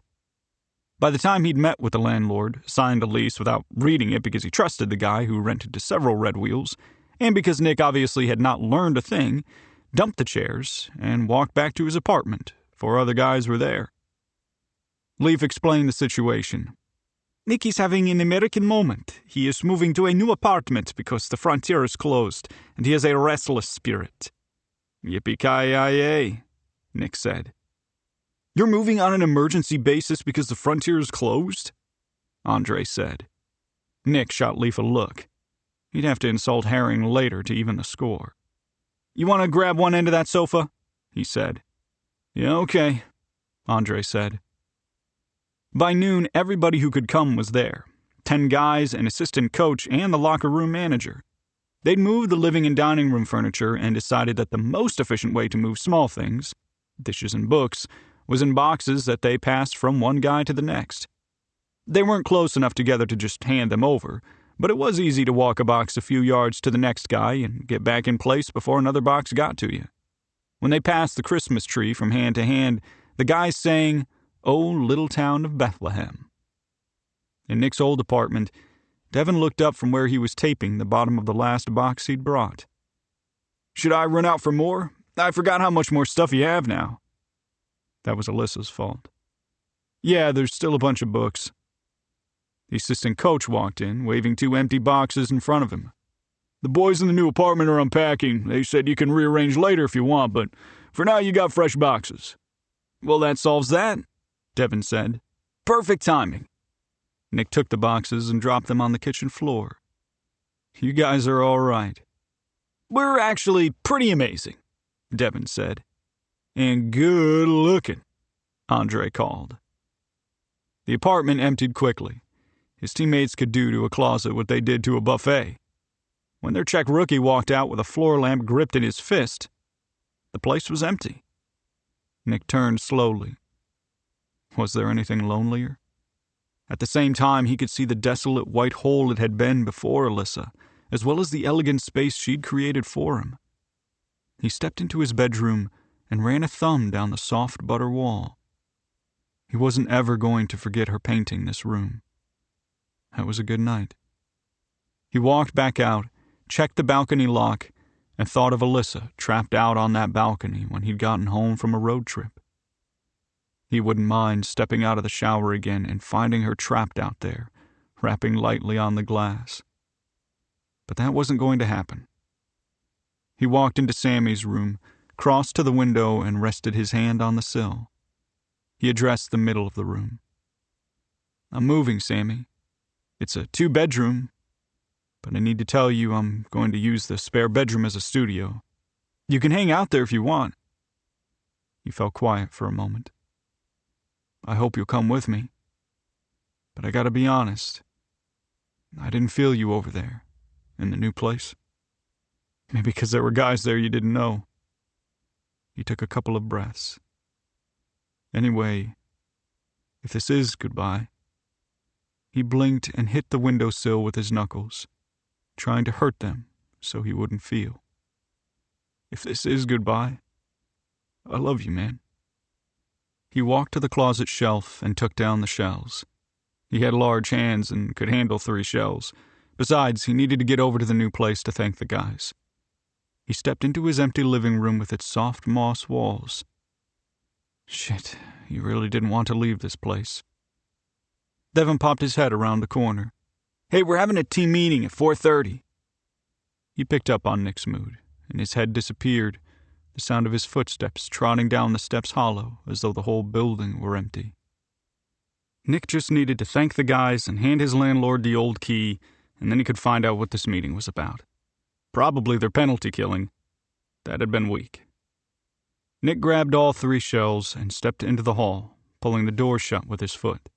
He was halfway down the steps when he caught sight of the landlord at the bottom, letting Stacy in the door to the lobby.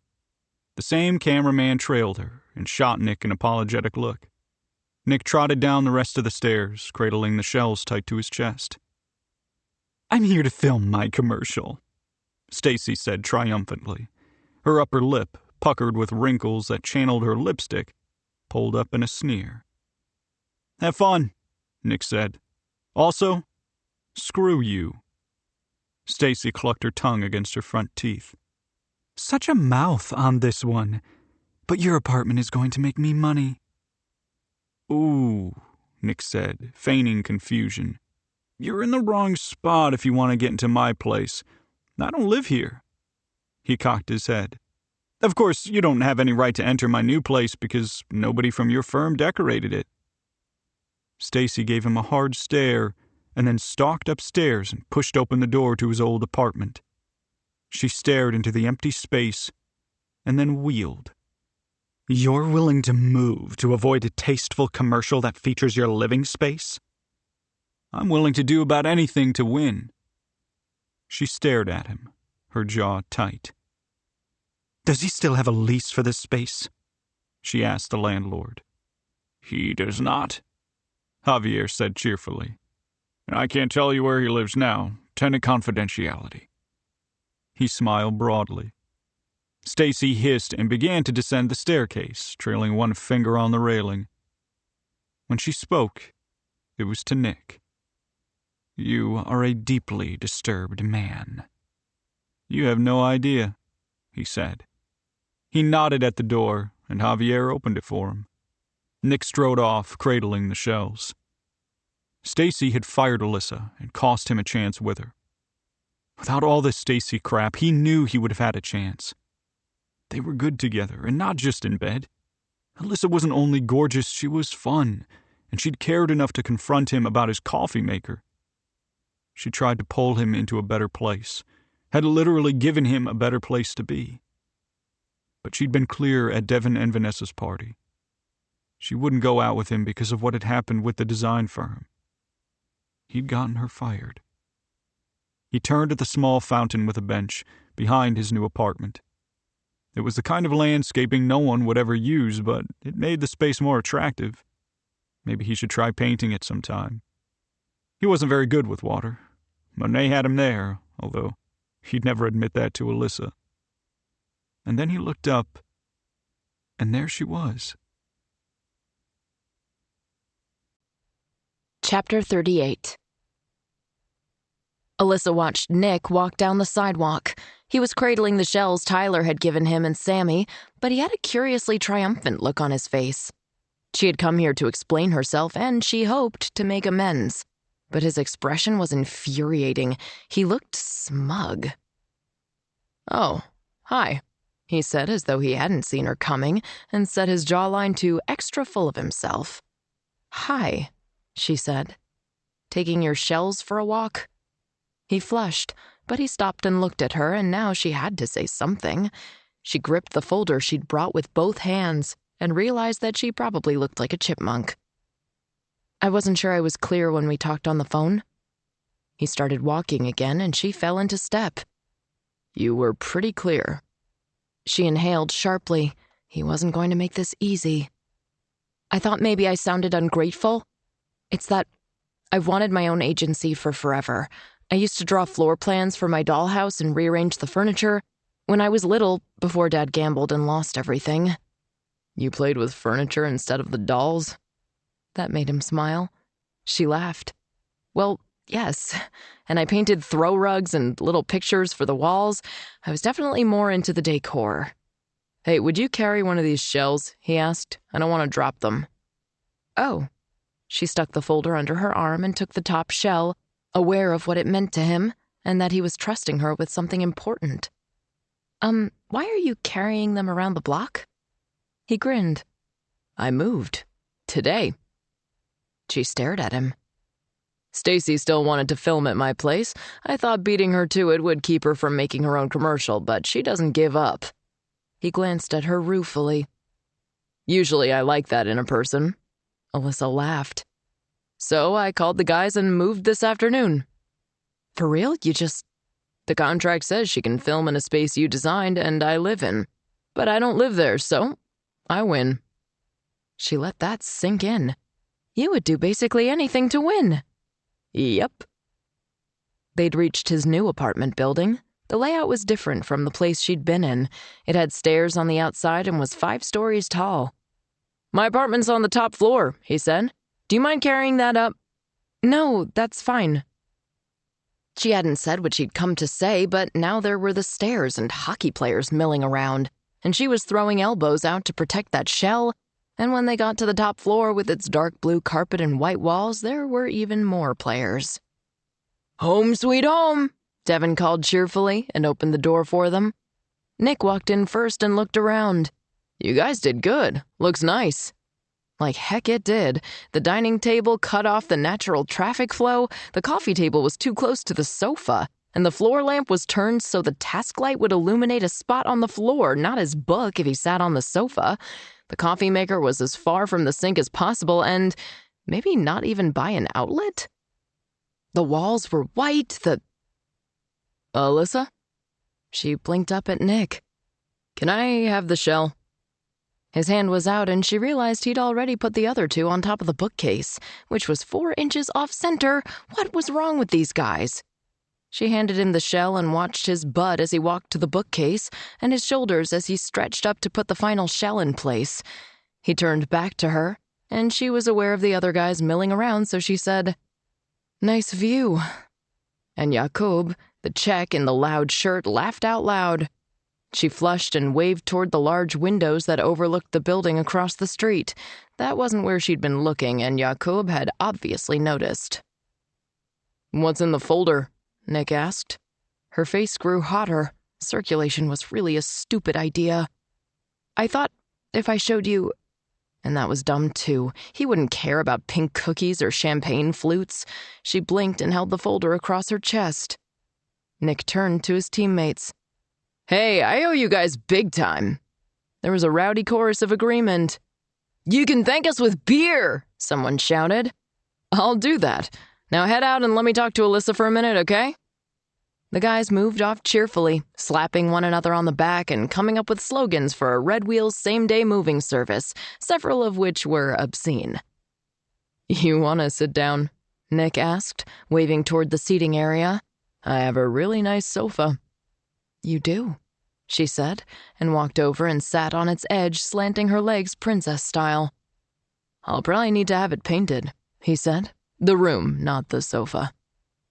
This was as close to him being a chatterbox as she'd ever seen. Was he nervous?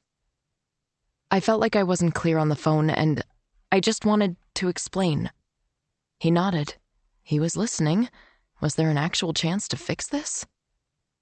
I've wanted to have my own agency ever since I was a little girl. I also wanted to own a magical pony farm, of course. Naturally. He smiled, and it warmed his eyes. He sat beside her, turned toward her, his shoulders bulky and his pants straining over his thighs. His hands rested on his knees, and she tried not to stare at them, but they were good hands. Strong fingers, gentle when they stroked down her abdomen. She cleared her throat and hastily flipped the folder open, fanning it so he had some idea just how much it contained. These are my launch party ideas. I had plans for invitations and decorations and... She hesitated, then decided to tell the truth. I've probably spent 12 hours choosing which font to use. He smiled again. Which one did you choose? She threw a hand up. I haven't decided yet. I don't have the party all planned yet. I'm not ready. He nodded slowly. You didn't really want to start a business. You just wanted to have a party. That made her bristle. No, she said deliberately. I wanted to start a business, but I wanted to do it right. Appropriately, and I wanted to do it my way when I was ready.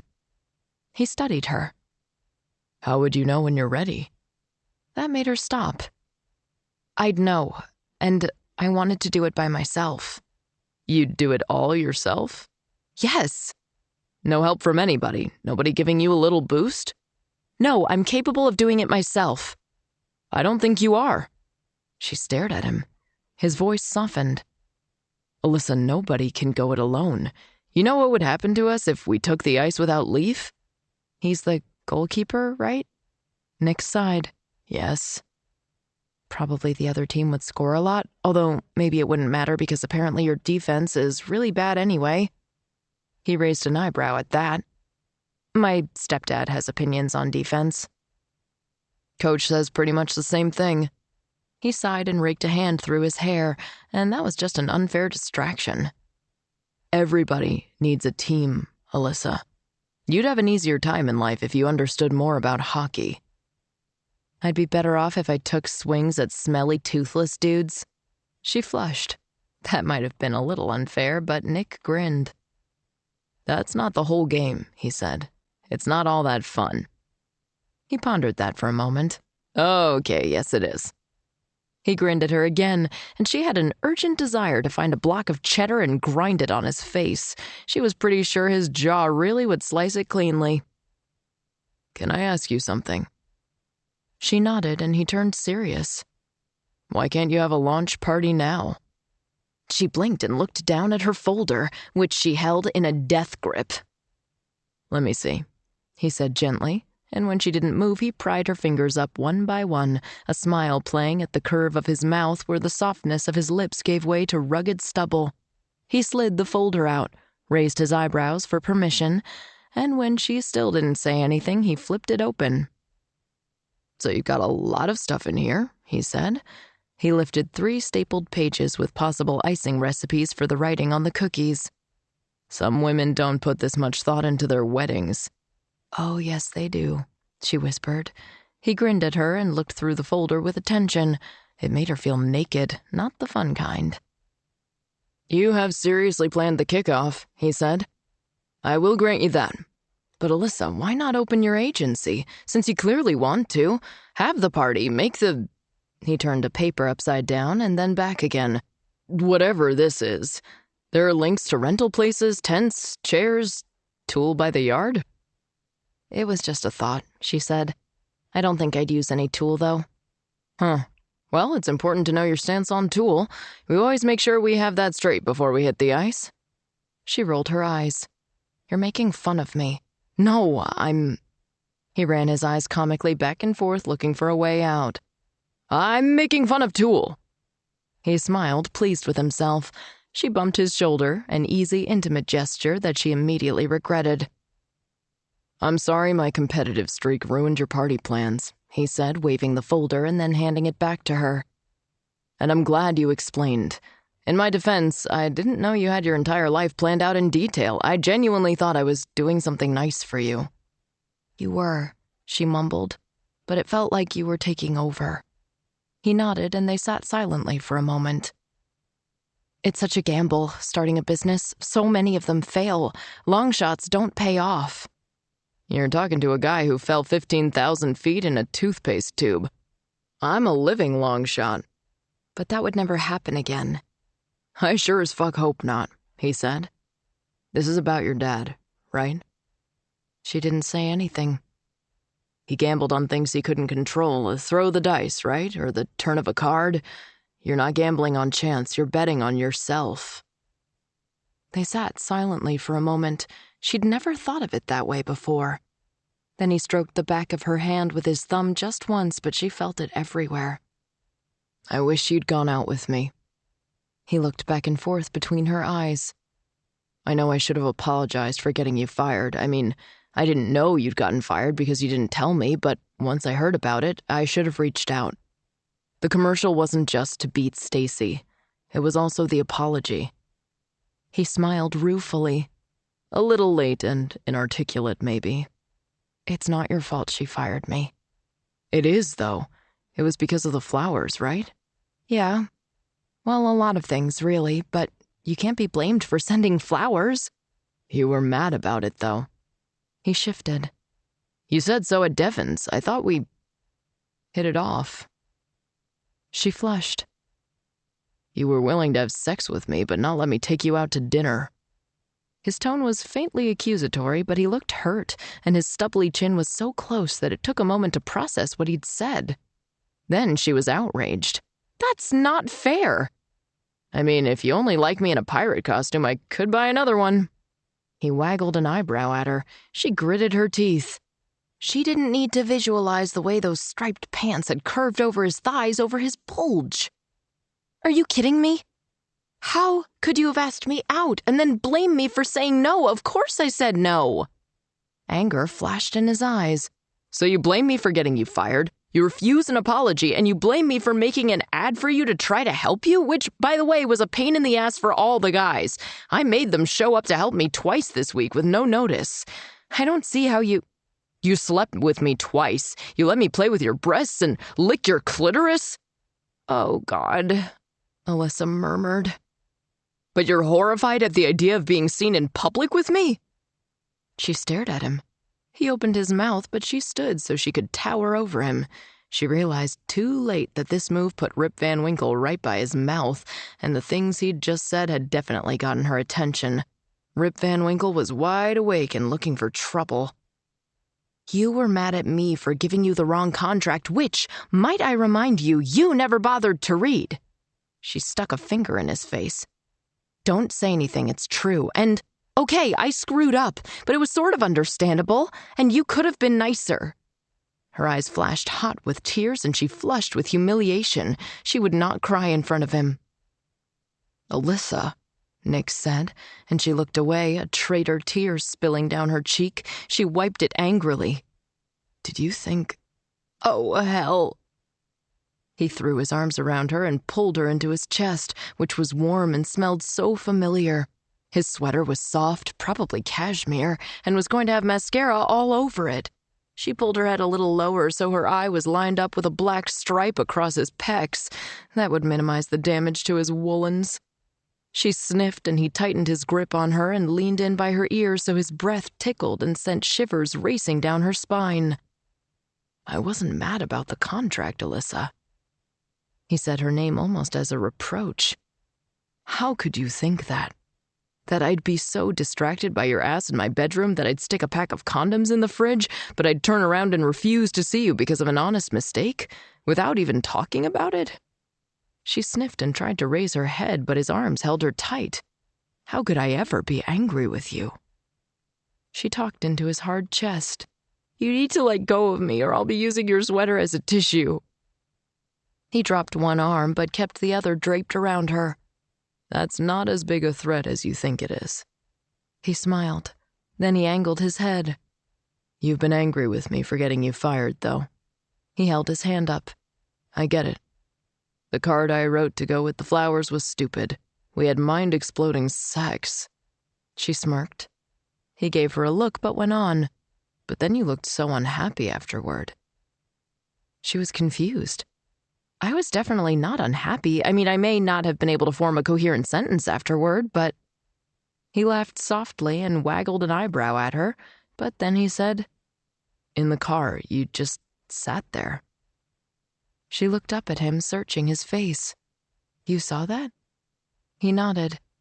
I was looking at your apartment building and thinking about what I'd done to you. A look of understanding crossed his face, and he squeezed his eyes shut for a moment. It's why I sent the flowers. Why I got you fired.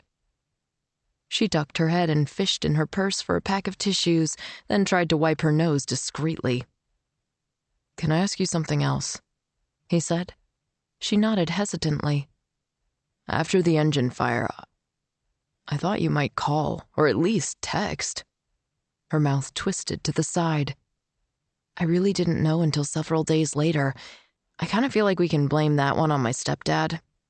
He nodded agreeably. When I did find out, I was afraid I might reopen a wound. Like I wouldn't know about it if you didn't mention it? Well, it sounds silly when you put it that way. I guess I just wanted you to care, he said. He flushed.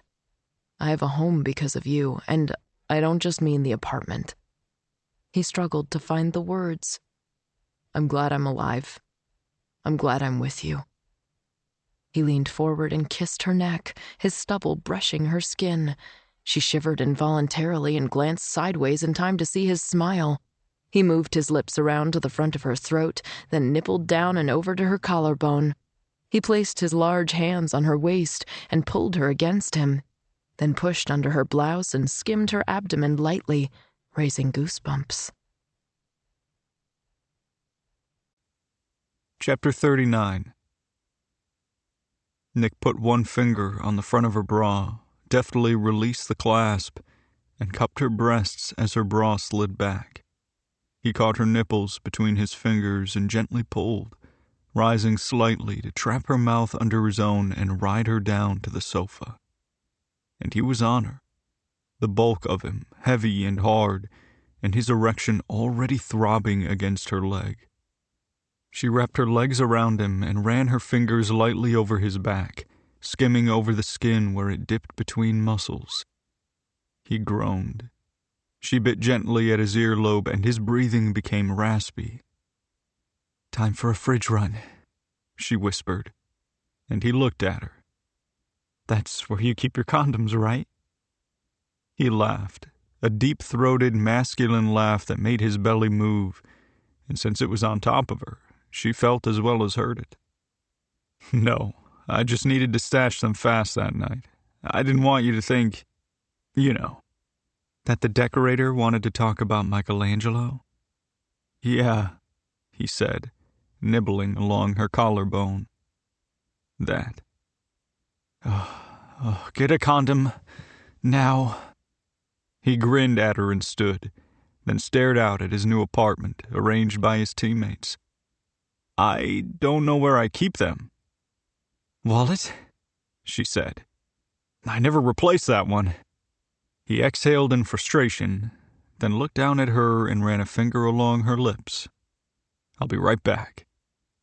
He ran into the bedroom, and she heard drawers opening and slamming shut. He ran back out, doing a comic-style run with exaggerated arm movements. Bedroom cleared. He dashed into the bathroom, and hard objects rattled and more drawers slammed shut. Bathroom cleared. Where were they? Alyssa said. Before. In the bedside table, and a drawer in the bathroom. And they're not now?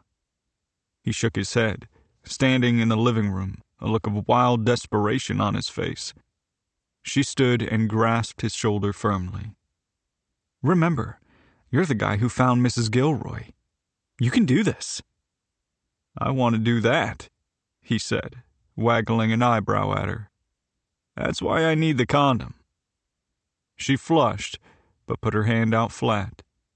It took him a second to understand, and then he laid his hand on it and shouted, Go team! Yeah, that, she said, a moment too late. He laughed and turned in a circle, then launched himself at his bookshelf, feeling around behind the books. So that makes no sense, Alyssa said. She walked into his new bedroom. The walls were white, but the windows were great, and the trim was better in this apartment, a little more graceful and old world, and more in keeping with his furnishings. I hear no sounds of ransacking, Nick called desperately. Do you think we could just use a sock? No, we can't use a sock. I have some big ones, like a boot sock. She cracked up and rummaged through his drawers, peeked under the bed and on the closet shelf, then moved into the bathroom. He'd trashed it.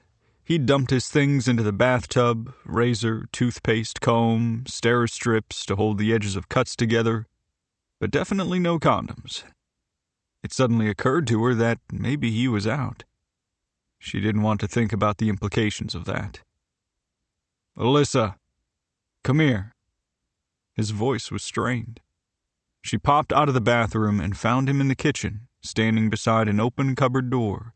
He tipped his head toward it, and she shot him a curious look, walked in and tilted her head. She didn't see anything but some plates one of his teammates must have unloaded for him. He put his hands on her hips and gave her a boost, and she saw bowls on the top shelf and inside them a box of condoms. She grabbed it out. There was a note attached. Nikolai, I put these for you in a safer place. Hope you had to look for them before you used the bowls. Ha ha! Jakob. We have got to trade him, Nick said. Note to self, never give your teammates access to your stuff. Alyssa grabbed the condoms from the box and ran in a circle through the living room, letting the strip trail like a kite. He caught her in 2 steps, grabbed the strip with his teeth, and picked her up. She squealed as he carried her to the sofa, shoved her pants off, and grunted. I think we were here, he said, running his thumb over her clitoris. She didn't try to answer. They knew each other's bodies a little now, and she relaxed into him, confident in this. In them. She knew the man, his body, his heart. And oh, did he know her. He used his hands and then his mouth on her, then raised his head to look at her from between her legs. More? His voice was husky. She shook her head and grabbed him by the hair to guide him gently up. He grinned, then cupped her breasts and sucked at her nipples. She feather-stroked his abdomen, raising a growl from him, then ran her hands lightly over his body, giving him goosebumps before she bent to lick his cock. He groaned and shut his eyes, then tangled his hand in her hair and made deep, throaty noises. She loved feeling so safe with a man who made such a feral sound. Finally, he stopped her, ripped a condom off the strip that lay discarded by the sofa, and shoved it on himself. He wrapped his big hands around her shoulders and pushed her gently down, then settled, heavy, over her, and plunged in, bringing her knees up. She moaned softly and gripped his shoulders. She was exactly where she wanted to be, enveloping him, moving with him.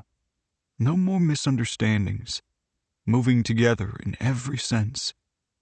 He thrust hard, rhythmically, and when he nipped at her neck just once, she was there, spasming around him.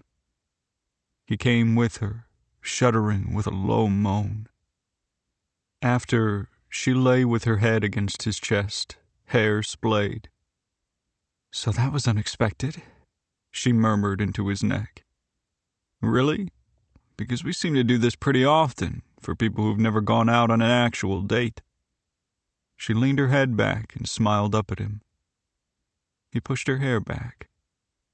"There's a lot of this stuff," he said, wrapping her hair into a ponytail in his fist and leaning down to kiss her. "I was never mad at you for sending flowers," she whispered. "I didn't blame you that I got fired." He smiled at her, and it brought a warmth and light into his eyes. "I'm going to ask you again to let me take you to dinner." He flipped her hair back and forth and caught sight of his watch while he did it. "Oh, crap. I have a team meeting." He stood, dumping her gently on the sofa and chuckling at the look on her face. "Sorry, babe." She dropped her head. Oh, God, what had she done? She'd made the phone call when she hadn't thought he was speaking to her. "Nick." She scrambled for her bra and panties, not sure which to put on first, and finally opted for the panties. Wedgwood blue with lace panels on the sides and not much coverage at all, really. But at least she wasn't technically naked now. She grabbed her blouse from under the sofa and held it, balled, in front of her chest. "I can't go out with you." Chapter 40. "What?" he said, clearly confused and maybe a little hurt. "Why not?" Alyssa scrambled into her clothes, hopping on one foot to shove her foot into her shoe. She had a coat somewhere and didn't know where it was, and Nick was still standing there, somehow taking up more space than he had before, like he was one of those shape-shifting toys that started off as a sexy hockey player and ended up as an angry sexy hockey player. "Alyssa." She hopped into her other shoe. His shoulders were wider. How did he do that? And his hands looked bigger, stronger. "Did you know that when Michelangelo sculpted David, he said he gave him the hands of a killer? Because you always think of David as the underdog, right? Because of Goliath? But David killed him." Was that babble? She was babbling. "I'm not sure I want to talk about Michelangelo with you right now." She gave him a tight smile, too bright, and caught sight of her coat beyond the sofa. "I need to go." "Damn it, Alyssa." He caught her arm, his fingers holding tight. "What's going on? Is this some sort of game to you?" He was right there, the bulk, the spicy scent, the stubble, his eyes searching hers. How could she hurt this man? But she already had, and there was no way to stop it. "I was trying to do the right thing," she whispered. "I meant to help." "The hell?" "I made a phone call. It may have been inappropriate." She didn't know how to explain beyond that. "You'll see," she said, "at the team meeting." "The meeting?" "I sort of called it." He leveled a stare at her, and she understood for the first time the intensity he must bring on the ice, what it would be like to see those eyes burning through his face mask, hurtling toward a goalkeeper. It was a little terrifying. "I was trying to help," she repeated, then said, "I'll drive separately." She snagged her coat and fled. The drive to the rink was miserable, and not just because she'd had one final chance with Nick Sorensen, who was essentially perfect. He was a man who would shove water lilies in a bowl to help her get a wedding reception ready in time. He had grooves in his shoulder muscles that begged her fingers to explore. He could discuss art. He could do that thing with his tongue. But he also was parked closer to the building and therefore pulled away first, which resulted in her following him through the city, turn after turn, while he stared into the rearview mirror. A taco truck pulled between them at one point and she relaxed, but then it peeled off after a few blocks. Nick pulled into player parking and she couldn't follow, which was actually a relief. His hard stare in the rearview mirror, wondering what she'd done, what she'd brought to his workplace, had unsettled her. Alyssa pulled into visitor parking, grabbed the box in her back seat, and thought about Pandora. She'd already unleashed chaos into the world, at least into her world, and she hadn't even opened the box yet. A security guard expected her and let her in, then escorted her through corridors. bright with red paint and oversized action photos, to a lower corridor and into a room with a ping-pong table and massive sweat-proof sofas. It wasn't a conference room. It was an area off the locker room where the players were likely to be gross and smelly. The entire team was already there when the guard walked her in and nodded to her, then stepped back into the hallway, the sound of his retreat echoing.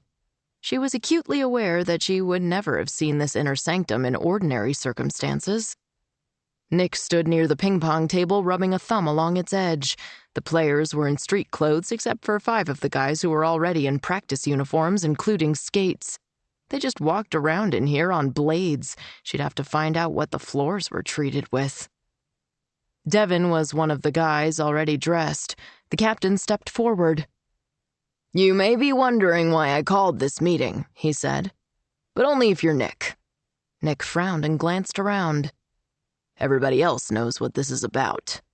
Nick shot Alyssa a hostile look, and she tightened her grip on the box she held in front of her chest.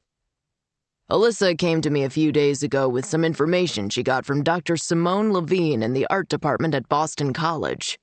Nick looked confused. "You want to take it from here, Alyssa?" She nodded to him and stepped forward, her fingers digging into the box. Her voice squeaked. Good God, she'd squeaked in front of an entire hockey team. She didn't know a lot about hockey, but she was pretty confident there was no squeaking in the NHL. She cleared her throat. Nick almost finished degrees in art and art history. He actually has enough credits to get the art history degree if he'd just file the paperwork. She pulled a sheet off the box, stepped forward, and shoved it at him, then retreated a couple of steps. He said he had one project left to do for the art degree and that he wasn't going to finish it, so I called Boston College and talked to Dr. Levine. She didn't look at Nick, but the hairs on the back of her neck responded to the way he lowered his head. He was standing with his feet apart, balanced, an athlete ready to react to whatever was coming his way, and right now she was the one hurling it at him. Dr. Levine said the last assignment was to create a large-scale painting, at least 4 feet by 8 feet, of a group of at least 5 people. She looked out at the red wheels standing silently. Nick was painting some of his teammates in Boston, Dragon, Tyler, Eric, Luca, and Sammy. The guys looked at one another, mouths tight. He'd been painting his best friends, the guys he'd lost. They shifted. This was uncomfortable territory. "I talked to Devin about the project," Alyssa said. Nick's head swung fast, and he gave the captain a hard stare. He was clearly not enjoying the team meeting. "And I bought a new canvas." "We'll never replace those guys," Devin said softly. "But you've got friends." Alyssa walked to the center of the room, brushing past Nick's strong and hostile shoulder. She wasn't sure where the guys had stashed the canvas, but Leif and Jakub stepped into the trainer's room and emerged with it. It was huge, and Alyssa had draped it in a white tablecloth. That seemed dumb now, a reveal of nothing. Devin found the easels she'd dropped by his house earlier and set them up. 2 because the canvas was so long. "You have people, Nick," she said, pulling the cloth off. The canvas was incredibly empty. So was Nick's face. This was a bad idea. The 5 guys on skates clomped forward. "Where do you want us?" Jakub, the Czech left wing, said. He swiveled his head back and forth. "Both my sides are my good side." Andre turned his back. "I think my ass is probably my good side." Someone called, "Considering what your face looks like, that's true." The guys fell in, jostling, resting elbows on one another's shoulders, lining up. "The team decided you should paint us because we're the best looking," Devin called. He was answered with hoots and a barrage of friendly abuse. Alyssa walked forward with the box and opened it. "Paint," she said with a false brightness that even she could hear. Nick reached in and took out a brush. He rubbed the bristles with his thumb. "Did you consider asking me if I wanted to paint the last piece? If I even cared about the degree?" "It crossed my mind," Alyssa admitted. "And I'm so sorry if this isn't the best way, but I thought you needed a little shove." "I needed a little shove." His voice was flat. "Just like you thought I did with starting the business." she admitted quietly. I was pissed at first too, but then I realized that push you gave me, it was a gift, and I wanted to do the same for you. She's tougher than Moose McFarland, man, someone called. Don't mess with her.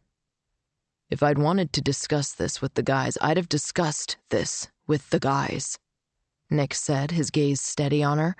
He did not look friendly. It's a good thing we found out, the backup goalie called. We didn't know we were hanging out with a guy who hadn't finished at least 2 college degrees. Yeah, you're bringing down our educational average, someone called, then dissolved in laughter. We can talk about your loss, Devin said, moving out of the line of guys in uniform to put a hand on Nick's shoulder. Or how you're feeling. Or your team. Yeah, Leaf called. I mean, if we can talk about the boil on Philip's ass. How's your ass doing anyway, Philip? Someone shouted. Better, thanks for asking. An unfinished painting isn't something we can't talk about here, Devin said gently. Come on, Nick. Grab your brush and get to work. He stepped back into the line with the other guys, expecting to be immortalized in oil. Nick stood there, then dropped the brush back in the box. Chapter 41. You should have asked me, he said again. Alyssa squeezed her eyes shut. Yes, I should have. I'm sorry. But what about your monologue about how everybody needs a team? My monologue? You said nobody can go it alone, but that's what you're trying to do. He leaned forward and hissed. I've asked you out 3 times, and you keep saying no, and then slept with me anyway. Yakub howled in glee. One of the guys shoved his face into the chest of the guy next to him to muffle him. Alyssa flashed furiously. Because you didn't really want to go out with me. He stared at her and threw his arms out in a what-the-hell gesture.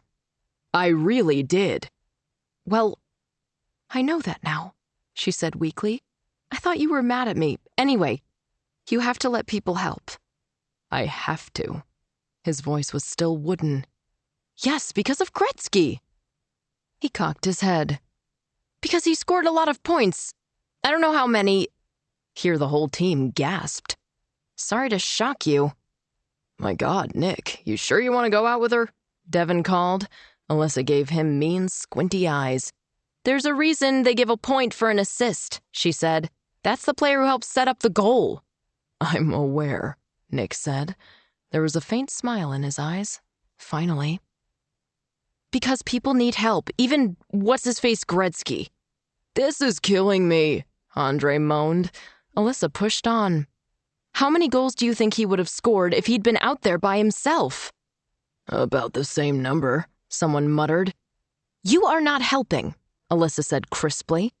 Nick, you'd understand more about life if you understood more about hockey. And now he was smiling, recognizing his own speech to her when she'd been angry about the ad he'd placed without asking her. She thought for a moment, then took a deep breath.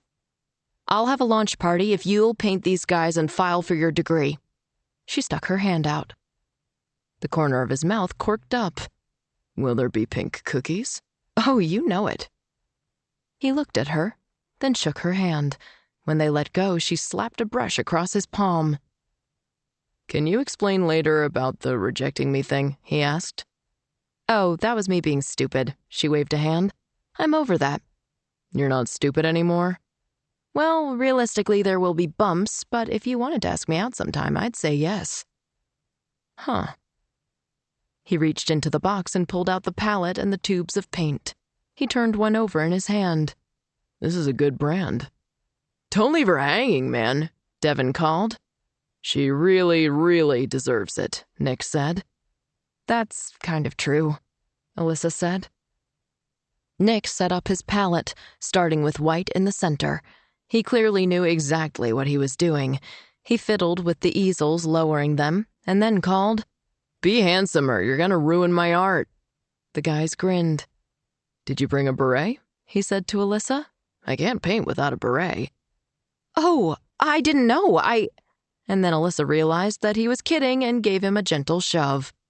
She is worse than Moose McFarland, he called to no one in particular. You guys were right.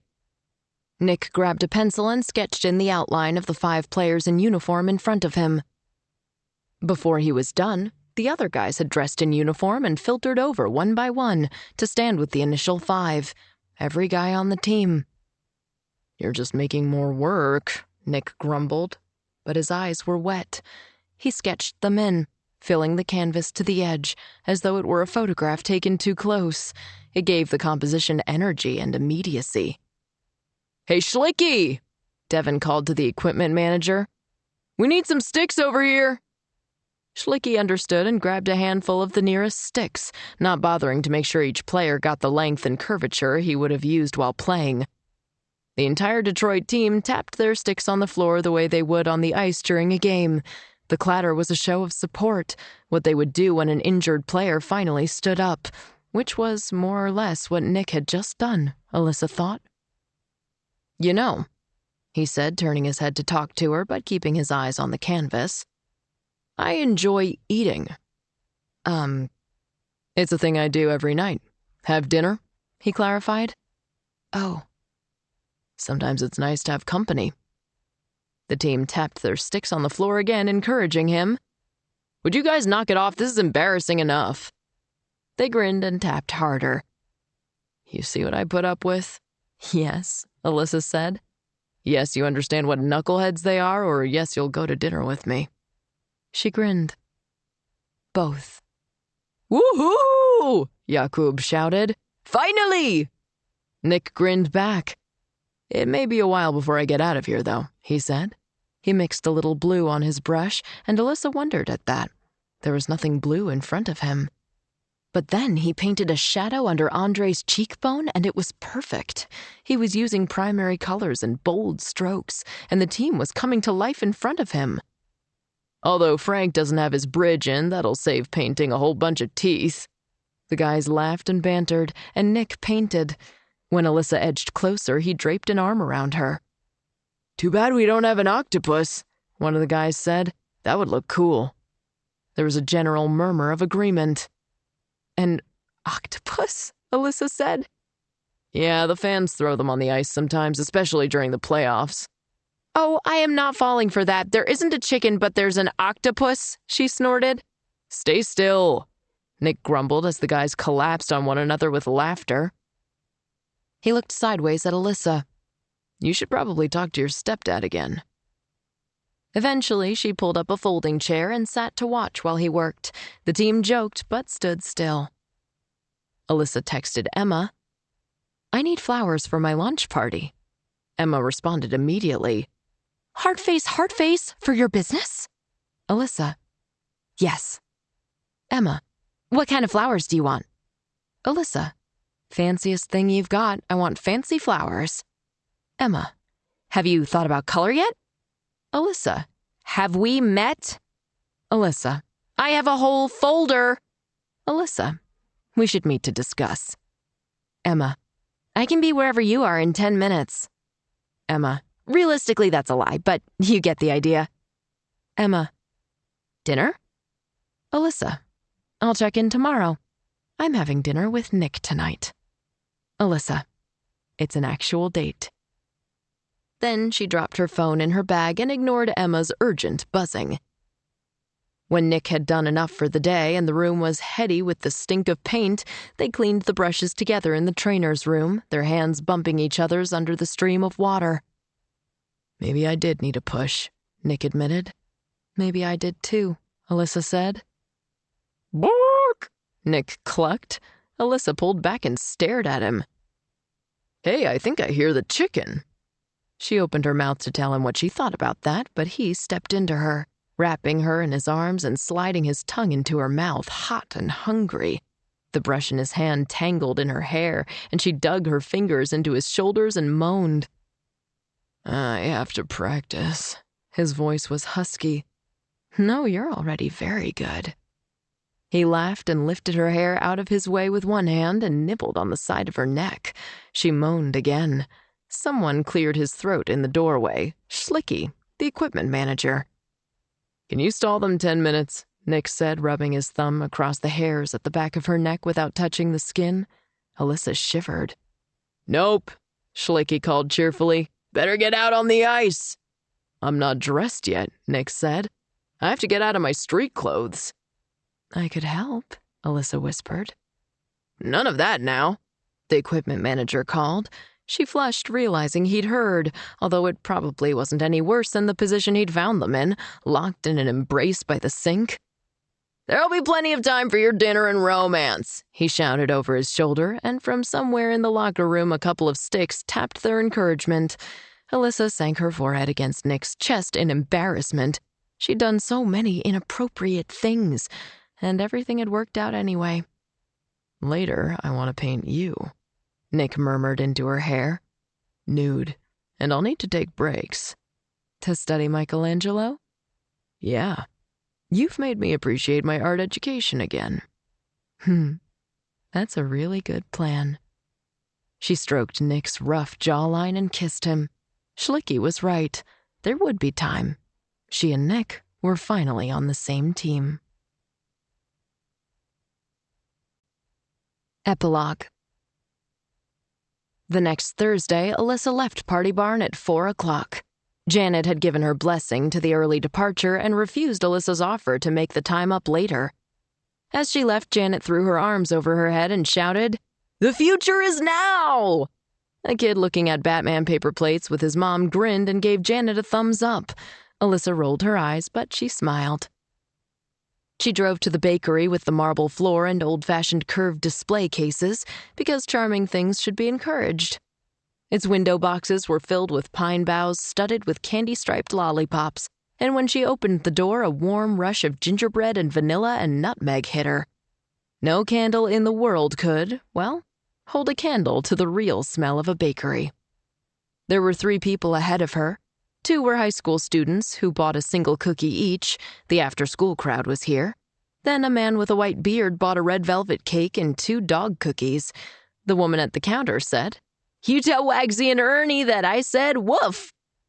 A repeat customer, then. That was always a good sign. Alyssa pulled the folder of launch party plans from her bag and took a deep breath as she stepped to the counter. "I'd like to order a cake and some cookies for an event after the holidays." The woman gave her a bright smile that turned radiant when she saw the sketch Alyssa held out of cookies shaped like Persian rugs, exquisitely decorated with 3 different designs in the same colorway. She oohed appreciatively. "You want the cookies to look like this?" "Yes. And I'll need pink macarons, and I've seen your pressed shortbread. Can I get some with the heart design?" The woman pulled out a large order book and began making notes. A woman moved into line behind her. Alyssa turned. "I'm sorry to hold you up." "Oh no, this is fun to eavesdrop on," the woman said with a genuine smile. "Everything is so elegant. Did you design those cookies yourself?" Alyssa nodded. "I'm an interior designer." The woman sighed as though that were something to aspire to. She was in her 20s and wore sensible pants that would survive 100 washes and a turtleneck sprinkled with a holly design. It had a small mustard stain on the sleeve. Her whole outfit probably cost what Alyssa was going to pay for 3 cookies. Young, just starting out, possibly in need of a designer. Alyssa pulled a business card out of a box in her bag. She had to pry it apart from the one behind it. She'd picked them up at the printers that morning. "Here's my card, if you ever need it," she said. "Oh." The woman held it with 2 fingers as though she wanted to return it, then decided that wouldn't be courteous. She flashed that smile again and tucked the card into her wallet without looking at it. "I don't think my life is quite as stylish as yours." There was no sting in the way she said it.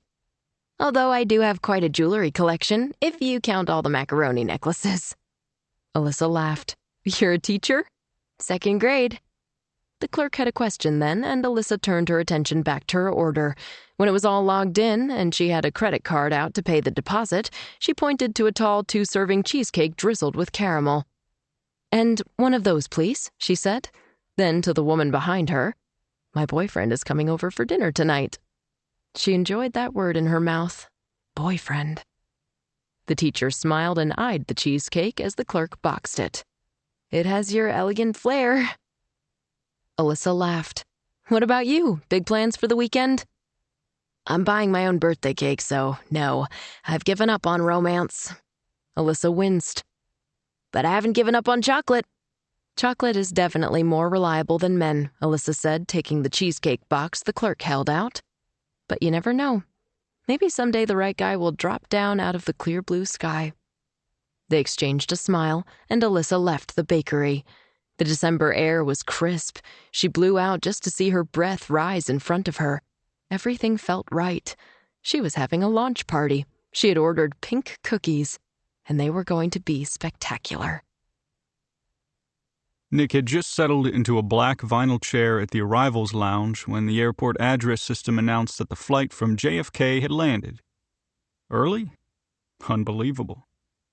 But sure enough, mere minutes later, there the guy was, outlined against the late afternoon sun so that his shadow fell halfway across the airport. Huge, as advertised.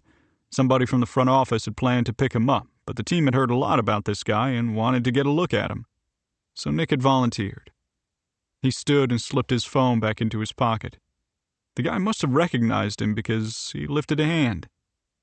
"Hey, I'm Nick Sorensen," Nick said when they reached each other. The guy grabbed his hand and shook. "Angus McGillivray." Nick smiled at the brogue. "We don't get a lot of players from Scotland," he said. "You know, Murrayfield is a stadium that holds 67,000 people." "Really?" Nick said, surprised. That was 3 times the size of Detroit's rink. Angus grinned at him. "Of course they use it for rugby. The hockey team plays across town at a rink that sits 3,000. Nick laughed and clapped him on the back. "Well, welcome to the NHL. I understand you're going to shore up our defense." "That I am," Angus said. The guy didn't lack for confidence. Nick liked him immediately. Alyssa buzzed Nick in and lit the candles while he was walking up. He came through the door holding a bottle of wine by the neck, his other arm cradling a profusion of white ranunculus, red roses, and evergreen sprigs with pine cones. Her heart leapt. This felt like home, the chicken smell wafting from the oven, the flicker of candlelight, and Nick's open face as he held the flowers out to her. This was everything. She took the flowers from him and they kissed. "Everything go okay at the airport?" she asked, as she grabbed a vase from the cabinet. "Yeah. The guys will be texting me all night." "What did you think?" "We should just position him on the runway and keep opposing teams from landing. Be an easy way to win a game." Alyssa laughed. "That big?" Nick grunted and opened her fridge. "Oh, cheesecake." She smiled, and out of nowhere her eyes dampened. "Hey," he said. "Everything okay?" He shoved the fridge door shut and peered at her, a look of alarm on his face. Alyssa nodded. "I'm just happy." "Yeah, cheesecake does that for me too." She swatted his arm with the back of her fingers and he laughed. "I called you my boyfriend today." "Yeah?" His voice was husky. "Yeah, it was the first time I said it." "Do it again." "Huh?" He stepped forward, the bulk and warmth of him a breath away. "Call me your boyfriend." "What if I won't?" She gave him a flirtatious smile. He grabbed her by the rib cage and wriggled his fingers in her armpits. "Then I'll tickle it out of you," he shouted over her squealing. "Stop it, boyfriend," she said, then squealed again as he gave her one final tickle. "I like that," he said. He stroked her hair, smoothing a stray strand. "Hey, girlfriend?" "Yes, boyfriend." "You want to eat later?" He waved a hand toward the oven. "We could let it cool, so we don't burn our tongues." She adopted a mock serious tone. "I see. We should wait to eat for safety reasons." "Yeah. Tongues are useful. You don't want to injure them." "Because you need them to talk, right?" She flipped the oven off, then opened the door to check the chicken. It was done and would be fine to sit there for a bit. Nick stepped forward and wrapped his arms around her, then kissed her collarbone. "Exactly." "What shall we discuss?" she asked. "Perhaps art?" "I like that idea." He kissed his way up her neck. "Anyone in particular?" she murmured. "Caravaggio, Vermeer, Picasso?" He kissed the tender skin behind her ear. "Not Picasso." His voice was raspy with need. He got parts in the wrong places. I like to get them in the right place. Oh. Her voice was almost a moan. Maybe Tishan, then? Or Kassat? He picked her up and set her on the counter, stepped between her knees, and tangled his hand in her hair. I thought we could concentrate on Michelangelo.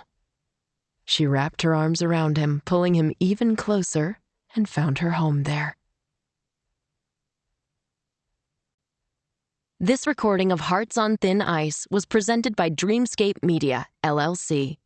Narrated by Scarlett Everdeen and Nick Mondelli. Produced by Michael Jones. Text copyright 2024 by Katie Kennedy. Sound recording copyright 2024 by Dreamscape Media, LLC. This recording was produced by arrangement with Quick Brown Fox Company DBA Crooked Lane Books. Thank you for listening. Please check dreamscapepublishing.com for Dreamscape's latest releases.